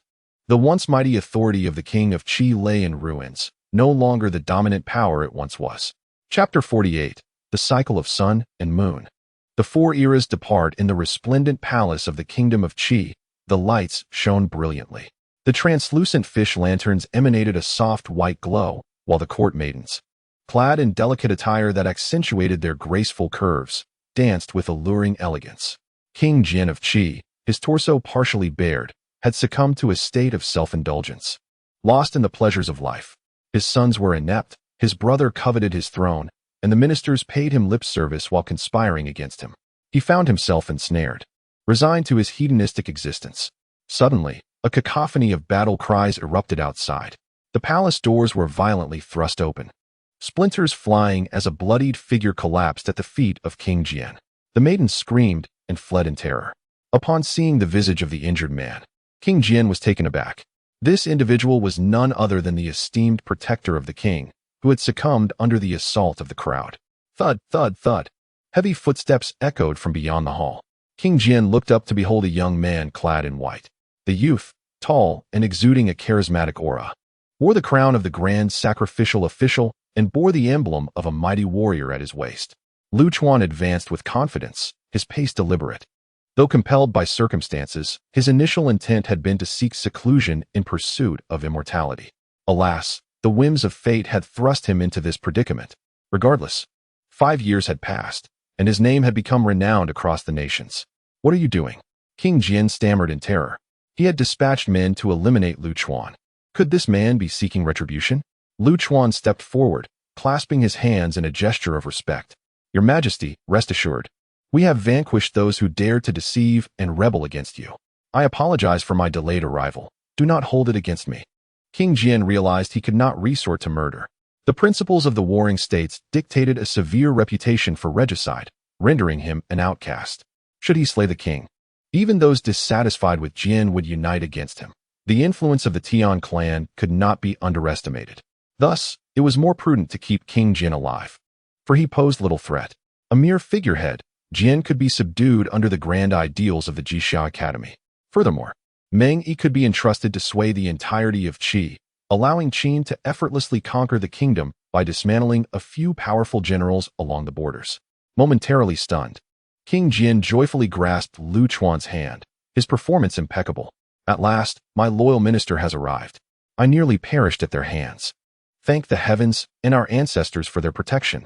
I beseech you, your majesty, issue a decree to quell this internal strife and prevent foreign nations from seizing the opportunity to sow discord. Indeed, your words hold great wisdom, King Jin replied, fearful that his subjects might rally behind a new leader upon realizing he could still retain his throne. Clarity dawned upon him. The granting of power mattered little as long as he remained seated upon the throne. Thank you, your majesty. Your sagacity is unparalleled. In the autumn of the 41st year of King Jin's reign, the historian chronicled the uprising of the sorcerers, who incited the Forbidden Army to revolt. Lu Chuan, a noble of Qiansheng, quelled the turmoil, while the grand sacrificial official, Tian Heng, perished amidst the chaos.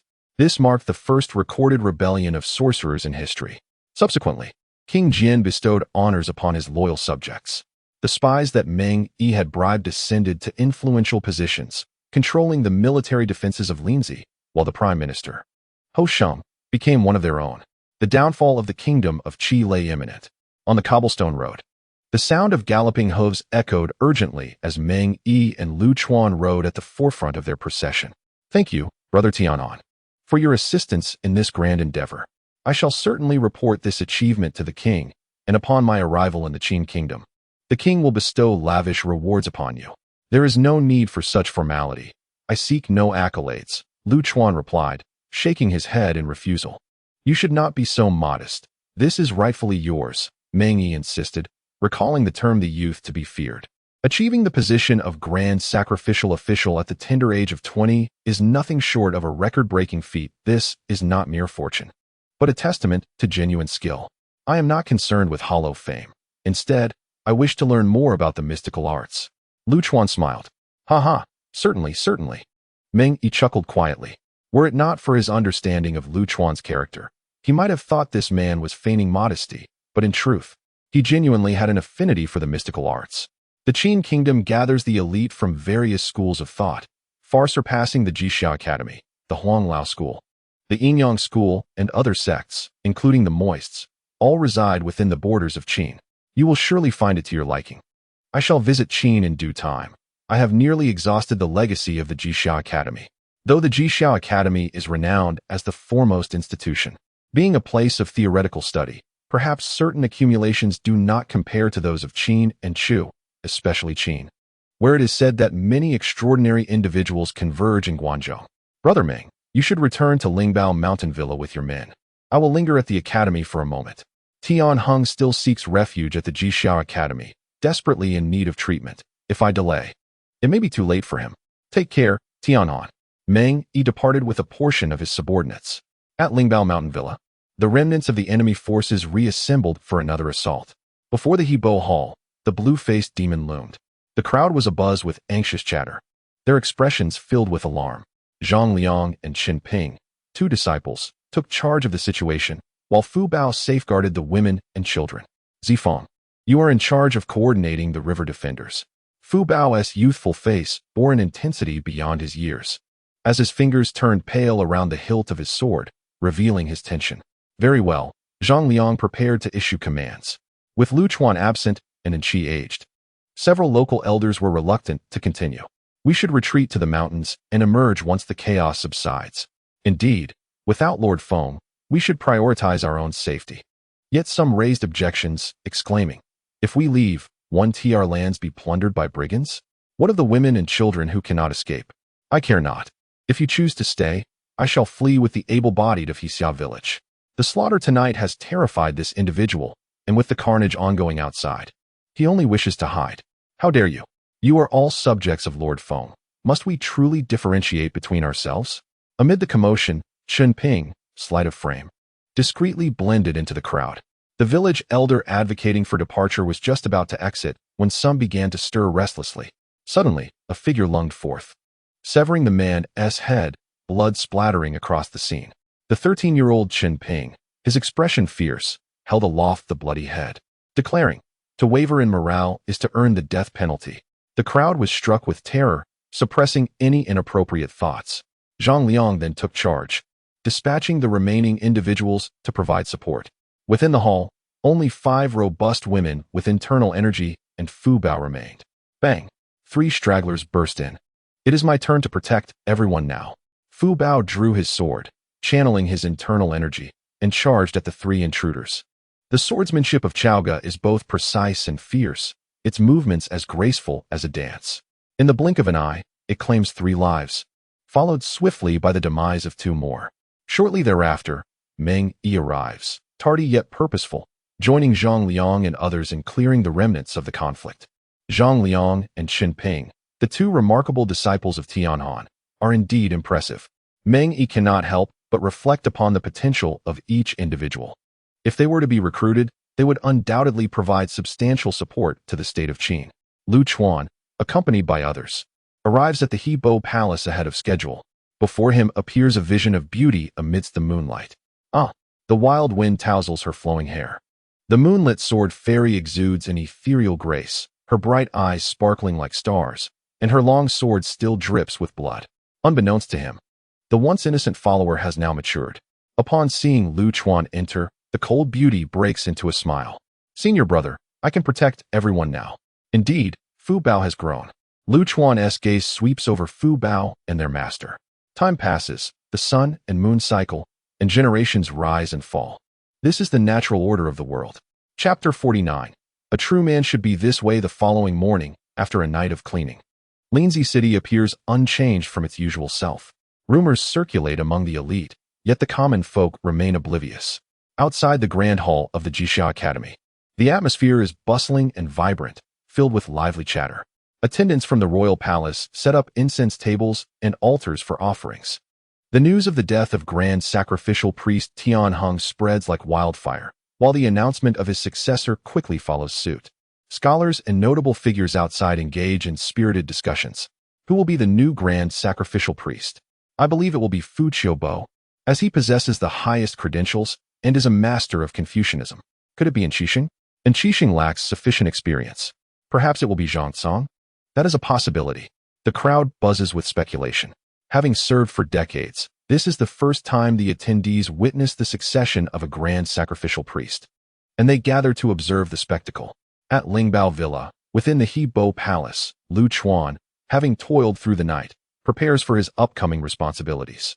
The elderly Zheng Anshi strokes his beard, examining his disciple with satisfaction. Here, shift the jade seal slightly to the right. Yes, the silver hook and jade pendant should not overlap. Gao Jianli offers guidance to Fu Bao, who diligently arranges clothing and adornments for his senior brother. Soon, an elegant young gentleman emerges. This is too formal, Lu Chuan chuckles. It is my first time wearing attire that nearly drags on the ground. Oh, as the grand sacrificial priest, one must adhere to a certain decorum, Zheng Anshi replies. This title may be nominal, yet it is still a rank of nobility. Report. Zhang Song, Yiming has sent someone to welcome you. As Lu Chuan steps outside, he sees Ming Yi and the bearded Zhang Song waiting by the carriage. Grand sacrificial priest, please, Zhang Song bows with a smile. He is over a decade older than Lu Chuan, and Lu Chuan feels no jealousy. This honor is well-deserved, for he has saved the Jixia Academy. At this moment, Zhang Song and the others remain unaware of Qin's contribution, believing the city guards act upon Lu Chuan's summons. At the Linzi city gate, the crowd swells. The academy's carriage approaches slowly, and the throng parts to create a path. Under the gaze of many, Lu Chuan disembarks. A moment of uproar ensues. It is indeed Ling Baojun. Truly deserving of the title, Ling Baojun once saved my son's life. Indeed, Ling Baojun embodies both virtue and skill, a well-deserved honor. Qing Emperor's child. Ling Baojun, a grand sacrificial priest of genuine merit. People do not underestimate Lu Chuan due to his youth. Rather, they regard it as a matter of course. The sentiment of the populace fills the air, leaving Qi Wangjian in a state of sheer terror. Were he to denounce Lu Chuan as a rebel at that moment, it is likely that no one would pay him any heed. Soon, Lu Chuan ascends the stage, and Qi Wangjian personally places the crown upon his head and bestows upon him the imperial seal. He is officially conferred the title of Lu Chuan of Langya, Grand Minister and Chief Sacrificial Official of the Jixia Academy. Thank you, Your Majesty. Lu Chuan expresses his gratitude, as the nearby citizens cheer and bow in unison, his reputation soaring to unprecedented heights. Following this, a procession of chariots from the academy winds through the streets, flanked by 800 guards. The streets are swept clean, and children are rewarded with gifts. Zhang Song proclaims the first edict of the Grand Sacrificial Official. From this day forth, there shall be no barriers at the academy. All the texts and tomes shall be accessible to the public. Citizens shall receive tokens to enter and study, with strict prohibitions against destruction or theft. Violators shall be imprisoned. This is a groundbreaking decree. In this era, knowledge is more precious than gold, a closely guarded secret of the noble families. With this proclamation, the first public library, the Tianhan Pavilion, is born in history. At the rear of the procession, Fu Qiubo stands alongside Zhang Song, observing the scene. Tianhan indeed carries a semblance of Xuanzi's spirit, Fu Qiubo remarks. I had such an impression at first glance. Xuanzi is a peculiar figure, although a master of Confucianism. He has taught disciples of legalism, yin-yang philosophy, diplomacy, military strategy, and Taoism. His characteristic is his inclusiveness. Lu Chuan, embodying Confucian ideals, traverses the paths of various schools of thought. It seems he harbors no biases against different factions. As the procession moves on, the crowd erupts in cheers. Meng Yi rides close by. Tianhan, how does it feel to be the center of attention? He inquires. A true man should wield immense power, he asserts. Is power truly of such significance? Lu Chuan lifts the curtain of the carriage, his expression placid. Is the path of immortality truly important? Meng Yi, still in the bloom of youth, feels no urgency for longevity, perceiving life as long and brimming with possibilities. It is indeed crucial, even more so than power. Who among Qin Huang, Han Wu, Tang Zong, and Song Zhu has achieved longevity? Perhaps immortality is the greatest power of all, to be embraced by the masses, to be granted titles by the sovereign, and to leave a name etched in history. This is the utmost glory of life. Lu Chuan remains unperturbed. As Meng Yi's voice resonates once more. Tianhan, what do you seek? Lu Chuan appears to have never aligned himself with the interests of either the Qi or Qin states. I merely desire peace for the realm and happiness for the people, hoping that during unification, fewer lives are lost, he murmurs. This sentiment jolts Meng Yi from his reverie, awakening him to a perspective centered on the common people, a notion he had never contemplated before. Is this the essence of your medical practice? Meng Yi bows deeply. Grand Sacrificial Official, I am enlightened. Do not be so formal, Lu Chuan replies. He maintains that this is a civil war within Huaxia. It matters not which of the 7 states seizes the world, as long as the populace lives in peace. All animosities will fade with the passage of time, ultimately coalescing into unity. Lu Chuan ponders the fate of another individual bearing the surname Lu. What might that fellow be doing now? Amidst the throng, 2 young men, one in black and the other in blue, tiptoe to witness the adoration of the masses. I have traversed the states, encountered countless lords and heroes, and while some invoke fear and respect, this is the first time I have witnessed such love from the people, remarks a middle-aged scholar, his demeanor refined. Lu Ji, you should learn from this person. This individual is none other than Lu Ji of Fengyi, who has traveled extensively. Lu Ji initially sought to ally himself with the esteemed Lord Xinling, but upon learning of his demise, he turned his aspirations towards Lu Chuan, who was, however, not inclined to accept any retainers. Left with no alternatives, Lu Ji pledged his loyalty to Zhang Er, a former retainer of Lord Xinling. Upon hearing Zhang Er's words, Lu Ji gazed longingly at the scene where the masses rallied in support, exclaiming with fervor, a true man ought to be like this. Should I, Lu Ji, one day return home triumphant, I will surely revel alongside the people. Ha. The youthful Lu Ji was brimming with ambition and determination, believing himself destined for greatness. At this moment, he remained oblivious to the adversities that lay ahead, the protracted days of darkness that awaited him, where he would either succumb utterly or rise from adversity to achieve unprecedented feats. As the carriage approached, it passed by both Zhang Er and Lu Ji. Lu Chuan cast a fleeting glance at Lu Ji before averting his gaze. The grand celebration continued into the evening. Under the auspices of the 4 emperors in Lingbai, Lu Chuan appointed Meng Yi as the grand sacrificer, alongside Zhang Cong, Fu Qiubo, Master Zheng Anqi, and Zhou Wen, summoning 5 prominent grand sacrificers. Furthermore, Zhang Liang and Qin Ping were integrated into the academy. The master had finally realized his dream of the Jixiao Academy's grand sacrificer and the position of a high-ranking official. The previous bloodshed had resulted in the demise of the Yellow Turban warriors, with fewer than 300 guards remaining and around 50 disciples of the Jixiao Academy. While many others had perished or fled, from this point onward, the academy would close its gates, admitting only menial workers and no new disciples. Until it could regain its vitality, we shall diligently pursue knowledge. Chapter 50. The Ancestor Jiang Shang, the Azure-eyed Moon Lord at Lingbao Mountain Manor. By the river not far from the bamboo grove, the waters flowed ceaselessly. An elderly man, with a leg impaired, his visage marred and his demeanor aged, ambled to this location. Observing the distant waves, he remarked with satisfaction, Tianhan, this is indeed the place. Lu Chuan followed closely behind the elder and responded, excellent. Henceforth, the grand sacrificer shall reside here. The servants will bring your belongings shortly. As for the kitchen, there is no need, you may dine with us. There is no need to address me as the grand sacrificer. Simply call me Huang Shigong. With limited time remaining, Tian Heng wished to witness how far Lu Chuan could ascend. Very well, Huang Shigong. Lu Chuan accepted with enthusiasm. As dusk fell, the river surged, and the sun set at an angle, casting shadows upon their shoulders. The elder and the youth settled on a large stone to sit. Huang Shigong reminisced about his past, while Lu Chuan listened attentively, devoid of any impatience. Times were peaceful, and such tranquil days were few. You have slain the young master of the Yinyang family. They may now have their eyes on you. Exercise caution in the future, Huang Shigong advised. No worries. I shall be careful, Lu Chuan assured him. He unfastened the warrior's seal from his waist, made of white jade, inscribed at the bottom with the words summon spirits, exorcise demons. This seal indeed had the power to summon the Yellow Turban warriors, who stood approximately 2 meters tall, boasting the strength akin to elite internal energy practitioners.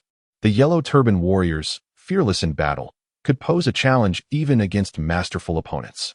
This was the greatest gain from this journey, Theoretically, the seal could summon an unlimited number of yellow turban warriors, approximately 1 warrior per 10 strands of true energy.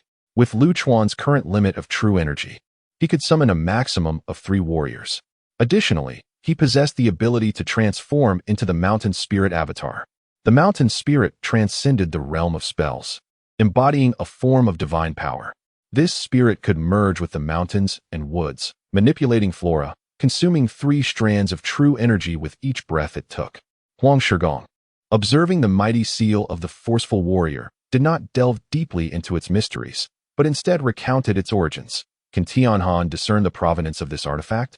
Oh, might you elaborate? It was evident that this was not a modern creation, but rather one of the ancient treasures, initially discovered by the revered ancestor of the Jiang clan, Jiang Zia, before becoming a family heirloom of the royal house of Qi. After the Tian clan succeeded Qi, this artifact was obtained by Lord Mengchang and subsequently gifted to the Grand Sacrificer of the Jixia Academy, serving as the esteemed seal of the Grand Sacrificer. So that is the case. Did Jiang Zia possess any magical abilities? He likely did not, for it was 800 years ago, not 8,000. He must have been aware of ancient secrets, thus designating the yellow turban warrior seal as a family treasure, which ultimately came into his possession. Such fortuitous circumstances are ineffable. The two engaged in a meandering conversation. Huang Shigong, having set aside the burdens of the Grand Sacrificer, appeared considerably more light-hearted than before. Tianhan, where do you envision the Jixia Academy heading? Lu Chuan stood solemnly, gazing upon the yellow river, and replied, the Jixia Academy may face obliteration, decline, and the loss of its heritage. Its teachings, much like the yellow river, will flow through the ages. Lu Chuan frequently offered reassurances to Huang Shigong. The myriad schools of thought that flourished from the Jixia Academy would predominantly espouse Confucianism, profoundly influencing Chinese civilization for millennia, deeply ingrained within the hearts of every descendant of Huaxia. This era marks the youth of Huaxia, and the spirit birthed from it will indelibly shape future generations. I am reassured, Huang Shigong chuckled softly. The legacy of our forebears shall not perish. What does the demise of the Jixia Academy truly signify? His concern lay with the potential loss of the written legacies of past sages. Elder brother, it's time for dinner. A loud call from Fu Bao echoed nearby. Let us dine first, Lu Chuan said, turning to depart, followed closely by Huang Shigong. By the bamboo grove, a quaint pavilion housed several rows of wooden tables. Servants busily prepared and served meals, featuring the trio's favorite dish of red date honey glutinous rice, accompanied by a 7-vegetable soup, roasted lamb, fried lamb liver, fried pork, and a vegetable soup enriched with elixirs. Zhang Liang, Chen Ping, Gao Jianli, Fu Bao, and Zheng Anqi took their seats in turn. This is the recluse Huang Shigong, who shall be residing in the mountain villa henceforth. Who is Huang Shigong? The gathering seemed to share an unspoken understanding. Zheng Anqi, feigning ignorance, clasped his hands and smiled. I am Zheng Anqi. It is an honor to meet Huang Shigong. Anqi Xinwen, I have long admired you. One by one, introductions were made, and familiarity began to blossom. Nearby, Gao Jianli had already disregarded decorum and commenced his meal. Lu Chuan watched, his brow furrowing. Gao Jianli, aside from his musical talents, had a profound appreciation for fine cuisine. Would he, in due course, transform into a corpulent version of himself? While Gao Jianli exuded elegance akin to a white crane while playing the lute, his dining manners were less than palatable. Perhaps this was his true nature, only revealed after growing comfortable among Lu Chuan and the others. Zheng Anqi savored his food deliberately, adhering to the Taoist principle of 36 chews. Fu Bao's eating habits were no less voracious than Gao Jianli's, while the other two disciples exhibited a degree of restraint. Huang Shigong observed this gathering, a harmonious blend of Taoism, Confucianism, military strategy, and eclectic philosophies, where status and etiquette were rendered irrelevant, and all were regarded as equals, reminiscent of the Mozi school of thought. In days gone by, Huang Shigong often felt somewhat awkward, yet now he finds himself rather fond of this atmosphere. You have all worked hard. Lu Chuan raised his cup in salute to the assembly. Huang Shigong, I must trouble you to look after my 2 disciples. Very well. I shall speak more when I have leisure, Huang Shigong replied somewhat dismissively. He had come to enjoy his retirement, not to serve as a teacher, and was content to offer a few casual pointers. In the following days of interaction, Huang Shigong was astounded by the exceptional talents of Zhang Liang and Qin Ping, recognizing them as exquisite gems that, with proper refinement, would undoubtedly blossom into statesmen of great merit. By the banks of the Yellow River, Huang Shigong engaged in a game of chess with Zheng Anqi, while Lu Chuan offered his insights from the sidelines. What do you think of my two disciples? Huang Shigong played a piece, obliterating Zheng Anqi's formidable dragon. Each had their own strengths. Zhang Liang was astute in significant matters, while Qin Ping acted with utmost caution. Huang Shigong bestowed high praise upon them, their presence alleviating his regret over Lu Chuan's reluctance to engage in politics. With cultivation, they were destined for positions of great influence. Huang Shigong felt a sense of fulfillment in his later years. Indeed, these two will surely bring peace to the realm, Lu Chuan remarked. The subsequent days unfolded in tranquility and simplicity. In the eastern sea of Qi, the waves surged like a boundless sky, vast and infinite. The East Sea was a realm shrouded in mystery and celestial legends, countless tales of immortals originating from these waters. On a certain island, wisps of smoke spiraled upwards, with pavilions standing tall and figures moving about, adorned in garments emblazoned with the symbols of yin and yang. At the highest point, a tower rose majestically, overlooking the island's inhabitants. The archway of the tower was intricately carved with yin and yang motifs, the left side showcasing a lacquered blue round moon, signifying the Moon Lord's domain of Penglai. With measured steps, the messenger ascended the winding staircase to the lofty edifice. The higher he climbed, the darker it became. Doors and windows were tightly shut, rendering the air still and suffocating. The deep green paint depicted ancient deities, red dragons, feathered beings, three-eyed celestial beings, azure dragons, crimson phoenixes, kuei cattle, and cheelants, each seemingly ready to spring forth. At the pinnacle, the grand door swung open, revealing a darkness so profound that one could not see their own hand, accompanied by a strong scent of herbs. Your Excellency, urgent news from the state of Qi. Suddenly, a pair of eyes emerged from the shadows, their green depths holding square pupils. Chapter 51. The feast that must eventually disperse those green eyes with square pupils signified an extraordinarily rare celestial physique, possessed by the Moon Lord himself, a prodigy of remarkable distinction. Upon encountering these peculiar eyes, the messenger, regardless of how many times he had witnessed such sights, felt a profound shock within. Your Excellency, Qin Shao is dead. Who was responsible for his demise? The voice from the darkness was hoarse and grating, as if emanating from all directions. It was Lu Chuan of Langia, known as the Green Emperor's son, currently the Grand Sacrificial Official at the Jixia Academy. I conjecture he possesses the strength of a top-tier master, perhaps skilled in the use of poison. The messenger recounted Lu Chuan's details with precision, having gathered this information effortlessly. As Lu Chuan's renown stretched across Qi and Lu, known by many. Shall I send someone to apprehend Lu Chuan? The messenger inquired eagerly. There's no need for that. Hold your horses for now. The state of Qi's Linzi is no longer the center of the world. It is of little consequence at this moment. The pressing matter is to head to the Qin state, dispatch more individuals to Qin, and ensure we secure a foothold in Guangzhou. Understood. The messenger dared not ask further questions, simply obeying the command. After the envoy departed, the emerald-eyed orbs dimmed in the darkness of night, and mysterious whispers floated through the air. Qin state, who would have thought it was you? To this day, the grand scheme of the world has become clear. Neither Qi nor Chu possesses the strength to unify the realm, while Yin remains a mere shadow, its military feeble and easily vanquished. Only Qin holds the opportunity to dominate all under heaven. This is the chance for the Yin-Yang school. Tai has issued orders for full infiltration into Qin, further advancing their agenda. In a unified world, the sovereign holds an unparalleled position. Should they succeed in ensnaring this ruler, then the entirety of the realm would fall under the control of the Yin-Yang school. Yingzheng, will you believe this? In the heart of Qin, the fertile plains boast the renowned 800 li of Qin Xuan. This is where the Zhou dynasty established its foundation, nurturing 1 million Qin people. As the might of Qin burgeoned, Guangzhou subtly emerged as the epicenter of the world. As merchants traversed the land, news from Qi reached Guangzhou. In a bustling tavern, merchants engaged in lively discourse, exchanging intelligence and commercial tidings from distant lands. The Shu people excelled in silk weaving, and the Chu people were masters of lacquerware. Yet there were certain goods forbidden from export. Have you heard?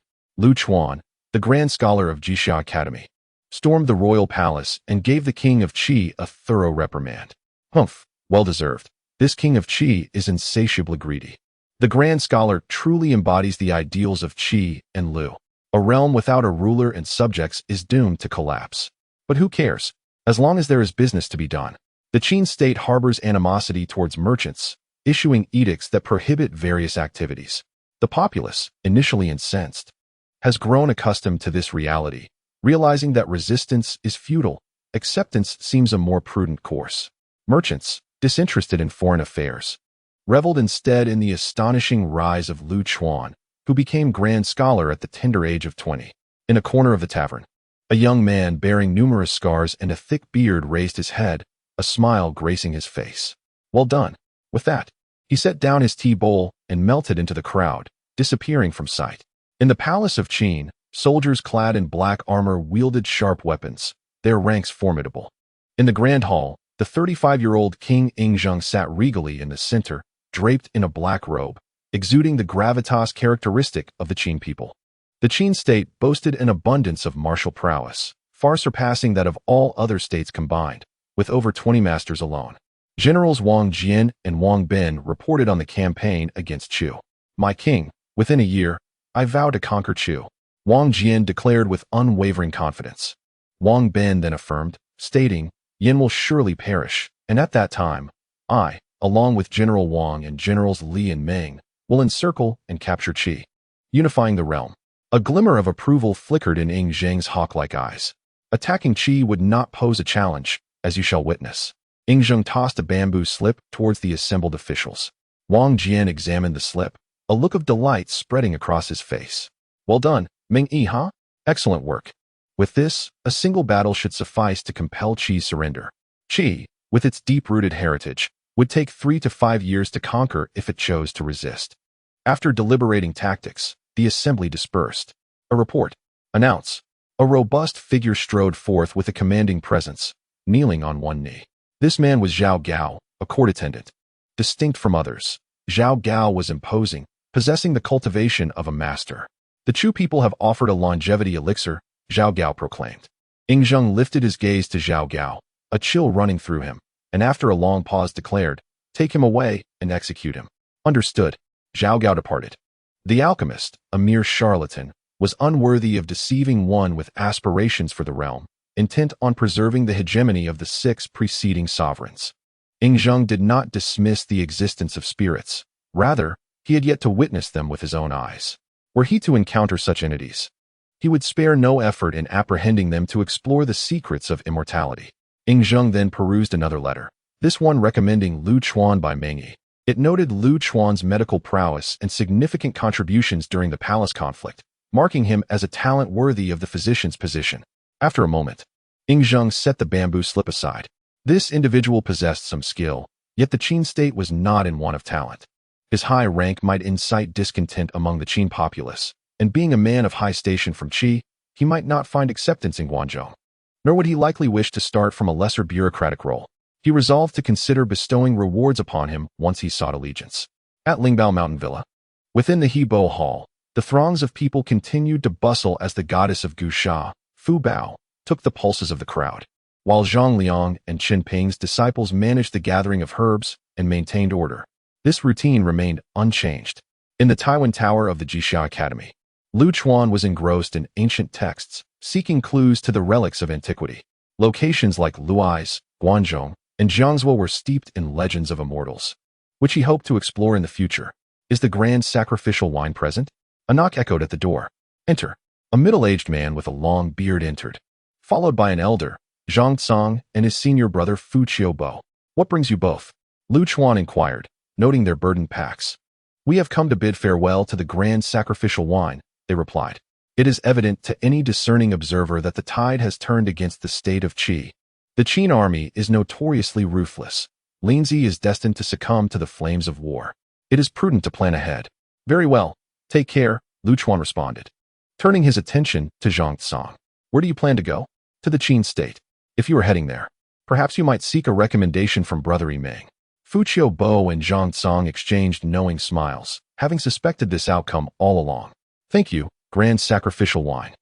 Fu Qiubo said, I intend to return to Sichuan and live in seclusion, disengaged from worldly affairs. Tianhan, you should also depart. This place is not conducive to scholarly pursuits. Lu Chuan offered no reply, instead gazing out the window, stating, some must remain behind, to conclude matters with a perfect resolution. He bore the weight of the Lisher seal, fulfilling the responsibilities of the grand sacrificial wine. Take care. Zhang Song and Fu Qiubo departed. At Lingbao Mountain Villa, before the dwelling of the recluse Huang Shigong, two elderly men with disheveled hair were engrossed in a game of chess. Checkmate. Ha ha, Huang Shigong. Today victory belongs to me. Zheng Anqi exclaimed, his face flushed with excitement. Lu Chuan and Fu Bao stood by, shaking their heads in exasperation. Observing his grandfather's demeanor, Fu Bao expressed concern. Grandfather, my master is in good health and has no cause for alarm. Lu Chuan replied, disingenuously refraining from revealing the truth. The cycle of life. Infants emerge with teeth while the elderly lose theirs. All enter the world unclothed and depart in the same manner. Birth, aging, sickness, and death are the natural order of existence. Lu Chuan sought to evade thoughts of the future, instead focusing on the present moment. Once the game concluded, Lu Chuan approached Huang Shigong to discuss Zhang Song and his companion. Huang Shigong appeared momentarily lost in thought before responding with a weary smile, very well. This can be seen as branching out. Indeed, all feasts must eventually come to an end.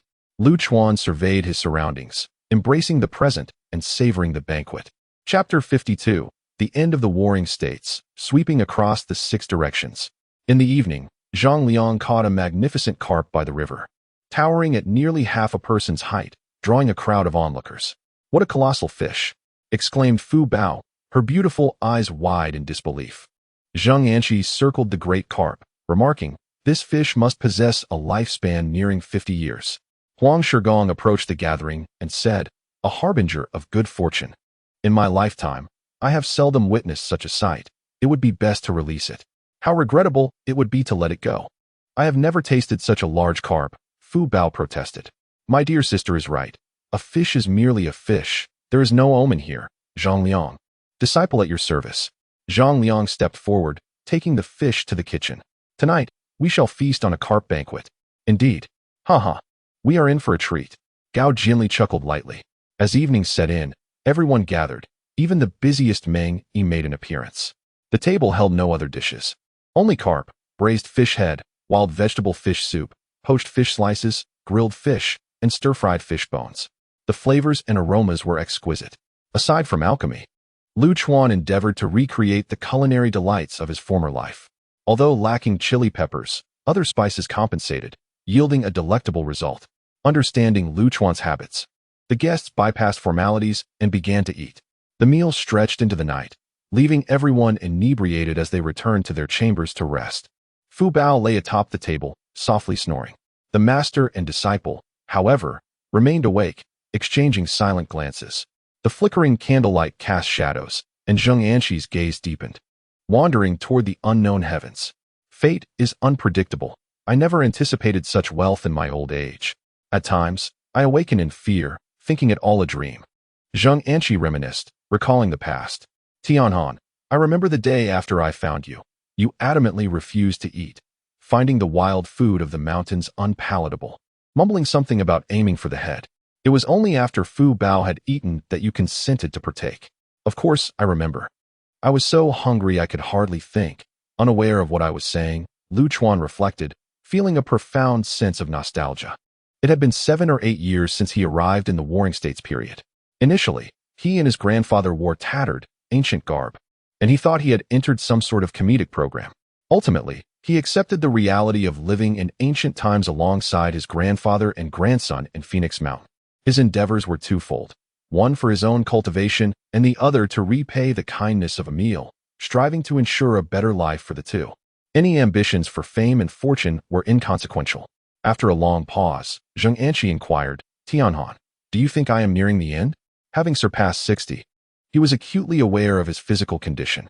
Recently, he had felt increasingly fatigued, with swelling in his lower limbs, and his vitality waned compared to former days. Were it not for the support of elixirs, he might scarcely be able to walk. Lu Chuan remained silent for a moment, ultimately unwilling to conceal the truth from his master. Master, please take care of yourself and maintain a light diet. There is no significant issue at hand.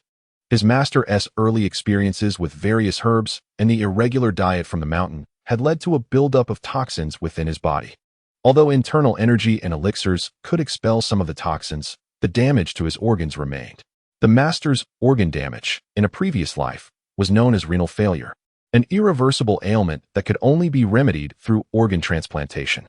Regrettably, Lu Chuan's medical expertise has yet to reach the level necessary for such a procedure. He is even unaware of how to match organ types or address rejection issues. All he can do is exhaust his efforts and leave the rest to fate.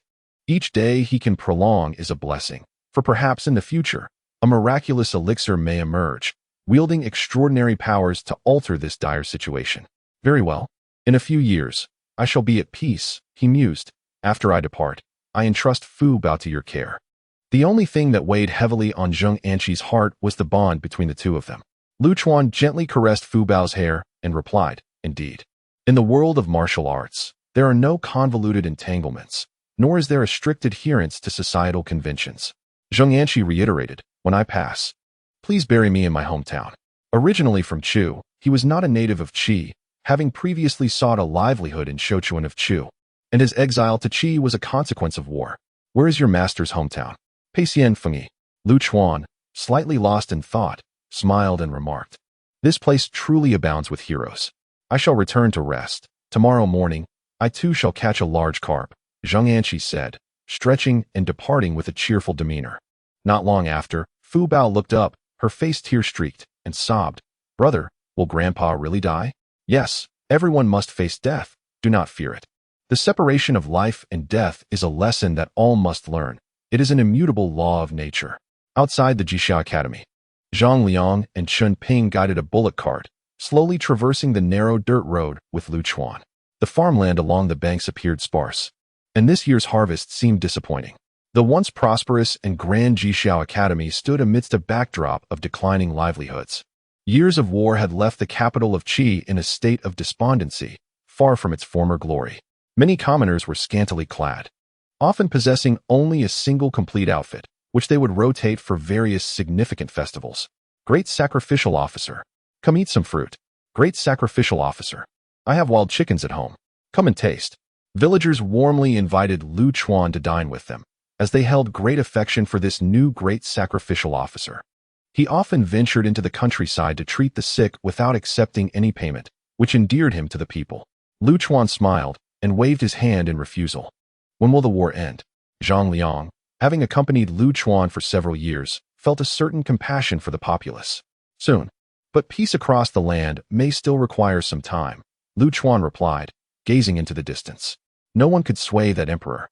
The lives of the common folk would deteriorate further. Those of later generations often exalt emperors renowned for their martial prowess. Yet for contemporary people, such rulers are met with disdain, as their glory is built upon the sweat and blood of the masses. No one wishes to live in constant uncertainty. Amidst the brutality of battle, Zhang Liang took out some rations, preparing to offer them to the children by the roadside. Return now. Lu Chuan halted Zhang Liang's actions. A small act of kindness is but a fade of righteousness, is it not, Chen Ping? Yes, Chen Ping nodded in agreement. He had never indulged in such gestures of goodwill, for the lives of the common people had always been thus. A few pieces of bread would not change their plight. As the bullock cart made its way back, they arrived at a stretch of flourishing farmland. This was the land belonging to the Jixia Academy, encompassing approximately 20,000 acres, blessed with the finest terrain and optimal irrigation conditions. These fields sustained the entire Jixia Academy along with its private soldiers. Upon returning to the academy, Lu Chuan summoned the assembly. Currently, the number of scholars barely exceeded 100, and the guards totaled merely 300. The fields outside had all been divided, it seemed. As soon as this proclamation was made, a wave of astonishment swept through the crowd. Mengyi could not help but inquire, Grand Scholar, without land, how shall we recruit more elite soldiers to protect the academy? There is no need for recruitment. The hearts of the people are the true soldiers. The assembly deemed Lu Chuan's decision to be madness, yet as the Grand Scholar, he commanded their obedience. Subsequently, to the astonishment of the entire city, Lu Chuan allocated 90% of the fields, returning all that had been occupied by the academy. This marked the first instance in history where land was redistributed to the populace. The term people here did not refer to the noble families and their vassals, but rather to the true common folk. King Wei-Jin reveled in drunkenness within the palace for 3 days. The Jixiao Academy, which he could not eradicate, was now dismantled by this new grand scholar. The notion that the simple common people's hearts could be bought was foolishness akin to that of a pig. Days passed in monotony, while time flowed both slowly and swiftly. In the 24th year of King Zheng of Qin, the state of Chu fell. In the 25th year, the state of Yin met its demise. In the 26th year, the Qin army surged forth from Yin, advancing with unstoppable momentum, swiftly arriving at Linzi in the state of Qi. Chapter 53, The Young Master Fusu, Pacifying the Chaotic World Wind. Wind, a mighty wind. The grand army resembled a forest, the troops akin to an ocean. 100,000 soldiers arrayed upon the plain, clad in black armor, formed an endless expanse of ink, their banners scattered like clouds across the sky. Swirling in the autumn breeze, halberds stood erect, their cold light piercing the heavens. This was the Qin army, the mightiest force of the age. The Qin state implemented a meritocratic system based on military achievements, rewarding the severing of heads as a measure of valor. Thus, their military strength was formidable. In the minds of later generations, it was believed that under this merit system, the Qin people must have had greed in their eyes, eagerly enlisting. However, this was not the case. The laws of Qin were severe, punishing minor offenses with harsh penalties. Some had committed crimes or were ensnared by collateral punishment. Most did not seek glory and wealth, but rather a means to escape their transgressions. Some even held titles of nobility, yet found themselves imprisoned for crimes. Under such draconian laws, they became instruments of death, sweeping across the land. The grand army divided into 3 routes, each led by a distinct general. In the center stood a figure clad in black armor, wearing a beast-like helmet, robust in stature, sporting a beard, and wielding twin maces, appearing relatively youthful. This was Wang Ben, son of Wang Jian. To the right, a general donned in silver armor, with a pale complexion and no beard, brandishing a long spear and possessing a handsome visage. This was General Meng Tian. To the left, a man cloaked in a red cape, with a short beard and an air of a scholar. His name was Li Xian. These were the young generals of Qin, all possessing extraordinary prowess. Behind the 3 followed a youth resembling a personal guard. The youth was slight of build, with soft features and an air of nobility. Judging by the demeanor of the 3 generals towards him, he was no ordinary guard. "Young master, ahead lies Linzi," Meng Tian remarked, turning to the youth. Only the eldest son of King Qin, Fusu, could be addressed as young master by Meng Tian. The 3 generals forged ahead like a raging torrent. Truly fierce warriors of their time. Young Master Fusu was filled with profound emotion. The army had descended from Yin, sweeping through without encountering resistance. And it was astonishing how easily they had arrived at Linzi. In an era marked by the folly of King Qi, the military preparedness of the Qi state lay in tatters, allowing our forces to advance with unprecedented vigor. Meng Yi has rendered immense contributions. Meng Tian, forthright, sought recognition for his brother's efforts. Upon my return, I shall surely report Meng Yi's merits to father, Prince Fu Su remarked with a smile. "Thank you, my lord." Meng Tian responded with a courteous gesture, a faint smile gracing his lips. The young soldiers yearned for glory, while Wang Ben gazed upon the distant city, his blood surging with fervor, ready to erupt. Turning to his comrades, Li Xian and Meng Tian, Wang Ben exclaimed, "Brothers, the gates of Linzi stand wide open, and their defenses are lacking. Let us charge into the city and secure our legacy. Kill." The winds howled as the 100,000 Qin soldiers advanced in unison. Dark clouds loomed over the city, threatening destruction, the gleam of armor reflecting the sun like golden scales. The downfall of Linzi, the capital of Qi, was imminent. Inside the city, chaos reigned supreme. "What shall we do? What shall we do?" King Jian of Qi paced frantically, the palace servants having fled in droves, leaving him bereft of counsel. Suddenly, urgent footsteps echoed from outside the door. King Jian lifted his gaze to find Chancellor Ho Sheng and other military leaders who guarded the palace. "Chancellor, you have finally arrived. Quickly, lend me your wisdom." The king grasped Ho Sheng's arm as if clinging to a lifeline. "My lord, we must surrender. The Qin army has encircled the city. There is no escape." "Very well. We shall surrender." Faced with no alternative, King Jian resigned himself to capitulation, hoping it might offer some respite. Chancellor, can we send envoys to inform the Qin army? No need. I shall convey the message at once. At that moment, Meng Yi entered the palace, his gaze resolute. I am Meng Yi, humbly presenting myself before your majesty. In that instant, King Jian, bewildered by the unfolding events, could only muster a strained smile. Wait. The Qin army has besieged Linzi. The state of Qi is as good as captured. Our immediate concern should be to compel their withdrawal. Otherwise, they may resort to sacking the city. An experienced general voiced his dissent. The Qin reward heads for merit. Would they willingly forsake this opportunity for glory, especially when victory is within their grasp? Report.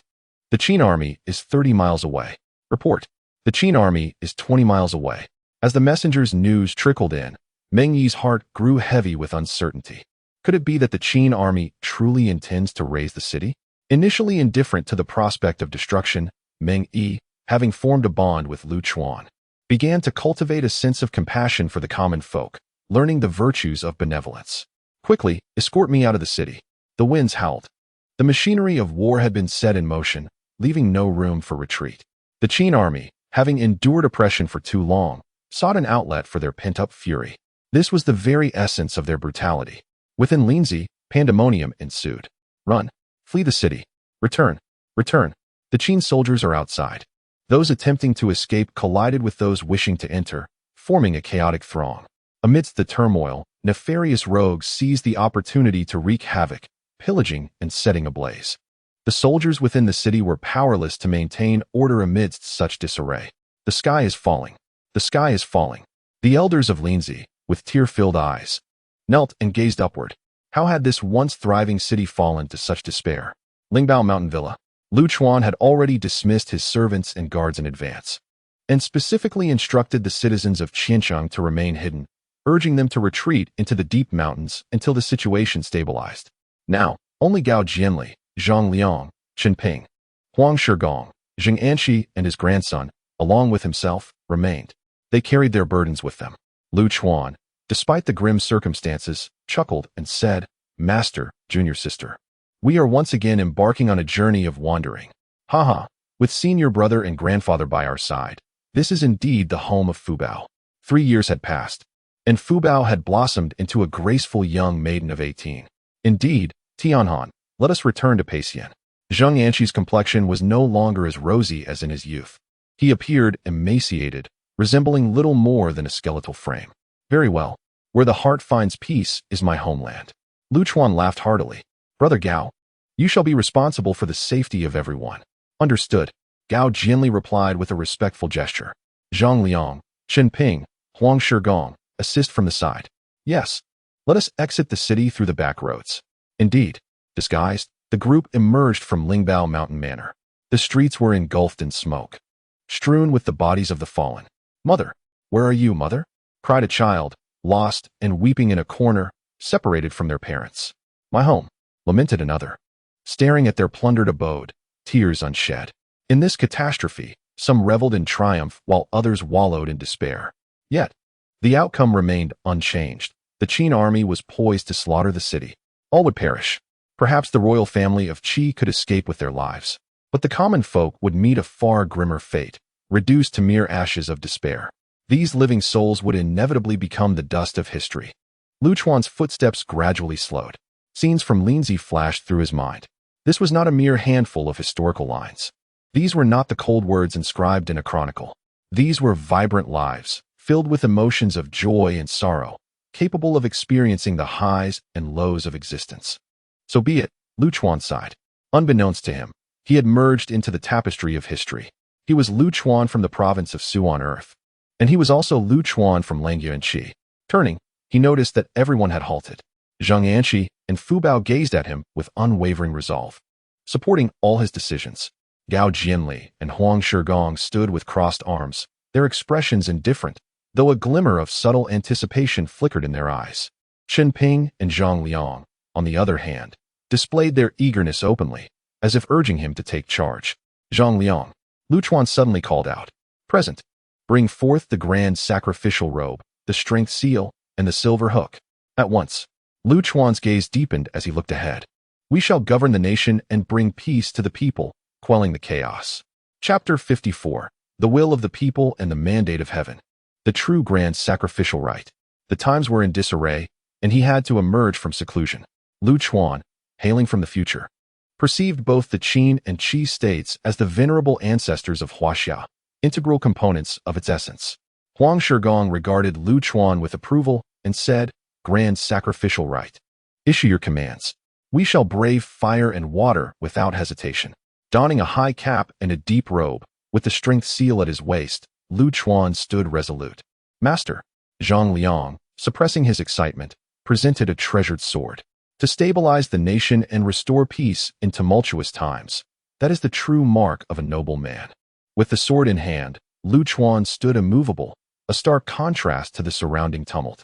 Others were also observing him, uncertain of how Lu Chuan would intervene to avert the impending disaster. At this critical juncture, the situation had deteriorated to such an extent that even the king's personal involvement would elicit no regard. The streets were thronged with a surging crowd. Lu Chuan turned to a nearby man accompanied by his family and inquired, "Tian Dalong, the eldest from the blacksmith's family, where are you headed?" "The grand sacrificial wine? You still remember me?" Tian Dalong was taken aback when the grand sacrificial wine called his name. 3 years ago, you knocked on my door in the dead of night. Cradling your eldest son, how could I forget? Do not leave. Gather your brothers from the right alley of the east gate and safeguard our homeland. Yes, Tian Dalong exclaimed, fists clenched in excitement. To have a figure of such stature remember the name of a mere commoner and entrust him with a significant responsibility was a matter of honor. Even in death, he would fulfill this mission. City Gate Watchman, West Gate Cobbler Wu Lang, the butcher's twins from Pashaxian, Haydn. Lu Chuan continued to call out names, each individual displaying expressions of disbelief before heeding his commands. In the spring and autumn and warring states periods, loyalty still flourished. Lu Chuan had aided them before, and he even remembered the names of these seemingly inconsequential commoners. For these individuals, merely being remembered was a tremendous kindness, let alone the daily assistance they had received. Gradually, order was restored, and the crowd ceased to be chaotic. These individuals returned to spread Lu Chuan's orders, and the streets soon emptied.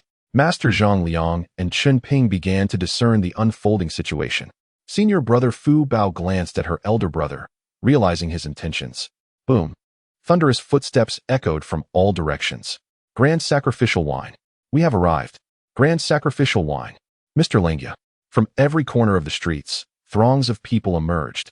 Young and old, men and women alike, brandishing knives, axes, hoes, sticks, and brooms. The gathering continued to swell. In a shop, a merchant who had previously fled returned to his store, addressing a few young compatriots who had been hiding. Chen Sheng, Chen Dawa, Chen Erniu, we will not run anymore. Grab your weapons. We shall follow the grand sacrificial wine's command. Can the grand sacrificial wine truly repel the Qin army? Young Chen Sheng questioned, perplexed. The grand sacrificial wine is the Azure Emperor, Lang Yijun. With him leading, peace is assured. Everyone seized their weapons. As Chen Sheng stepped outside brandishing a wooden stick, he was momentarily stunned by the sight before him, a scene that would forever leave an indelible mark on his memory. This was the power of the people, akin to a vast ocean, overwhelming all in its path and obstructing every road. Just as Meng Yi was about to exit the city, he found his way blocked. Perched upon his horse, he gazed in astonishment at the unfolding spectacle. What kind of strength was this? As the masses gathered, Lu Chuan stood atop an elevated position. My friends, we seek only peace. Anyone who dares to slaughter this city shall pay a blood price and receive a lesson they will never forget. Kill, kill. May the world be at peace. The cheers reverberated through Linzi. At Jimin, Xianmen, Wumin, Demon, and Lumin, Lu Chuan organized the crowd by division, selecting leaders for each area, automatically assigning those residing near the respective gates under their command.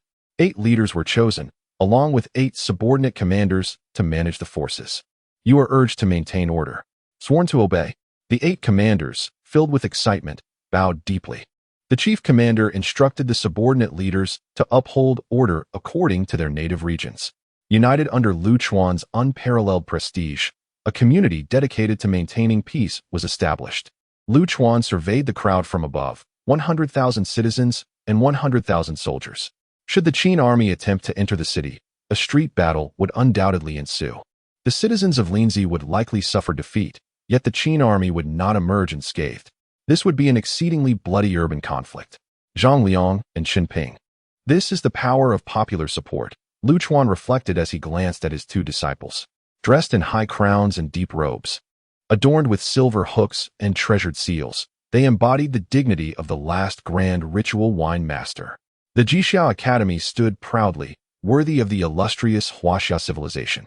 The winds of victory caressed the edges of his garments, his gaze ablaze like a torch. After 8 years of diligent effort, the common people were well aware of this power of the populace. The historian recorded this unprecedented moment, knowing that today as seen would leave a profound historical impact. Lu Chuan approached Meng Yi and said, "Brother Meng Yi, lead me out of the city to negotiate." "All right," Meng Yi responded, fully convinced by Lu Chuan.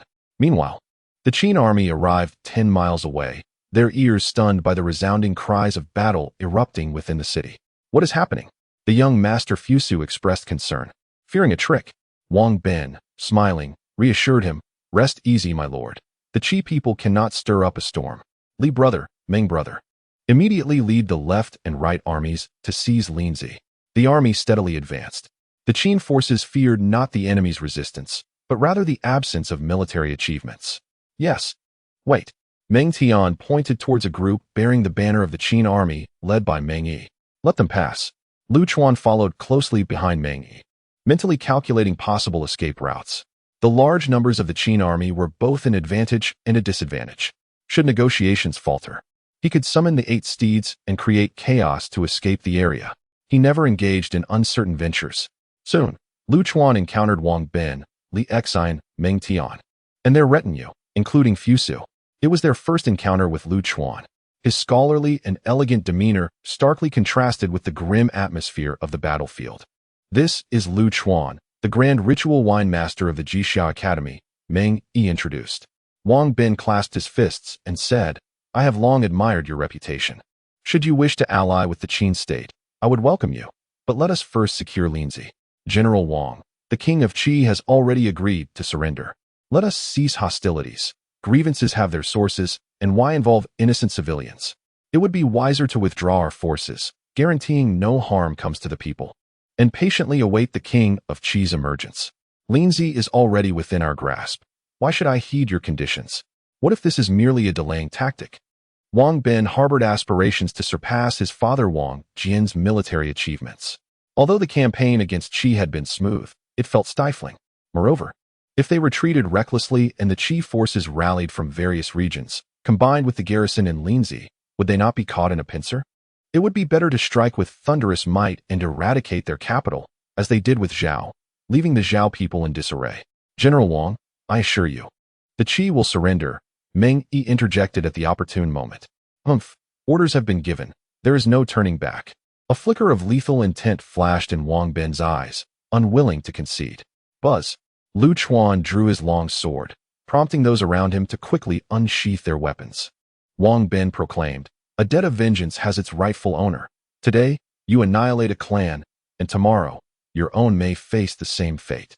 Among the million warriors of Qi, there are brave fighters, learned officials, scholars, and common merchants. "General Wang, you cannot perpetually shield your kin. You cannot remember each face. Every individual. Strike us down if you must.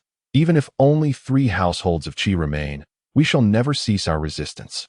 Behind Lu Chuan, the gates of Linzi swung open, revealing a sea of people, townsfolk, farmers from nearby villages, nobles, and merchants, all united in their defiance. With the overwhelming sentiment of the populace behind him, Lu Chuan stood like a towering mountain, instilling fear in the hearts of the assembled generals. It was the first time Wang Ben had witnessed such a scene. The common folk were not resigned to their fate, but rather stood in solidarity. He realized that once they entered the city, the disciplined might of the Qin army would falter, possibly leading to unbearable losses. "Wang Ben, withdraw 20 miles and grant them 3 days." Prince Fusu spoke up, gazing at Lu Chuan's departing figure with admiration. Unflinching in the face of adversity, undaunted in peril.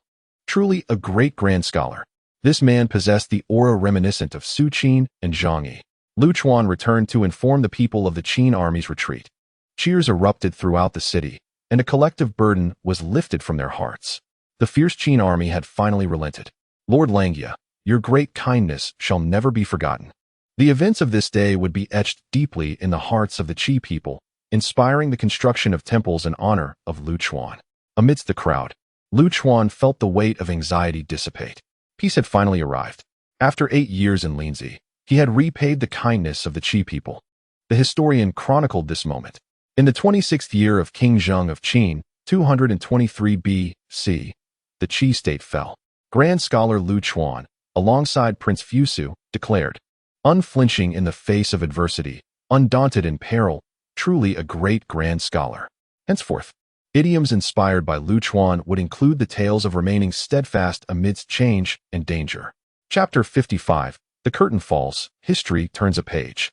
At the main gate of Linzi, the bustling crowd continued. The following day, the Qin army dispatched a 1,000-strong contingent into the city to negotiate surrender terms.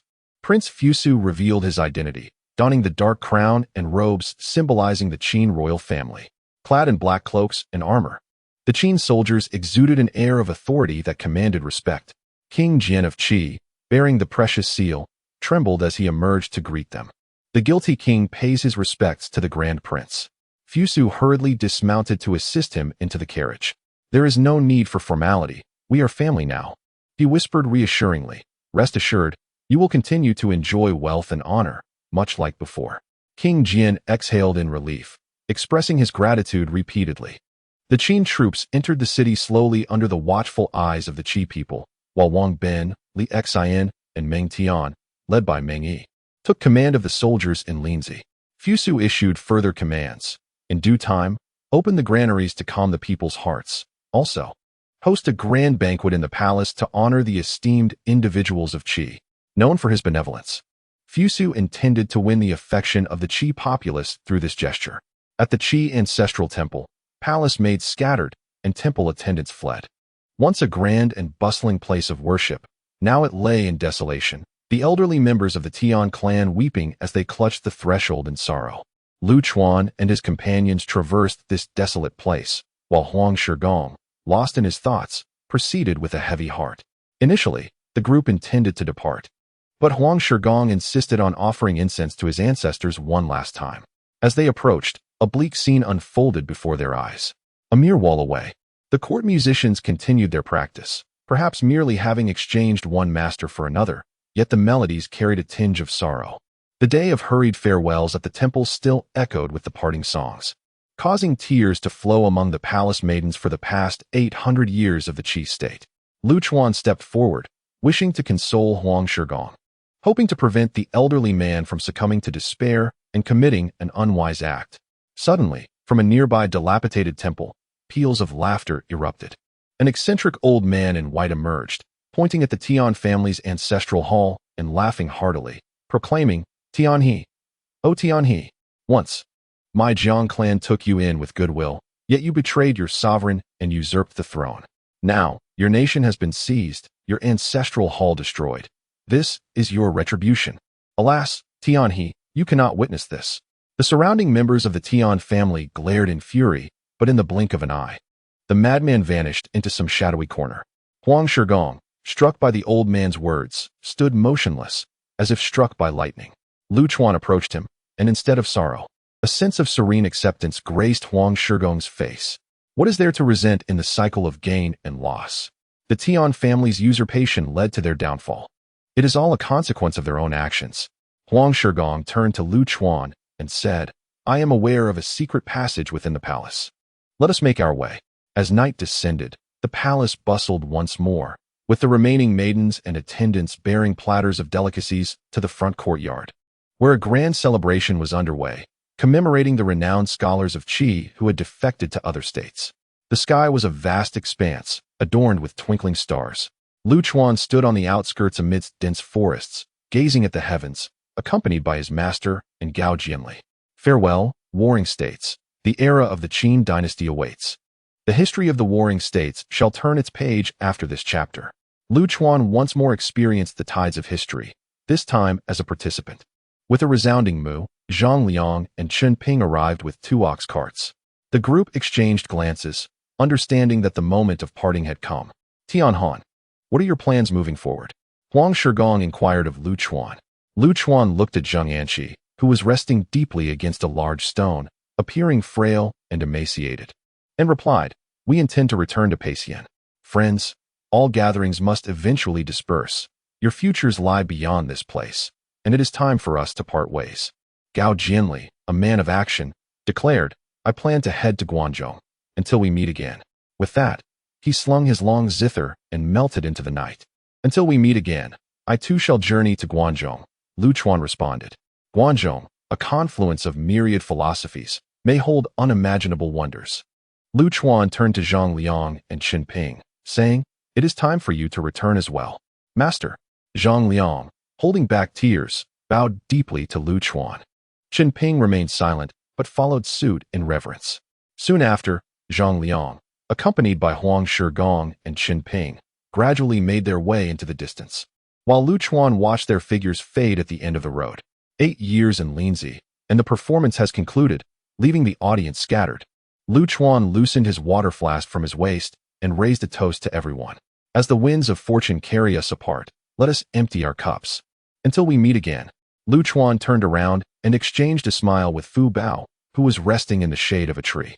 Junior sister, we are about to embark on another journey. Enduring the elements along the way, do not take offense. Fu Bao smiled gently, like a blossoming begonia, and replied, wherever you and grandfather are, that is my home. Where in this world can we not go? Lu Chuan loaded his master onto the ox cart, then proceeded to Lingbao Manor to gather the alchemical furnace, scriptures, materials, and elixirs before finally setting off. Achoo! Zheng Anqi sneezed awake, realizing he was seated in the cart, with the two siblings leaning against each other as they drove. Tianhan, Fu Bao, where are we headed? Master, home. Ha. As the moonlight shimmered like water, it cloaked the travelers in a silvery veil, guiding them toward the unknown distance. They departed quietly, unbeknownst to the revelers still at the banquet. Seated at the head of the table was King Qi Jian, and the center of attention was the esteemed young master Fusu. His demeanor was as refreshing as a spring breeze, and his knowledge rivaled that of the scholars at the Jixia Academy. By the end of the banquet, Fusu's reputation was firmly established, and many present pledged their allegiance to him. As the festivities concluded, Fusu returned to where Meng Tian and Meng Yi were gathered, and they recounted the events of the previous day. The people of Qi were known for their integrity, and fortunately, no conflict had arisen. Wang Bin was still shaken, for Linzi was larger and more complex than anticipated. Should the Qin army rashly enter the city, they would face the resistance of the entire populace, resulting in inevitable casualties. Any glory achieved would turn into a burden. Lu Chuan was indeed formidable. Meng Tian recalled Lu Chuan's impressive presence from that day, still vividly etched in his memory. Brother, you did not deceive me. Young Master Fusu lamented. We must befriend this remarkable individual. His mere reputation could raise an army of 50,000 in Qi. He must not become our enemy. Meng Yi set down his cup and smiled. Rest assured, young master, Tianhan has already expressed his intention to join the Qin state, and I have substantial control over Linzi. Tianhan has contributed significantly. That is excellent. I shall personally recruit him. After a while, however, Lu Chuan was still nowhere to be found. Where's Lu Chuan? Fusu dispatched someone to search for him, only to discover he had vanished without a trace. A wave of murmurs spread among the crowd. Wang Bin stood, hand on his sword, his eyes glinting with intent. We must pursue him, leave no threat behind. Yet Meng Yi interjected, young master, Tianhan just departed. We can still catch up. This would demonstrate our sincerity. The decision to chase or to kill was left to young Master Fusu. His expression wavered, torn between options. Let him be for now. We cannot force the issue. Fusu was reluctant to impose hardship on another. The Meng brothers exchanged knowing glances. Young Master Fusu was admirable in many respects, but often indecisive. Soon, the group settled down. The absence of their most vital member rendered the meal tasteless. Before long, young Master Fusu set down his cup and resolutely declared, Meng Yi, prepare the horses. We shall pursue Lu Chuan. Yes, go. The brothers Meng and Fusu mounted their swift steeds and galloped out of the city. Under the sparse moonlight, the Qin nobleman was determined to reclaim his talented ally. Chapter 56. Returning to Nature, the Divine of Mount Longhu. The magnificent steeds raced beneath the stars, traversing the night. The three fine horses from Guanzhong pushed themselves to the limit. Young Master Fusu, anxious at heart, wished fervently for his steed to sprout an additional 8 legs. With a heart full of myriad stratagems and a temperament that is serene and natural, indifferent to fame and fortune, is this not the essence of the legendary ministerial talent? To possess such a person ensures the smooth sailing of all affairs. Yet, releasing a tiger back into the mountains brings forth endless future troubles. After 2 hours of hurried travel, the group finally reached the banks of the Yellow River. There, they found an empty ox cart, the ox having mysteriously vanished. Look, Meng Yi pointed to the boats moored across the river and the faint glimmering light on the shore. Tianhan, the crowd exclaimed, as the light gradually receded until it vanished completely. Let us return, said Gongzi Fusu, turning his horse around. A sense of emptiness lingered within him, as if he had lost something significant, not just for himself, but for the entire Qin state, which seemed to suffer a great loss. Very well, let this lad pursue immortality.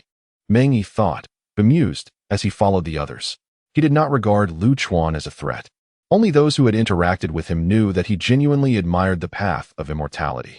However, the convergence of various schools of thought in Guanzhong would surely attract Tianhan.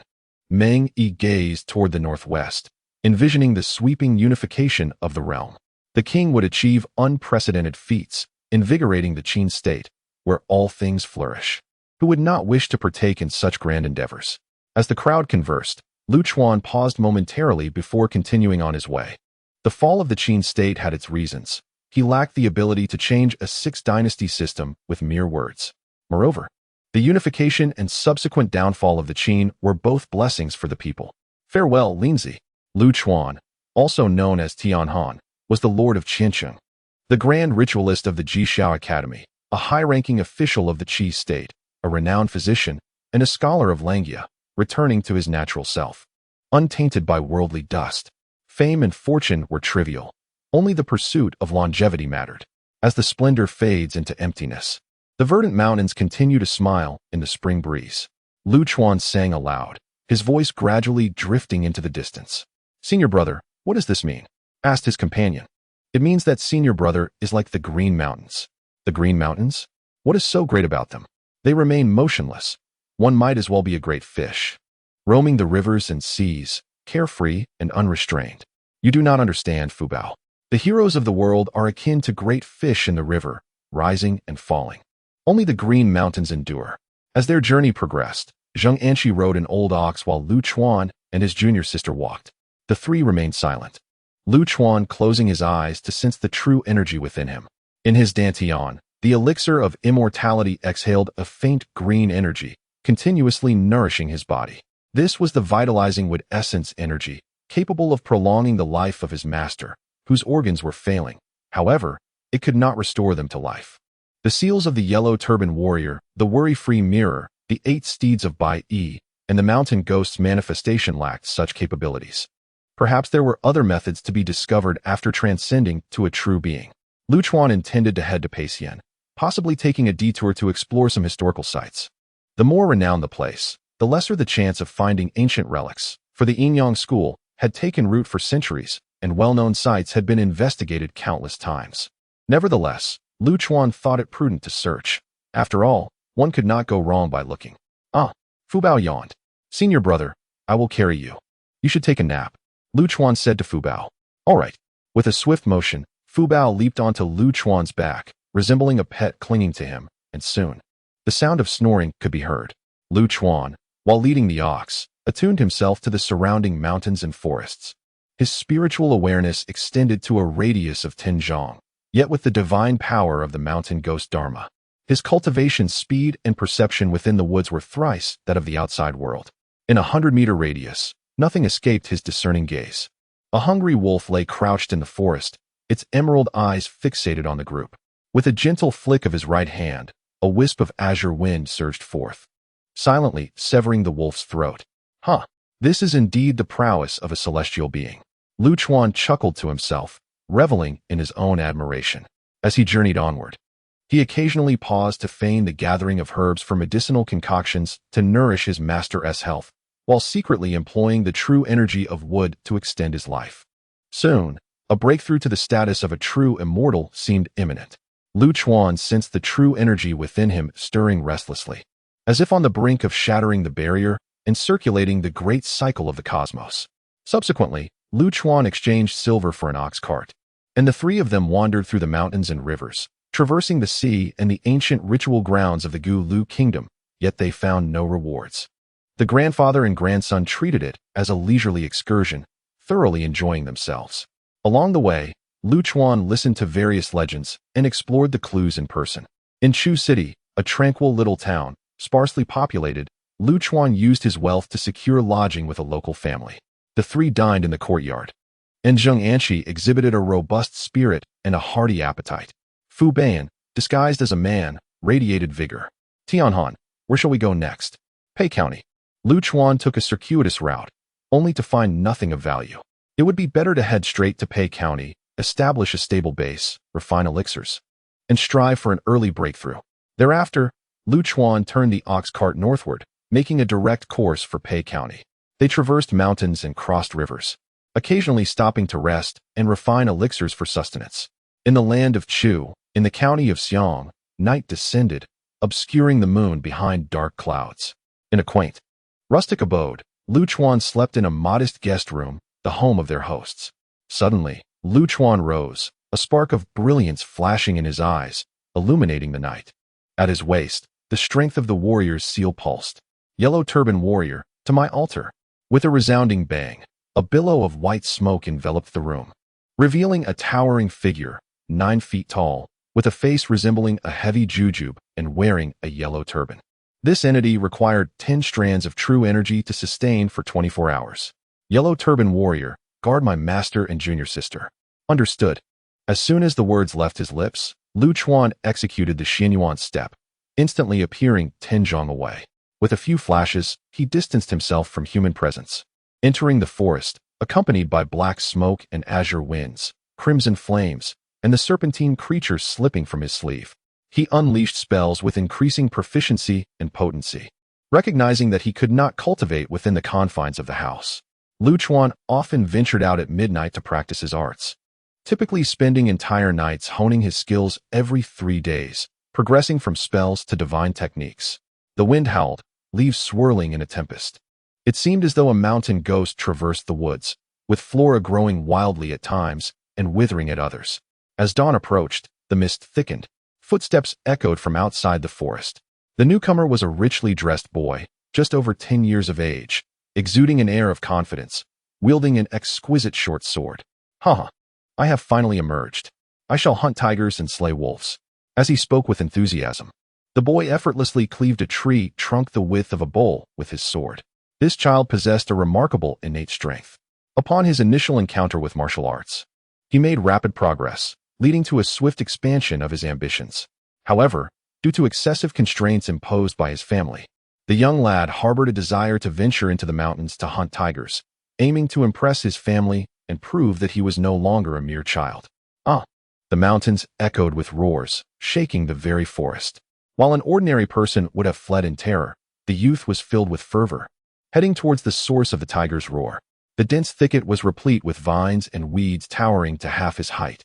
With a rustle, he pushed aside the underbrush, revealing a scene that would be indelibly etched in his memory.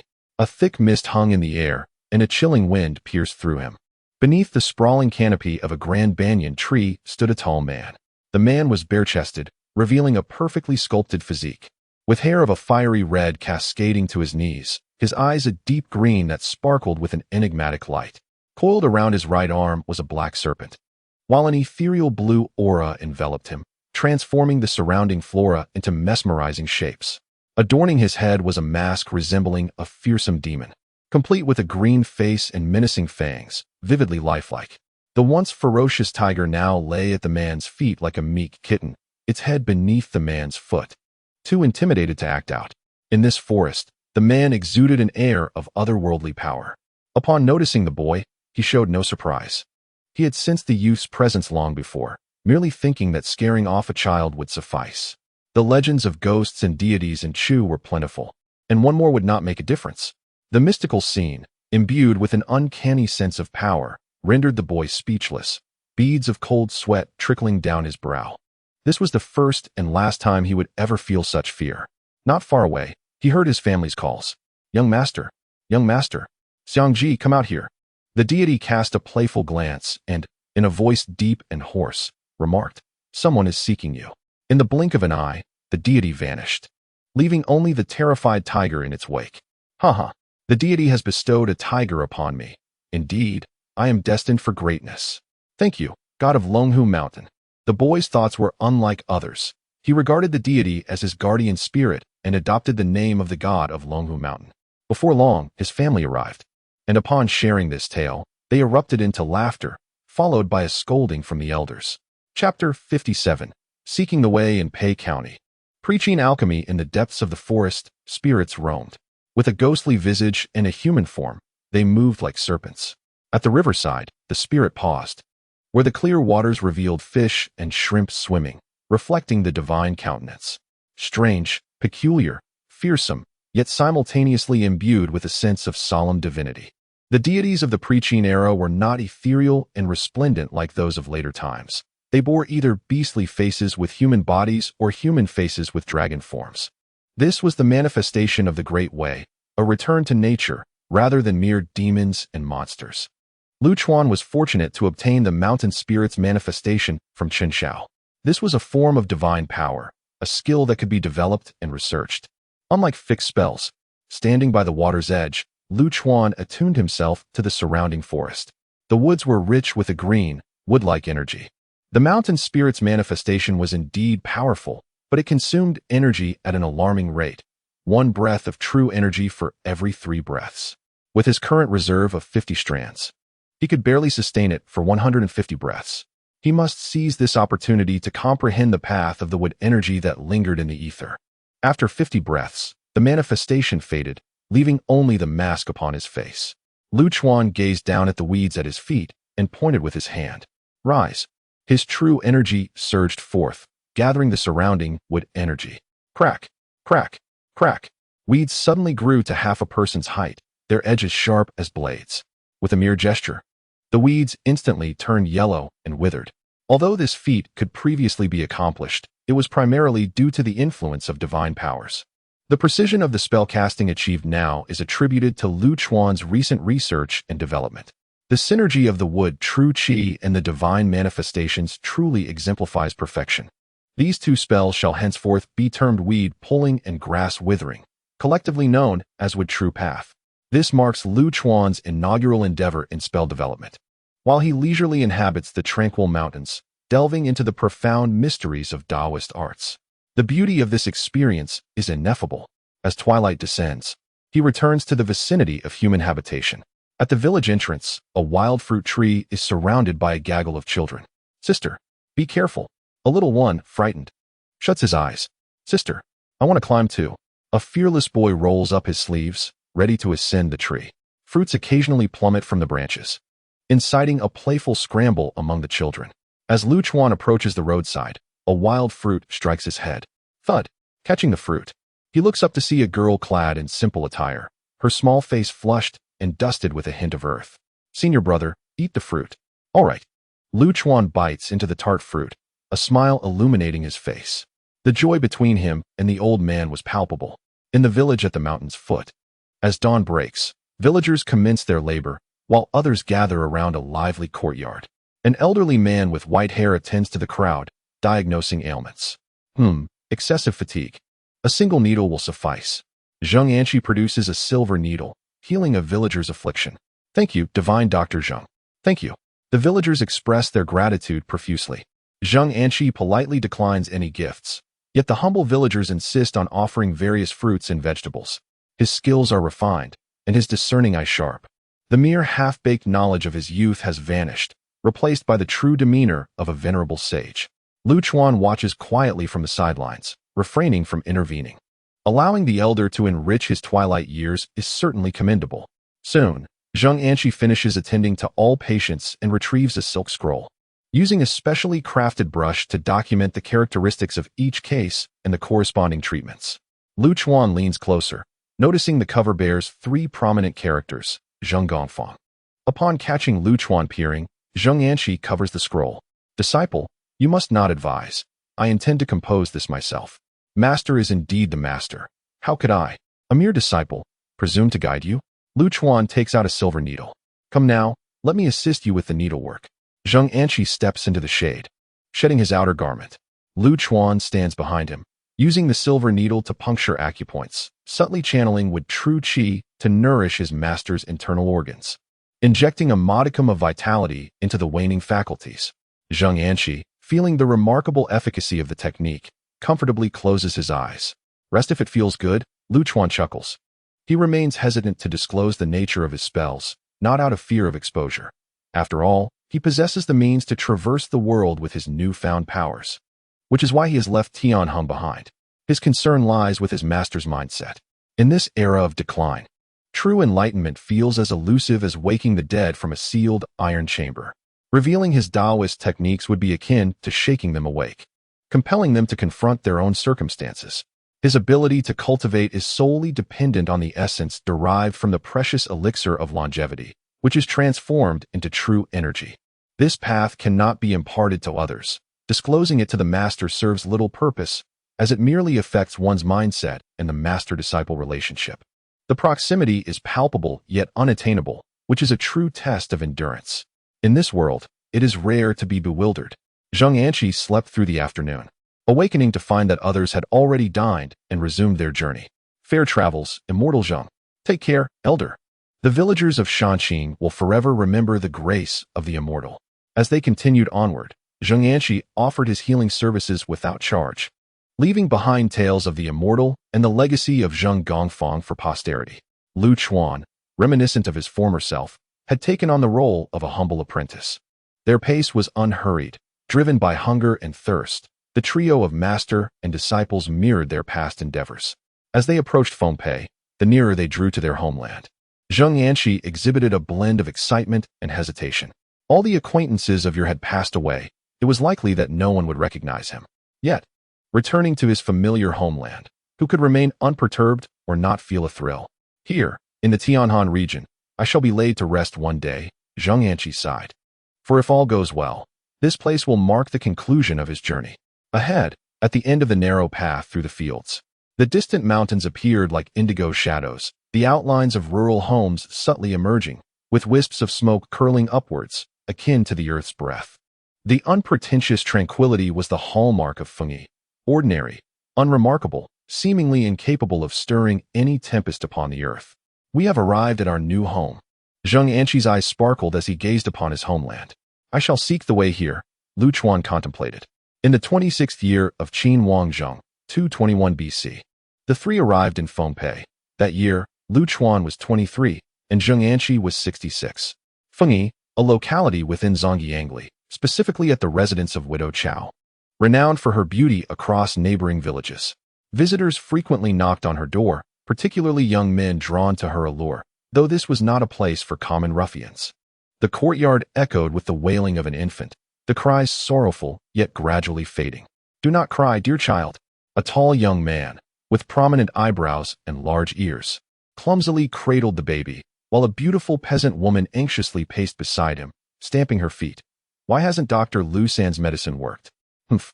That quack is lucky if he doesn't kill anyone. What do you expect from him? Lu Ji retorted. The child, their firstborn, conceived through an affair with Widow Chao, was named Fei, signifying robust and fertile. Unexpectedly, the child suffered from a high fever, on the brink of death. What shall we do? Lu San is the best doctor within a 10-mile radius. How can you expect me to find another to fetch medicine? Widow Chao said, exasperated, as she tugged at Lu Ji's hair. We can only do our best. Life and death are fickle.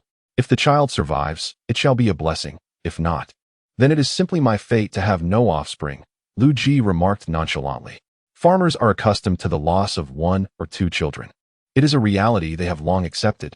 Dear child, you must rely on yourself now, he said. He had witnessed miraculous recoveries, yet only from the esteemed Lingbao Jun in Linzi. It was improbable that such a deity could traverse the distance from Linzi in an instant. The sound of wheels crunching on the dirt path echoed from outside the courtyard. Lu Ji inadvertently glanced outside, and was instantly taken aback upon seeing the figure on the ox cart.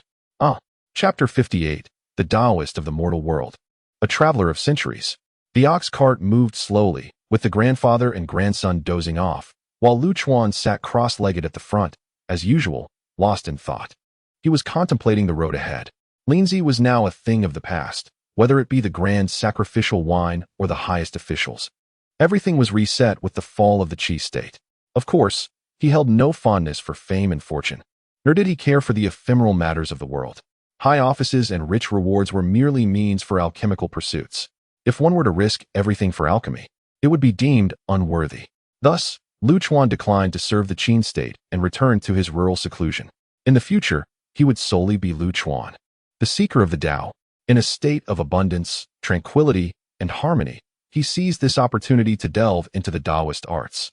The wealth and provisions amassed over these 8 years were sufficient to sustain him for a while. Regrettably, he had not brought back the black water cauldron for alchemy. How he wished for a storage pouch. His belongings were securely hidden, and in an effort to maintain utmost secrecy, Lu Chuan had previously exchanged most of his possessions for gold, needing to find a time to transport his treasures back. Spirit Treasure Lord. Spirit Treasure Lord. A loud call came from the side. Lu Chuan lifted his gaze. Spirit Treasure Lord, please wait. An unfamiliar man emerged from the courtyard, cradling an infant in his arms. Spirit Treasure Lord, it truly is you. Please, save my child. Lu Ji halted the cart, a look of surprise on his face. Thinking of the benefactor who had indeed come, Lu Ji glanced at the infant in his arms, internally acknowledging that this child had a true benefactor to assist him. Lu Chuan looked towards the man and inquired, "May I ask who you are?" "I am Lu Ji. I have had the fortune of seeing the Spirit Treasure Lord on several occasions, but alas, we have not had the chance to continue our acquaintance." Lu Ji's clothing was tattered, and he possessed little, yet he showed no signs of intimidation before Lu Chuan, as if their brief encounters bore significant camaraderie. So it is. So this is how Lu Bang appears. What sort of enchantment does this man possess? Undoubtedly, Lu Bang is a legendary figure in history, having created many unparalleled feats. He rose from the lowest origins, was the eldest at 32, founded his enterprise swiftly, established the longest-lasting unified state, and had the deepest influence. More importantly, he represented the largest ethnic group. As a person of later generations, it was Lu Chuan's first encounter with the living Lu Bang, the founder of the Han Dynasty. However, the 32-year-old Lu Bang appeared rather ordinary. Lu Chuan wished to observe this individual, to understand why he was the Emperor Gao of Han, why he was the founder of the Han people. Was it a historical error that inadvertently selected a fortunate individual, or was it a result of personal endeavor, or perhaps an evident decree of fate? As thoughts swirled like a tempest, the external world remained but a fleeting moment. The cries of the infant pulled him from his reverie. The talismanic treasure was also awakened, and upon seeing the rosy-faced infant, a flicker of compassion crossed his eyes as he said, "Brother, let us first tend to the child's ailment." With that, he took the infant from Lu Ji's hands. Lu Chuan's spiritual sense swept over, revealing the child's condition in its entirety. The issue was not serious. It was not a congenital illness, merely a fever. In this era, the mortality rate was exceedingly high, and ordinary peasant families lacked the means for healing. Without his intervention, this child would likely meet an untimely end. Lu Chuan received the infant and proceeded to administer treatment using the golden needle technique, all the while inquiring, "What is the child's name?" "Lu Fei," came the reply. At that moment, Widow Chow hastily arrived, her gaze fixated on the baby cradled in Lu Chuan's arms. After a single needle prick, the infant's peculiar flush rapidly subsided. Lu Ji and Widow Chow expressed their heartfelt gratitude in unison. "Where is Ling Baojun headed?" Lu Ji inquired. "Why not come to my humble abode for a visit? This place is the homeland of my master, and I intend to reside here henceforth." As he spoke, Zhenguan stirred from his slumber, momentarily bewildered upon seeing the gathered company. Lu Ji's eyes brightened, and he let out a hearty laugh. "Ah, so you are a fellow townsman. I might have shared kinship with Ling Baojun 3 centuries ago. This time, I shall extend my hospitality without hesitation." He had always admired the magnanimity of heroic figures, such as Sun Lingjun and Ping Yuanjun, and now Ling Baojun. This admiration stemmed not from Lu Chuan's status, but from a genuine reverence for chivalrous souls. "Very well, I am grateful for your kindness." Lu Chuan smiled in response. 300 years of kinship seems implausible, given that we are separated by over 2 millennia. Lu Ji led the way, turning to Zhenguan. "Elder, where is your esteemed residence?" Perhaps I am familiar with it. Zheng Yanqi pondered for a moment before responding. I recall it being next to Lu Diyan's home. Is Lu Diyan still around? Lu Ji exclaimed, pray tell. Does Lu Diyan go by the name Lu Huan? Indeed. Is Lu Diyan still alive? Lu Ji slapped his thigh and laughed, alive and well. Lu Diyan is my father. Ah, how delightful. It appears I am speaking with the descendant of an old friend. Knowing that the child of yesteryear still existed brought great comfort to Zheng Yanqi's heart. My father often reminisces about you, elder. Ling Bao Jun. I beseech you to visit my humble dwelling. Lu Chuan waved his hand dismissively, saying, such titles are no longer fitting. The state of Qi has fallen, and I am no longer the noble of Qi. You may call me Tian Han or simply Ling Bao. Tian Han, what is your current status? Lu Ji assumed Lu Chuan had returned in glory, unaware that he was now alone in the world. Lu Chuan gazed into the distance, remarking, now, I am but a Taoist. A Taoist is one who walks the great path, embracing the Tao in both body and mind. Is one a Taoist or an alchemist?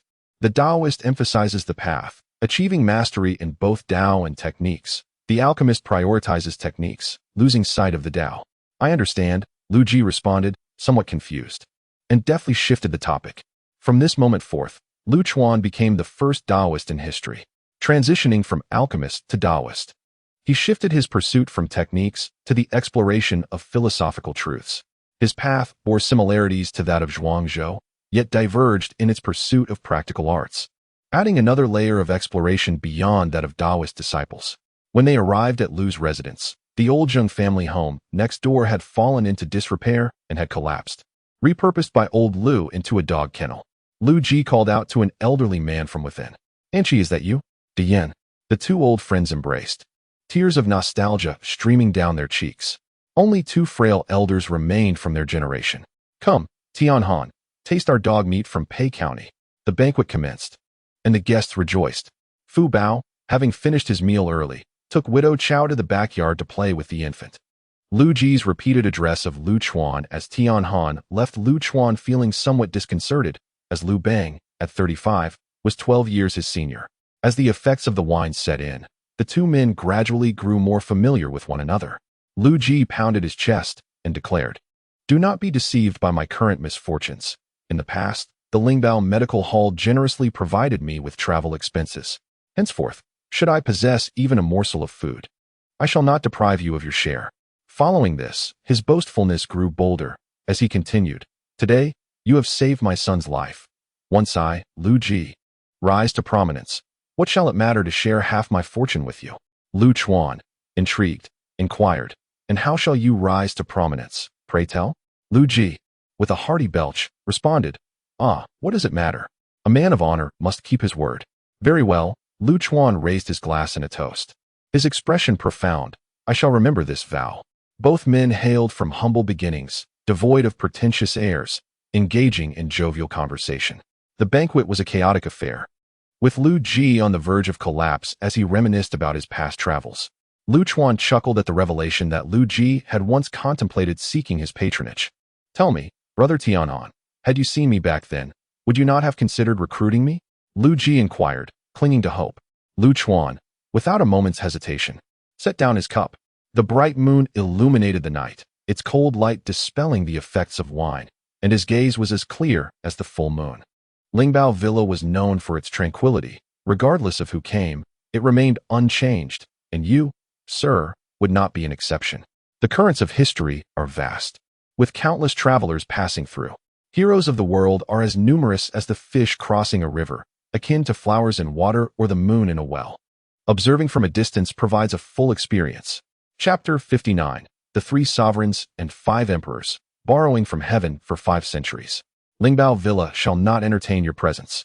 Upon hearing this, Lu Ji's already straightened posture faltered. Meanwhile, Lu's father, unsteadily, happened to emerge. Lu Gong, Lu Chuan greeted with a respectful bow. Dear nephew, do not stand on ceremony. Lu's father approached a tree to relieve himself, casting a cold glance at Lu Ji, disdain evident in his gaze. You worthless wretch, do you still aspire to gain my nephew's favor? You accomplish nothing and are incapable of anything. You may yet find yourself relying on me in your old age. Can you not learn from your brothers? Be grounded and do something meaningful. Lu Ji, displeased, retorted, I harbor great ambitions. How can my father belittle me? One day, I shall surely achieve greatness. Brother Tianhan, you will come to recognize my worth. Indeed, indeed, Lu Chuan replied dismissively, wishing to avoid the quarrel between father and son. Lu's father spat in disdain, offering no further reply, and turned back to the house for sleep, soon accompanied by the sounds of snoring from within. As the night deepened, all had succumbed to slumber. Lu Chuan intended to offer consolation to the dejected Lu Ji, yet he found the latter seemingly unaffected. Brother Tianhan, do take care to rest early. Certainly, Brother Ji, came the response. Lu Chuan observed Lu Ji's retreating figure, shaking his head in amusement. He recognized Lu Ji's admirable qualities, a resolute confidence that rendered him impervious to adversity. He was undaunted by the status or prestige of others. The rooster crowed, and sunlight streamed through the crevices of the house, dispelling the chill of the night. Outside, the air was filled with the sounds of commotion and the laughter of children. Zheng Anqi, clad in casual attire, stood by as Fu Bao unwrapped the cart, distributing small items among the crowd. "The yin, this is tiger bone powder. Your back troubles you. Take it and brew it in wine. The Lang's wife, Air Lang, San Lang, Si Lang, these are for you." The Lu family's eldest brother had passed away, leaving behind a pair of mother and child. Zheng Anqi's offerings were modest, primarily prescriptions or small tools gifted by the local populace along the way. "Brother Anqi, you are too polite. I cannot accept such kindness," Lu's father expressed, feeling somewhat embarrassed. "Father, this is also Uncle Zheng's goodwill. Please accept it," Lu Ji insisted, showing no reluctance. "Haha, Sanlang speaks wisely," Zheng Anqi chuckled. Lu's father glanced at him, but said nothing further. Lu Chuan pulled Lu Ji aside, placing a bamboo basket filled with money into his hands. "What is this, Brother Tianhan?" Lu Ji asked. "Staying at the Lu residence indefinitely is not a viable option. As a newcomer, I am unfamiliar with local connections. I entrust this sum to you. Please use it to rebuild the Zheng family ancestral home." Lu Ji patted his chest, assuring, "Rest assured, I shall handle this matter." By afternoon, several robust young men arrived. Arm in arm, Lu's father, who was basking in the sun with Zheng Anqi in the courtyard, turned away, muttering, "A group of rascals, always stirring up trouble." Lu Ji introduced his 5 companions to Lu Chuan. "This is Lu Chuan," styled Tianhan, the esteemed lord of Qi, who has returned triumphantly to his homeland. The group, following Lu Ji's lead, addressed him as brother, not allowing Lu Chuan's youth to diminish their respect. After all, in their eyes, Lu Chuan had seen the world and even conversed with the king of Qi. They, mere country folk, could hardly compare. Lu Chuan responded with a warm smile. Devoid of any pretense, Lu Ji pointed to a tall, burly man. "This is Fan Kuai. He possesses great strength and only requires meals in return." He then indicated a tall, fair-skinned man with a short beard. "This is Lu Wan. He is responsible for finding laborers. No payment needed, just food." Lu Ji gestured toward a short and slender man. "This is Guan Ying, who sells silk. He will assist in finding bricklayers and tilers. And this is Shen Shiqi, who will help out." Lastly, he introduced a bronze-skinned, serious young man. "This is Zhou Bo, the one who plays the Suona." The crowd turned to Zhou Bo, who, with a stoic expression, announced, "I shall play the Suona for everyone's amusement." "No, save that for the dead." The crowd erupted in laughter. "Thank you all. Exquisite food and wine will be plentiful." Lu Chuan joined in the laughter. Lu Ji, appearing somewhat unreliable, wasted no time in action.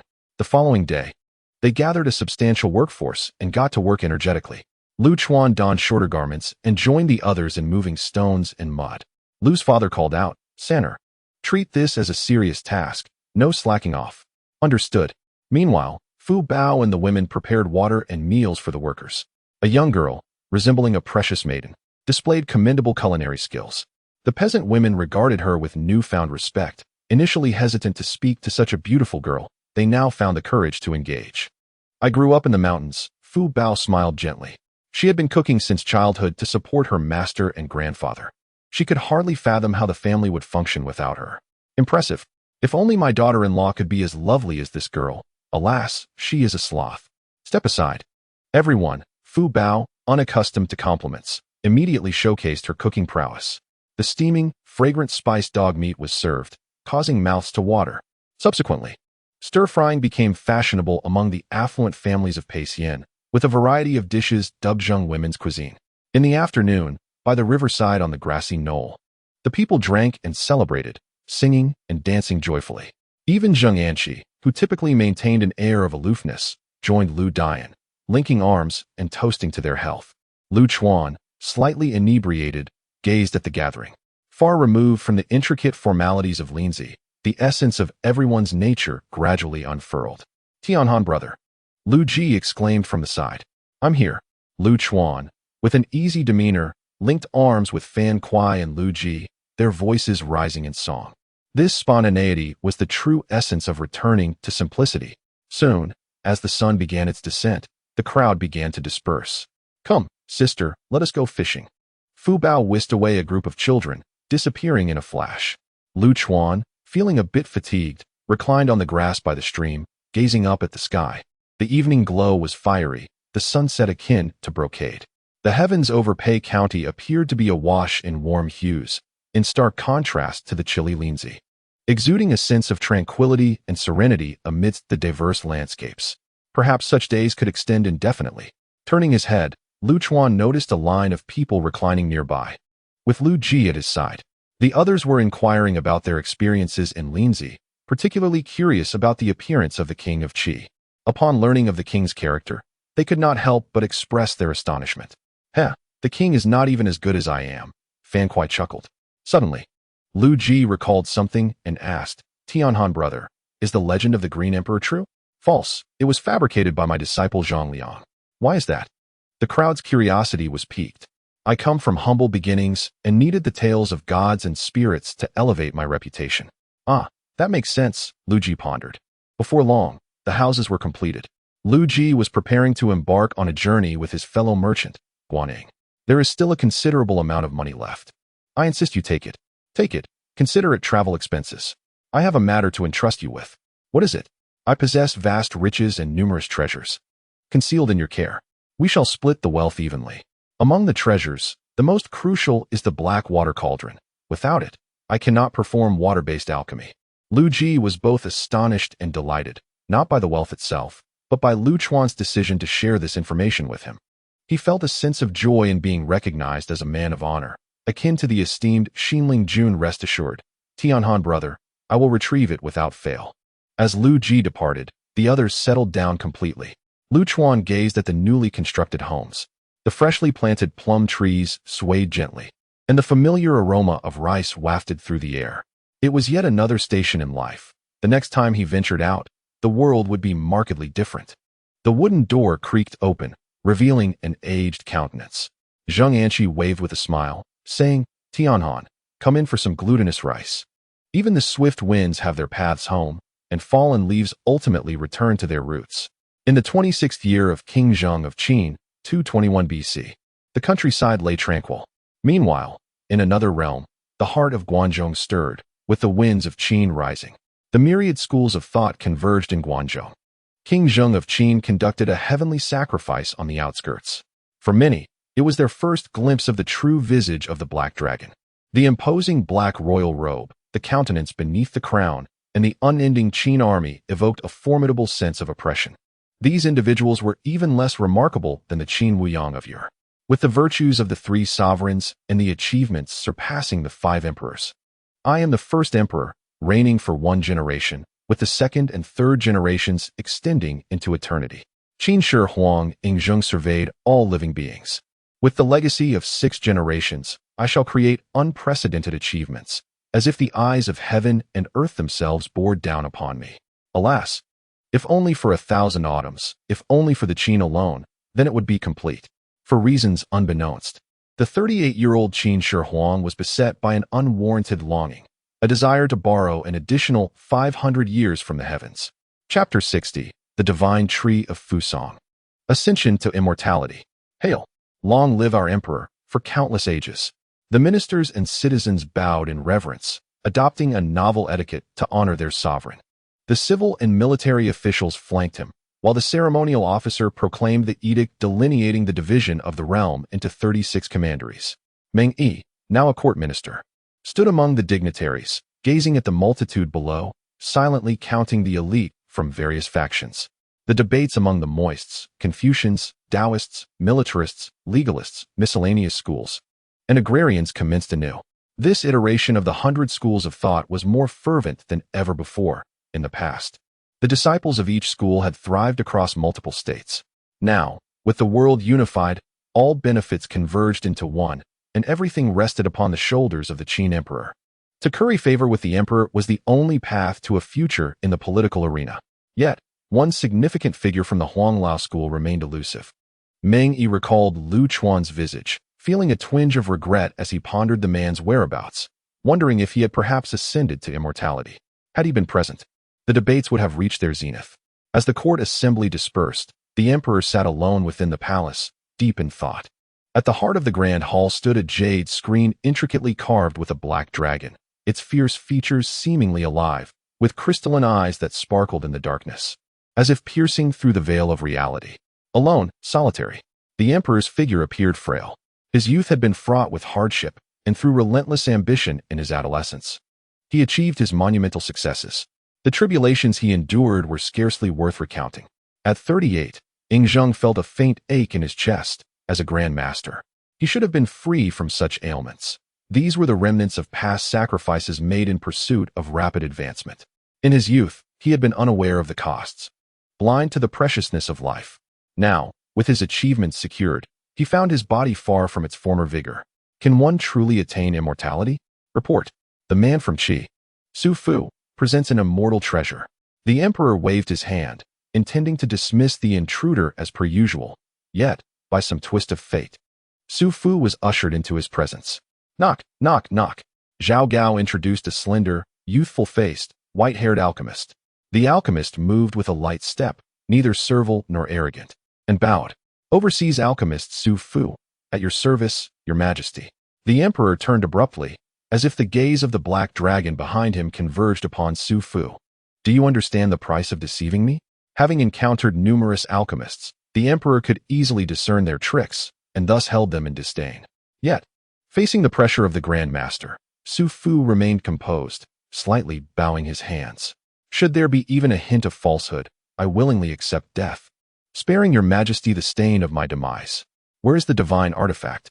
In the custody of the chief attendant. Moments later, a group of strong men arrived, bearing a 9-foot-tall iron chest. The emperor signaled for the crowd to depart, leaving Su Fu alone. Su Fu approached and activated the mechanism. With a crash, the iron chest shattered into pieces. In an instant, a golden light enveloped the room. The emperor was momentarily entranced. Before him stood a towering bronze divine tree, its roots coiling in the abyss, branches spiraling skyward, clouds and thunder etched upon it, with 9 branches sprawling in layered splendor. The verdigris-stained trunk glimmered like golden flames, resembling a radiant sun. Above, celestial beings ascended, and an azure dragon soared aloft.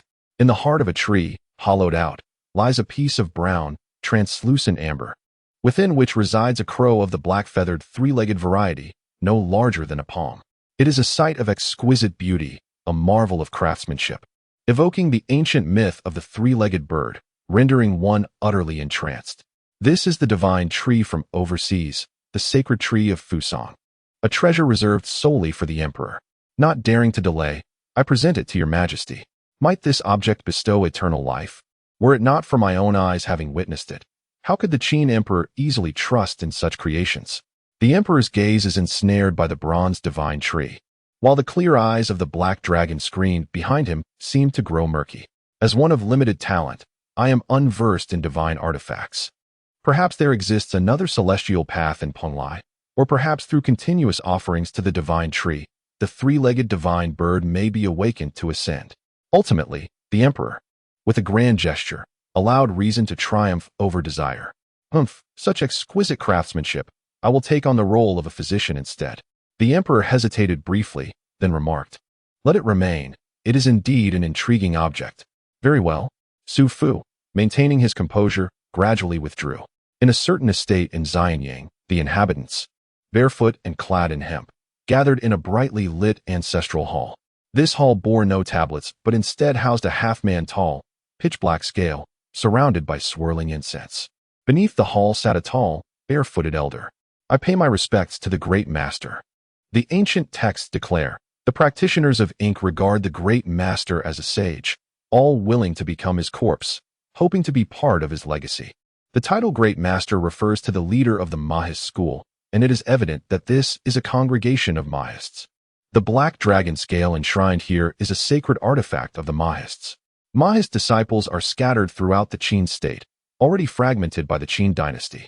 This is the most orthodox and clandestine faction of the Mahists, adhering strictly to their principles of universal love, opposition to pleasure, frugal funerals, and the clear acknowledgement of spirits, making them the most feared entity by the Qin dynasty. Today, you shall disperse and integrate into the populace in 10, 20, or even several decades. The great endeavor to overthrow Qin is within reach. Yes, the multitude of Mahists dissolved into the masses. In the dark chambers of the legalist school, sacred artifacts of the legalists, the red and blue dragon talismans, were enshrined. These talismans, the size of a palm, crafted from white jade, feature entwined red and blue dragons. Li Si gazed upon the legalist artifact, his brow furrowed, as the arrival of various schools revealed the precariousness of the legalist's position. Beyond the city, in a secluded mountain, it seemed an elusive recluse resided. Within a thatched hut, a three-legged, two-eared cauldron stood, flames perpetually burning within, while an attendant occasionally added cinnabar, lead, mercury, and silver to sustain the flames. This fire is of ancient origin, known as the Southern Brightly Fire, a treasure of the 100 Schools. The various factions brimmed with ambition, pursuing their grand endeavors, while only the Taoist school, particularly the Zhuangzi sect, trembled in trepidation. The Taoists espoused a philosophy of freedom, lacking any stringent organization. Factions inclined towards organization had long since splintered into yin-yang practitioners, wary of the latter, fearing they might come to seize the precious artifacts. In ancient times, a connection between realms was severed. Many treasures remain unusable, even the sacred artifacts of each school, mostly rendered ineffective, having devolved into tokens of leadership and symbols of the disciple spirits. Some have even been lost, falling into the hands of mysterious forces. Only the powerful schools can safeguard their interests. The winds of change swirl through Guanzhong, undercurrents in motion. Some seek eternal life, others covet treasures, while many are filled with dreams, invigorating their respective schools. Certainly, there are those who reside in the countryside, reveling in the study of attire and sustenance. At the Zheng estate, a black serpent coiled around Lu Chuan, devouring the remnants of a pill furnace discarded by its master. At that moment, Guanyin and Lu Ji returned from Qi. Lu Chuan stepped outside to greet them. Brother Tianhan, the items have been delivered, and the garments are completed. Guanyin presented a bamboo basket, containing an oddly styled outer robe made of white waterbird feathers, along with a pair of straw sandals. Lu Chuan donned the feathered cloak, adorned his head with a peculiar white silk scarf, his hair unbound, and his feet stepped into the refreshing straw sandals. At first glance, the appearance was strange, yet upon closer inspection, it exuded an ethereal quality, as if liberated from worldly constraints. Lu Chuan felt invigorated, shedding the cumbersome trappings of society. Master, what is this? Fu Bao's eyes brightened. A white silk scarf, a crane cloak, and straw sandals, floating as if transcending to immortality. This is a Taoist robe and cap, originating from the Eastern Jin dynasty, 7 centuries ahead of its time. As for the people of the Eastern Jin, while their other merits may be debated, their fashion sense is undeniably comfortable and stylish. Chapter 61. The soul returns to Penglai, and she achieves immortality. Brother Tianhan, the message has been delivered to the merchants of Xianyang. The items will arrive shortly. Lu Chuan had previously instructed Lu Ji to send the message, aiming to connect with his disciples, such as Zhang Liang, and to deliver it to the prearranged location with Gao Jianli. Even amidst secluded cultivation, he remained mindful of worldly matters.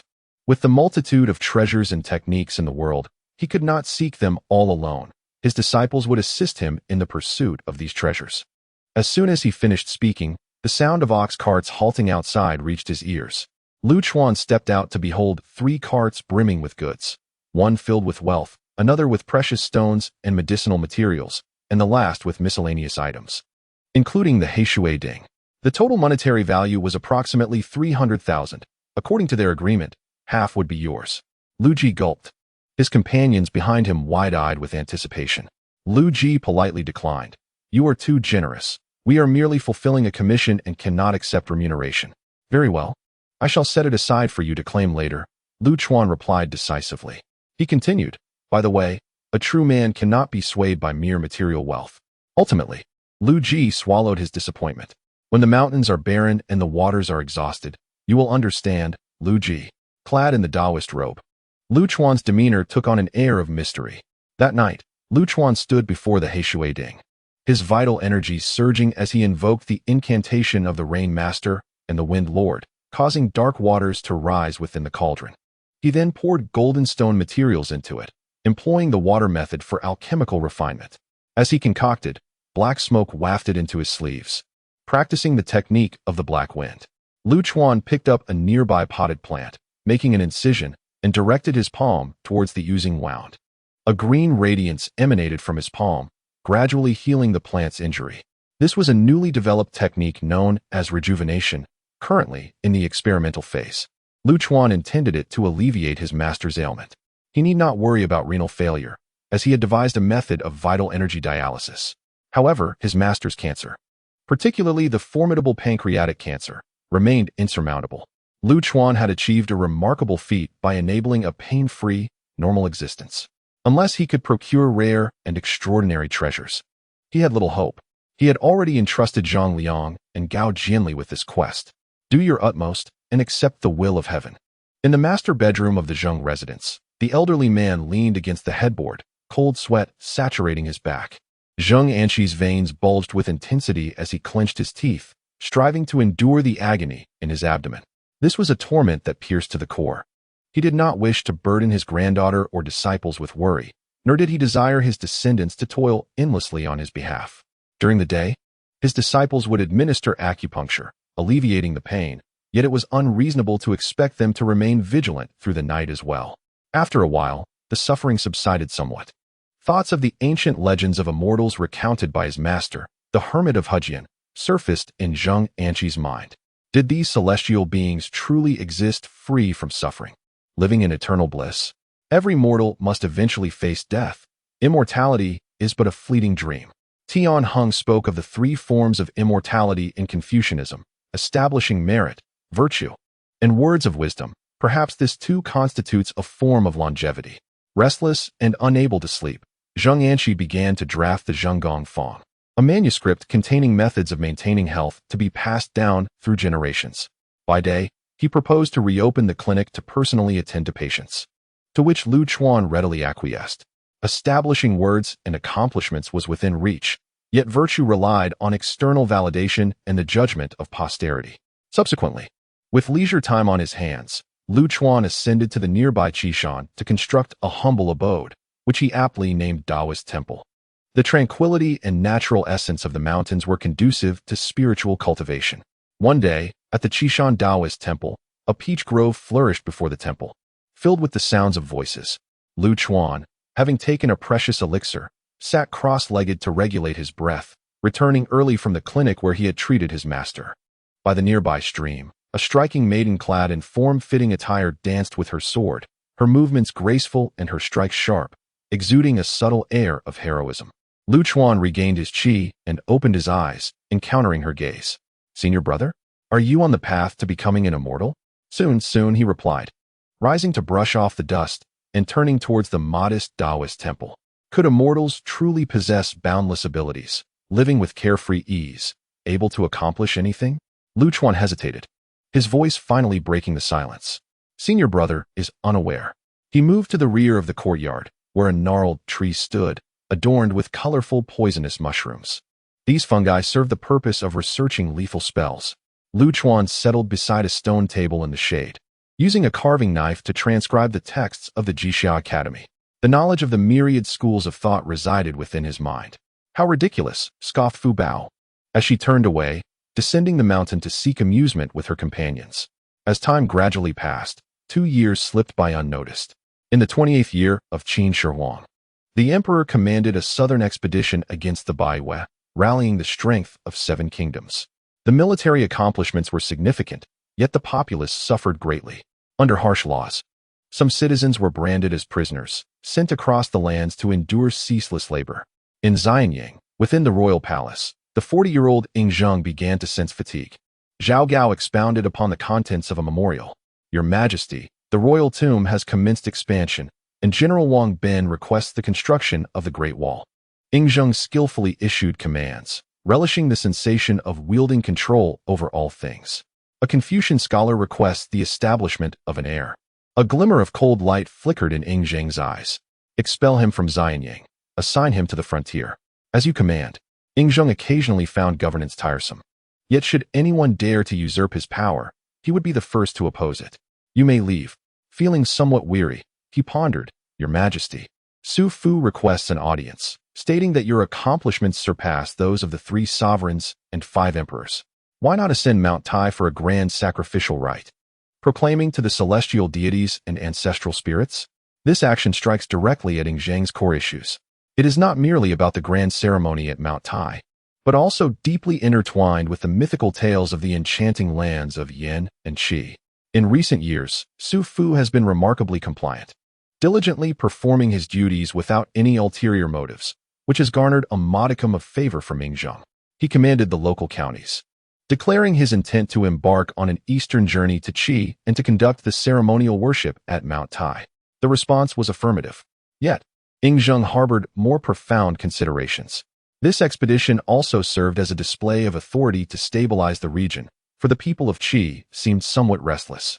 The imperial guards, attendants, servants, and a formidable army accompanied him, resulting in significant consumption along the way, which could serve to deplete the manpower of Qi. This aligns with one of the 5 methods of governance, exhausting and weakening the populace. At this time, Lu Chuan was 25 years old, Fu Bao was 20, and Zheng Anqi had reached the age of 68. The medical clinic was bustling, with patients queuing in long lines, not only from Pei County, but also from neighboring regions drawn by its reputation. Zheng Anqi sat solemnly in a grand hall, his form frail, hair and beard entirely white, exuding the aura of a master in the medical arts. Soon, the patients were swiftly attended to and departed. Zheng Anqi felt himself teetering, his body racked with pain. And as darkness enveloped him, he lost consciousness.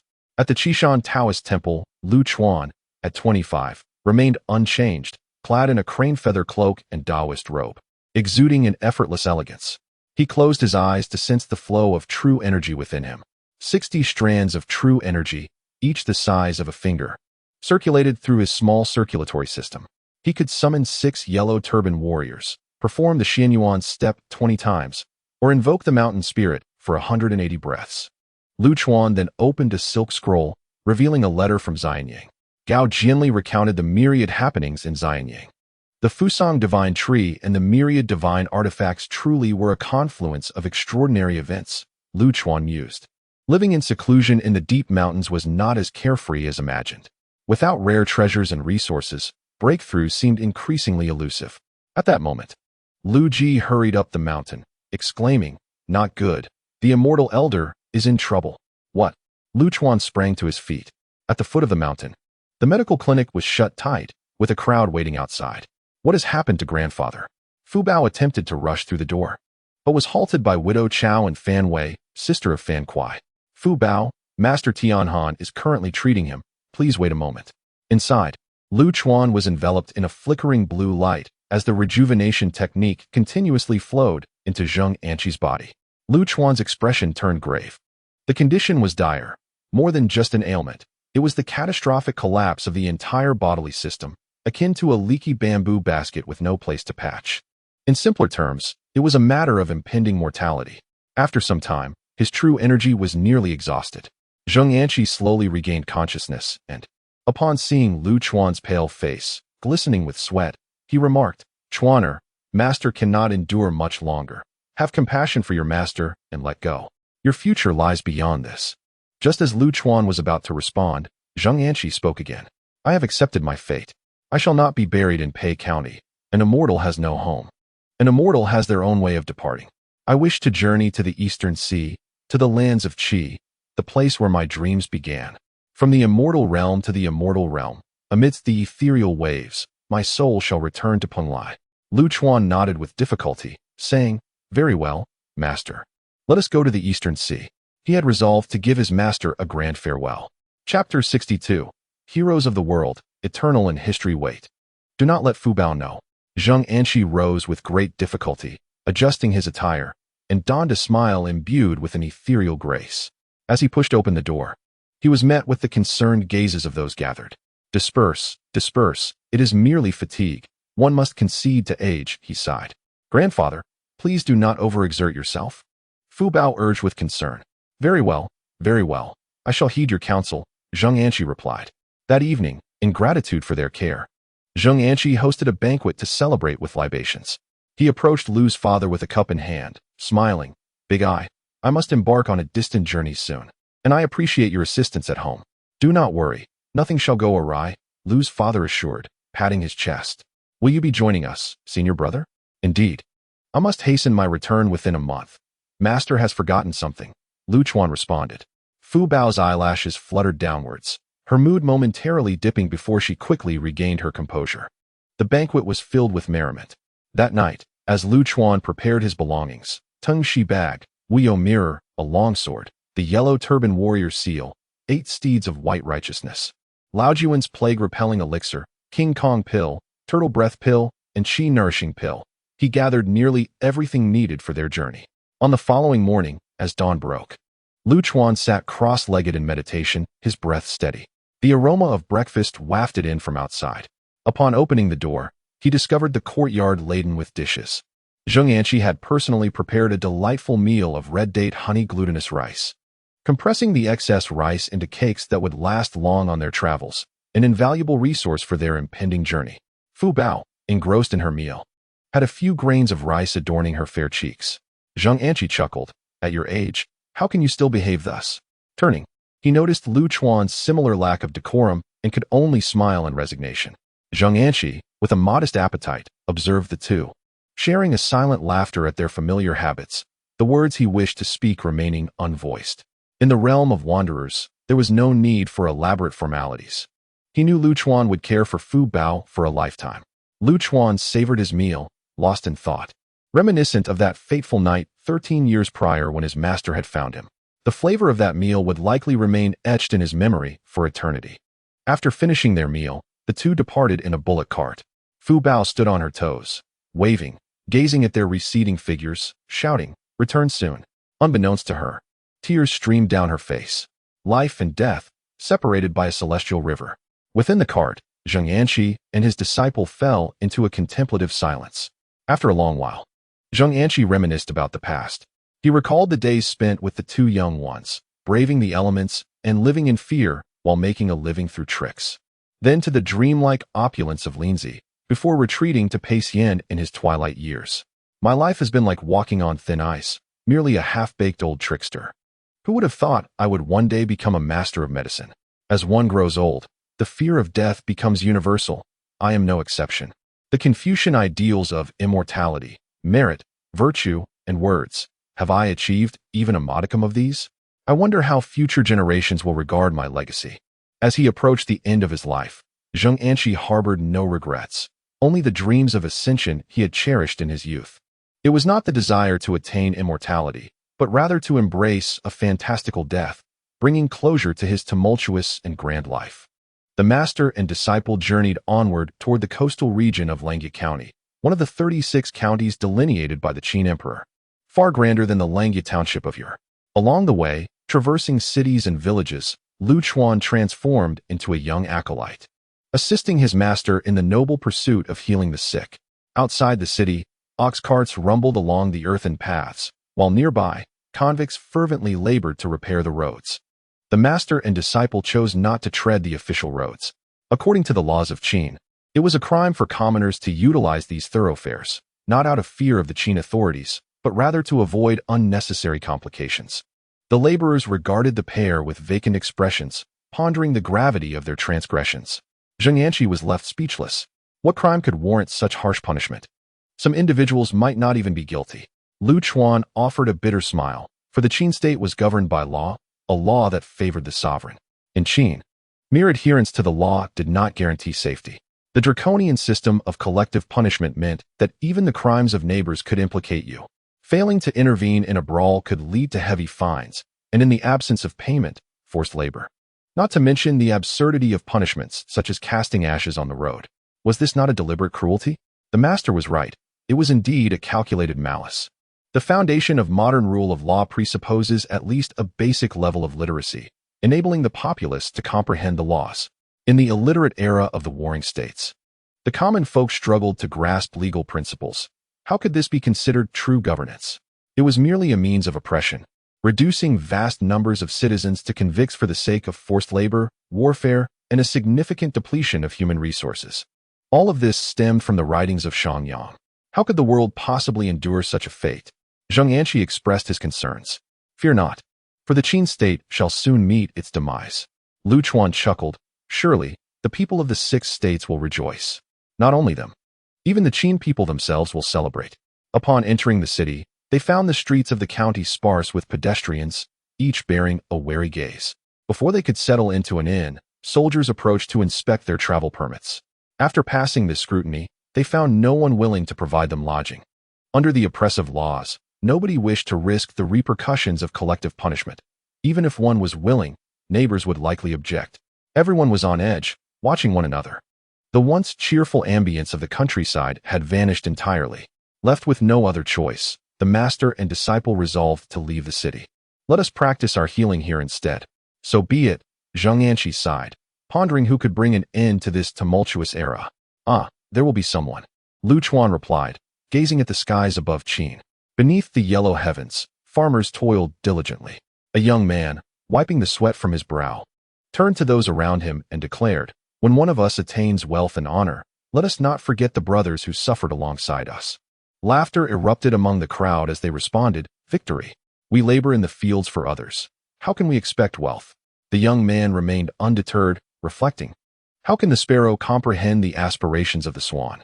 In the lower county of Chu, a youth practiced martial arts by the lakeside, exhibiting tremendous strength as he lifted weights. Humph, I am favored by the deities of Longhu Mountain. The great task of vanquishing Qin rests upon my shoulders.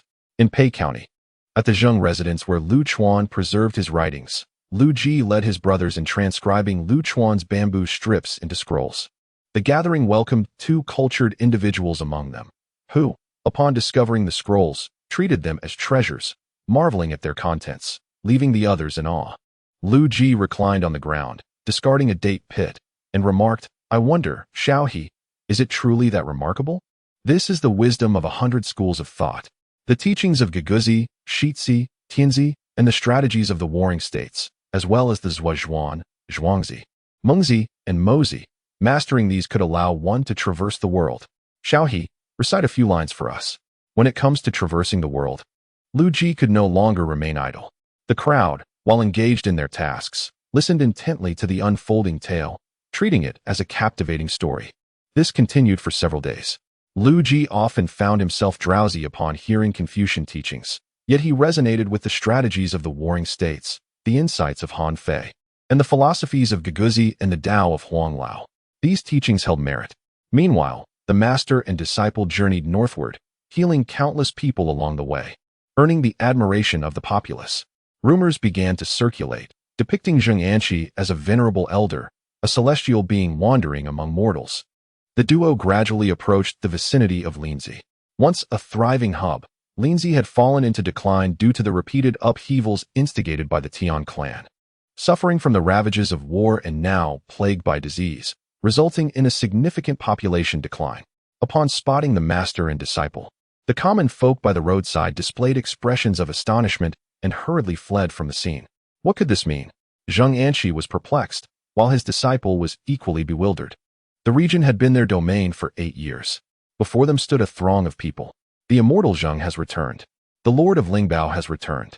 They have come back. The people of Qi erupted in joyous cheers. This scene left Zheng Anqi momentarily stunned. The legacy of 3 immortals, etched in the annals of history, is indeed eternal. Master, you have achieved this. Lu Chuan's voice echoed in his ears. There will always be those who remember the name Anqi Sheng and the kindness of a single meal. Chapter 63, Eastward to the Sea. Drunk riding the whale, the permanence of history aligns with my desires. Come, my disciple, assist your master. Zheng Anqi exclaimed, invigorated. Yes. Lu Chuan rallied the crowd to bring forth large ceramic cauldrons, pouring in medicinal herbs and pestilence-repelling elixirs to distribute among the people. Through the united efforts of the master and disciple, the epidemic in Qi gradually came under control. Regardless of age or status, all expressed their heartfelt gratitude. From that day forth, the name Anqi Sheng became indelibly etched in the land of Qi, woven into the rich tapestry of Chinese mythology. In the distance, the sound of hooves echoed, heralding the approach of scouts clearing the path. Lu Chuan looked up to see a grand procession ahead, a cavalcade like a mountain, banners fluttering in the breeze. The exploits of the duo had reached the ears of the Qin palace. "This is the chariot of the Qin emperor," a pale-faced man, devoid of unnecessary adornments, proclaimed an edict. Lu Chuan's keen perception identified the man as a master. Could it be Zhao Gao? "Gather your belongings and follow your master," Zheng Anqi instructed casually, treating Lu Chuan as if he were an ordinary attendant. The two shared a profound understanding. Lu Chuan recognized his master's intent to keep his identity concealed. "Yes, venerable immortal." Lu Chuan dutifully trailed behind. Along the way, strong men wielding heavy hammers, imbued with magnetism, confiscated Lu Chuan's sword and dagger. The 24 bearers carried a jade palanquin, resembling a moving palace, beneath which appeared the visage of the Qin emperor. Ing Zheng was not clad in heavy ceremonial attire, but wore simple black garments. It was Lu Chuan's first encounter with this figure, who possessed a rugged handsomeness. There was an air of profound danger surrounding him, as well as his guards. Most striking was a young man with white hair and brows, immortal of 1,000 years. "Zheng Anqi of Penglai, I have heard you possess the art of longevity?" Ing Zheng's voice resonated deeply, clearly reaching the ears of all present. Zheng Anqi remained composed, a subtle smile gracing his lips as he remarked, "Your Majesty possesses an astute vision. How could you not discern that this is merely a case of local gossip? I am but a humble physician, skilled in healing, yet unversed in the arts of longevity." Ing Zheng cast a discerning glance, noting Zheng Anqi's less-than-ideal condition, thus lending credence to his words. "Is there truly an immortal being in this world? I have yet to encounter one." Ing Zheng beckoned Zheng Anqi to step forward for a discourse on the principles of health and longevity. Zheng Anqi expounded upon his theories regarding the nourishing properties of red dates, even providing a recipe for a dish of red dates, honey, and glutinous rice. Meanwhile, Lu Chuan stood alongside a young man with white hair and eyebrows. "I am Su Fu, and I have long admired the esteemed Ling Baojun," he declared. Su Fu recognized Lu Chuan but refrained from informing the Qin emperor, fearing that the emperor might seek to recruit him, thereby jeopardizing his own standing. "An honor indeed," Lu Chuan replied with a fleeting glance at Su Fu. This man exhibited peculiar signs in his eyes, abdomen, and internal organs, indicating he was likely a practitioner of yin-yang philosophy. "You have slain Chun Xiao and prepared his head. Await my celestial arts to claim it." Su Fu's lips moved slightly, his voice resonating clearly. "You too." Lu Chuan felt a stir within. Su Fu must be the moon's sovereign. It appeared that the yin-yang practitioners had infiltrated the inner circles of the Qin emperor. However, the emperor did not seem easily swayed. Though present in this realm, many regarded the Qin emperor as a tyrant, yet from the perspective of future generations. He inflicted considerable harm upon his contemporaries while simultaneously carving out substantial space for the survival of Huaxia. For instance, the recent conquest of the 100 marked Huaxia's inaugural influence over Lingnan. The two men were unable to act, each subtly wary of the other. Lu Chuan, however, felt relatively relaxed. His current spiritual sense spanned 18 zhong, and with the Xianyuan step, he could teleport that distance up to 20 times. Escaping posed no challenge.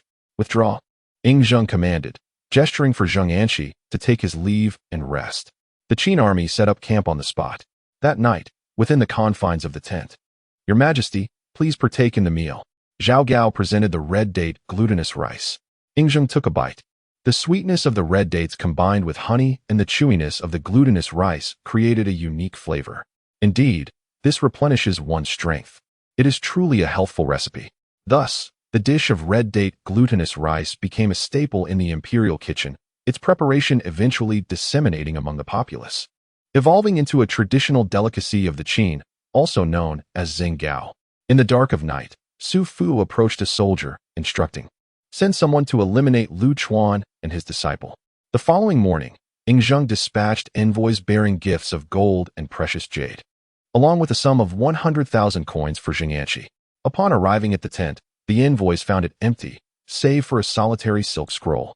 Zheng Gong remarked, as he closed the scroll, "Truly, a demeanor befitting an immortal. The historian dutifully recorded this statement.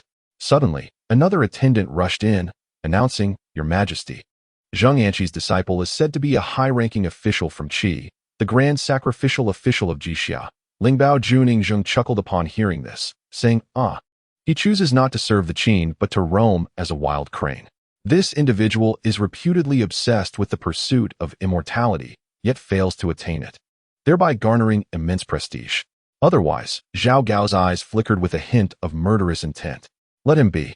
I am not so petty as to be unable to tolerate a mere notable from Qi. An instinct whispered to Ying Zheng that his future dealings with this individual would be numerous. Subsequently, Lu Chuan procured 2 horses and journeyed towards the seaside.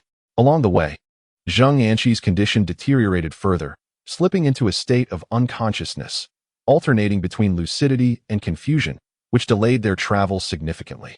As the sun dipped below the horizon, they caught sight of the distant sea. "Master, look!" Lu Chuan dismounted and roused Zheng Anqi.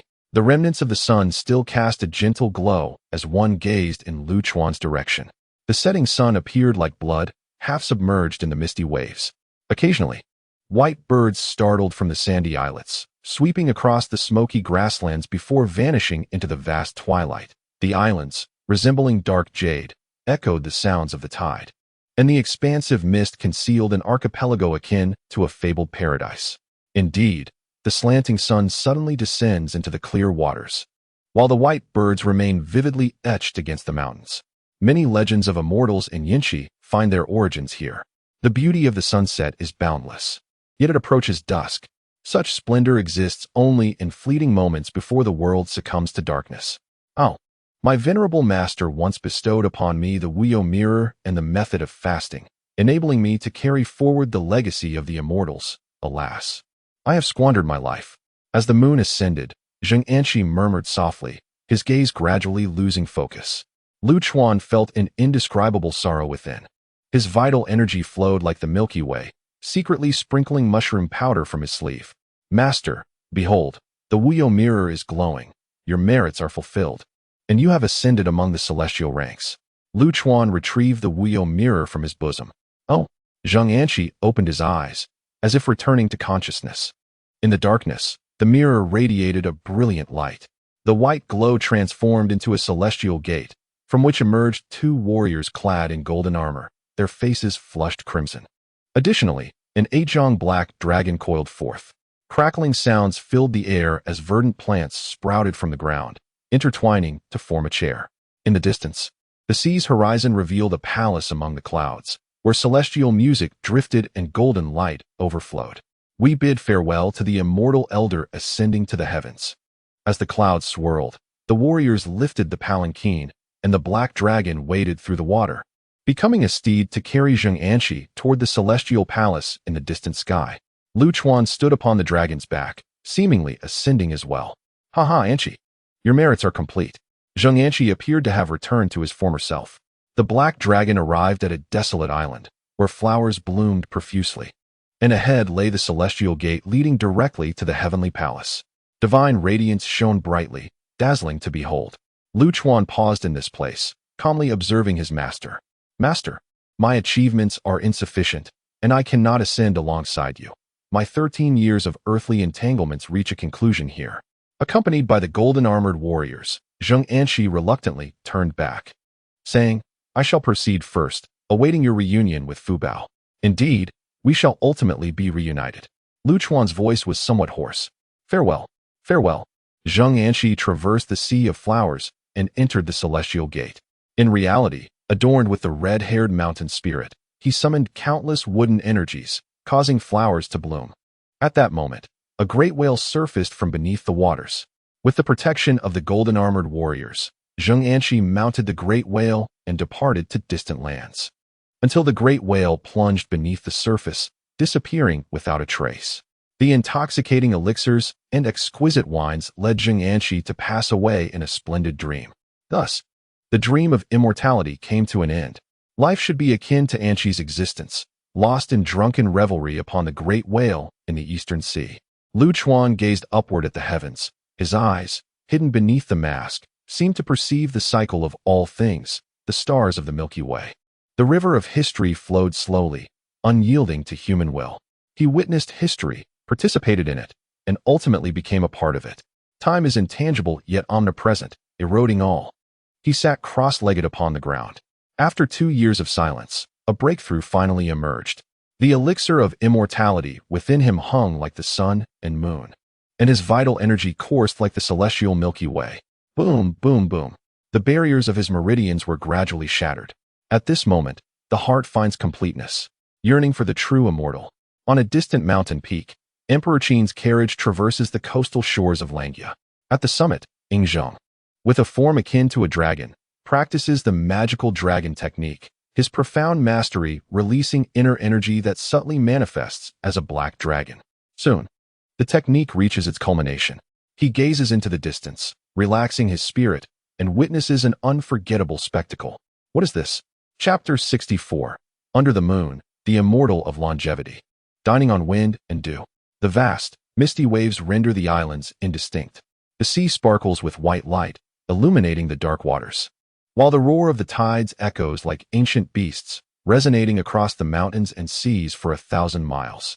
Amidst the interplay of light and shadow, a dark figure rides a great whale into the distance, obscuring the immortal's visage. Beside the immortal stand 2 robust divine generals, exuding an aura unlike that of mere mortals. Boom! The great whale spouts a column of water, its melodious song reverberating through the air. At this moment, the dark clouds part to reveal the bright moon, casting its radiant glow upon the solitary island. The island blooms with a myriad of flowers, where a deity adorned with a ghostly mask and emanating a green light sits amidst the blossoms, encircled by a black dragon. At this juncture, Luchuan breaks through the grand cycle. Within his dantian, 2 colors, red and blue, intertwine, as the life-extending elixir of the sun and moon devours all true energy. Exhaling a swirling azure nebula, the silver river stretches endlessly, the nebula rotating in its celestial dance. This is the essence of Tao. In the 28th year of Qin Shi Huang's reign, the 25-year-old Luchuan attains the immortal fruit of dining on wind and dew. Enjoying a lifespan of 180 years, he consumes no grains, a mountain dweller indeed. Dining on wind and dew, an immortal. His body begins its preliminary transformation from the mundane, as the ghostly characteristics of the mountain spirit start to transcend into divinity. Standing at 2 meters tall, with crimson hair and a jade-like visage, his figure is tall and perfectly curved, resembling a white crane in the woods. This scene does not escape Yingzheng's watchful gaze. It is a flawless physique, requiring no miraculous techniques or supernatural displays. This is a body unlike any mortal's. Eternal life, eternal life. A fervent desire flickers in Yingzheng's eyes, the longing for immortality buried deep within his heart now stirred. He cannot die, nor does he wish to. The monumental achievements of countless generations rest solely upon him. Yingzheng intends to summon the immortal, planning to exchange all his wealth for the opportunity of eternal life. At this moment, the immortal meets his gaze, those azure eyes resembling tranquil, unfathomable depths. Perceiving the essence of all existence across time. Under the moonlight, the divine figure turns slightly, extending a finger and gently shaking it. The gesture is strange, yet its meaning is clear. Whoosh! The floral expanse withers, and the immortal, riding the dragon, vanishes into the vast sea. The long night, the boundless ocean. The immortal riding the whale, and the ghostly figures under the moon create a scene of fantastical intrigue. Before Yingzheng's words of entreaty could escape his lips, he watches helplessly as the divine being departs. Awakening from his astonishment, he regains the imposing demeanor of the first emperor, murmuring to himself, "Heaven and earth, through fire and water, I shall summon you." Turning his gaze to the several stunned eunuchs, who lack Zheng's keen perception, they merely witnessed the fleeting divine radiance over the eastern sea, a phenomenon sufficient to leave them utterly astonished. The eunuch on the left shakes his head in terror, while the younger eunuch on the right responds honestly, "Your Majesty, I beheld the divine light." Very well. As the wind howls, their heads explode, blood spilling across the ground. Zhao Gao, dispose of the bodies. Zhao Gao approached, drawn by the commotion, and upon witnessing the lifeless bodies sprawled on the ground, he did not inquire about the circumstances, but instead remarked with a smirk, "The 2 have offended His Majesty. Their demise is well deserved." As a disciple of the legalist school, He believed that the sovereign's decree was the law, and the will of the ruler was his sacred duty. Summon Su Fu. Before long, Su Fu entered the tent. Su Fu, how does one awaken the divine tree of Fusang? The memory of this long-buried artifact stirred in Ing Zheng's mind. Your Majesty, according to the wisdom of our ancestors, it necessitates the construction of a celestial altar, requiring vast quantities of alchemical materials, and perhaps even human sacrifices. Very well. You shall oversee this endeavor. Additionally, send emissaries overseas in search of immortals. Understood. Su Fu returned to the tent, his countenance brimming with manic joy. At last, the trap had been sprung. Time is relentless. No creature can withstand the terror of death. Even this ancestral dragon is not exempt. Next, it was their moment to demand a hefty price. Su Fu mused that it was indeed time for the right envoy to eliminate Zheng Anqi and his disciples. The right envoy was no mere fool like Qin Shao. He possessed the formidable strength of a master warrior, endowed with the celestial essence of dragon tendons, mermaid gills, and the hands of dark gold. Proficient in naval combat and hand-to-hand combat, he was a prime candidate for the role of a longevity aspirant. One envoy alone would suffice. With a splash, a serpent's head emerged from the water. Lu Chuan emerged onto the shore, the Eijiang serpent retreating into his sleeve.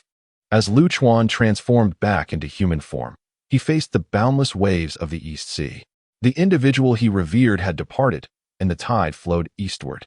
Lu Chuan found himself surprisingly untroubled, not engulfed in unbearable sorrow.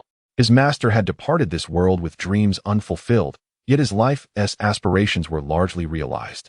And he had left behind a legacy that others would envy. It was a departure devoid of regret. Lu Chuan retrieved a delicately crafted pastry, made by his master's own hands, savoring each bite. Life and death are intertwined. In life, we labor, and in death, we find respite. Death is the eternal peace bestowed by the earth. Perhaps it is the living who endure the greatest torment. With death, all becomes void. Only those who remain can delve into the depths of memory to recall the past. Once more, Lu Chuan donned the Laozhang mask and gazed into the distance. Previously, the right envoy had stealthily maneuvered beneath the water, following the path of the master and disciple. He possessed gill-like organs that allowed him to breathe underwater. A gift of the mermaids, a dark tendon extended from the nape of his neck to his tailbone, the essence of the dragon. This tendon endowed him with immense strength and unparalleled agility.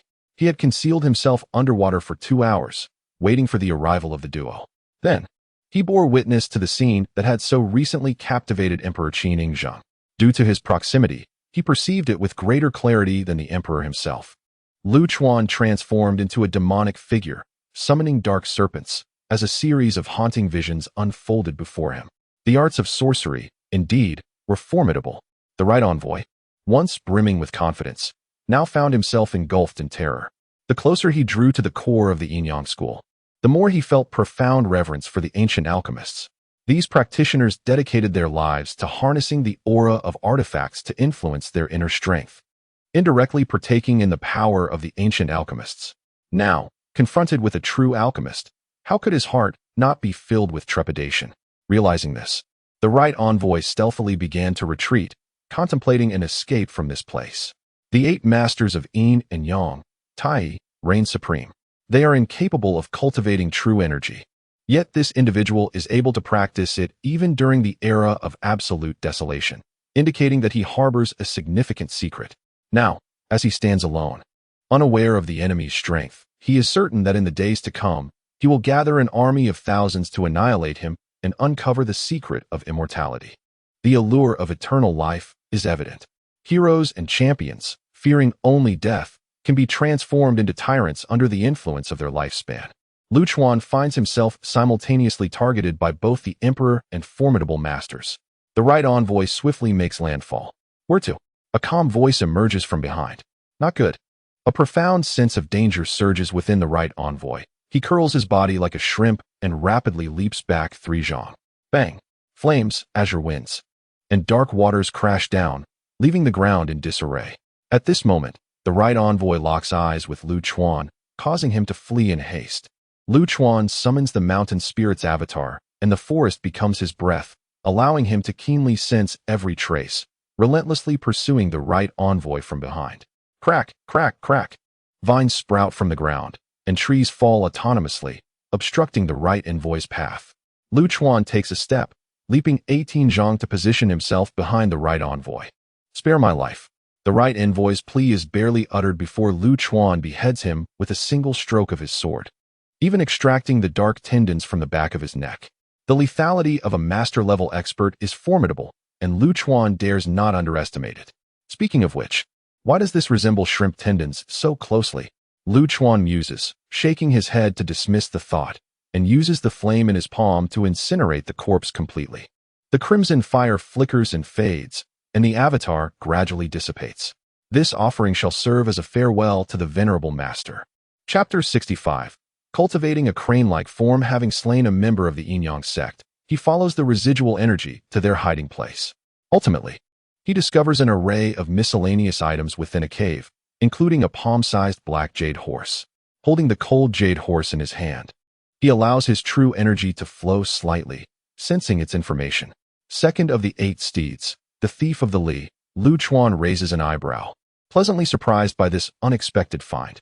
Beside the jade horse lie 2 prescriptions detailing the secret methods to cultivate the mermaid's gills and dragon's tendons. The former is relatively simple. It requires the blood of a person's heart, combined with medicinal herbs and the jade horse, to be soaked for 49 days. Simultaneously, one must consume elixirs and practice the unique external techniques of the Yin-Yang sect. As for the latter, it is considerably more challenging. The practitioner must seek the East Sea's Ao shrimp, which lives for at least a century. Its tendons are incredibly resilient, and when combined with special medicinal treasures, they can be transplanted onto oneself. Indeed, they are akin to shrimp tendons. Lu Chuan chuckles, realizing that the Yin-Yang sect relies on such methods for transformation. It must be said, the sect possesses some ingenuity in utilizing the essence of magical treasures to influence their internal energy for mutation. Alas, a counterfeit cannot surpass the genuine article. Lu Chuan unties the white ribbon from his waist. Whoosh! The jade horse soars into the air, merging into a single entity. A horse with a white body, black mane, and black tail materializes in its place, the second of the 8 steeds united. The white horse traverses mountains, and the thief of the Li fords waters. Lu Chuan, with no time to examine the other miscellaneous items, hastily packs the assorted wooden tablets, materials, and wealth, mounting the steed to depart. Giddy up! Under the cover of night, the 8 steeds gallop forth. As they cross a Tenjiang river, they create waves beneath their feet, treading upon the water's surface. The scenery of the 2 shores swiftly recedes, and the sound of the wind rushes past my ears. Lu Chuan closes his eyes in concentration, sensing the changes within himself. First and foremost is his physique, tall and slender, with impeccably defined muscle curves. Embodying the ancient saying of the crane-like form, the physique of an immortal. With an empty stomach, a natural fragrance emanates from his being. Furthermore, his vital energy transforms into a nebula-like form, referred to as Dao Xing. Within him lies a year of Dao cultivation. In the future, when his cultivation reaches perfection, he may perhaps transcend into the realm of the divine being who rides the clouds. The existence of a divine being is a distinct spectacle. According to ancient texts, a divine being's lifespan extends by 300 years, adding to the original 180, resulting in 480 years. In a realm of absolute connectivity, mere ordinary elixirs cannot facilitate such a breakthrough. One must still seek ancient celestial materials and treasures, a pursuit that is imperative. After the breakthrough, Lu Chuan feels an exhilarating sense of liberation, akin to shedding an immense burden. Galloping steeds and fluttering fallen leaves surround him. In the distance, a voice can be heard. With a physique resembling that of a crane, he practices beneath 1,000 pines, 2 volumes of scriptures in hand. Inside the camp, Yingzheng had not slept for an entire night, still recalling the gaze of the divine being directed at him. It was a look of indifference, tranquility, and aloofness, an expression he had not encountered in many years. He had achieved unprecedented feats, amassing resources from across the seas. Could he not attain eternal life? Days later, Yingzheng ascended Mount Tai to perform the Fengshan ritual. At once, his momentum and prestige reached their zenith. Yet Su Fu sulked over the loss of his subordinates. Lu Chuan, I shall sever your head. At that moment, Lu Chuan was in the mountains, examining bamboo slips. The art of the universe within the sleeve is a delightful discovery for Lu Chuan. This secret technique allows for the storage of items within his sleeve, proving far more practical than any 8 steeds. After all, he carries 2 mini belongings: the Wuyo mirror, the strength seal, 2 jade steeds, a treasured sword, a mask, and various riches and elixirs. If this continues, he would need a yoke to carry them all. With this thought, an image springs to Lu Chuan's mind, a transcendent Taoist, adorned in a feather fan and silk cap, traversing mountains and waters with a yoke on his shoulder. The vision is too beautiful to contemplate. Lu Chuan lingers for 3 days, perfecting the art of the universe within the sleeve. On a dewy morning, droplets fall. Amidst the forest, a Taoist stands, surrounded by a heap of miscellaneous items on the ground. With a command, a white wind sweeps across the ground, drawing all the items into his sleeve. A 3 cubic meter capacity is sufficient for now, with room for future enhancement. Lu Chuan summons the jade steed, which vanishes once more. Unhindered by extraneous items, he feels a greater sense of freedom.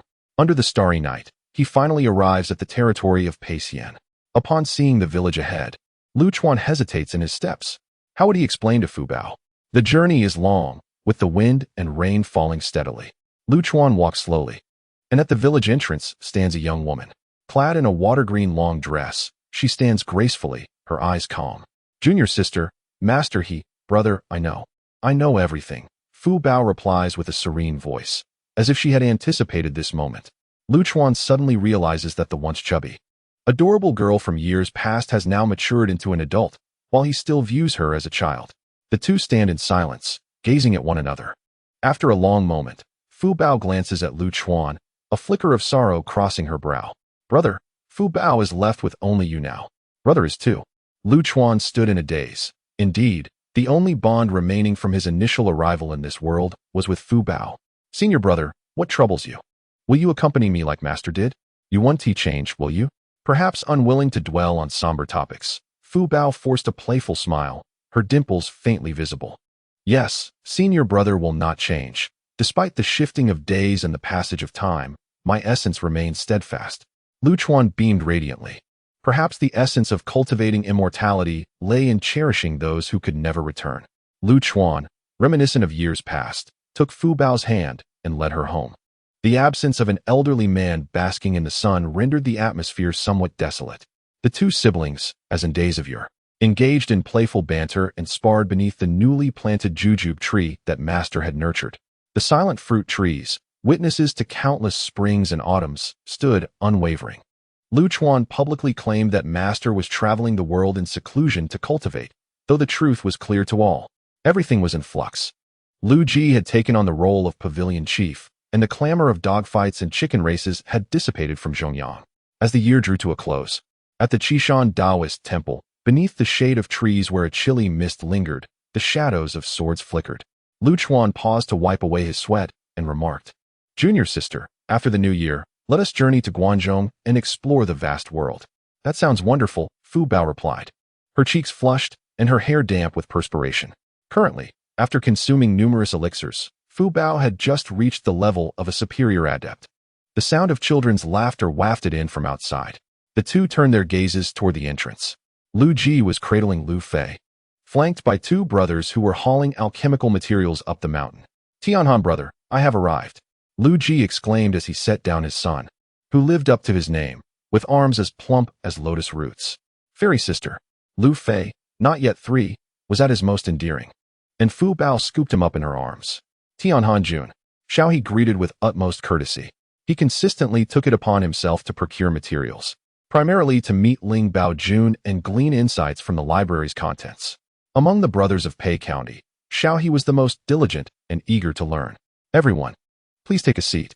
The group indulged in casual conversation over wine, which Lu Chuan had brewed himself. Xiao's inquiries encompassed the grand tapestry of the world and various schools of thought. Lu Chuan had resided in Linzi for 8 years.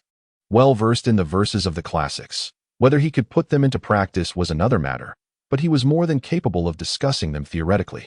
Lu Ji refrained from interjecting, as Fu Bao had already taken Lu Fei to pick fruits. Soon, Xiao discerned that Lu Ji had something on his mind and excused himself to feel the breeze outdoors. "Tianhan brother, it seems being a pavilion chief is no easy task," Lu Ji lamented, seeking advice on how to manage his responsibilities. Lu Chuan replied, "Do not inquire of me. I am not your strategist and am unaware of administrative matters. What use is it to ask me? However, if you seek guidance on alchemy, I may offer some insight." Lu Ji, in distress, said, "When I first saw Tianhan brother receive his title, I believed I could achieve the same. Now, struggling even with being a pavilion chief, I realize my earlier arrogance." "Very well, allow me to impart a piece of advice," Lu Chuan suggested. "What do you mean?" "Be pragmatic and confront the challenges at hand. Discern the truth of your situation, heed sound counsel, and then act accordingly." Lu Chuan continued, "What are your difficulties? Who truly understands these matters? Then, one should inquire and ultimately make one's own decisions. Even in the face of mistakes, there should be no regret. One must be pragmatic, contemplating how to amend the situation. Being pragmatic, one finds oneself educated." Lu Ji heeded this advice, engraving Lu Chuan's words deeply in his heart. Chapter 66. The Taoist Journey West. The purple qi comes from the east. Since the time of Lu's father, the Lu family has been characterized by their willingness to heed counsel. They have never been ostentatious, readily acknowledging their mistakes. Lu Ji has perfectly inherited this trait from his father. Naturally, Lu Ji respected Lu Chuan's opinions. After resolving a lingering worry, Lu Ji felt a sense of relief. After all, the laws of Qin are exceedingly harsh, and a moment's carelessness could lead one to become a convict, forever unable to rise again. "Brother Tianhan, you were once a senior minister of the state of Qi and held sway over its court. I have a question that perplexes me. What is it? What do you believe are the essential qualities for one who aims to achieve great things? Should one be as trustworthy as Lord Xinling, or as valiant as Jing Ku, who valued righteousness over life?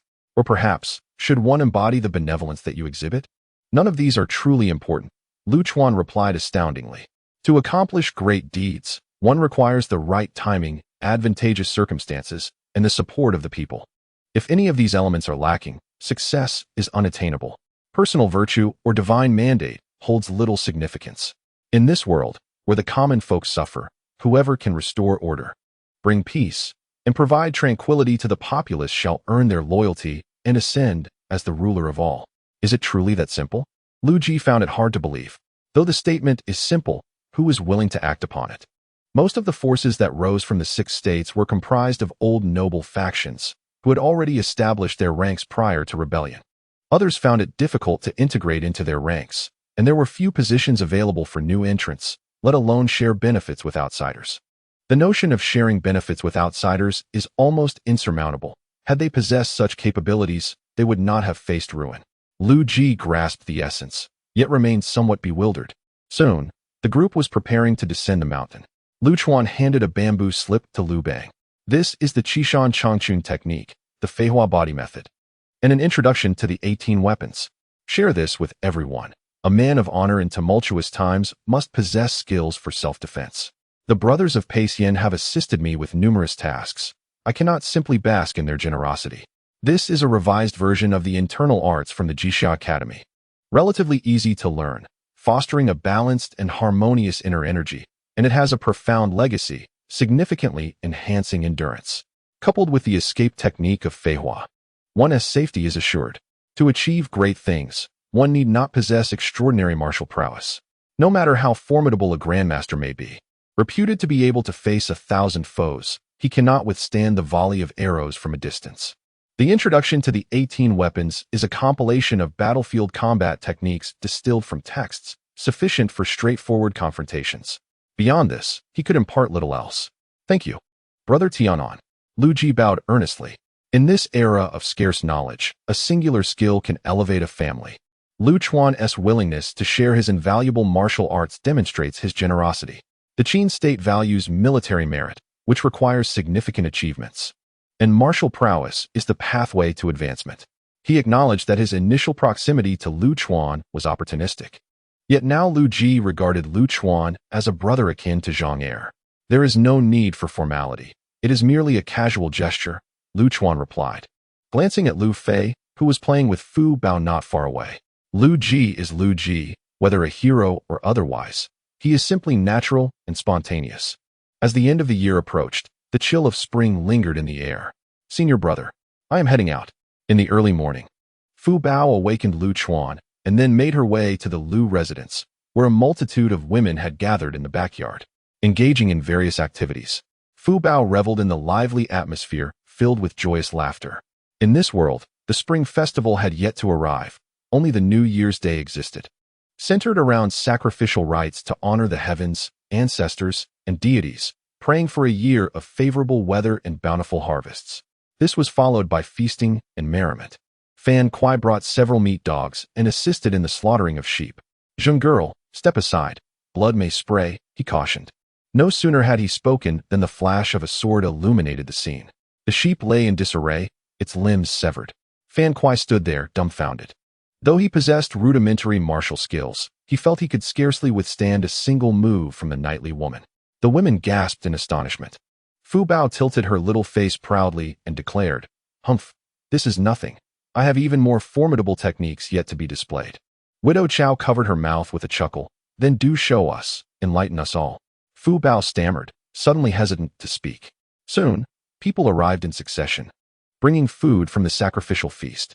Lu's father sighed repeatedly under the shade of a tree, lamenting the troubles caused by his unworthy third son. Yet, the atmosphere remained lively. Gradually, more individuals gathered. Conditions in the countryside were not particularly favorable. Lu Chuan had financed the purchase of sheep and wine.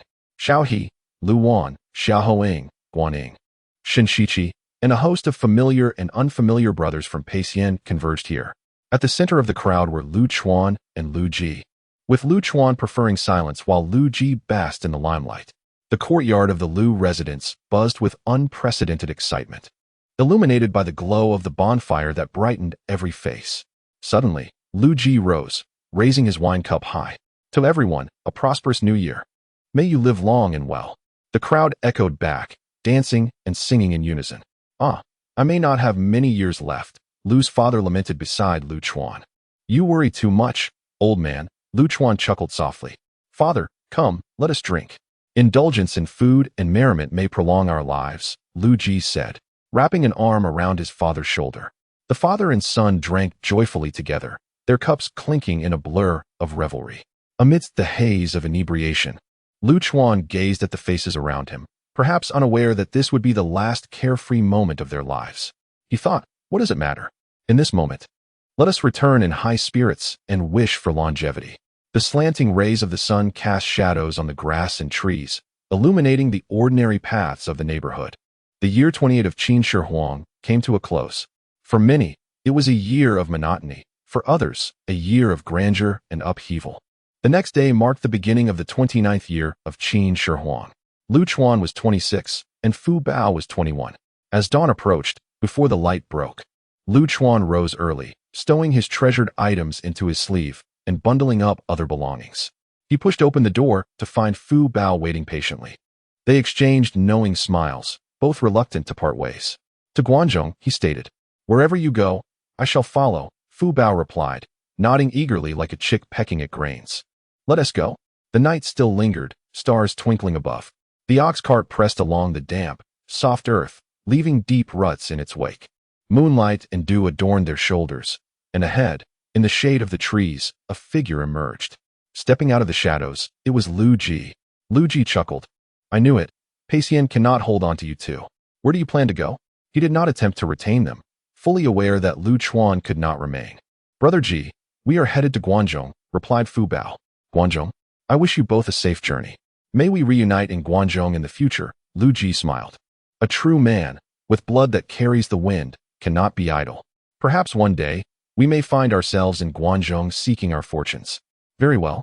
I shall await your arrival in Guanzhong." Suddenly, Lu Chuan recalled something, saying, "Brother Ji, should you ever find yourself at your wit's end, remember that Qishan holds what you seek." Oh, Lu Ji could not quite remember, so he did not dwell on it. It was not yet the time of desperation. "Let us go." Lu Chuan cracked the whip, urging the oxen onward as his silhouette gradually faded.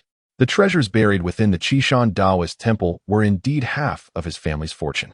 Having promised Lu Ji to return with the wealth, he would naturally uphold his word. "Brother, how shall we reach Guangzhou?" "By ox cart." They embraced a carefree existence, unrestrained and unruly, like idle clouds and wild cranes, seeking the path of the hermit. "What is that?" "A Taoist." "In the era of Qin Shi Huang." With figures like Gao Zhongli, Zhang Tsang, Su Fu, and the Yin-Yang school, the Confucians, and the Moists, Guanzhong was the true epitome of Qin's splendor. A harmonious culmination of the 100 schools of thought. He has returned. The Taoist travels westward, while auspicious clouds arise from the east. Chapter 67. The Sage Never Dies. The Great Thief Never Ceases. In the countryside of Sinfu County, the land sprawls vast, with interwoven fields and estates, indicating a family of wealth. Deep within the estate, the manor is tranquil. A golden boy and a jade girl sit at a table. The man, clad in a white robe, exudes elegance, while the woman possesses an ethereal grace, reminiscent of a celestial maiden. Before them, 3 elders are intently observing an even older man. The elder has silver needles inserted into his head, yet his expression is not one of pain, but rather of profound comfort. Soon, Lu Chuan removed the golden needle and inquired, "Elder, how do you feel?" "The chronic ailment has vanished entirely. I am deeply grateful for the divine intervention. I insist you stay, and I shall host a feast in your honor." The elder's joy was palpable. "It is my honor to comply," Lu Chuan replied with a smile. "In the future, consume fewer elixirs. One should embrace a plain and healthful diet, nurturing both the heart and body." Subsequently, Lu Chuan elucidated the Tao De Jing to the assembly. The Tao is formless and nameless, the ultimate essence that predates heaven and earth, the source of all creation. Those who seek the Tao should embody Da, for Da represents the Tao within humanity. A Taoist ought to attain the realm of respecting the Tao and valuing Da. Lu Chuan did not expound on longevity techniques. Instead, he focused on the inner cultivation of the Taoist, thus distinguishing himself from the practitioners of alchemy. The way of the alchemist harms both the nation and the people. Lu Chuan did not aim to alter the world. He merely wished to prevent the rampant trend of seeking the Tao through potions due to his influence. He aspired to be a Taoist, a seeker of the Tao. The elder, somewhat perplexed, asked, "So, you are a Taoist?" "Indeed. What distinguishes a Taoist from an alchemist?" "A Taoist emphasizes the Tao, while an alchemist focuses on technique." In a single sentence, he thoroughly delineated the distinction between the two. As the feast concluded, Lu Chuan handed over the money to the money-loving Fu Bao, who clung to the luggage like a young disciple. "Let us depart." With a grand gesture, the Taoist waved his hand, and the ox cart floated away. The onlookers watched until they were out of sight, prompting the elder to exclaim in admiration, "What a true immortal!" They journeyed onward, away from prying eyes. Lu Chuan removed his stifling cloak and sighed, exclaiming, "It is unbearably hot." Fu Bao cast a sidelong glance at him, retorting, "Is it truly necessary to be so dramatic?" "Indeed, it is essential. A celestial being must maintain a certain poise, for how else could one earn the trust of others? In times of great poverty, my master expended considerable resources to procure splendid garments and carried clean water for washing his face, not to mention the lead powder and pearl powder, along with graphite, to maintain his complexion." Naturally, Lu Chuan, possessing the authentic essence of a true practitioner, had a naturally good complexion. However, one must also pay attention to attire. In the somewhat predictable era of the warring states, one's persona held great significance. Once one establishes an image of indifference to fame and fortune, akin to a carefree hermit, life thereafter becomes considerably more tranquil. "You are increasingly reminiscent of grandfather," remarked Lu Chuan. "Indeed," he replied, "my master has imparted much wisdom to me." As the carriage journeyed onward, they arrived at Yingchuan County, the homeland of Zhang Liang. Fu Bao smiled and said, "Senior brother, let us pay a visit. It has been ages since we last saw Zhang Liang and Qinping." "Very well." The Zhang clan's estate boasted hundreds of servants and thousands of acres of fertile land. Upon returning to his ancestral home, Zhang Liang dutifully adhered to his master's instructions, secluding himself for profound introspection. At this moment, within the tightly shut main hall, Zhang Liang and Qinping were engaged in a critical conspiracy. Zhang Liang, sporting a short beard, exuded a mature demeanor, while Qinping had grown from a small boy into a handsome young man, though he still appeared somewhat taciturn and frail. "Ziping, with the Emperor of Qin returning from his eastern tour, shall we arrange for a strong man to ambush and assassinate him? This would surely incite chaos within the Qin state. What do you think?" Zhang Liang seemed to sense a once-in-a-lifetime opportunity. Qinping, lacking enthusiasm, replied, "It cannot be done. The emperor has survived countless assassination attempts, surrounded by skilled warriors. How could we possibly succeed? It would merely serve as a scare tactic." In my opinion, it would be wiser to assassinate Prince Fu Su. Among the emperor's sons, Fu Su is the most capable. If he were to perish, the Qin state would be left without a successor, leading to inevitable turmoil. That is too simplistic. Zhang Liang clearly disagreed. Your assertion is misguided. The assassination of the emperor does not need to guarantee success. What matters is that the world recognizes that the emperor is not infallible, and that there are still those willing to challenge his authority. Brother Ziyang, your strategic foresight is commendable, Qin Ping conceded, falling silent thereafter. Suddenly, a report came from outside. Someone claiming to be a Lingbao Daoist had arrived. Master. The two sprang to their feet, their faces alight with surprise. It has been 3 years since our master has moved. Could it be that he intends to undertake a significant endeavor? They hurriedly went out to greet him. Upon the ox cart, the man retained his former grace, reminiscent of the days when he served as the grand sacrificial priest. Master and Master Gu. It has been far too long, Zhang Liang expressed with deep emotion, as if his master had truly ascended to immortality. Zhang Liang instructed the servants to prepare a banquet in a tranquil setting. During the feast, the master and disciples engaged in lively conversation. Has the master come out of seclusion to embark on a grand undertaking? Merely to visit Guanzhong and seek celestial beings, Lu Chuan replied with a smile. He had heard of numerous rare treasures in Guanzhong and wished to behold the mythical Fusang tree and the so-called Golden Crow. What did the master mean by the Taoist? Lu Chuan recounted the conversation, noting that Zhang Liang did not envy the carefree Taoist. He bore too many burdens. The sound of a cane echoed nearby. An old man, thin and hunched, appeared, leaning heavily on his staff. Huang Shigong.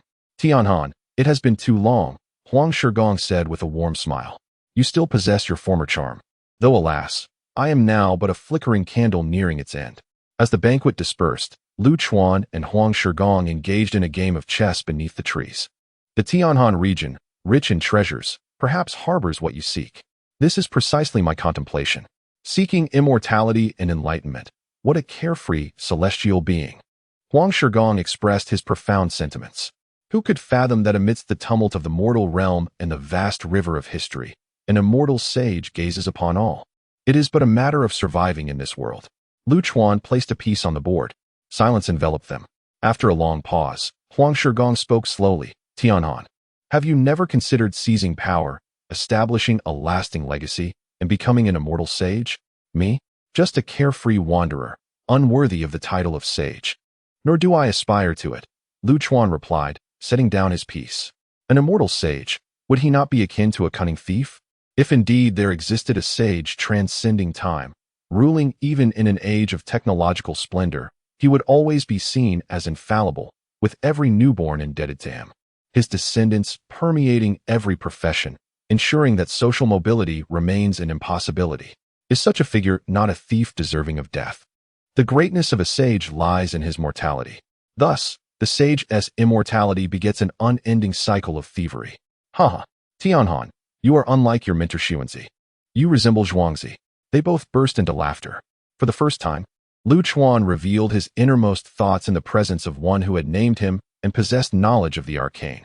On the following day, Lu Chuan embarked on his journey homeward.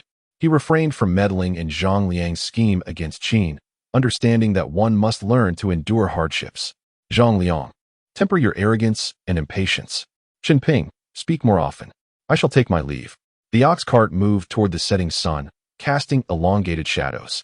Under the shade of trees, Huang Shigong leaned on his cane, bidding farewell to Lu Chuan as memories of earlier moments flashed through his mind. Their initial meeting in Linzi, his rise to prominence through writing, the chaos among the alchemists, and the critical moments when he witnessed the fall of the state of Qi and the conclusion of the academy. Who knows what heroes he will observe in the future? As dynasties rise and fall, the heavens stretch vast and high. The Tianhan shines brilliantly. Haha, let the disciples of various schools witness the power of our last grand ritualist. Huang Shigong turned slowly. Life spans a mere century, akin to the fleeting existence of a mayfly. Perhaps, in the eyes of the practitioners of Qi, there is no distinction between life and a mayfly. 3 days later, Huang Shigong passed away peacefully. Lu Chuan journeyed westward.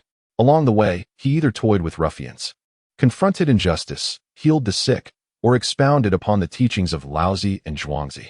He encountered the admiration of the powerful, yet chose to disdainfully move on. The name of the Taoist followed him as he traveled westward. His reputation eventually reached the Guangzhou region. He had returned. Chapter 68. Zhuangzi's Immortality. The philosopher of mysticism deep within Lishan, thatched cottages stood in abundance. Lush forests and towering bamboos flourished in vibrant green. A few Taoists played music and sipped tea among the bamboo groves, while fish and shrimp swam in the stream, and birds and beasts roamed the woods. This place exuded tranquility and leisure, with all present living in carefree bliss. Among them were 5 individuals, both young and old. One man, with graying hair and beard, appeared to be around 50, seated on the ground. The other 4 focused intently, setting aside their tasks to gaze at him. After a long while, he opened his eyes and exhaled a breath of stale air. The art of longevity is indeed profound, the middle-aged man chuckled. Zhang Tsang, among those present. You are the only one who has mastered it, the elder remarked enviously.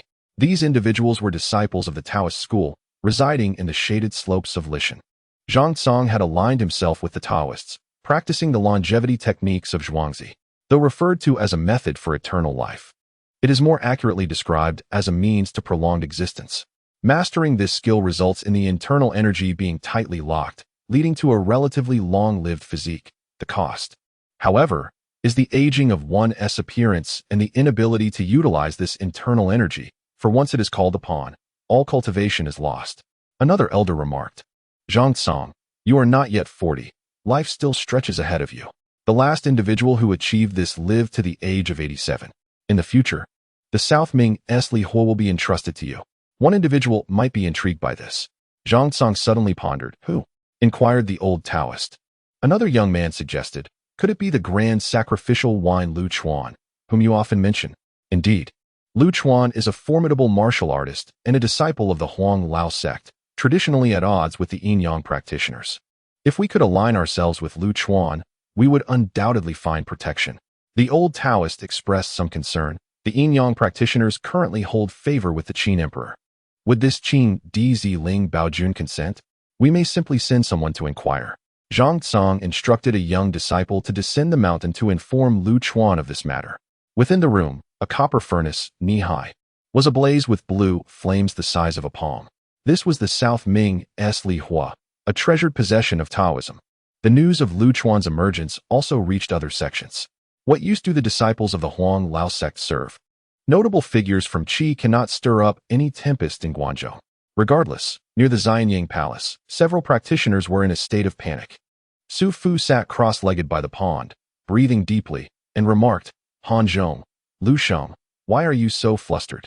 The grand sacrificial wine is not what it seems. Lu Chuan has returned. Han Zhong vividly recalled the moment when his elder brother Han Zhong was drowned. This man comes alone into our territory. Does he not feel fear? Su Fu countered. The others considered this, realizing that with the Moon Master backing them, Lu Chuan seemed insignificant.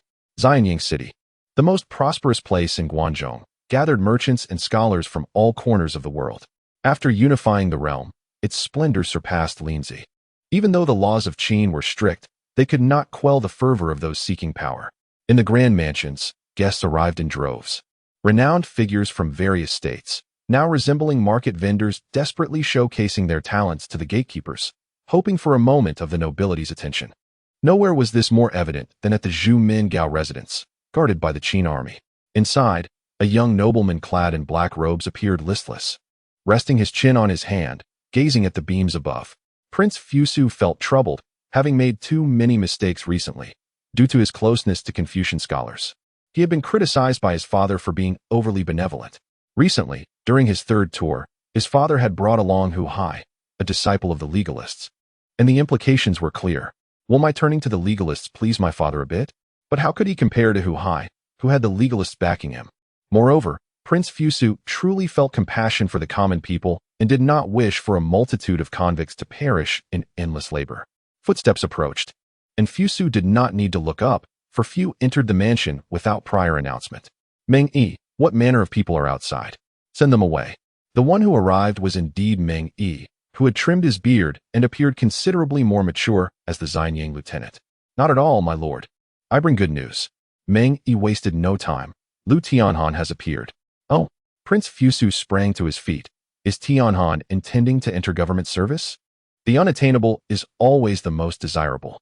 In the eyes of Prince Fusu, Lu Chuan embodies the essence of Jiangshang and Guanzhong. Lu Chuan's legendary feat of single-handedly repelling the Qin army, rallying hundreds to his cause, resonated profoundly with Fusu's aspirations. Where is Lu Chuan now? According to intelligence, he is nearing Xianyang. Meng Yi is in high spirits. This brother, whom he met in the state of Qi, has ultimately forsaken the path of immortality to arrive in the bustling heart of Guangzhou. Prepare the horses. I shall personally greet this individual, he commands. As the carriage departs from Xianyang, rumors begin to swirl.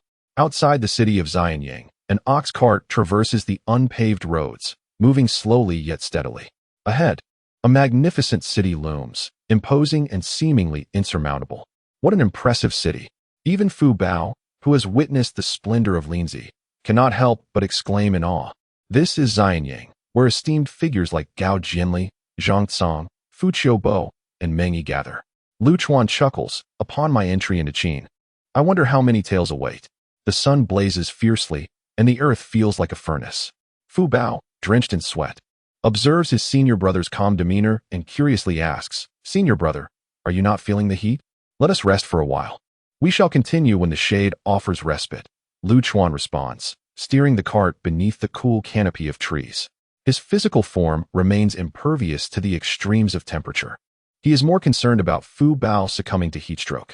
Just as they reach the shaded area, dust billows ahead, and the thunderous sound of galloping hooves approaches. A cavalry unit races forward, scouts fanning out, and upon spotting Lu Chuan and his companion, they swiftly advance. Meng Yi dismounts and approaches them. "Fu Bao, Ling Bao, it's been too long. You have finally returned." Prince Fusu leaps from his horse, stepping forward to inquire, "Do you remember me, my lord?" Lu Chuan regards Fusu and replies, "Of course, I remember you, Prince." He is acutely aware of Prince Fusu's significance, though history would later suggest that Qin Shi Huang favored him for succession. Lu Chuan knows well that Fusu's prospects are dim.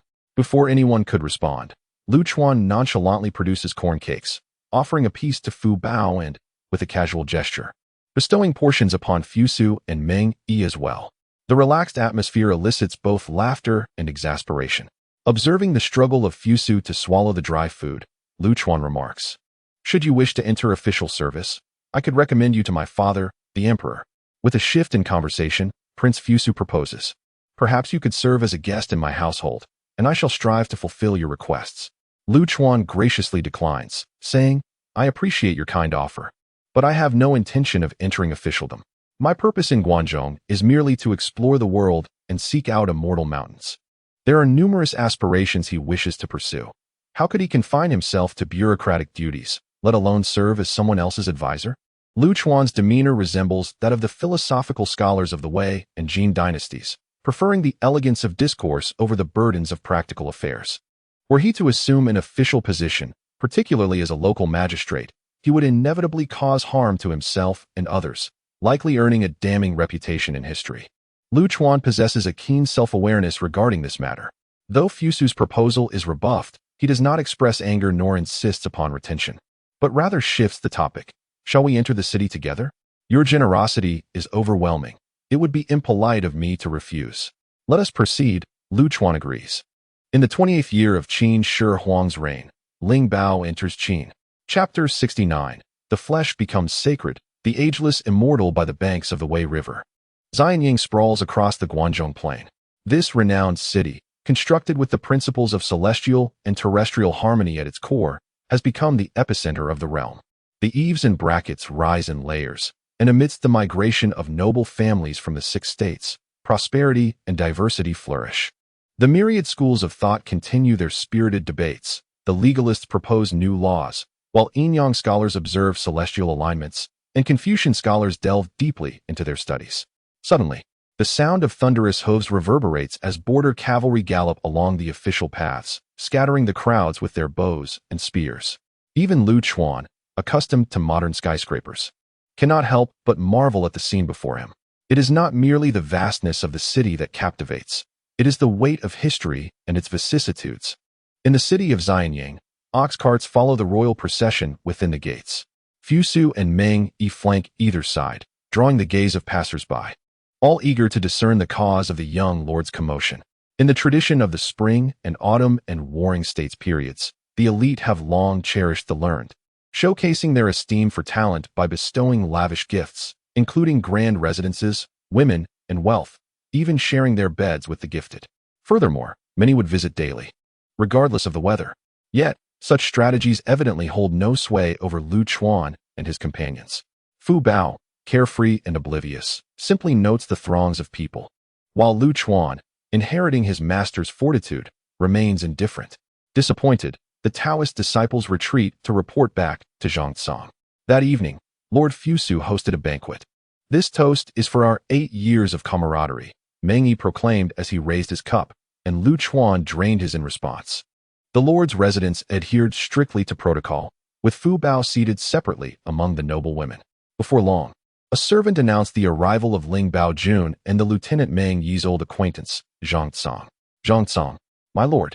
He is the grand scholar of the Jixiao Academy, a man of both virtue and talent, a rare find," Meng Yi advised Fusu. Setting down his cup, Fusu commanded, "Quickly, invite this worthy talent in." Shortly, Zhongcang entered, led by the servant, and both Meng Yi and Lu Chuan were taken aback at the sight of him. Though not yet 40, he appeared nearly 60. Zhongcang bowed before Fusu, and then took a seat beside Lu Chuan at the table. In the center of the hall, dancers twirled gracefully, accompanied by the unceasing melodies of silk and bamboo. "Wenping, how have you aged so?" Zhongcang remarked softly. "I have been cultivating longevity, aiming for at least 80 years, perhaps even longer than you." Lu Chuan replied dismissively, "Forget it. I possess a lifespan of 180 years. What is mere longevity to me?" Zhongcang, taken aback, asked, "Do you truly aspire to enter public service?" "Not particularly," Lu Chuan responded. Zhongcang, perplexed, presented Lu Chuan with a silken letter and whispered, "Here lies the path to the immortality you seek." As the banquet concluded, while Lord Fusu did not succeed in enticing Lu Chuan, he did gain Zhongcang, who would, under his recommendation, become a censor. "Meng Yi, what does Tian Han truly desire?" Fusu inquired, his gaze intense under the moonlight. "I know a thing or two," came the reply. "What is it?" "To leap beyond the 3 realms, transcending the 5 elements." Laughing, the siblings took residence in a separate courtyard. As the moon ascended beyond the treetops, Lu Chuan pondered the path ahead. It was now the 29th year of Qin Shi Huang, who would pass away in the 37th year. These 8 years may indeed represent a fleeting period of relative peace across the realm. The future looms with fierce competition, reminiscent of the struggles between the kings of Chu and Han, as Liu Bang and Xiongnu ascend the historical stage, rendering the situation increasingly perilous. Seizing this fleeting period of peace, it is prudent to gather an array of mystical artifacts and rare treasures. It would be wise to amass sufficient resources and seek refuge until the tranquility returns. With this thought, Lu Chuan unfurled a silk scroll revealing a map, inscribed with fine print indicating the secluded abodes of Taoist practitioners. Lu Chuan closed the scroll and entered a contemplative state. Within him, celestial energies swirled, and his Taoist cultivation progressed steadily. The following day, the Emperor of Qin returned to Xianyang, and rumors began to spread. It was said that the imperial carriage had been delayed due to an assassination attempt, with stones hurled towards the emperor's entourage, yet the army could find no culprits, ultimately dismissing it as mere children's play. The emperor maintained a network of spies throughout Xianyang. As evening descended, an edict was issued from the palace, summoning the sorcerer Lu Chuan to an audience. The messenger, a robust middle-aged man with a fair complexion and no beard, entered with a piercing gaze. Lu Chuan instructed his talismans to remain hidden, following the eunuch as they departed. "What is your esteemed surname?" Lu Chuan inquired through his spiritual senses, astonished to discover the man possessed considerable internal energy. "I am but Zhao, with the single character Gao," the man replied, Zhao Gao, smiling warmly. "When you meet His Majesty, be sure to observe proper etiquette." "Certainly," Lu Chuan affirmed. Upon reaching the magnificent abode of the Heavenly Emperor, the grand palace of Xianyang, reminiscent of the celestial realms, they traversed through vigilant guards and entered the main hall. Within, Emperor Yingzheng sat regally upon his throne, surrounded by several ministers and solemn attendants. Despite being over 40, the emperor's vitality remained vigorous, and as Lu Chuan entered, he looked up momentarily, gesturing for Zhao Gao to guide the guests to their seats. Your Majesty, the 100 you have been subdued. It is time to fully implement national policies. Li Si, the chancellor with 3 strands of long beard, rose to speak. With unified script, standardized carts, uniform measures, and consistent moral codes, peace will reign across the realm. Your Majesty, the imperial tombs at Lishan, the Great Wall, and the palaces of the 6 states require 100,000 laborers. Granted, the emperor deftly managed a myriad of affairs. Before long, he dismissed the assembly, leaving only Lu Chuan. Lu Chuan, you hail from Qi. Share your thoughts on my proposal of a unified script. Ing Zheng relaxed into a comfortable posture. A unified script and standardized carts will consolidate the 7 states into a cohesive entity, uniting the cultural legacy of the Xia, Shang, and Zhou dynasties. This endeavor will bear fruit in the present and benefit posterity, Lu Chuan articulated, truly endorsing the plan. Faced with the myriad of peculiar scripts, his mind felt as if it might burst. Ing Zheng chuckled upon hearing this. Ah, if only all subjects understood my intentions as you do. Lu Chuan expounded on the cultural unity of the Xia, Shang, and Zhou dynasties, progressing to the unification of the commanderies and counties, theorizing the harmonization of households. Indeed, my unification continues the legacy of the 3 dynasties. Ing Zheng expressed his approval, recognizing Lu Chuan's sincerity, feeling a kinship blossom. Lu Chuan, you have contributed to the downfall of Qi and the success of Zheng Yanqi's offerings. I shall appoint you as a doctor, with a stipend of 600 stones. How does that sound? Lu Chuan humbly responded, I possess no exceptional talents and cannot bear such responsibilities. I merely wish for a mountain to cultivate in solitude. Ing Zheng laughed. Ah, so you wish to avoid labor. Very well, I shall bestow upon you the honorary title of Doctor of the Guard, a position without duties. Allowing you to simply study at your leisure, I will grant you a mountain for your cultivation. A gentleman's word is as unyielding as a team of 4 horses. It was not that Lu Chuan possessed any extraordinary abilities, but rather that Ing Zheng felt compelled to confer an official title upon him. The consultation regarding political matters is fundamentally aimed at alleviating the tensions among the 6 states, thereby soothing the hearts of the elite within those realms. Lu Chuan, even in the absence of tangible accomplishments, is still assured a position of honor. Thank you, Your Majesty, Lu Chuan expressed as he rose to show his gratitude. My dear Lu Qing, I have heard that you have an affinity for the path of immortality, having sought the divine for many years. Have you discovered any celestial methods? Ing Zheng inquired, straightening his posture, his countenance grave. Lu Chuan, with a wry smile, replied, I have yet to uncover any celestial techniques.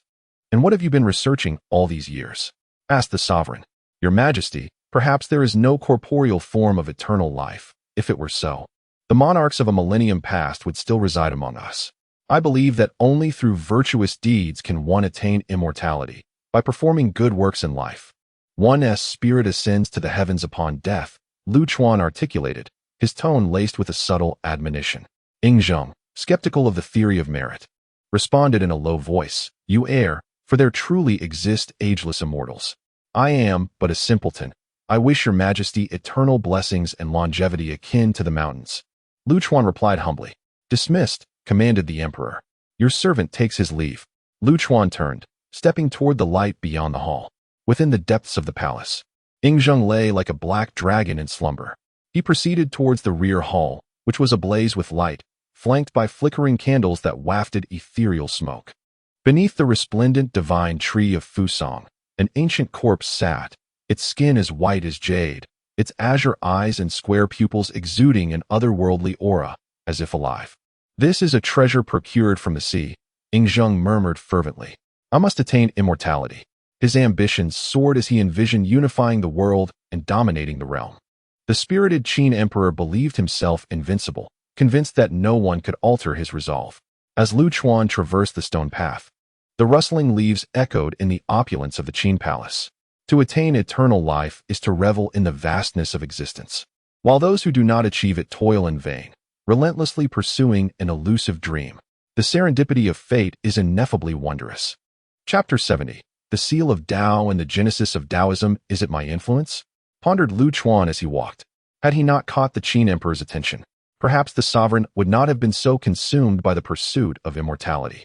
Or was it the case that the emperor had harbored such thoughts previously, and Lu Chuan merely amplified them? Minister, May I be escorted to the guarded repository? Lu Chuan inquired of Zhao Gao.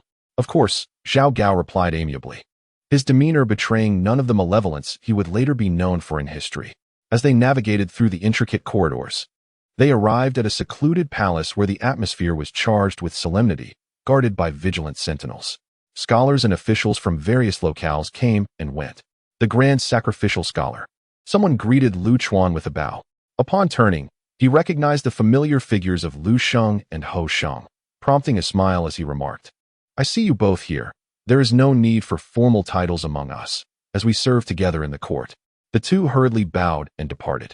Remnants of the grand sacrificial scholar's authority still lingering in their minds, sensing that his influence would not remain dormant for long. Within the guarded repository lay the accumulated wisdom of myriad schools of thought. Lu Chuan, possessing an exceptional memory, swiftly absorbed this knowledge into his mind.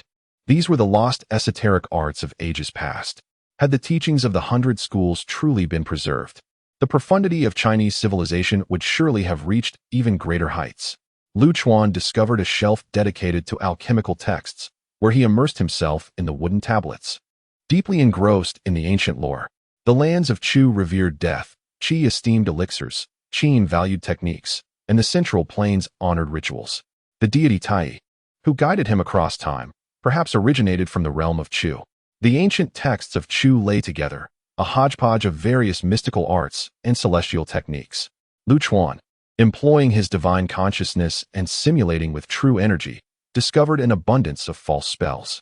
Over the next 3 days, he immersed himself in reading, forsaking sleep and sustenance. With the talismanic treasures in the possession of Lord Fusu, no one dared to disturb him. Reports reached the Qin Emperor, Yingzheng, who remarked with a smile, as rumored, this youth is passionately enamored with celestial arts. However, he values the path over the technique. What relevance does this hold for longevity? It is certain that this youth poses no threat to the Qin state. The spies of the Yinyang school, weary yet secretly admiring, pondered how one could endure such tedious texts. On the 4th day, Lu Chuan discovered a yellowed silk manuscript, inscribed with the title, Zhurong's Fire Cannon. After verifying it with true energy, he finally struck gold amidst the mire, finding a genuine text. Previously, he had encountered the wood cannon. Now, the fire cannon. Was it destined for him to uncover all 5 elemental teachings? The Zhurong fire technique, as legend has it, originates from the fire official of Zhuanqiu. Upon opening the manuscript, 2 lines of bold characters caught his eye. Celestials may attain it, immortals may learn it. The rosy visage intoxicated, the round pupil painted with lacquer. This technique involves the practice of fire ingestion, accessible only to true beings. Through this practice, one could enhance their spiritual cultivation. The prerequisite for fire ingestion is the refinement of the azure-eyed round pupil. Upon successful ingestion, one gains the ability to control fire, with the potency of flames increasing with their rarity. Furthermore, it includes methods for crafting magical artifacts, the Zhurong fire furnace, as well as a means of evasion, Zhurong fire escape. This technique, when paired with the furnace, allows one to vanish within flames unscathed by fire. The elegance of this method is indeed remarkable. Lu Chuan mused that if utilized publicly, it might achieve eternal renown. Footsteps approached from behind, prompting Lu Chuan to feign ignorance. Is it not splendid? These scrolls and records were painstakingly gathered by me in the land of Chu. A young man with white hair emerged from the shadows, hands clasped behind his back. Adorned in opulent robes embellished with celestial cranes, auspicious clouds, and flying dragons, a stark contrast to Lu Chuan's modest attire. Lu Chuan smiled enigmatically and replied, indeed. It is exquisite, captivating, and irresistible. It appears you possess a deep understanding of mystical arts? The newcomer was none other than Su Fu. Perhaps due to their presence in the Qin palace, the atmosphere was devoid of the earlier tension and instead exuded an unusual harmony. Su Fu took the tome from Lu Chuan, casually flipping through its pages as he spoke. I have practiced immortality for 45 years. None understands celestial arts better than I. This is a secret treasure of the Chu lineage, a classic of the Yellow Emperor. It is said that Shizongzi, an old minister of the Yellow Emperor, entered the fire unscathed, rumored to practice this technique. What is meant by the phrase celestials may attain it, immortals may learn it? Lu Chuan was genuinely perplexed. Apart from practical aspects, his theoretical understanding paled in comparison to Su Fu's. The Yin-Yang school had amassed countless treasures over a century. In truth, true beings possess divine consciousness that is microscopic, coupled with profound spiritual attainment. The hallmark of one who has perfected the azurite round pupil is the divine court portal, the Tao seal of the divine character. Su Fu gestured towards his forehead. Ah, now I understand. I am enlightened. Lu Chuan retrieved the text. In simpler terms, the divine court refers to the forehead, while the Tao seal denotes the mystical patterns upon it, akin to the celestial markings seen in modern fantasy dramas. Also known as divine character. The unique emblem of true beings is the divine character on the forehead. Lu Chuan, despite possessing spiritual fruits, lacked corresponding techniques. Su Fu, filled with joy, remarked, "Take your time, no one is in a hurry." To speak candidly, Lu Chuan has slain his two young masters. Yet this individual bears a striking resemblance to his own youthful self. Lu Chuan, contemplate the prospect of joining the Yin-Yang family. Let bygones be bygones. Within the realm of Yin-Yang lies the path to greatness. Su Fu, with a hint of derision, remarked that mere book learning is insufficient. Unlike certain individuals who squander half their lives yet fail to grasp the true principles, Lu Chuan alone could match the prowess of the former left and right messengers. Should you wish to learn the art of the azurite square pupil, I can impart this knowledge unto you. Lu Chuan sensed a faint medicinal aroma in the air. Observing Su Fu, he noted the faint green hue of his pupils, which bore an elusive square shape, and the absence of the divine attributes described in texts upon his brow. At this realization, Lu Chuan nearly burst into laughter. Is this what you deem the path to greatness? No need. My modest intellect cannot meet your esteemed standards.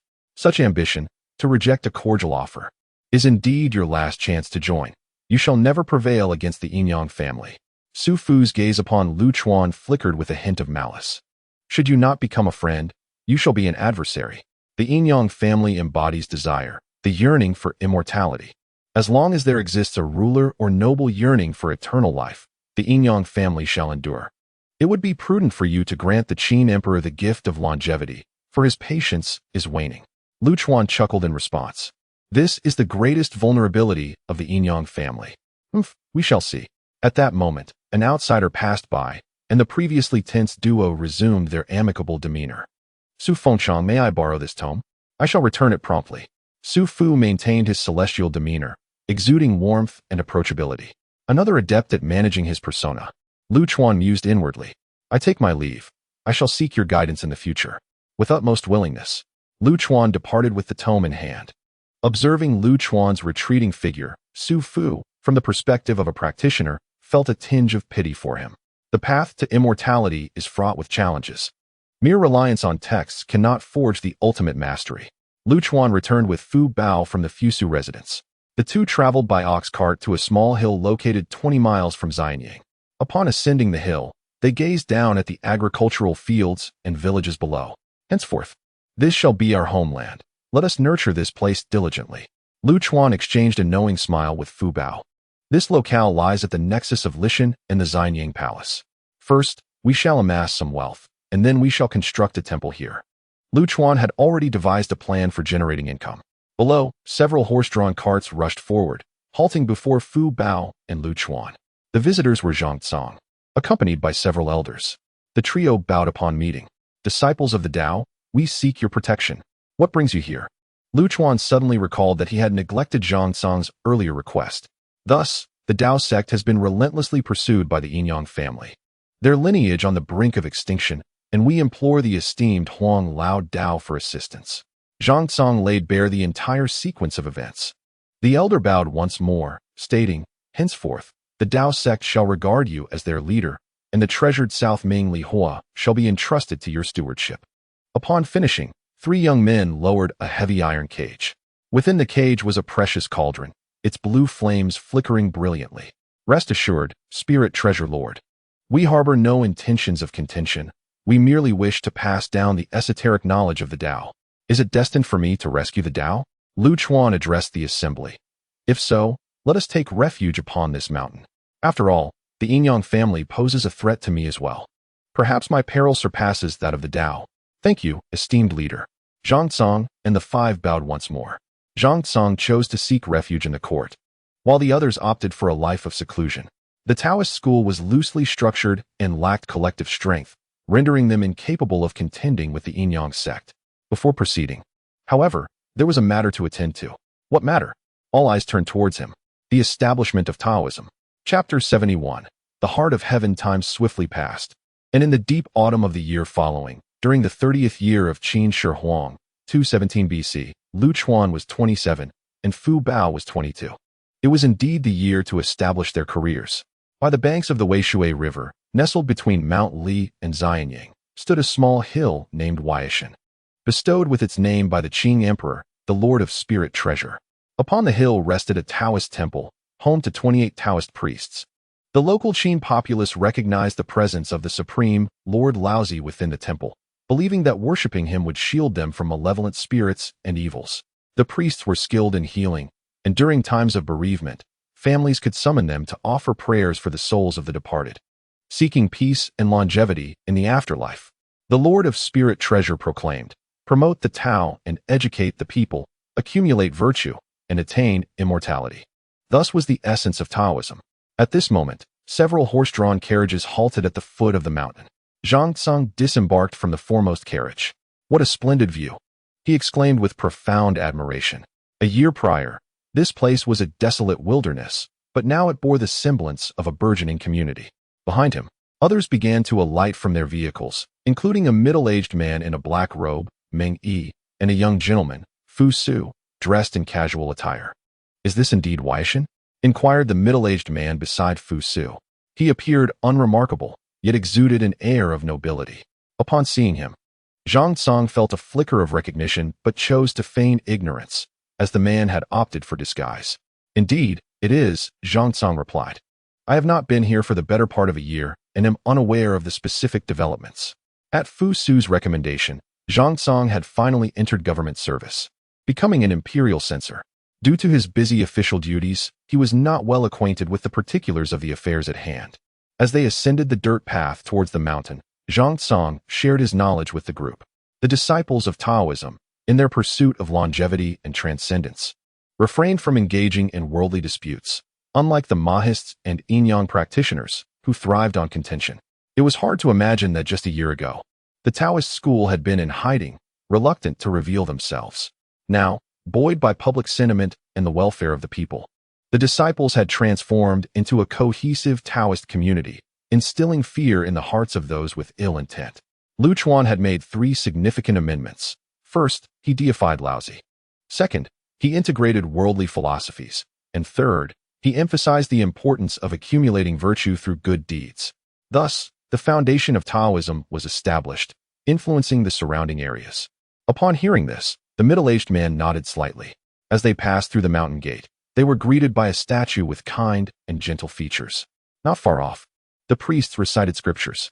Fortune and misfortune have no gate. It is solely summoned by human actions. Rewards for good and evil follow like shadows, emanated from the back hall, accompanied by the priest's harmonious voices. What text is this? The middle-aged man inquired, with Fu Su standing respectfully behind him. This is the Heaven and Man resonance composed by the Lord of Spirit Treasure, which broadly teaches loyalty, filial piety, righteousness, tranquility of mind, and the merit of good deeds for longevity in the afterlife. Since its promulgation, the practice of extravagant and ostentatious behaviors has been considerably curtailed among the populace. Zhang Tsang spoke with intent, subtly extolling the virtues of Taoism. Can the accumulation of good deeds truly lead to immortality? The middle-aged man gazed thoughtfully at the statue for an extended moment. The notion of an eternal life after death seemed elusive. In truth, achieving immortality through the physical body was the rightful path. The identity of the middle-aged man was unmistakable. He was none other than Ing Zheng. In this year, an immense amount of human and material resources was expended, yet the pursuit of immortality overseas yielded no results. Ing Zheng gradually lost his patience, even executing several alchemists who recklessly experimented with elixirs. Nevertheless, he acknowledged the difficulty of Su Fu's quest for immortality, attributing it to insufficient investment. Thus, Ing Zheng resolved to mobilize the populace of the 5 coastal counties to construct several platforms for celestial observation by the sea and to launch larger fleets into the ocean. When Fu Su admonished him in writing, he was met with repeated criticism. Zheng was acutely aware of the impact on the people's livelihood. While the extermination of the Baiwei and the defeat of the Xiongnu could be justified as acts for the nation, the pursuit of immortality was purely for personal desire, naturally inciting widespread dissent. Yet, having triumphed throughout his life, Zheng was confident that securing immortality would enable him to govern the nation more effectively. A dynasty spanning millennia, with the citizens of Qin living in peace and prosperity. In the rear hall, Taoists came and went. Some tended to the ailments of the populace. Others inscribed peachwood charms for warding off evil, and among them was a tall and handsome Taoist, leading a troop of musicians to descend the mountain to expiate wandering souls. This figure was none other than Gao Zhongli. Gao Zhongli exchanged a glance with Zhang Tsong, and they tacitly refrained from greeting one another. After all, as a former retainer of Prince Dan, he ought not to reveal his identity in the Guangzhou region, even if his public persona was merely that of a musician. These individuals were all clad in cloth caps and dressed in light garments resembling crane cloaks. With wide sleeves flowing gracefully as they moved, they exuded an air of elegance. Are these indeed Taoists? Their attire is quite peculiar, Zhang Tsong explained. This is a Taoist robe. Lu Chuan hails from Qi, where the aesthetics of simplicity and monochrome are deeply rooted, naturally leading to such garments. The aesthetic of plain white clothing would later become synonymous with hermits, profoundly influencing the image of ethereal beings in the eyes of the common folk in later generations. In the rear hall, a young man approached. He was striking in appearance, fair-skinned and beardless, with a majestic bearing. Zhang Xinbei, he greeted. "Do Hao, what brings you here?" Zhang Tsong inquired, recognizing him.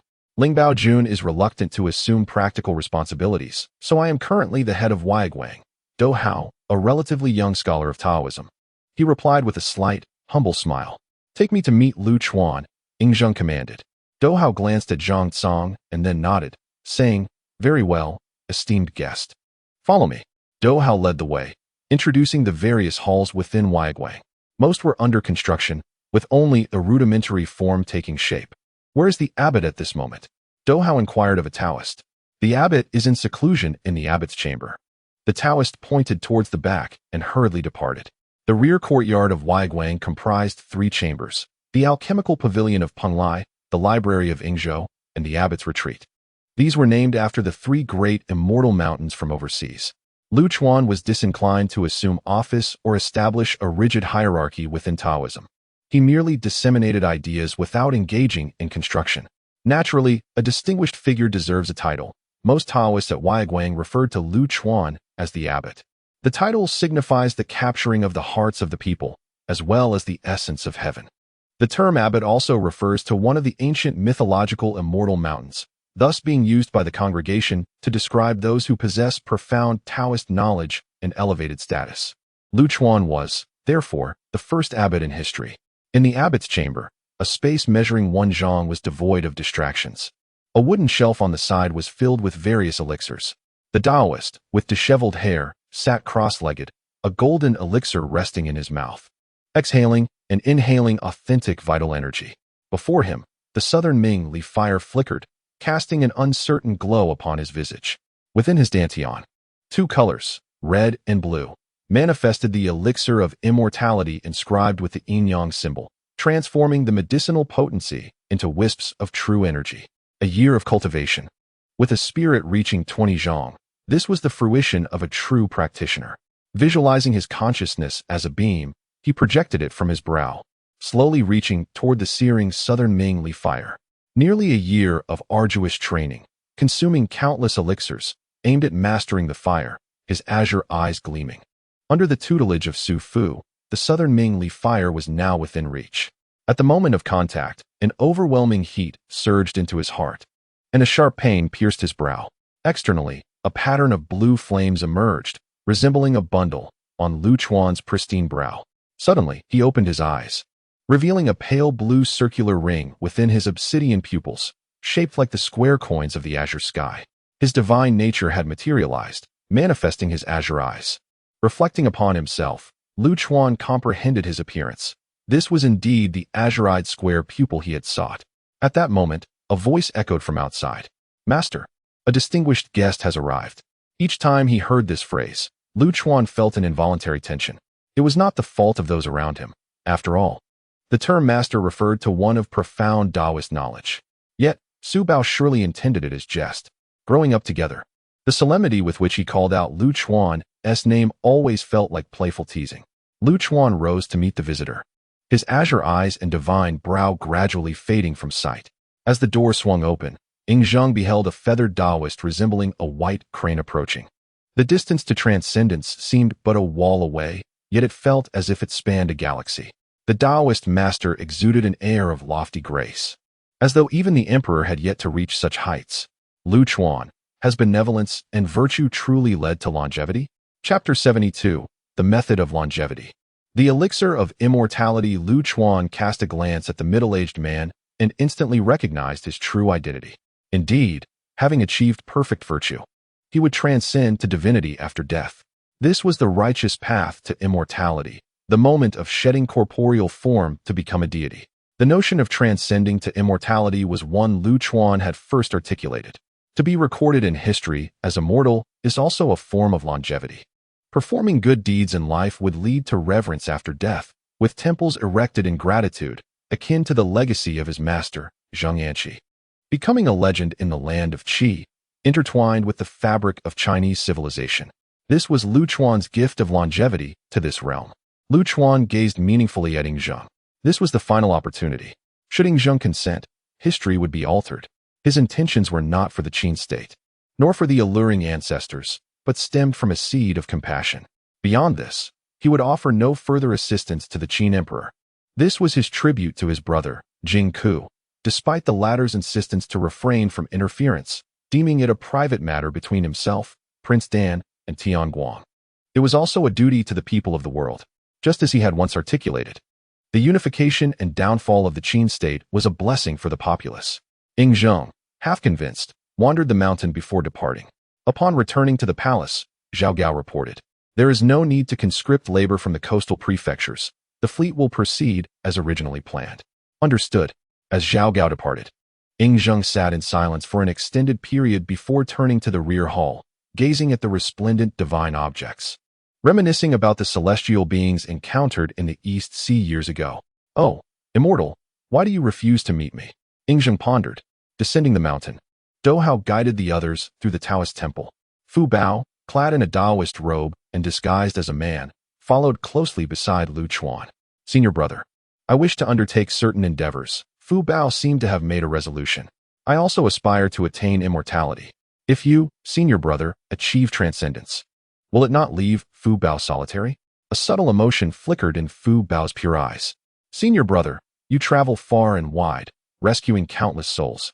According to Taoist principles, does that not lead to godhood after death? And what of myself? What do you intend to do?" "To follow grandfather's path and attain divinity after death. I wish to always be by your side, senior brother." Lu Chuan, momentarily lost in thought, took Fu Bao's delicate hand and smiled brilliantly, saying, "Very well. Fu Bao must always accompany senior brother." At the gathering, laughter and joy abounded. The two did not resemble mere lovers, but rather transcended the confines of ordinary romantic bonds. Existing as unspoken companions on the path of Tao, they exited the rear hall, where Zhang Tsang had been waiting for some time. "Tian Han, may I have a word?" "Certainly." In a secluded corner, Zhang Tsang expressed his perplexity. "Tian Han, why were the previous disciples of Taoism so diligent yet unable to revive the teachings, while you have achieved such monumental change in merely a year?" "Because it requires neither exorbitant funds nor great effort." "What do you mean?"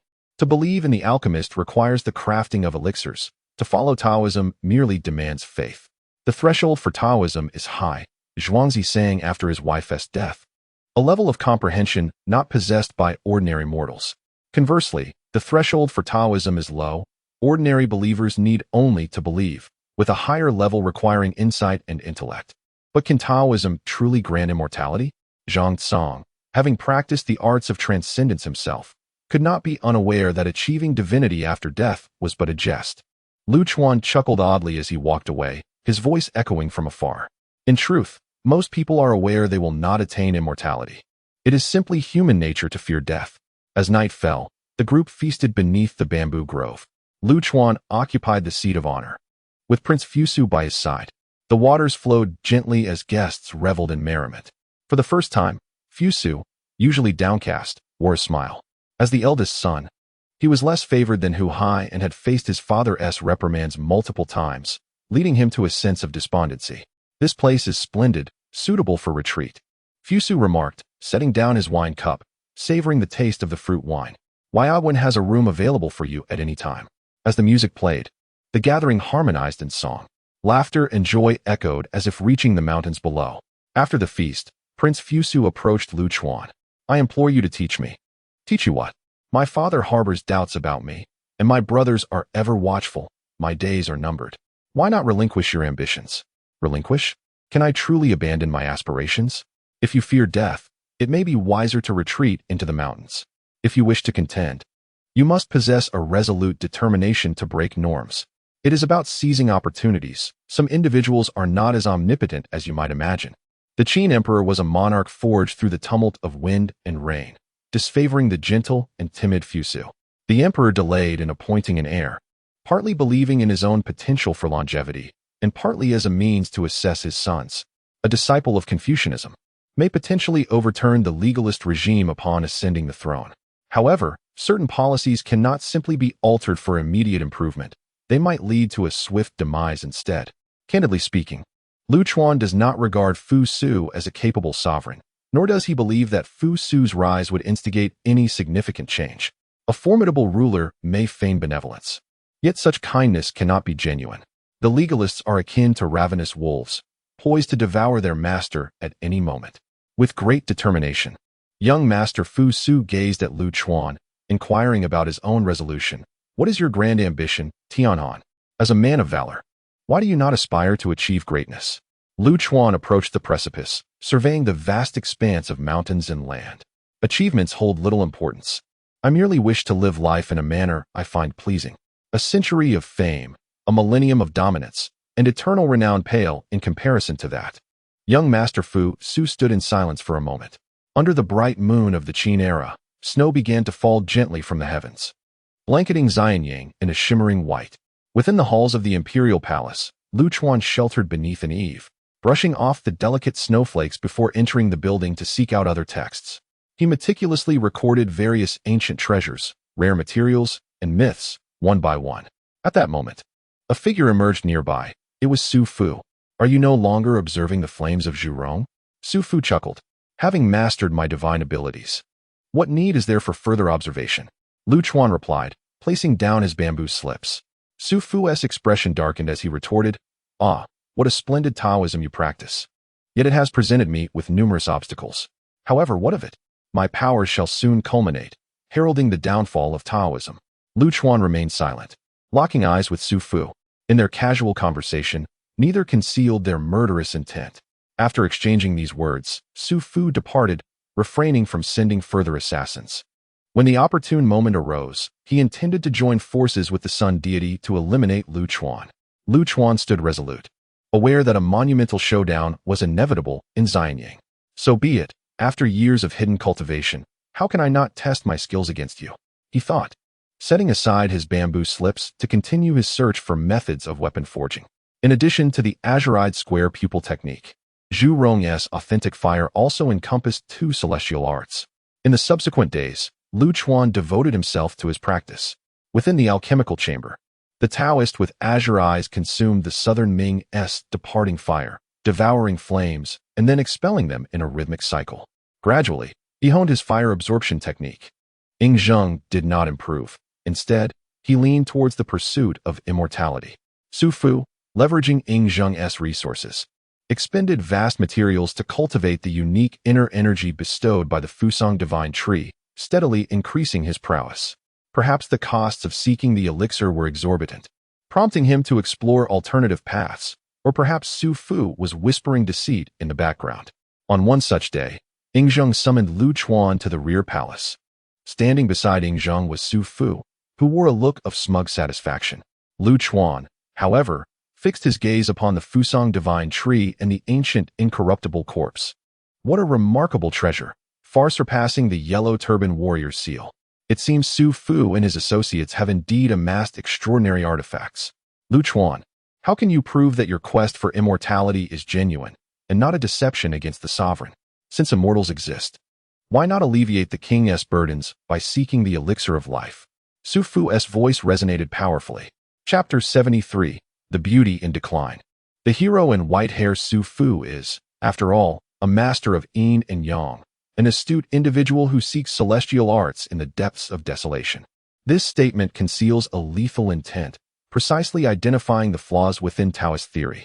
The realm beyond death remains unknown to the living and unspoken by the deceased. Who can substantiate the falsity of such theories? In other words, who can affirm their veracity?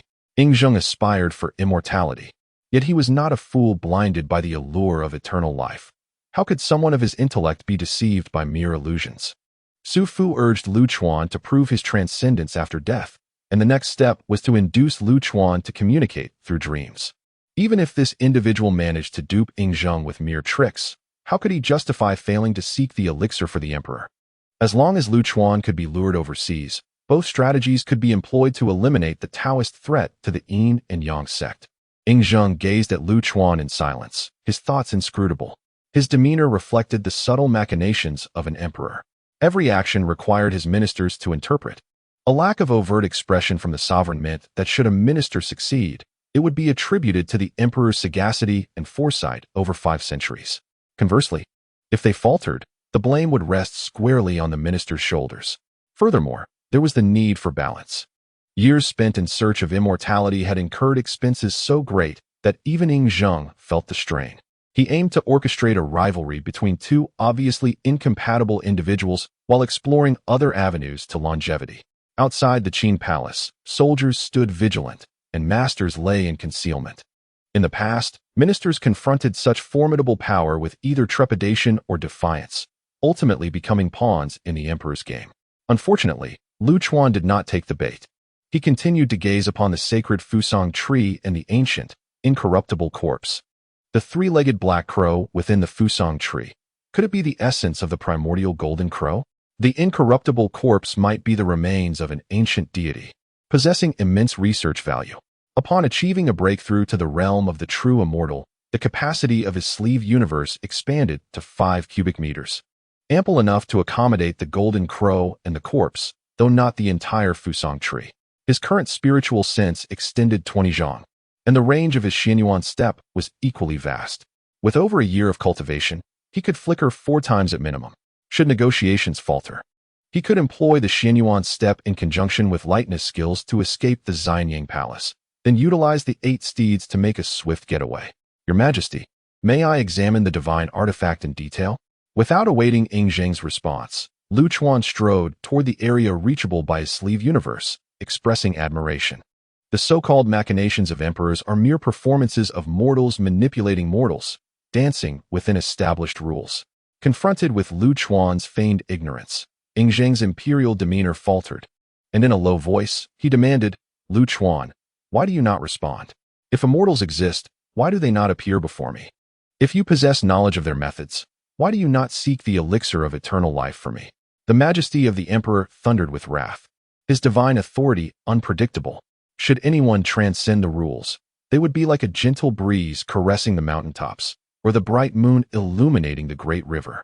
Lu Chuan turned, his expression earnest, and stated, Your Majesty, as previously mentioned, only through virtuous deeds can one attain immortality after death. This is the essence of the great principle. Your unification of the realm signifies great virtue, does it not? Su Fu pressed further.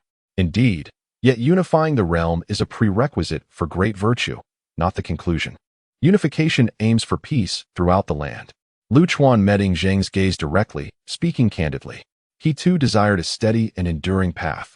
Yet if the other party continued to press him, he could not afford to bow and scrape. Such thoughts could not lead to enlightenment. The atmosphere thickened with silence as Lu Chuan pressed his advantage. As for the immortals, to them, the fleeting lives of mortals, spanning a century, are but a mere day in the life of a mayfly. In the eyes of the eternal beings, there is no distinction between the common man and the emperor. Both the noble and the lowly are treated with equal regard. Ascension into the realm of immortality is solely determined by one's merits.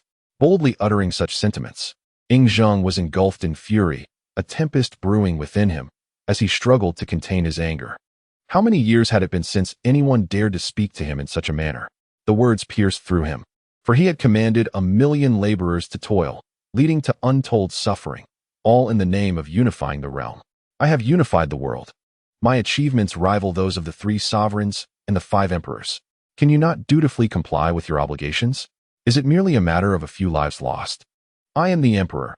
My decree is of paramount importance, far surpassing the mundane affairs of the common folk.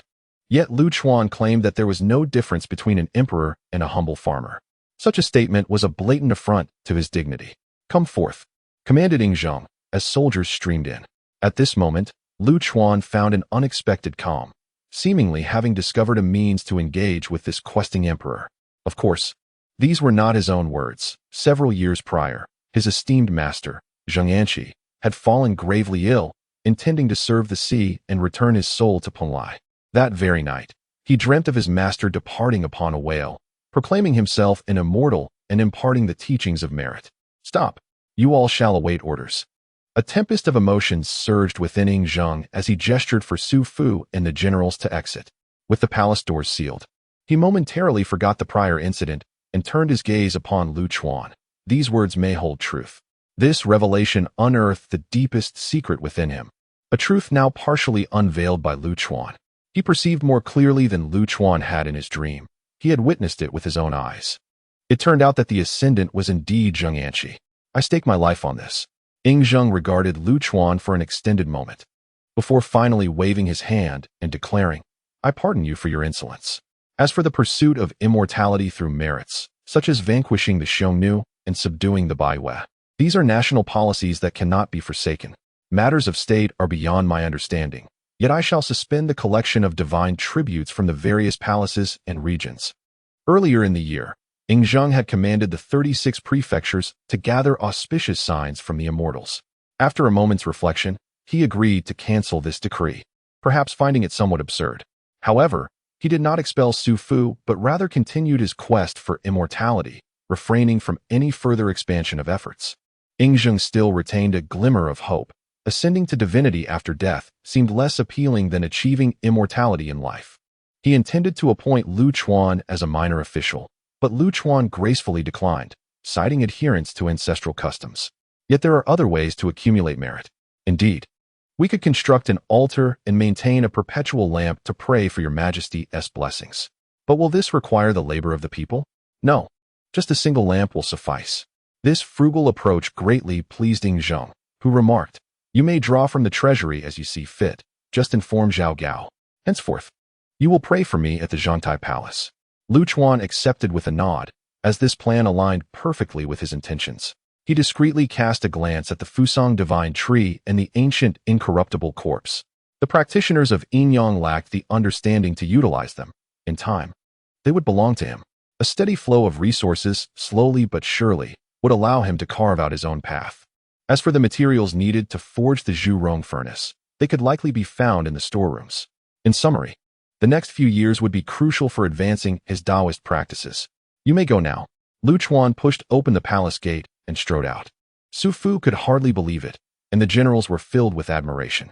He was the only one in recent years who had openly defied the emperor and emerged unscathed. The emperor was devoid of personal matters, yet the palace was rife with gossip, and this incident swiftly spread far and wide. The debate at Zhangtai had catapulted Lu Chuan to fame, leaving a lasting phrase in the annals of history. Outside the palace, 2 individuals, one elderly and one middle-aged, stood at the foot of the steps. They wore tall hats and broad sleeves, clearly scholars. Please wait, they called out to Lu Chuan. The elder stepped forward and bowed, introducing himself. I am Wang Wan of the Confucian school, and this is Chun Yu. I have long admired your name. What brings you here? Chun Yu gazed at his fellow townsman from Qi and sincerely remarked, We hold you in the highest regard for your concern for the populace. We hope you will offer guidance in the future. Having never interacted with Lu Chuan before, they were impressed by the former grand sacrificial official's esteemed reputation. I understand, Lu Chuan replied. As the sun set, his silhouette gradually receded. Who, then, could offer counsel? Lu Chuan merely remarked that history is capricious. Many seemingly fortuitous occurrences are, in truth, rooted in inevitability. The young Zheng had perished. The current emperor, a creature molded by legalist doctrine, roamed unfettered, a monster devoid of constraints. Time, intangible. renders beauty fleeting and heroes gray. No one remains eternally wise and valiant. Chapter 74. The Taoist Guardian, immortal in the flames in the city of Xianyang. At the Yannian Inn, a humble establishment catering to merchants and travelers with lodging and meals. In a corner, Lu Chuan sat at a table with Zhang Tsang. The innkeeper approached, bearing a wooden tray laden with specialty dishes, sunflower greens, huitzai, wheat rice, and the recently popular Zhengao. In this era, sweets were exorbitantly priced, and the innkeeper beamed with delight upon seeing a customer order such delicacies. Zhang Tsang took a bite, savoring the flavor. This dish rivals 80% of the standard set by Lord Zheng. Quite commendable. As they dined and conversed, Lu Chuan mentioned that he would be visiting Zhangtai Palace regularly for work, thus establishing their camaraderie as officials of the same court. Reminiscent of their days at the Jixia Academy. Discussing the matters of the Yinyang school, Lu Chuan stated, "Today's actions signify a formal contest between Taoism and the Yinyang school. How shall we proceed? We must act openly and above board. The Yinyang school fears exposure. Furthermore, we should diligently practice martial arts to ensure self-defense," Zhang Tsang advised. The Qin emperor was particularly wary of grassroots organizations. Schools such as the Yinyang and Mahist were prime targets for suppression. Indeed, the political climate grows ever more treacherous, Zhang Tsang lamented, sensing his own precarious position. Yet they had nothing to lose. At worst, they could return to the mountains. After finishing their meal and settling the bill, they departed back to the mountains. At Wei-Jin, Lu Chuan was greeted by Fu Bao, who eagerly pulled him to the pond's edge. The water was adorned with blooming lotus flowers, and over a dozen maidens greeted Lu Chuan with bows. "Is this the merit you envisioned?" "Yes. Historically, there has been no specialized medical care for women and children, compounded by the fact that physicians are often male, leading to an aversion to seeking medical help. Thus, I intend to specialize in the medical treatment of women and children," Fu Bao replied, looking at Lu Chuan with a smile. "What do you think, brother?" "Excellent. I wholeheartedly support your endeavor. This path holds great promise, and once successful, your name will surely be etched in history." After offering guidance to Fu Bao, Lu Chuan proceeded to the rear hall. "Abbot, Abbot," the Taoists greeted him in unison. A young Taoist approached, intending to pay his respects and report on matters, but was interrupted by Lu Chuan, who stated, "You, as the ritual wine master, shall handle mundane affairs. Do not inquire further of me. By the way, summon the elders from before." As the cold plum blossoms bloomed, their subtle fragrance wafted through the air. Beneath the trees, a tall middle-aged Taoist played the guqin. Gao Jianli, having secluded himself in Guanzhong for several years, learned of Lu Chuan's arrival in Qin and thus came to seek refuge. Upon seeing Lu Chuan approach, Gao Jianli continued playing, unperturbed, strumming the familiar tunes of old. Once the melody concluded, Lu Chuan inquired, "Brother Gao, do you have any new compositions of late?" Gao Jianli replied, "Alas, with age comes a dearth of new works. The warriors of the warring states do not adapt well to the new dynasty." Lu Chuan often spoke of the warring states, and Gao Jianli unwittingly echoed the term. The heroes of that era journeyed through various states, aligning themselves with enlightened lords, valuing loyalty over life. Now, with the Qin dynasty unifying the realm, the spirit of the heroic era gradually faded. Disheartened, Gao Jianli found solace only in music. "Brother Gao, please look after the Taoists on the mountain. Should any disturbances arise, it would be prudent to lead everyone away first." "Understood." Gao Jianli, having traversed many kingdoms, possessed abundant experience and intuition for evasion. Soon, Dohao arrived with 4 Taoist elders. Lu Chuan got straight to the point, stating, "I intend to revive the yellow turban warriors of Jixia. This involves the long spring technique and the external skills of the warrior's iron armor, which I entrust to you to impart." "Yes." While conferring the techniques, Lu Chuan prepared several bottles of refining elixirs to expedite the warrior's physical development. The yellow turban warriors, as protectors of Taoism, should wear yellow headbands to distinguish themselves from the Taoists, thereby preserving the purity of their practice. "Yes." Dohao received the texts and was about to seek further instructions when Lu Chuan turned to leave. "Abbot, I feel inadequate for this responsibility. I implore you to oversee the greater matters." Lu Chuan turned back and said, "Who is born with complete knowledge? Do not rush, learn at your own pace." Having decided to delegate affairs to Dohao, there was no need for further guidance. 2 days later, in the treasury of Xianyang, upon entering, one would be met with a dazzling array of treasures. This place housed wealth, weaponry, ores, timber, and herbs. Zhao Gao accompanied Lu Chuan, who wandered casually, yet was discreetly scanning with his spiritual awareness. He passed over a peculiar stone containing a blue gem. Within the stone lay the essence of muscovite. He then encountered a piece of withered wood, its core filled with white sand. The ancient texts he had previously perused in the repository were all applicable here.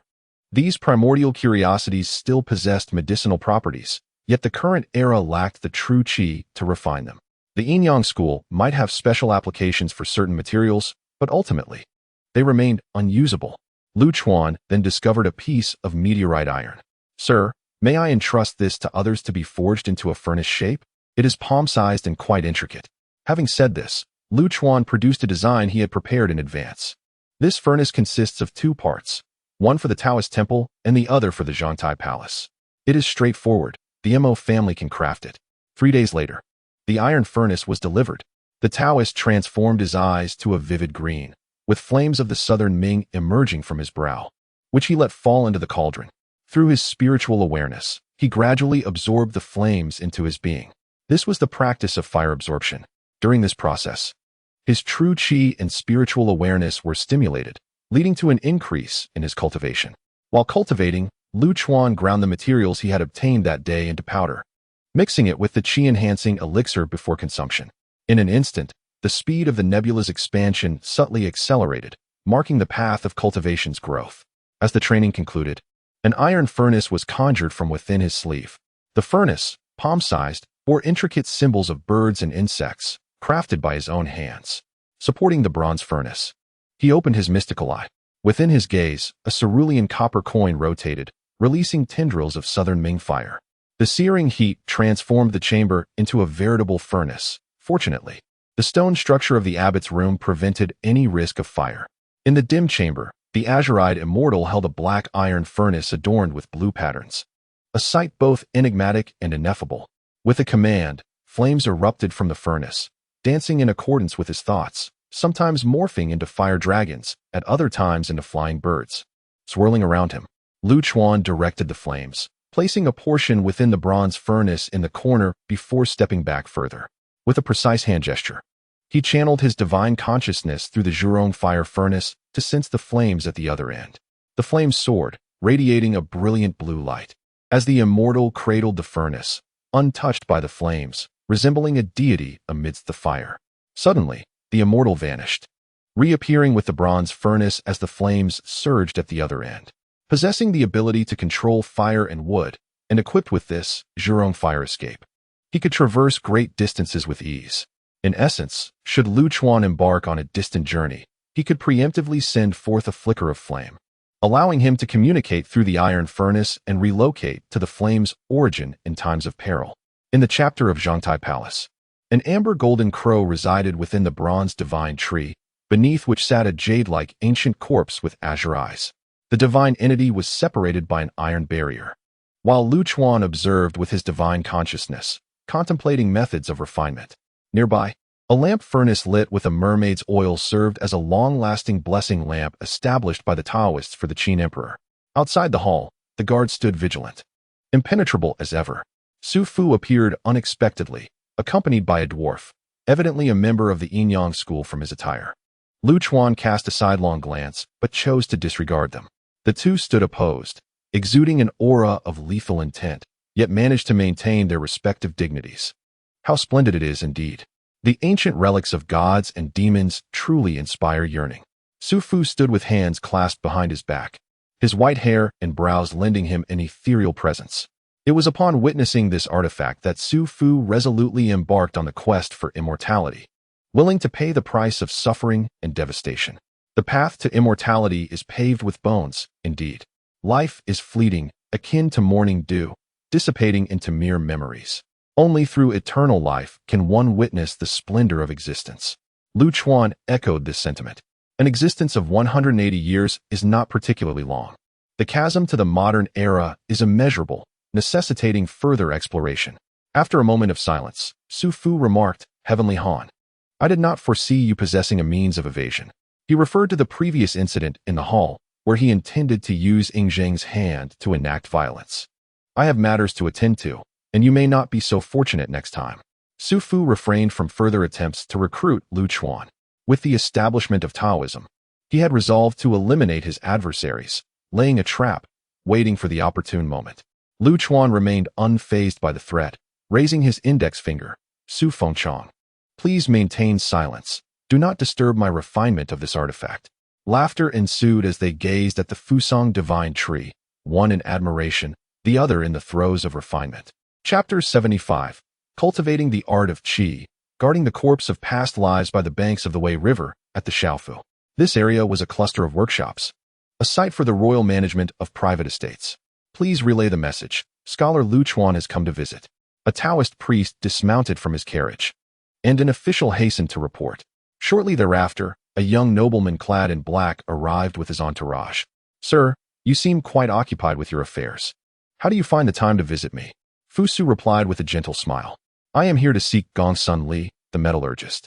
Lu Chuan bowed in greeting, surprised to find Fusu present. It happens to be on my way. Let us proceed together.